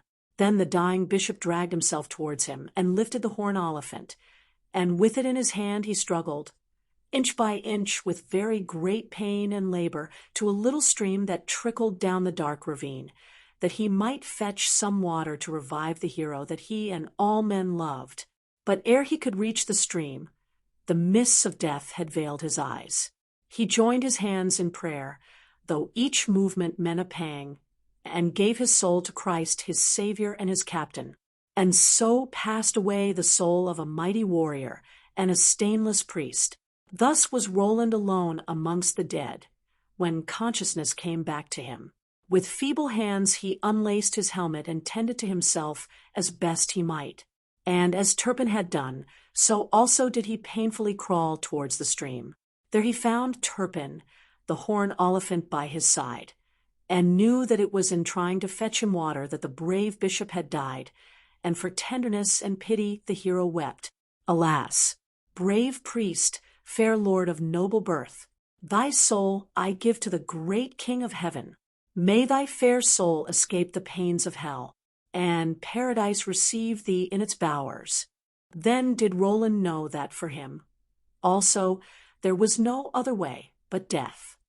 With dragging steps he toiled uphill a little way, his good sword Durandala in one hand, and in the other his horn Oliphant.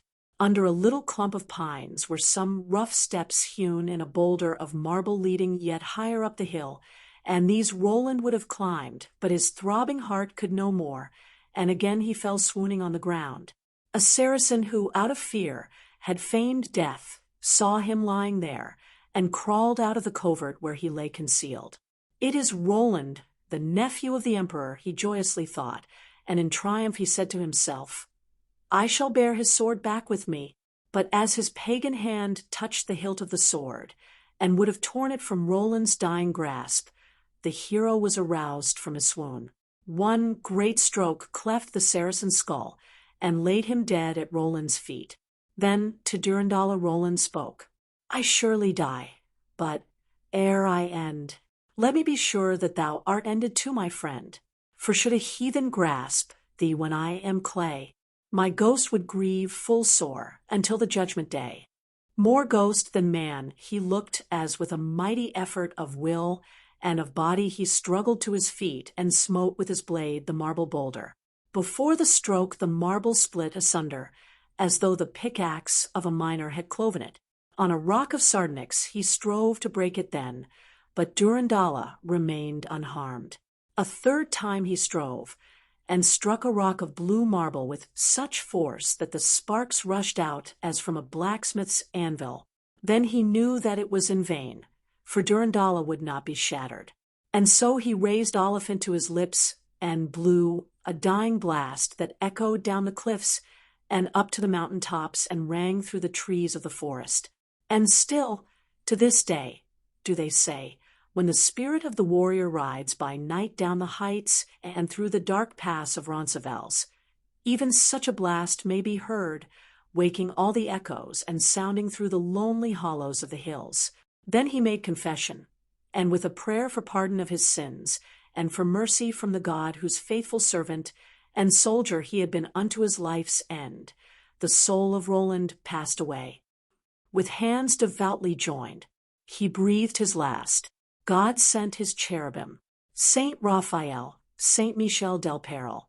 Together with them Gabriel came that all bring the soul of Count Roland to paradise. Aoi. Charlemagne and his army found him lying thus, and very terrible were the grief and the rage of the emperor as he looked on him and on the others of his dowspeers and on the bodies of that army of 20,000. All the field was with blood, Urun. Many a good sword was broken there, many a Federal's child there was at home. By the side of Roland, Charlemagne vowed vengeance, but ere he avenged his death, he mourned over him with infinite anguish. The Lord have mercy, Roland, on thy soul. Never again shall our fair France behold a knight so worthy, till France be no more. How widowed lies our fair France, and how lone. How will the realms that I have swayed rebel? Now thou art taken from my weary age. So deep my woe that fain would I die too, and join my valiant peers in paradise, while men inter my weary limbs with thine. A terrible vengeance was the one that he took next day, when the Saracen army was utterly exterminated, and when all the noble dead had been buried where they fell, save only Roland, Oliver, and Turpin. The bodies of these three heroes were carried to Blaye, and interred with great honor in the great cathedral there. Charlemagne then returned to Aix, and as he entered his palace, Aude the Fair, sister of Oliver, and the betrothed of Roland, hastened to meet him. Where were the dowspeers? What was the moaning murmur as of women who wept that had heralded the arrival in the town of the emperor and his conquering army? Eagerly she questioned Charlemagne of the safety of Roland, and when the emperor, in pitying grief, told her, Roland, thy hero, like a hero died, Aude gave a bitter cry and fell to the ground like a white lily slain by a cruel wind. The emperor thought she had fainted, but when he would have lifted her up, he found that she was dead, and in infinite pity he had her taken to Blay, and buried by the side of Roland. Very tender was Charlemagne to the maiden whom Roland had loved, but when the treachery of Guenelon had been proved, for him there was no mercy. At Aix-la-Chapelle, torn asunder by wild horses, he met a shameful and a horrible death, nor is his name forgotten as that of the blackest of traitors. But the memory of Roland and of the other Dowspears lives on, and is, however fanciful, forever fragrant. Roland and Olivier, and of the 12 Tussipere, that died in the bataille of Roncesvalles, Jesu Lord, Heaven King, to his bliss hem, and us both bring, to liven withouten bale. Sir O'Toole, the children of Eliar, silent, O Moyle, be the roar of thy water.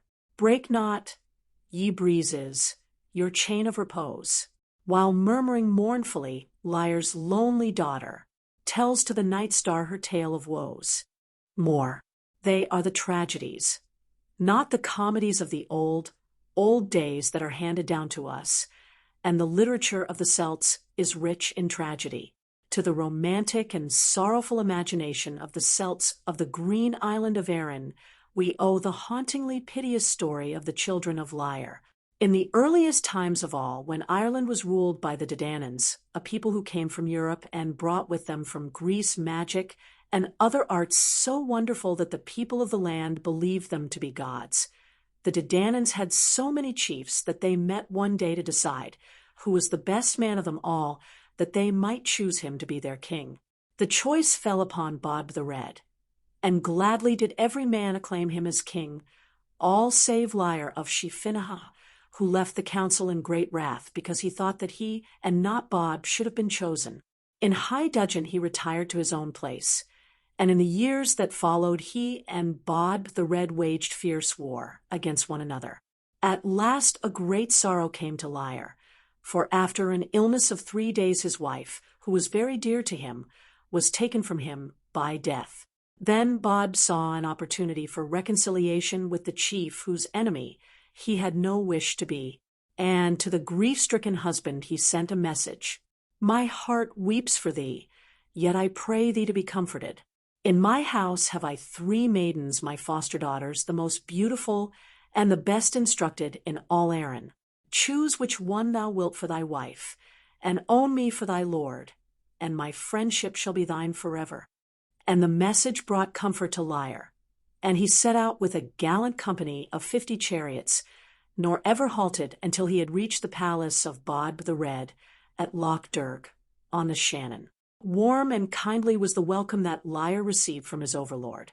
And next day, as the 3 beautiful foster daughters of Bod sat on the same couch as his queen, Bod said to Liar, Behold my 3 daughters, choose which one thou wilt.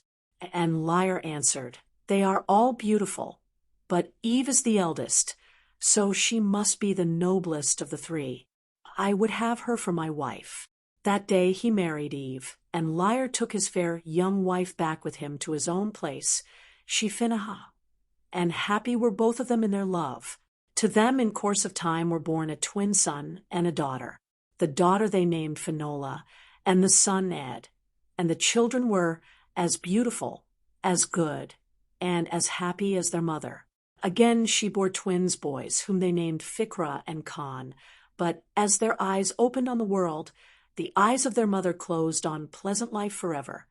And once again Liar was a widower, more bowed down by grief than before. The tidings of the death of Eve brought great sorrow to the palace of Bod the Red, for to all who knew her Eve was very dear. But again the king sent a message of comfort to Liar. We sorrow with thee, yet in proof of our friendship with thee, and our love for the one who is gone, we would give thee another of our daughters to be a mother to the children who have lost their mother's care. And again Liar went to the palace at Loch Derg, the great lake, and there he married Eva, the second of the foster daughters of the king. At first it seemed as if Eva loved her dead sister's children, as though they were her own. But when she saw how passionate was her husband's devotion to them, how he would have them to sleep near him, and would rise at their slightest whimper to comfort and to caress them, and how at dawn she would wake to find he had left her side to see that all was well with them. The poisonous weed of jealousy began to grow up in the garden of her heart. She was a childless woman, and she knew not whether it was her sister who had borne them whom she hated, or whether she hated the children themselves. But steadily the hatred grew, and the love that Bod the Red bore for them only embittered her the more. Many times in the year he would come to see them, many times would take them away to stay with him. And each year, when the Dedannans held the Feast of Age, the feast of the great god Mannanan, of which those who partook never grew old, the 4 children of Lyre were present, and gave joy to all who beheld them by their great beauty, their nobility, and their gentleness.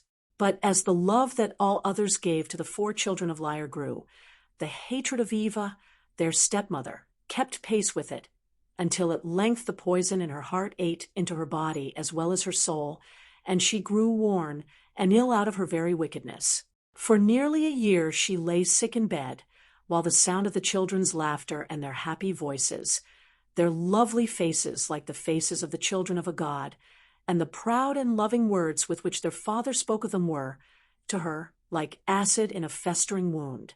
At last there came a black day when jealousy had choked all the flowers of goodness in her heart, and only treachery and merciless cruelty remained. She rose from her couch and ordered the horses to be yoked to her chariot, that she might take the 4 children to the great lake to see the king, her foster father. They were but little children, yet the instinct that sometimes tells even a very little child when it is near an evil thing warned Finola that harm would come to her, and to her brothers were they to go. It may also have been, perhaps, that she had seen with the sharp vision of a woman-child the thing to which Lyre was quite blind, and that in a tone of her stepmother's voice, in a look she had surprised in her eyes, she had learned that the love that her father's wife professed for her and for the others was only hatred, cunningly disguised. Thus she tried to make excuses for herself and the little brothers to whom she was a child mother, so that they need not go. But Eva listened with deaf ears, and the children said farewell to Lyre, who must have wondered at the tears that stood in Finola's eyes and the shadow that darkened their blue, and drove off in the chariot with their stepmother. When they had driven a long way, Eva turned to her attendants. "Much wealth have I," she said, "and all that I have shall be yours, if you will slay for me those 4 hateful things that have stolen from me the love of my man." The servants heard her in horror, and in horror and shame for her they answered, "Fearful is the deed thou wouldst have us do. More fearful still is it that thou shouldst have so wicked a thought. Evil will surely come upon thee, for having wished to take the lives of Lyre's innocent little children." Angrily, then, she seized a sword, and herself would fain have done what her servants had scorned to do. But she lacked strength to carry out her own evil wish, and so they journeyed onwards. They came to Lake Darvra at last, now Loch Deravarag in Westmeath, and there they all alighted from the chariot. And the children, feeling as though they had been made to play at an ugly game, but that now it was over, and all was safety and happiness again, were sent into the loch to bathe. Joyously and with merry laughter the little boys splashed into the clear water by the rushy shore, all 3 seeking to hold the hands of their sister, whose little slim white body was whiter than the water lilies and her hair more golden than their hearts. It was then that Eva struck them, as a snake strikes its prey. 1 touch for each, with a magical wand of the Druids, then the low chanting of an old rune, and the beautiful children had vanished, and where their tiny feet had pressed the sand, and their yellow hair had shone above the water like 4 daffodil heads that dance in the wind, there floated 4 white swans. But although to Eva belonged the power of bewitching their bodies, their hearts and souls, and speech still belonged to the children of Lyre, and when Finola spoke, it was not as a little timid child, but as a woman who could look with sad eyes into the future, and could there see the terrible punishment of a shameful act. "Very evil is the deed that thou hast done," she said. "We only gave thee love, and we are very young, and all our days were happiness. By cruelty and treachery thou hast brought our childhood to an end, yet is our doom less piteous than thine. Woe, woe unto thee, O Eva, for a fearful doom lies before thee. Then she asked, a child still, longing to know when the dreary days of its banishment from other children should be over. Tell us how long a time must pass until we can take our own forms again. And relentlessly Eva made answer, better had it been for thy peace hadst thou left unsought that knowledge. Yet will I tell thee thy doom. 300 years shall ye live in the smooth waters of Lake Darvra, 300 years on the Sea of Moyle, 11 which is between Erin and Alba, 300 years more, at Ivros Domnan, and at Innis Glora on the western sea, until a prince from the north shall marry a princess from the south, until the Tailkin St. Patrick shall come to Erin, and until ye shall hear the sound of the Christian bell. Neither my power nor thy power, nor the power of any druid's runes, can set ye free until that weird is dreed. As she spoke, a strange softening came into the evil woman's heart. They were so still, those white creatures who gazed up at her with eager, beseeching eyes, through which looked the souls of the little children that once she had loved. They were so silent and piteous, the little Fikra and Khan, whose dimpled baby faces she often used to kiss.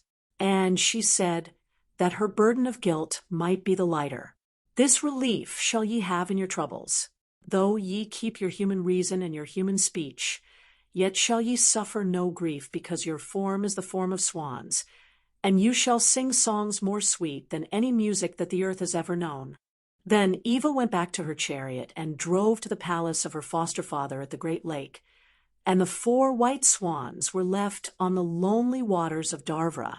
When she reached the palace without the children, the king asked in disappointment why she had not brought them with her. Liar loves thee no longer, she made answer. He will not trust his children to thee, lest thou shouldst work them some ill. But her father did not believe her lying words. Speedily he sent messengers to Shephinahah, that they might bring back the children, whoever carried joy with them.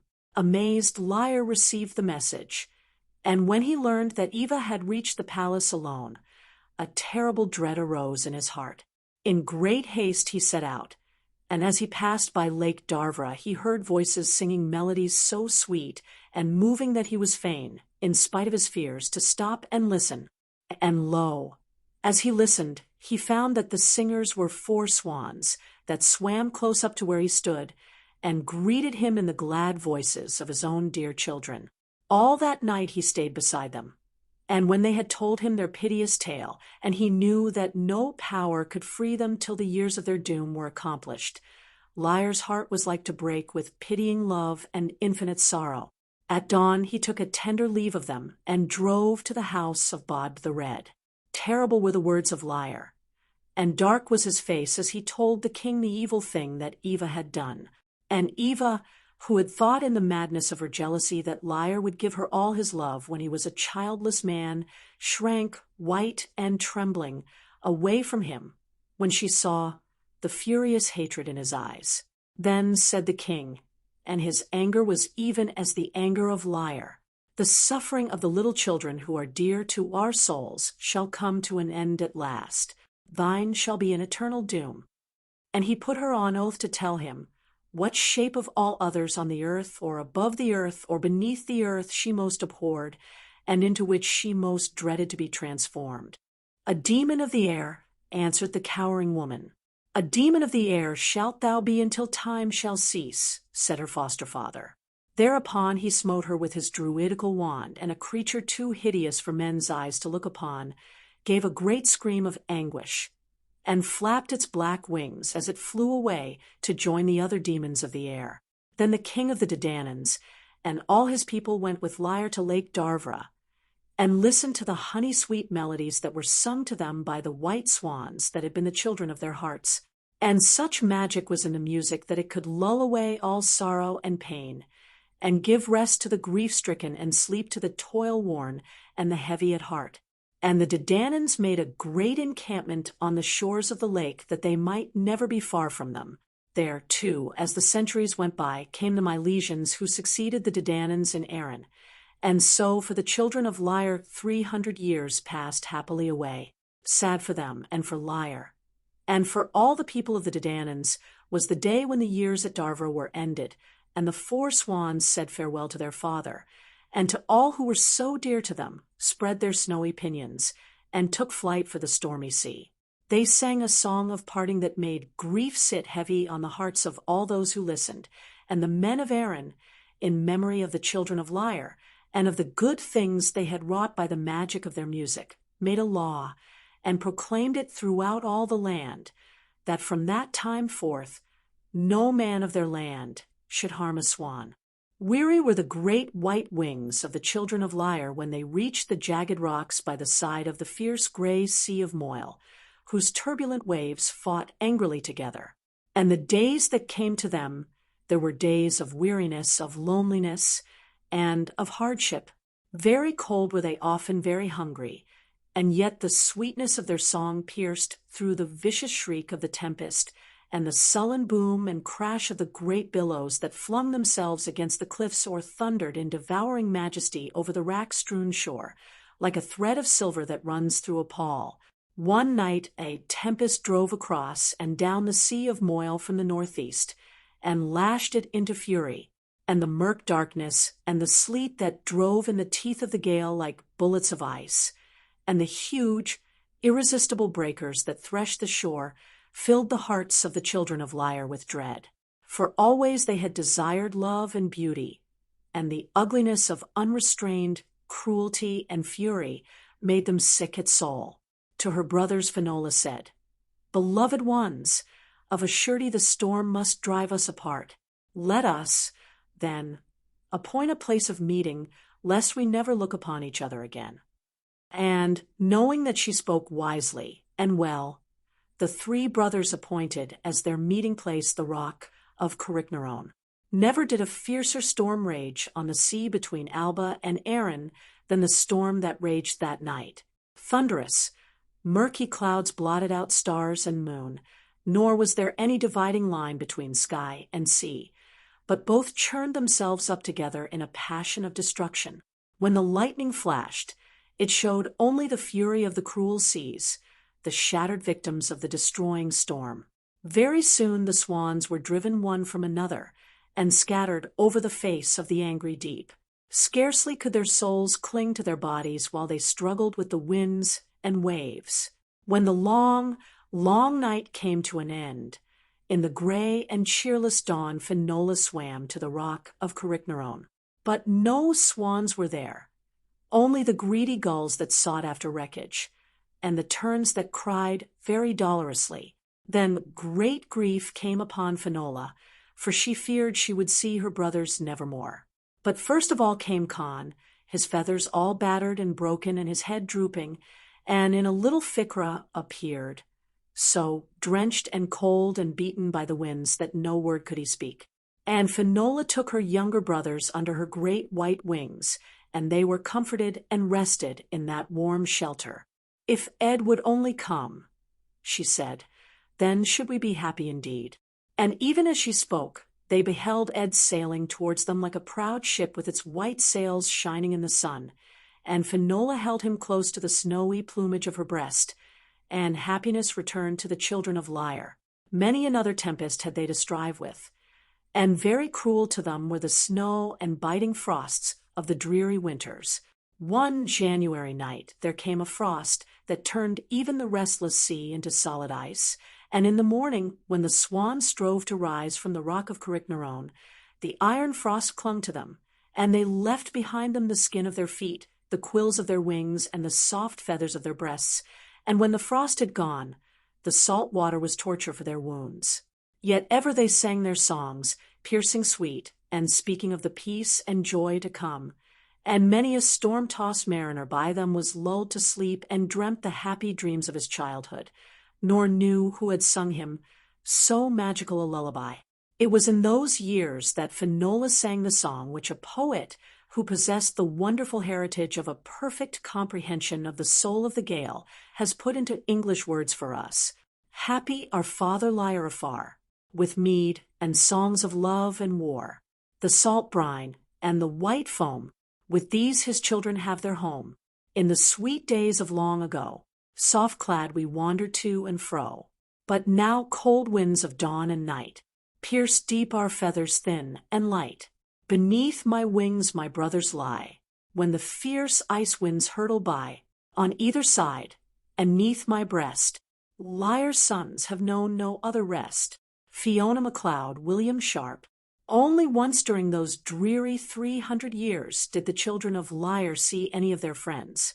When they saw, riding down to the shore at the mouth of the Bann on the north coast of Erin, a company in gallant attire with glittering arms and mounted on white horses, the swans hastened to meet them. And glad were their hearts that day, for the company was led by 2 sons of Bob the Red, who had searched for the swans along the rocky coast of Erin for many a day, and who brought them loving greetings from the good king of the Dedannans and from their father Lyre. At length the 300 years on the Sea of Moyle came to an end, and the swans flew to Ivros Domnann, and the Isle of Glora in the Western Sea, and there they had sufferings and hardships to bear that were even more grievous than those that they had endured on the Sea of Moyle. And one night the snow that drifted down upon them from the ice was scourged on by a northwest wind, and there came a moment when the 3 brothers felt that they could endure no more. But Finola said to them, "It is the great God of truth who made both land and sea, who alone can succor us, for he alone can wholly understand the sorrows of our hearts. Put your trust in him, dear brothers, and he will send us comfort and help." Then said her brothers, "In him we put our trust." And from that moment the Lord of heaven gave them his help, so that no frost, nor snow, nor cold, nor tempest, nor any of the creatures of the deep could work them any harm. When the 900 years of their sorrowful doom had ended, the children of Lyre joyously spread their wings and flew to their father's home at Shifina. But the house was there no more, for Lyre, their father, was dead. Only stones, round which grew rank grass and nettles, and where no human creature had his habitation, marked the place for which they had longed with an aching, hungry longing through all their weary years of doom. Their cries were piteous as the cries of lost children as they looked on the desolate ruins. But all night they stayed there, and their songs were songs that might have made the very stones shed tears. Next day they winged their way back to Innis Glora, and there the sweetness of their singing drew so many birds to listen that the little lake got the name of the Lake of the Bird Flocks.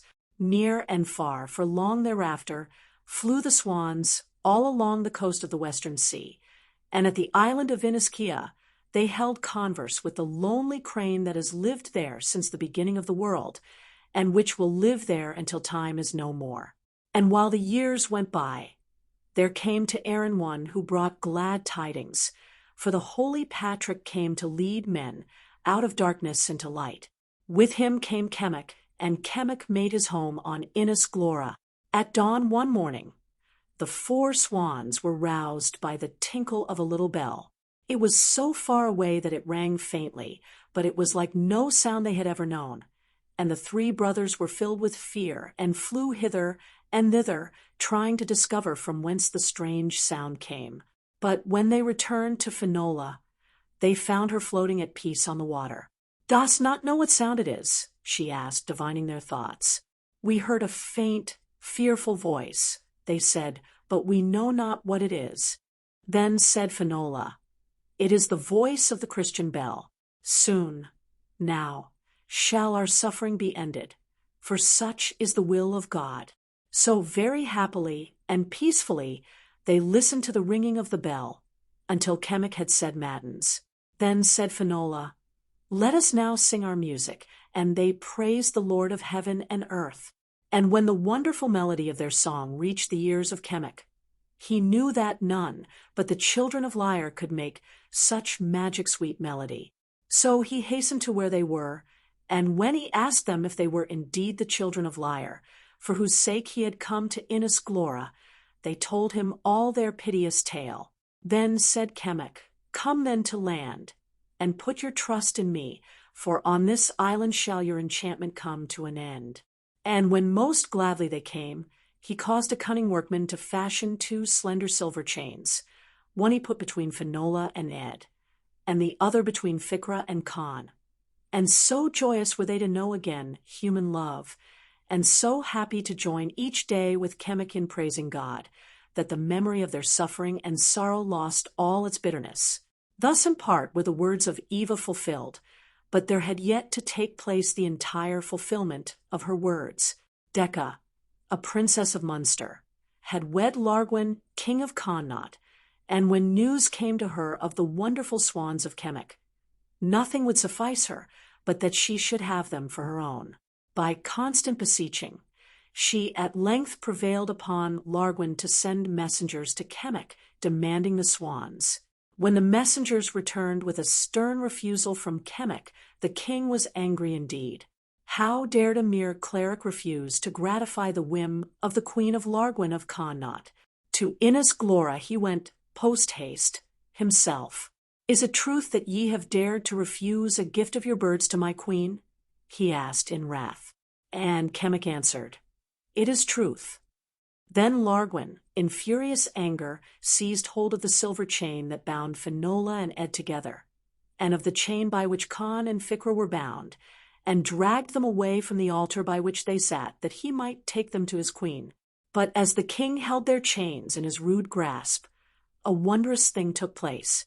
Instead of swans, there followed Largwin a very old woman, white-haired and feeble, and 3 very old men, bony and wrinkled and gray. And when Largwin beheld them, terror came upon him, and he hastened homeward, followed by the bitter denunciations of Kemek. Then the children of Lyre, in human form at last, turned to Kemek and besought him to baptize them, because they knew that death was very near. "Thou art not more sorrowful at parting from us than we are to part with you, dear Kemek," they said. And Finola said, "Bury us, I pray you, together. As oft in life, my brothers dear, were soothed by me to rest, Ficra and Khan beneath my wings, and Ed before my breast, so place the 2 on either hand, close, like the love that bound me. Place Ed as close before my face, and twine their arms around me." Joyce. So Kemek signed them in holy baptism with the blessed cross, and even as the water touched their foreheads, and while his words were in their ears, death took them. And as they passed, Kemek looked up, and behold, for beautiful children, their faces radiant with joy, and with white wings lined with silver, flying upwards to the clouds. And soon they vanished from his sight, and he saw them no more. He buried them as Finola had wished, and raised a mound over them, and carved their names on a stone. And over it he sang a lament, and prayed to the God of all love and purity, a prayer for the pure and loving souls of those who had been the children of Lyre. Yardiari.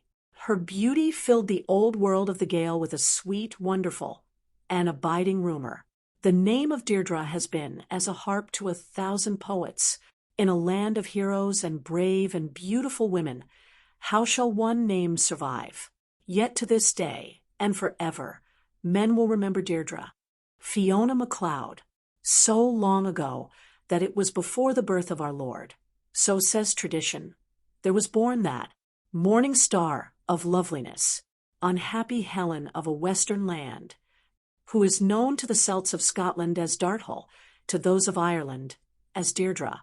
As in the story of Helen, it is not easy, or even possible in the story of Deirdre, to disentangle the old facts of actual history from the web of romantic fairy tale that time has woven about them.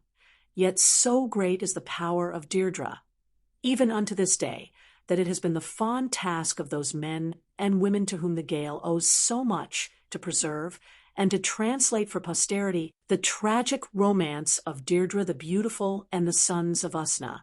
In many ancient manuscripts, we get the story in more or less complete form. In the Advocate's Library of Edinburgh, in the Glenmasan Mess, we get the best and the fullest version, while the oldest and the shortest is to be found in the 12th century book of Leinster.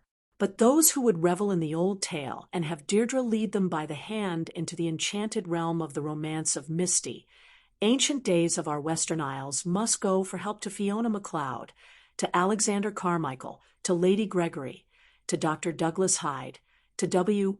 F. Skene, to W. B. Yeats, to J. M. Singh, and to those others who, like true descendants of the Druids, possess the power of unlocking the entrance gates of the Green Islands of the Blessed. Conchubar, or Connor, ruled the kingdom of the Ultonians, now Ulster, when Deirdre was born in Erin.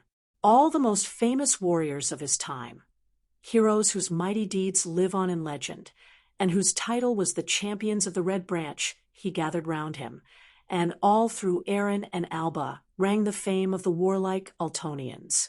There came a day when Connor and his champions, gorgeous in their gala dress of crimson tunic with brooches of inlaid gold and white hooded shirt embroidered in red gold, went to a feast in the house of one called Phelim. Phelim was a bard, and because not only was his arm in war strong and swift to strike, but because in peace his fingers could draw the sweetest of music from his harp, he was dear to the king. As they feasted, Connor beheld a dark shadow of horror and of grief fall on the face of Cathbad, a druid who had come in his train, and saw that his aged eyes were gazing far into the unseen. Speedily he bade him tell him what evil thing it was that he saw, and Cathbad turned to the childless Phelim, and told him that to his wife there was about to be born a daughter, with eyes like stars that are mirrored by night in the water, with lips red as the rowan berries, and teeth more white than pearls, with a voice more sweet than the music of fairy harps, a maiden fair, tall, long-haired, for whom champions will contend, and mighty kings be envious of her lovely, faultless form. For her sweet sake, he said, more blood should be spilt in Erin than for generations and ages past, and many heroes and bright torches of the Gaels should lose their lives. For love of her, 3 heroes of eternal renown must give their lives away. The sea in which her starry eyes should mirror themselves would be a sea of blood, and woe unutterable should come on the sons of Erin. Then up spoke the lords of the Red Branch, and grimly they looked at Phelim the harper. If the babe that thy wife is about to bear is to bring such evil upon our land, better that thou shouldst shed her innocent blood ere she spills the blood of our nation. And Phelim made answer, it is well spoken. Bitter it is for my wife, and for me to lose a child so beautiful, yet shall I slay her that my land may be saved from such a doom. But Connor, the king, spoke then, and because the witchery of the perfect beauty and the magic charm of Deirdre was felt by him even before she was born, he said, she shall not die. Upon myself I take the doom. The child shall be kept apart from all men until she is of an age to wed.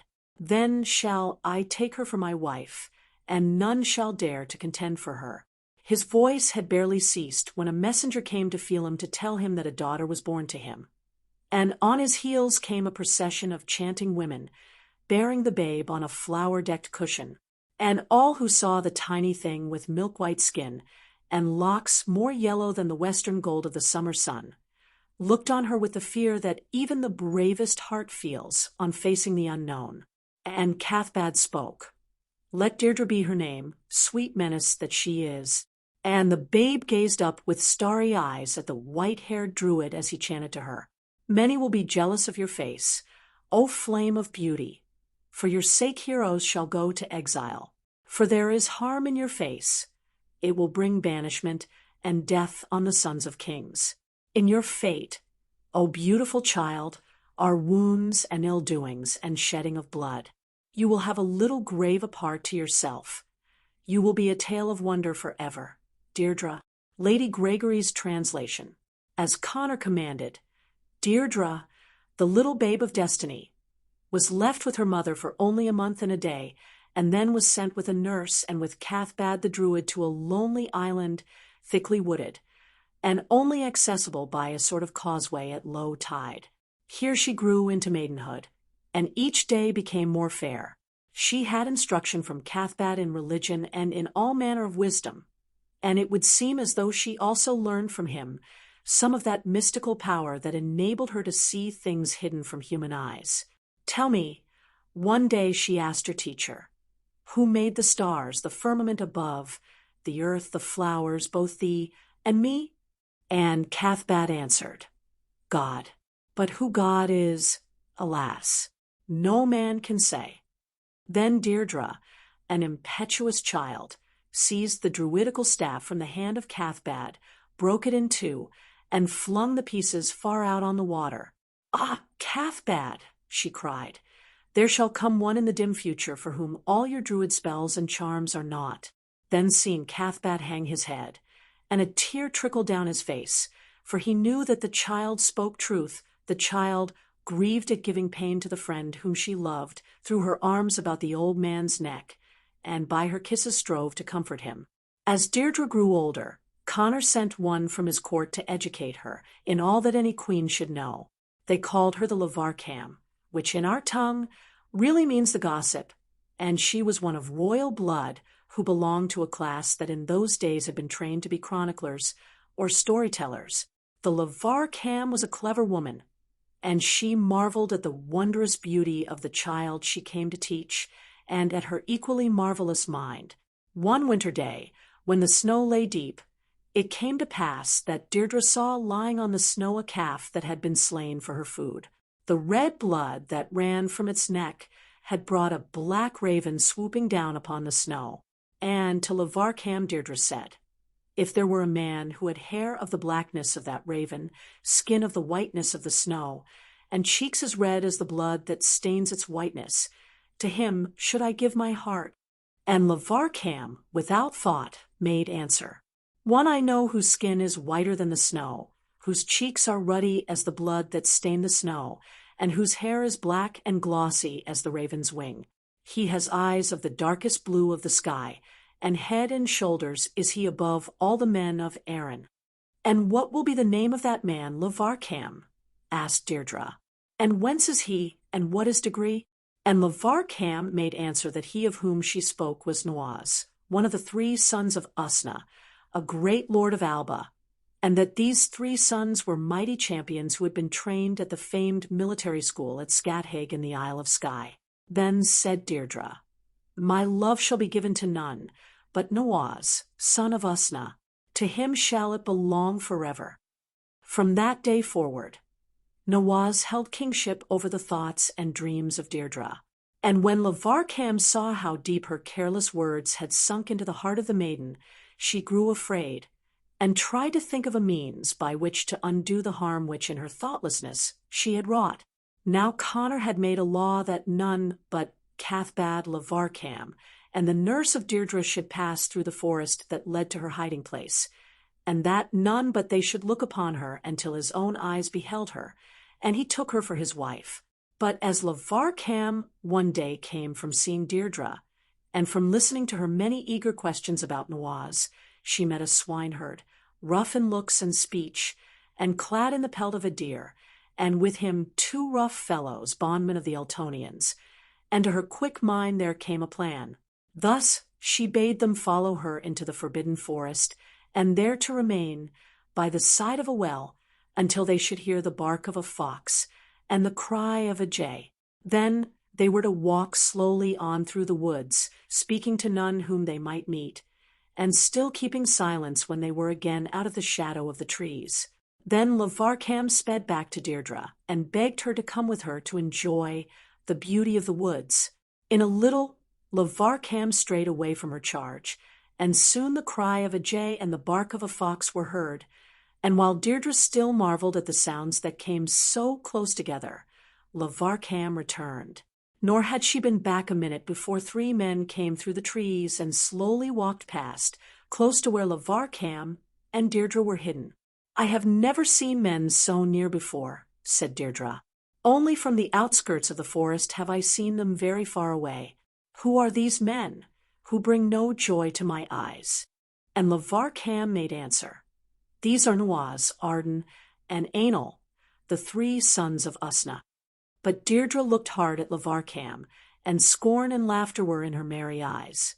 Then shall I have speech with Noaz, Arden, and Anil, she said, and ere Lavarcam could stop her, she had flitted through the trees by a path amongst the fern, and stood suddenly before the 3 men.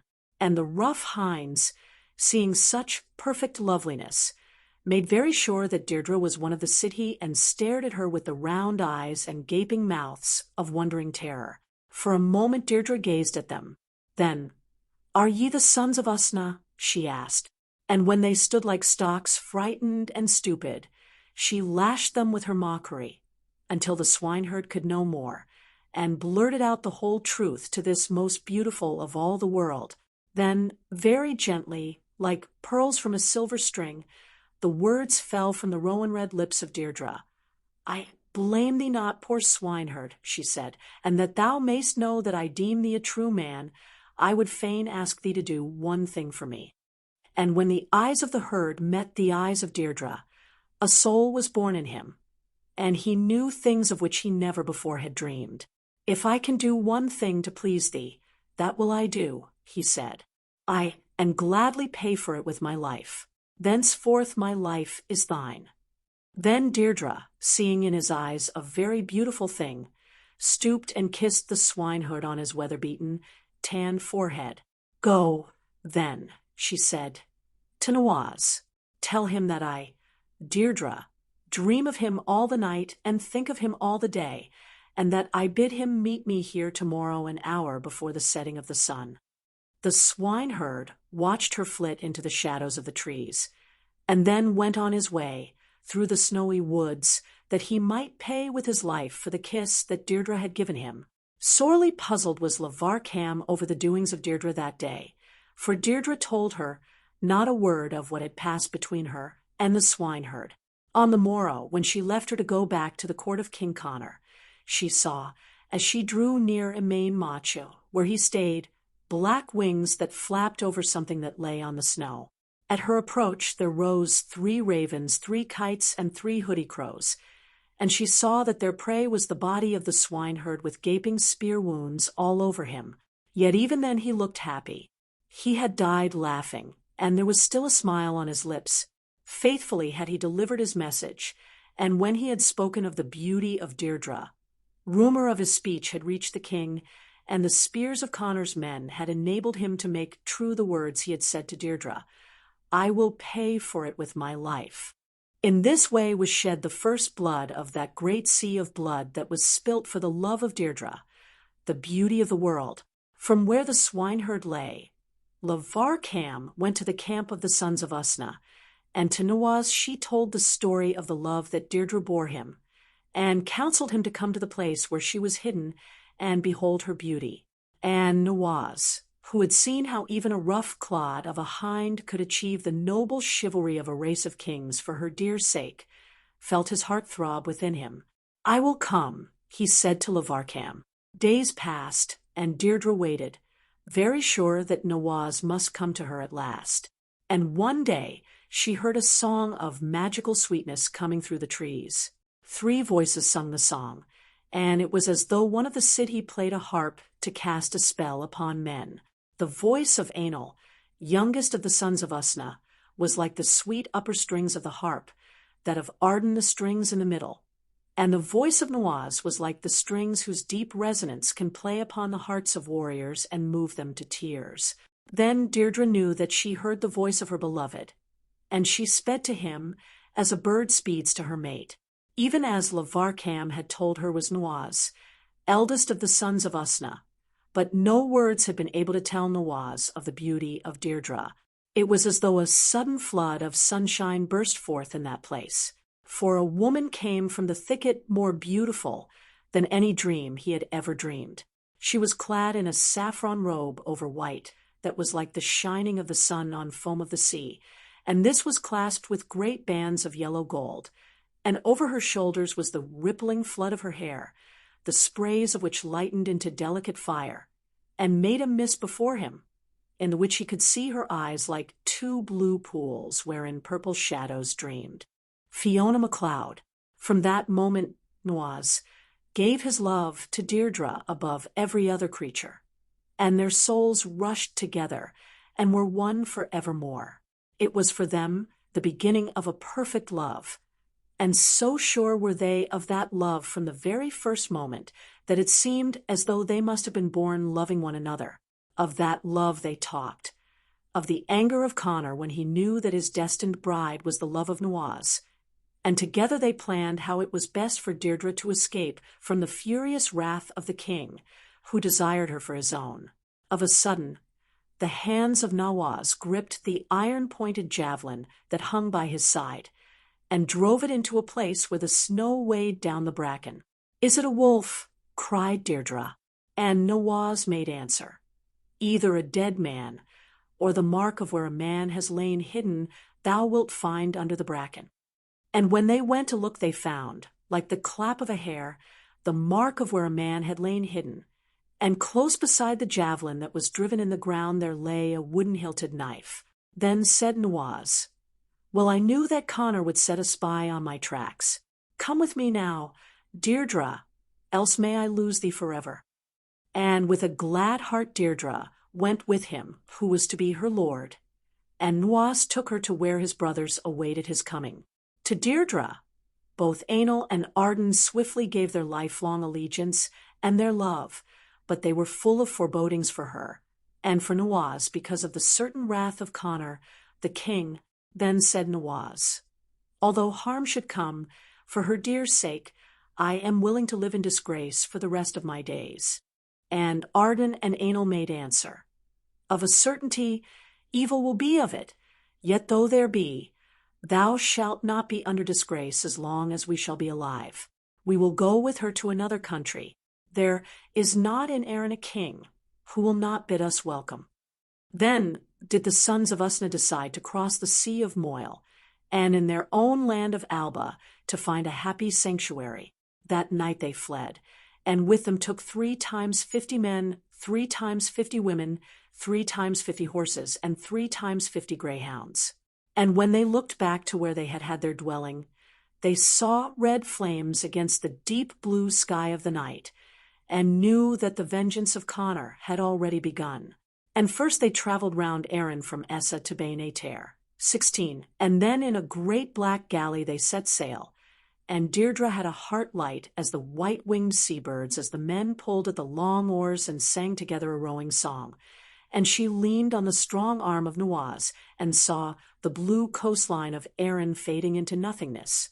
In the Bay of Aros, on the eastern shores of the island of Mull, they found their first resting place, but there they feared treachery from a lord of Appin. For the starry eyes of Deirdre were swift to discern evil that the eyes of the sons of Usna could not see. Thus they fared onward until they reached the great sea loch of Ediv with hills around it, and Ben Cruachan, its head in mist, towering above it like a watchman placed there by time, to wait and to watch over the people of those silent hills and lonely glens until time should give place to his brother, eternity. Joy was in the hearts of the 3 sons of Usna when they came back to the home of their fathers. Usna was dead, but beyond the falls of Laura was still the great Dun, the vitrified fort which he had built for himself and for those who should follow him. For Deirdre then began a time of perfect happiness. Nawaz was her heart, but very dear to her also were the brothers of Nawaz, and each of the 3 vied with one another in their acts of tender and loving service. Their thrice 50 vassals had no love for Alba, and rejoiced when their lord, Nawaz, allowed them to return to Erin, but the sons of Usna were glad to have none to come between them, and their serving of Deirdre, the queen of their hearts. Soon she came to know well each little bay, each beach, and each little lonely glen of Loch Ediv, for the sons of Usna did not always stay at the dun which had been their fathers, but went a-hunting up the loch. At various spots on the shores of Ediv they had camping places, and at Dela they built for Deirdre a sunny bower. On a sloping bank above the waterfall they built the little nest, thatched with the royal fern of the mountains, page 319 the red clay of the pools, and with soft feathers from the breasts of birds. There she could sit and listen to the murmur and drip of the clear water over the mossy boulders, the splash of the salmon in the dark pools, and see the distant silver of the loch. When the summer sun was hot on the bog myrtle and heather, the hum of the wild bees would lull her to sleep, and in autumn, when the bracken grew red and golden, and the rowan berries grew red as Deirdre's lips, her keen eyes would see the stags grazing high up among the gray boulders of the mist-crowned mountains, and would warn the brothers of the sport awaiting them. The crow of the grouse, the belling of stags, the bark of the hill fox, the swish of the great wings of the golden eagle, the song of birds, the lilt of running water, the complaining of the wind through the birches. All these things made music to Deirdre, to whom all things were dear. Is tu main na dear shul aga, the tenderness of heart-sweet Deirdre. So runs a line in an old Gaelic verse, and it is always of her tenderness as well as her beauty that the old Ia speak. Sometimes she would hunt the red deer with Nawaz and his brothers, up the lonely glens, up through the clouds to the silent mountain tops, and in the evening when she was weary, her 3 loyal worshippers would proudly bear her home upon their bucklers. So the happy days passed away, and in Erin the angry heart of Connor grew, yet more angry, when tidings came to him of the happiness of Deirdre and the sons of Usna. Rumor came to him that the king of Alba had planned to come against Nawaz, to slay him, and to take Deirdre for his wife, but that ere he could come the sons of Usna and Deirdre had sailed yet further north in their galley, and that there in the land of his mother Nawaz ruled as a king, and not only on Loch Etive, but on Loch Awe and Loch Fyne, Loch Striven, Loch Ard, Loch Long, Loch Lomond, and all along the Seeloch coast the fame of the sons of Usna spread, and the wonder of the beauty of Deirdre, fairest of women. And ever the hatred of Connor grew, until one day there came into his mind a plan of evil by which his burning thirst for revenge might be handsomely assuaged. He made, therefore, a great feast, at which all the heroes of the Red Branch were present. When he had done them every honor, he asked them if they were content. As one man, "Well, content indeed," answered they. "And that is what I am not," said the king. Then, with the guile of fair words, he told them that to him it was great sorrow that the 3 heroes, with whose deeds the Western Isles and the whole of the north and west of Alba were ringing, should not be numbered amongst his friends, sit at his board in peace and amity, and fight for the Eltonians like all the other heroes of the Red Branch. They took from me the one who would have been my wife, he said, yet even that I can forgive, and if they would return to Erin, glad would my welcome be. At these words there was great rejoicing amongst the lords of the Red Branch, and all those who listened. And Connor, glad at heart, said, "My 3 best champions shall go to bring them back from their exile." And he named Conall the victorious Cuchulainn, and Fergus the son of Rosa the Red. Then secretly he called Conall to him, and asked him what he would do if he were sent to fetch the sons of Usna. And in spite of his safe conduct, they were slain when they reached the land of the Eltonians. And Conall made answer that should such a shameful thing come to pass, he would slay with his own hand all the traitor dogs. Then he sent for Cuchulainn, and to him put the same question. And, in angry scorn, the young hero replied that even Connor himself would not be safe from his vengeance were such a deed of black treachery to be performed. "Well did I know thou didst bear me no love," said Connor, and black was his brow. He called for Fergus then, and Fergus, sore troubled, made answer that were there to be such a betrayal, the king alone would be held sacred from his vengeance. Then Connor gladly gave Fergus command to go to Alba as his emissary, and to fetch back with him the 3 brothers and Deirdre the beautiful. "Thy name of old was Honeymouth," he said, "so I know well that with guile thou canst bring them to Erin. And when thou shalt have returned with them, send them forward, but stay thyself at the house of Boric. Boric shall have warning of thy coming." This he said because to Fergus and to all the other of the Red Branch, a gisa, or pledge, was sacrosanct.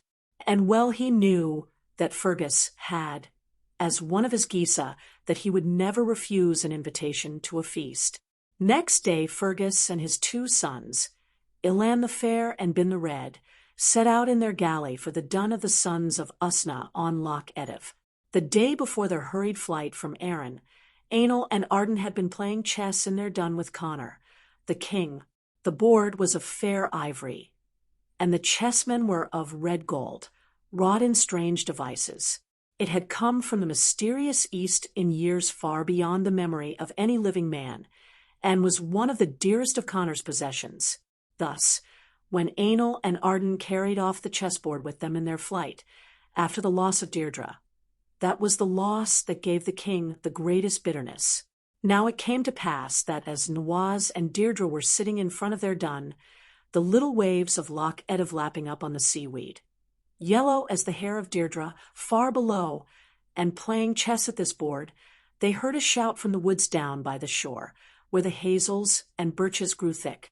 "That is the voice of a man of Erin," said Nawaz, and stopped in his game to listen. But Deirdre said very quickly, "Not so. It is the voice of a Gael of Alba."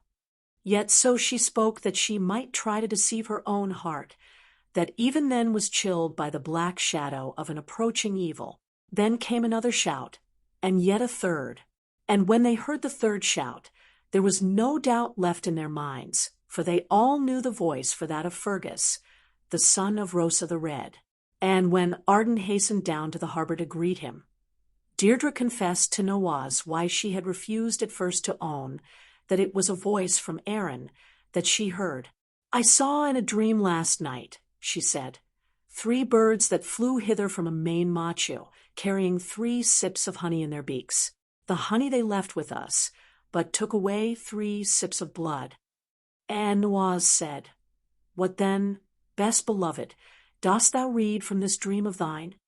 And Deirdre said, "I read that Fergus comes from Connor with honeyed words of peace, but behind his treacherous words lies death." As they spake, Arden and Fergus and his following climbed up the height where the bog myrtle and the heather and sweet fern yielded their sweetest incense as they were wounded under their firm tread. And when Fergus stood before Deirdre and Nawaz, the man of her heart, he told them of Connor's message, and of the peace and the glory that awaited them in Erin if they would but listen to the words of welcome that he brought. Then said Nawaz, "I am ready." But his eyes dared not meet the sea-blue eyes of Deirdre, his queen. "Knowest thou that my pledge is one of honor?" asked Fergus. "I know it well," said Nawaz. So in joyous feasting was that night spent, and only over the heart of Deirdre hung that black cloud of sorrow to come, of woe unspeakable. When the golden dawn crept over the blue hills of Loch Etive, and the white-winged birds of the sea swooped and dived and cried in the silver waters, the galley of the sons of Usna set out to sea. And Deirdre, over whom hung a doom she had not the courage to name, sang a song at parting, the lay of Deirdre, beloved land, that eastern land, Alba, with its wonders.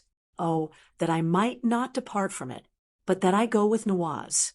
Beloved is Dunfidgha and Dunfin, beloved the Dun above them, beloved is Innistrand, and beloved Dunswibney, Coilchuan, O Coilchuan, where Aenel would, alas, resort.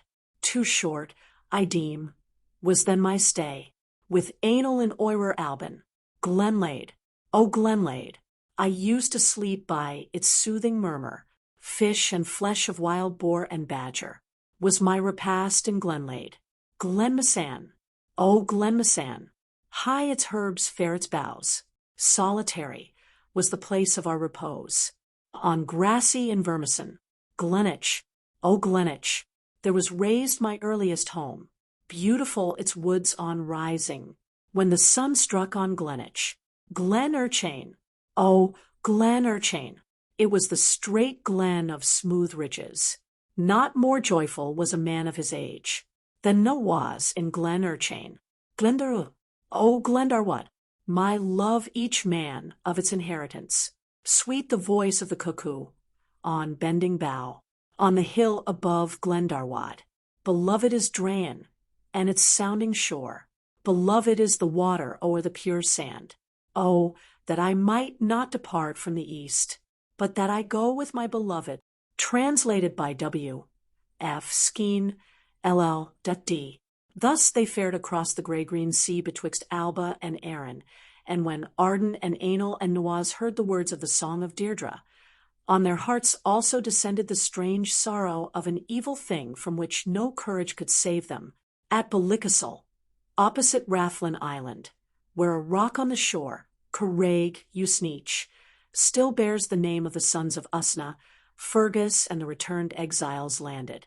And scarcely were they out of sight of the shore when a messenger came to Fergus, bidding him to a feast of ale at the Dun of Borwick. Then Fergus, knowing well that in this was the hand of Connor, and that treachery was meant, reddened all over with anger and with shame. But yet he dared not break his Gisa, even although by holding to it the honor he had pledged to the three brothers for their safe conduct, and that of Deirdre was dragged through the mire. He therefore gave them his sons for escort, and went to the feast at the Dun of Borwick, full well knowing that Deirdre spoke truth when she told him sadly that he had sold his honor. The gloomy forebodings that had assailed the heart of Deirdre ere they had left Loch Edivgru ever the stronger as they went southwards. She begged Nawaz to let them go to some place of safety, and there wait until Fergus had fulfilled his Gisa and could rejoin them and go with them to Emain Mach. But the sons of Usna, strong in the knowledge of their own strength, and simply trustful of the pledged word of Connor and of Fergus, laughed at her fears, and continued on their way. Dreams of dread portent haunted her sleep, and by daytime her eyes and her white face looked like violets in the snow. She saw a cloud of blood always hanging over the beautiful sons of Usna, and all of them she saw, and Ilan the Fair, with their heads shorn off, gory and awful. Yet no pleading words could prevail upon Nawaz. His fate drove him on. To Emain Machu we must go, my beloved, he said. To do other than this would be to show that we have fear, and fear we have none. Thus at last did they arrive at Emain Machu, and with courteous welcome Connor sent them word that the house of the heroes of the Red Branch was to be theirs that night. And although the place the king had chosen for their lodgment confirmed all the intuitions and forebodings of Deirdre, the evening was spent by in good cheer, and Deirdre had the joy of a welcome there from her old friend Lavarcam. For to Lavarcam Connor had said, I would have thee go to the house of the Red Branch, and bring me back tidings if the beauty of Deirdre has waned, or if she is still the most beautiful of all women.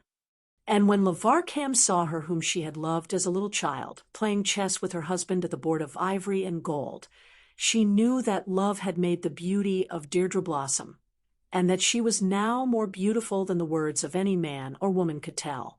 Nor was it possible for her to be a tool for Connor when she looked in the starry eyes of Deirdre, and so she poured forth warning of the treachery of Connor, and the sons of Usna knew that there was truth in the dreams of her, who was the queen of their hearts. And even as Lavarcam ceased, there came to the eyes of Deirdre a vision, such as that of Cathbad the Druid, on the night of her birth. I see 3 torches quench this night, she said, and these 3 torches are the 3 torches of valor among the Gael, and their names are the names of the sons of Usna. And more bitter still is this sorrow, because that the Red Branch shall ultimately perish through it, and Ullid itself be overthrown, and blood fall this way, and that as the world reigns of winter. Fiona MacLeod. Then Lavarcam went her way, and returned to the palace at Emain Machu, and told Connor that the cruel winds and snows of Alba had robbed Deirdre of all her loveliness, so that she was no more a thing to be desired. But Nawaz had said to Deirdre when she foretold his doom, Better to die for thee, and for thy deathless beauty, than to have lived without knowledge of thee, and thy love. And it may have been that some memory of the face of Deirdre, when she heard these words, dwelt in the eyes of Lavarcam, and put quick suspicion into the evil heart of the king. For when Lavarcam had gone forth, well pleased that she had saved her darling, Connor sent a spy, a man whose father and 3 brothers had fallen in battle under the sword of Nawaz, that he might see Deirdre and confirm or contradict the report of Lavarcam. And when this man reached the house of the Red Branch, he found that the sons of Usna had been put on their guard, for all the doors and windows were barred. Thus he climbed to a narrow upper window, and peered in. There, lying on the couches, the chessboard of ivory and gold between them, were Nawaz and Deirdre. So beautiful were they, that they were as the deathless gods, and as they played that last game of their lives, they spoke together in low voices of love that sounded like the melody of a harp in the hands of a master player. Deirdre was the first to see the peering face with the eyes that gloated on her loveliness. No word said she, but silently made the gaze of Nawaz follow her own, even as he held a golden chessman in his hand, pondering a move. Swift as a stone from a sling the chessman was hurled, and the man fell back to the ground with his eyeballs smashed, and found his way to Emain Machu as best he could, shaking with agony and snarling with lust for revenge. Vividly, he painted for the king the picture of the most beautiful woman on earth as she played at the chessboard that he held so dear, and the rage of Connor that had smoldered ever since that day when he learned that Nawaz had stolen Deirdre from him flamed up into madness. With a bellow like that of a wounded bull, he called upon the Altonians to come with him to the house of the Red Branch, to burn it down, and to slay all those within it with the sword, save only Deirdre, who was to be saved for a more cruel fate. In the house of the Red Branch, Deirdre and the 3 brothers and the 2 sons of Fergus heard the shouts of the Altonians and knew that the storm was about to break. But calm as rocks against which the angry waves beat themselves in vain, sat those whose portion at dawn was to be cruel death. And Nawaz and Ainul played chess, with hands that did not tremble. At the first onslaught, Ben the Red, son of Fergus, sallied forth, quenched the flames, and drove back the Altonians with great slaughter. But Connor called to him to parley, and offered him a bribe of land, and Ben, treacherous son of a treacherous father, went over to the enemy. His brother, Ilan the Fair, filled with shame, did what he could to make amends. He went forth, and many hundreds of the besieging army fell before him, ere death stayed his loyal hand. At his death the Altonians again fired the house, and first Arden, and then Ainul left their chess for a fiercer game, and glutted their sword blades with the blood of their enemies. Last came the turn of Nawaz. He kissed Deirdre, and drank a drink, and went out against the page 30 men of Connor, and where his brothers had slain hundreds, 1,000 fell before his sword. Then fear came into the heart of Connor, for he foresaw that against the sons of Usna no man could prevail, save by magic. Thus he sent for Cathbad the Druid, who was even then very near death, and the old man was carried on a litter to the house of the Red Branch, from which the flames were leaping, and before which the dead lay in heaps. And Connor besought him to help him to subdue the sons of Usna ere they should have slain every Eltonian in the land. So by his magic Cathbad raised a hedge of spears round the house. But Nawaz, Arden, and Ainul, with Deirdre in their center, sheltered by their shields, burst suddenly forth from the blazing house, and cut a way for themselves through the hedge as though they sheared green wheat. And, laughing aloud, they took a terrible toll of lives from the Eltonians who would have withstood them. Then again the Druid put forth his power, and a noise like the noise of many waters was in the ears of all who were there. So suddenly the magic flood arose that there was no chance of escape for the sons of Usna. Higher it mounted, ever higher, and Nawaz held Deirdre on his shoulder, and smiled up in her eyes as the water rose past his middle. Then suddenly as it had come, the flood abated, and all was well with the Eltonians who had sheltered on a rising ground. But the sons of Usna found themselves entrapped in a morass where the water had been. Connor, seeing them in his hands at last, bade some of his warriors go and take them. But for shame no Eltonian would go, and it was a man from Norway who walked along a dry spit of land to where they stood, sunk deep in the green bog. "Slay me first," called Arden as he drew near, sword in hand. "I am the youngest, and who knows, my death may change the tides of fate." And Ainul also craved that death might be dealt to him the first. But Nawaz held out his own sword, the retaliator to the executioner. "Mananan, the son of Lyre, gave me my good sword," he said. "With it strike my dear brothers, and me one blow only as we stand here like 3 trees planted in the soil." then shall none of us know the grief and shame of seeing the other beheaded. And because it was hard for any man to disobey the command of Nuaz, a king of men, the Norseman reached out his hand for the sword. But Deirdre sprang from the shoulder of Nuaz and would have killed the man ere he struck. Roughly he threw her aside, and with one blow he shore off the heads of the 3 greatest heroes of Alba. For a little while there was a great stillness there, like the silence before the coming of a storm. And then all who had beheld the end of the fair and noble sons of Usna broke into great lamentation. Only Connor stood silent, gazing at the havoc he had wrought. To Cuchulainn, the mighty champion, a good man and a true, Deirdre fled, and begged him to protect her for the little span of life that she knew yet remained to her. And with him she went to where the head of Nuaz lay, and tenderly she cleansed it from blood and from the stains of strife and stress, and smoothed the hair that was black as a raven's wing, and kissed the cold lips again and again. And as she held it against her white breast, as a mother holds a little child, she chanted for Nuaz, her heart, and for his brothers, a lament that still lives in the language of the Gael. Is it honor that ye love, brave and chivalrous Ultonians? Or is the word of a base king better than noble truth? Of a surety ye must be glad, who have basely slain honor. In slaying the 3 noblest and best of your brotherhood, let now my beauty that set all this warring aflame, let now my beauty be quenched as a torch that is spent. For here shall I quench it, here, where my loved one lies. A torch shall it be for him still through the darkness of death. Fiona MacLeod's translation. Then, at the bidding of Cuchulainn, the Ultonian, 3 graves were dug for the brothers, but the grave of Nuaz was made wider than the others.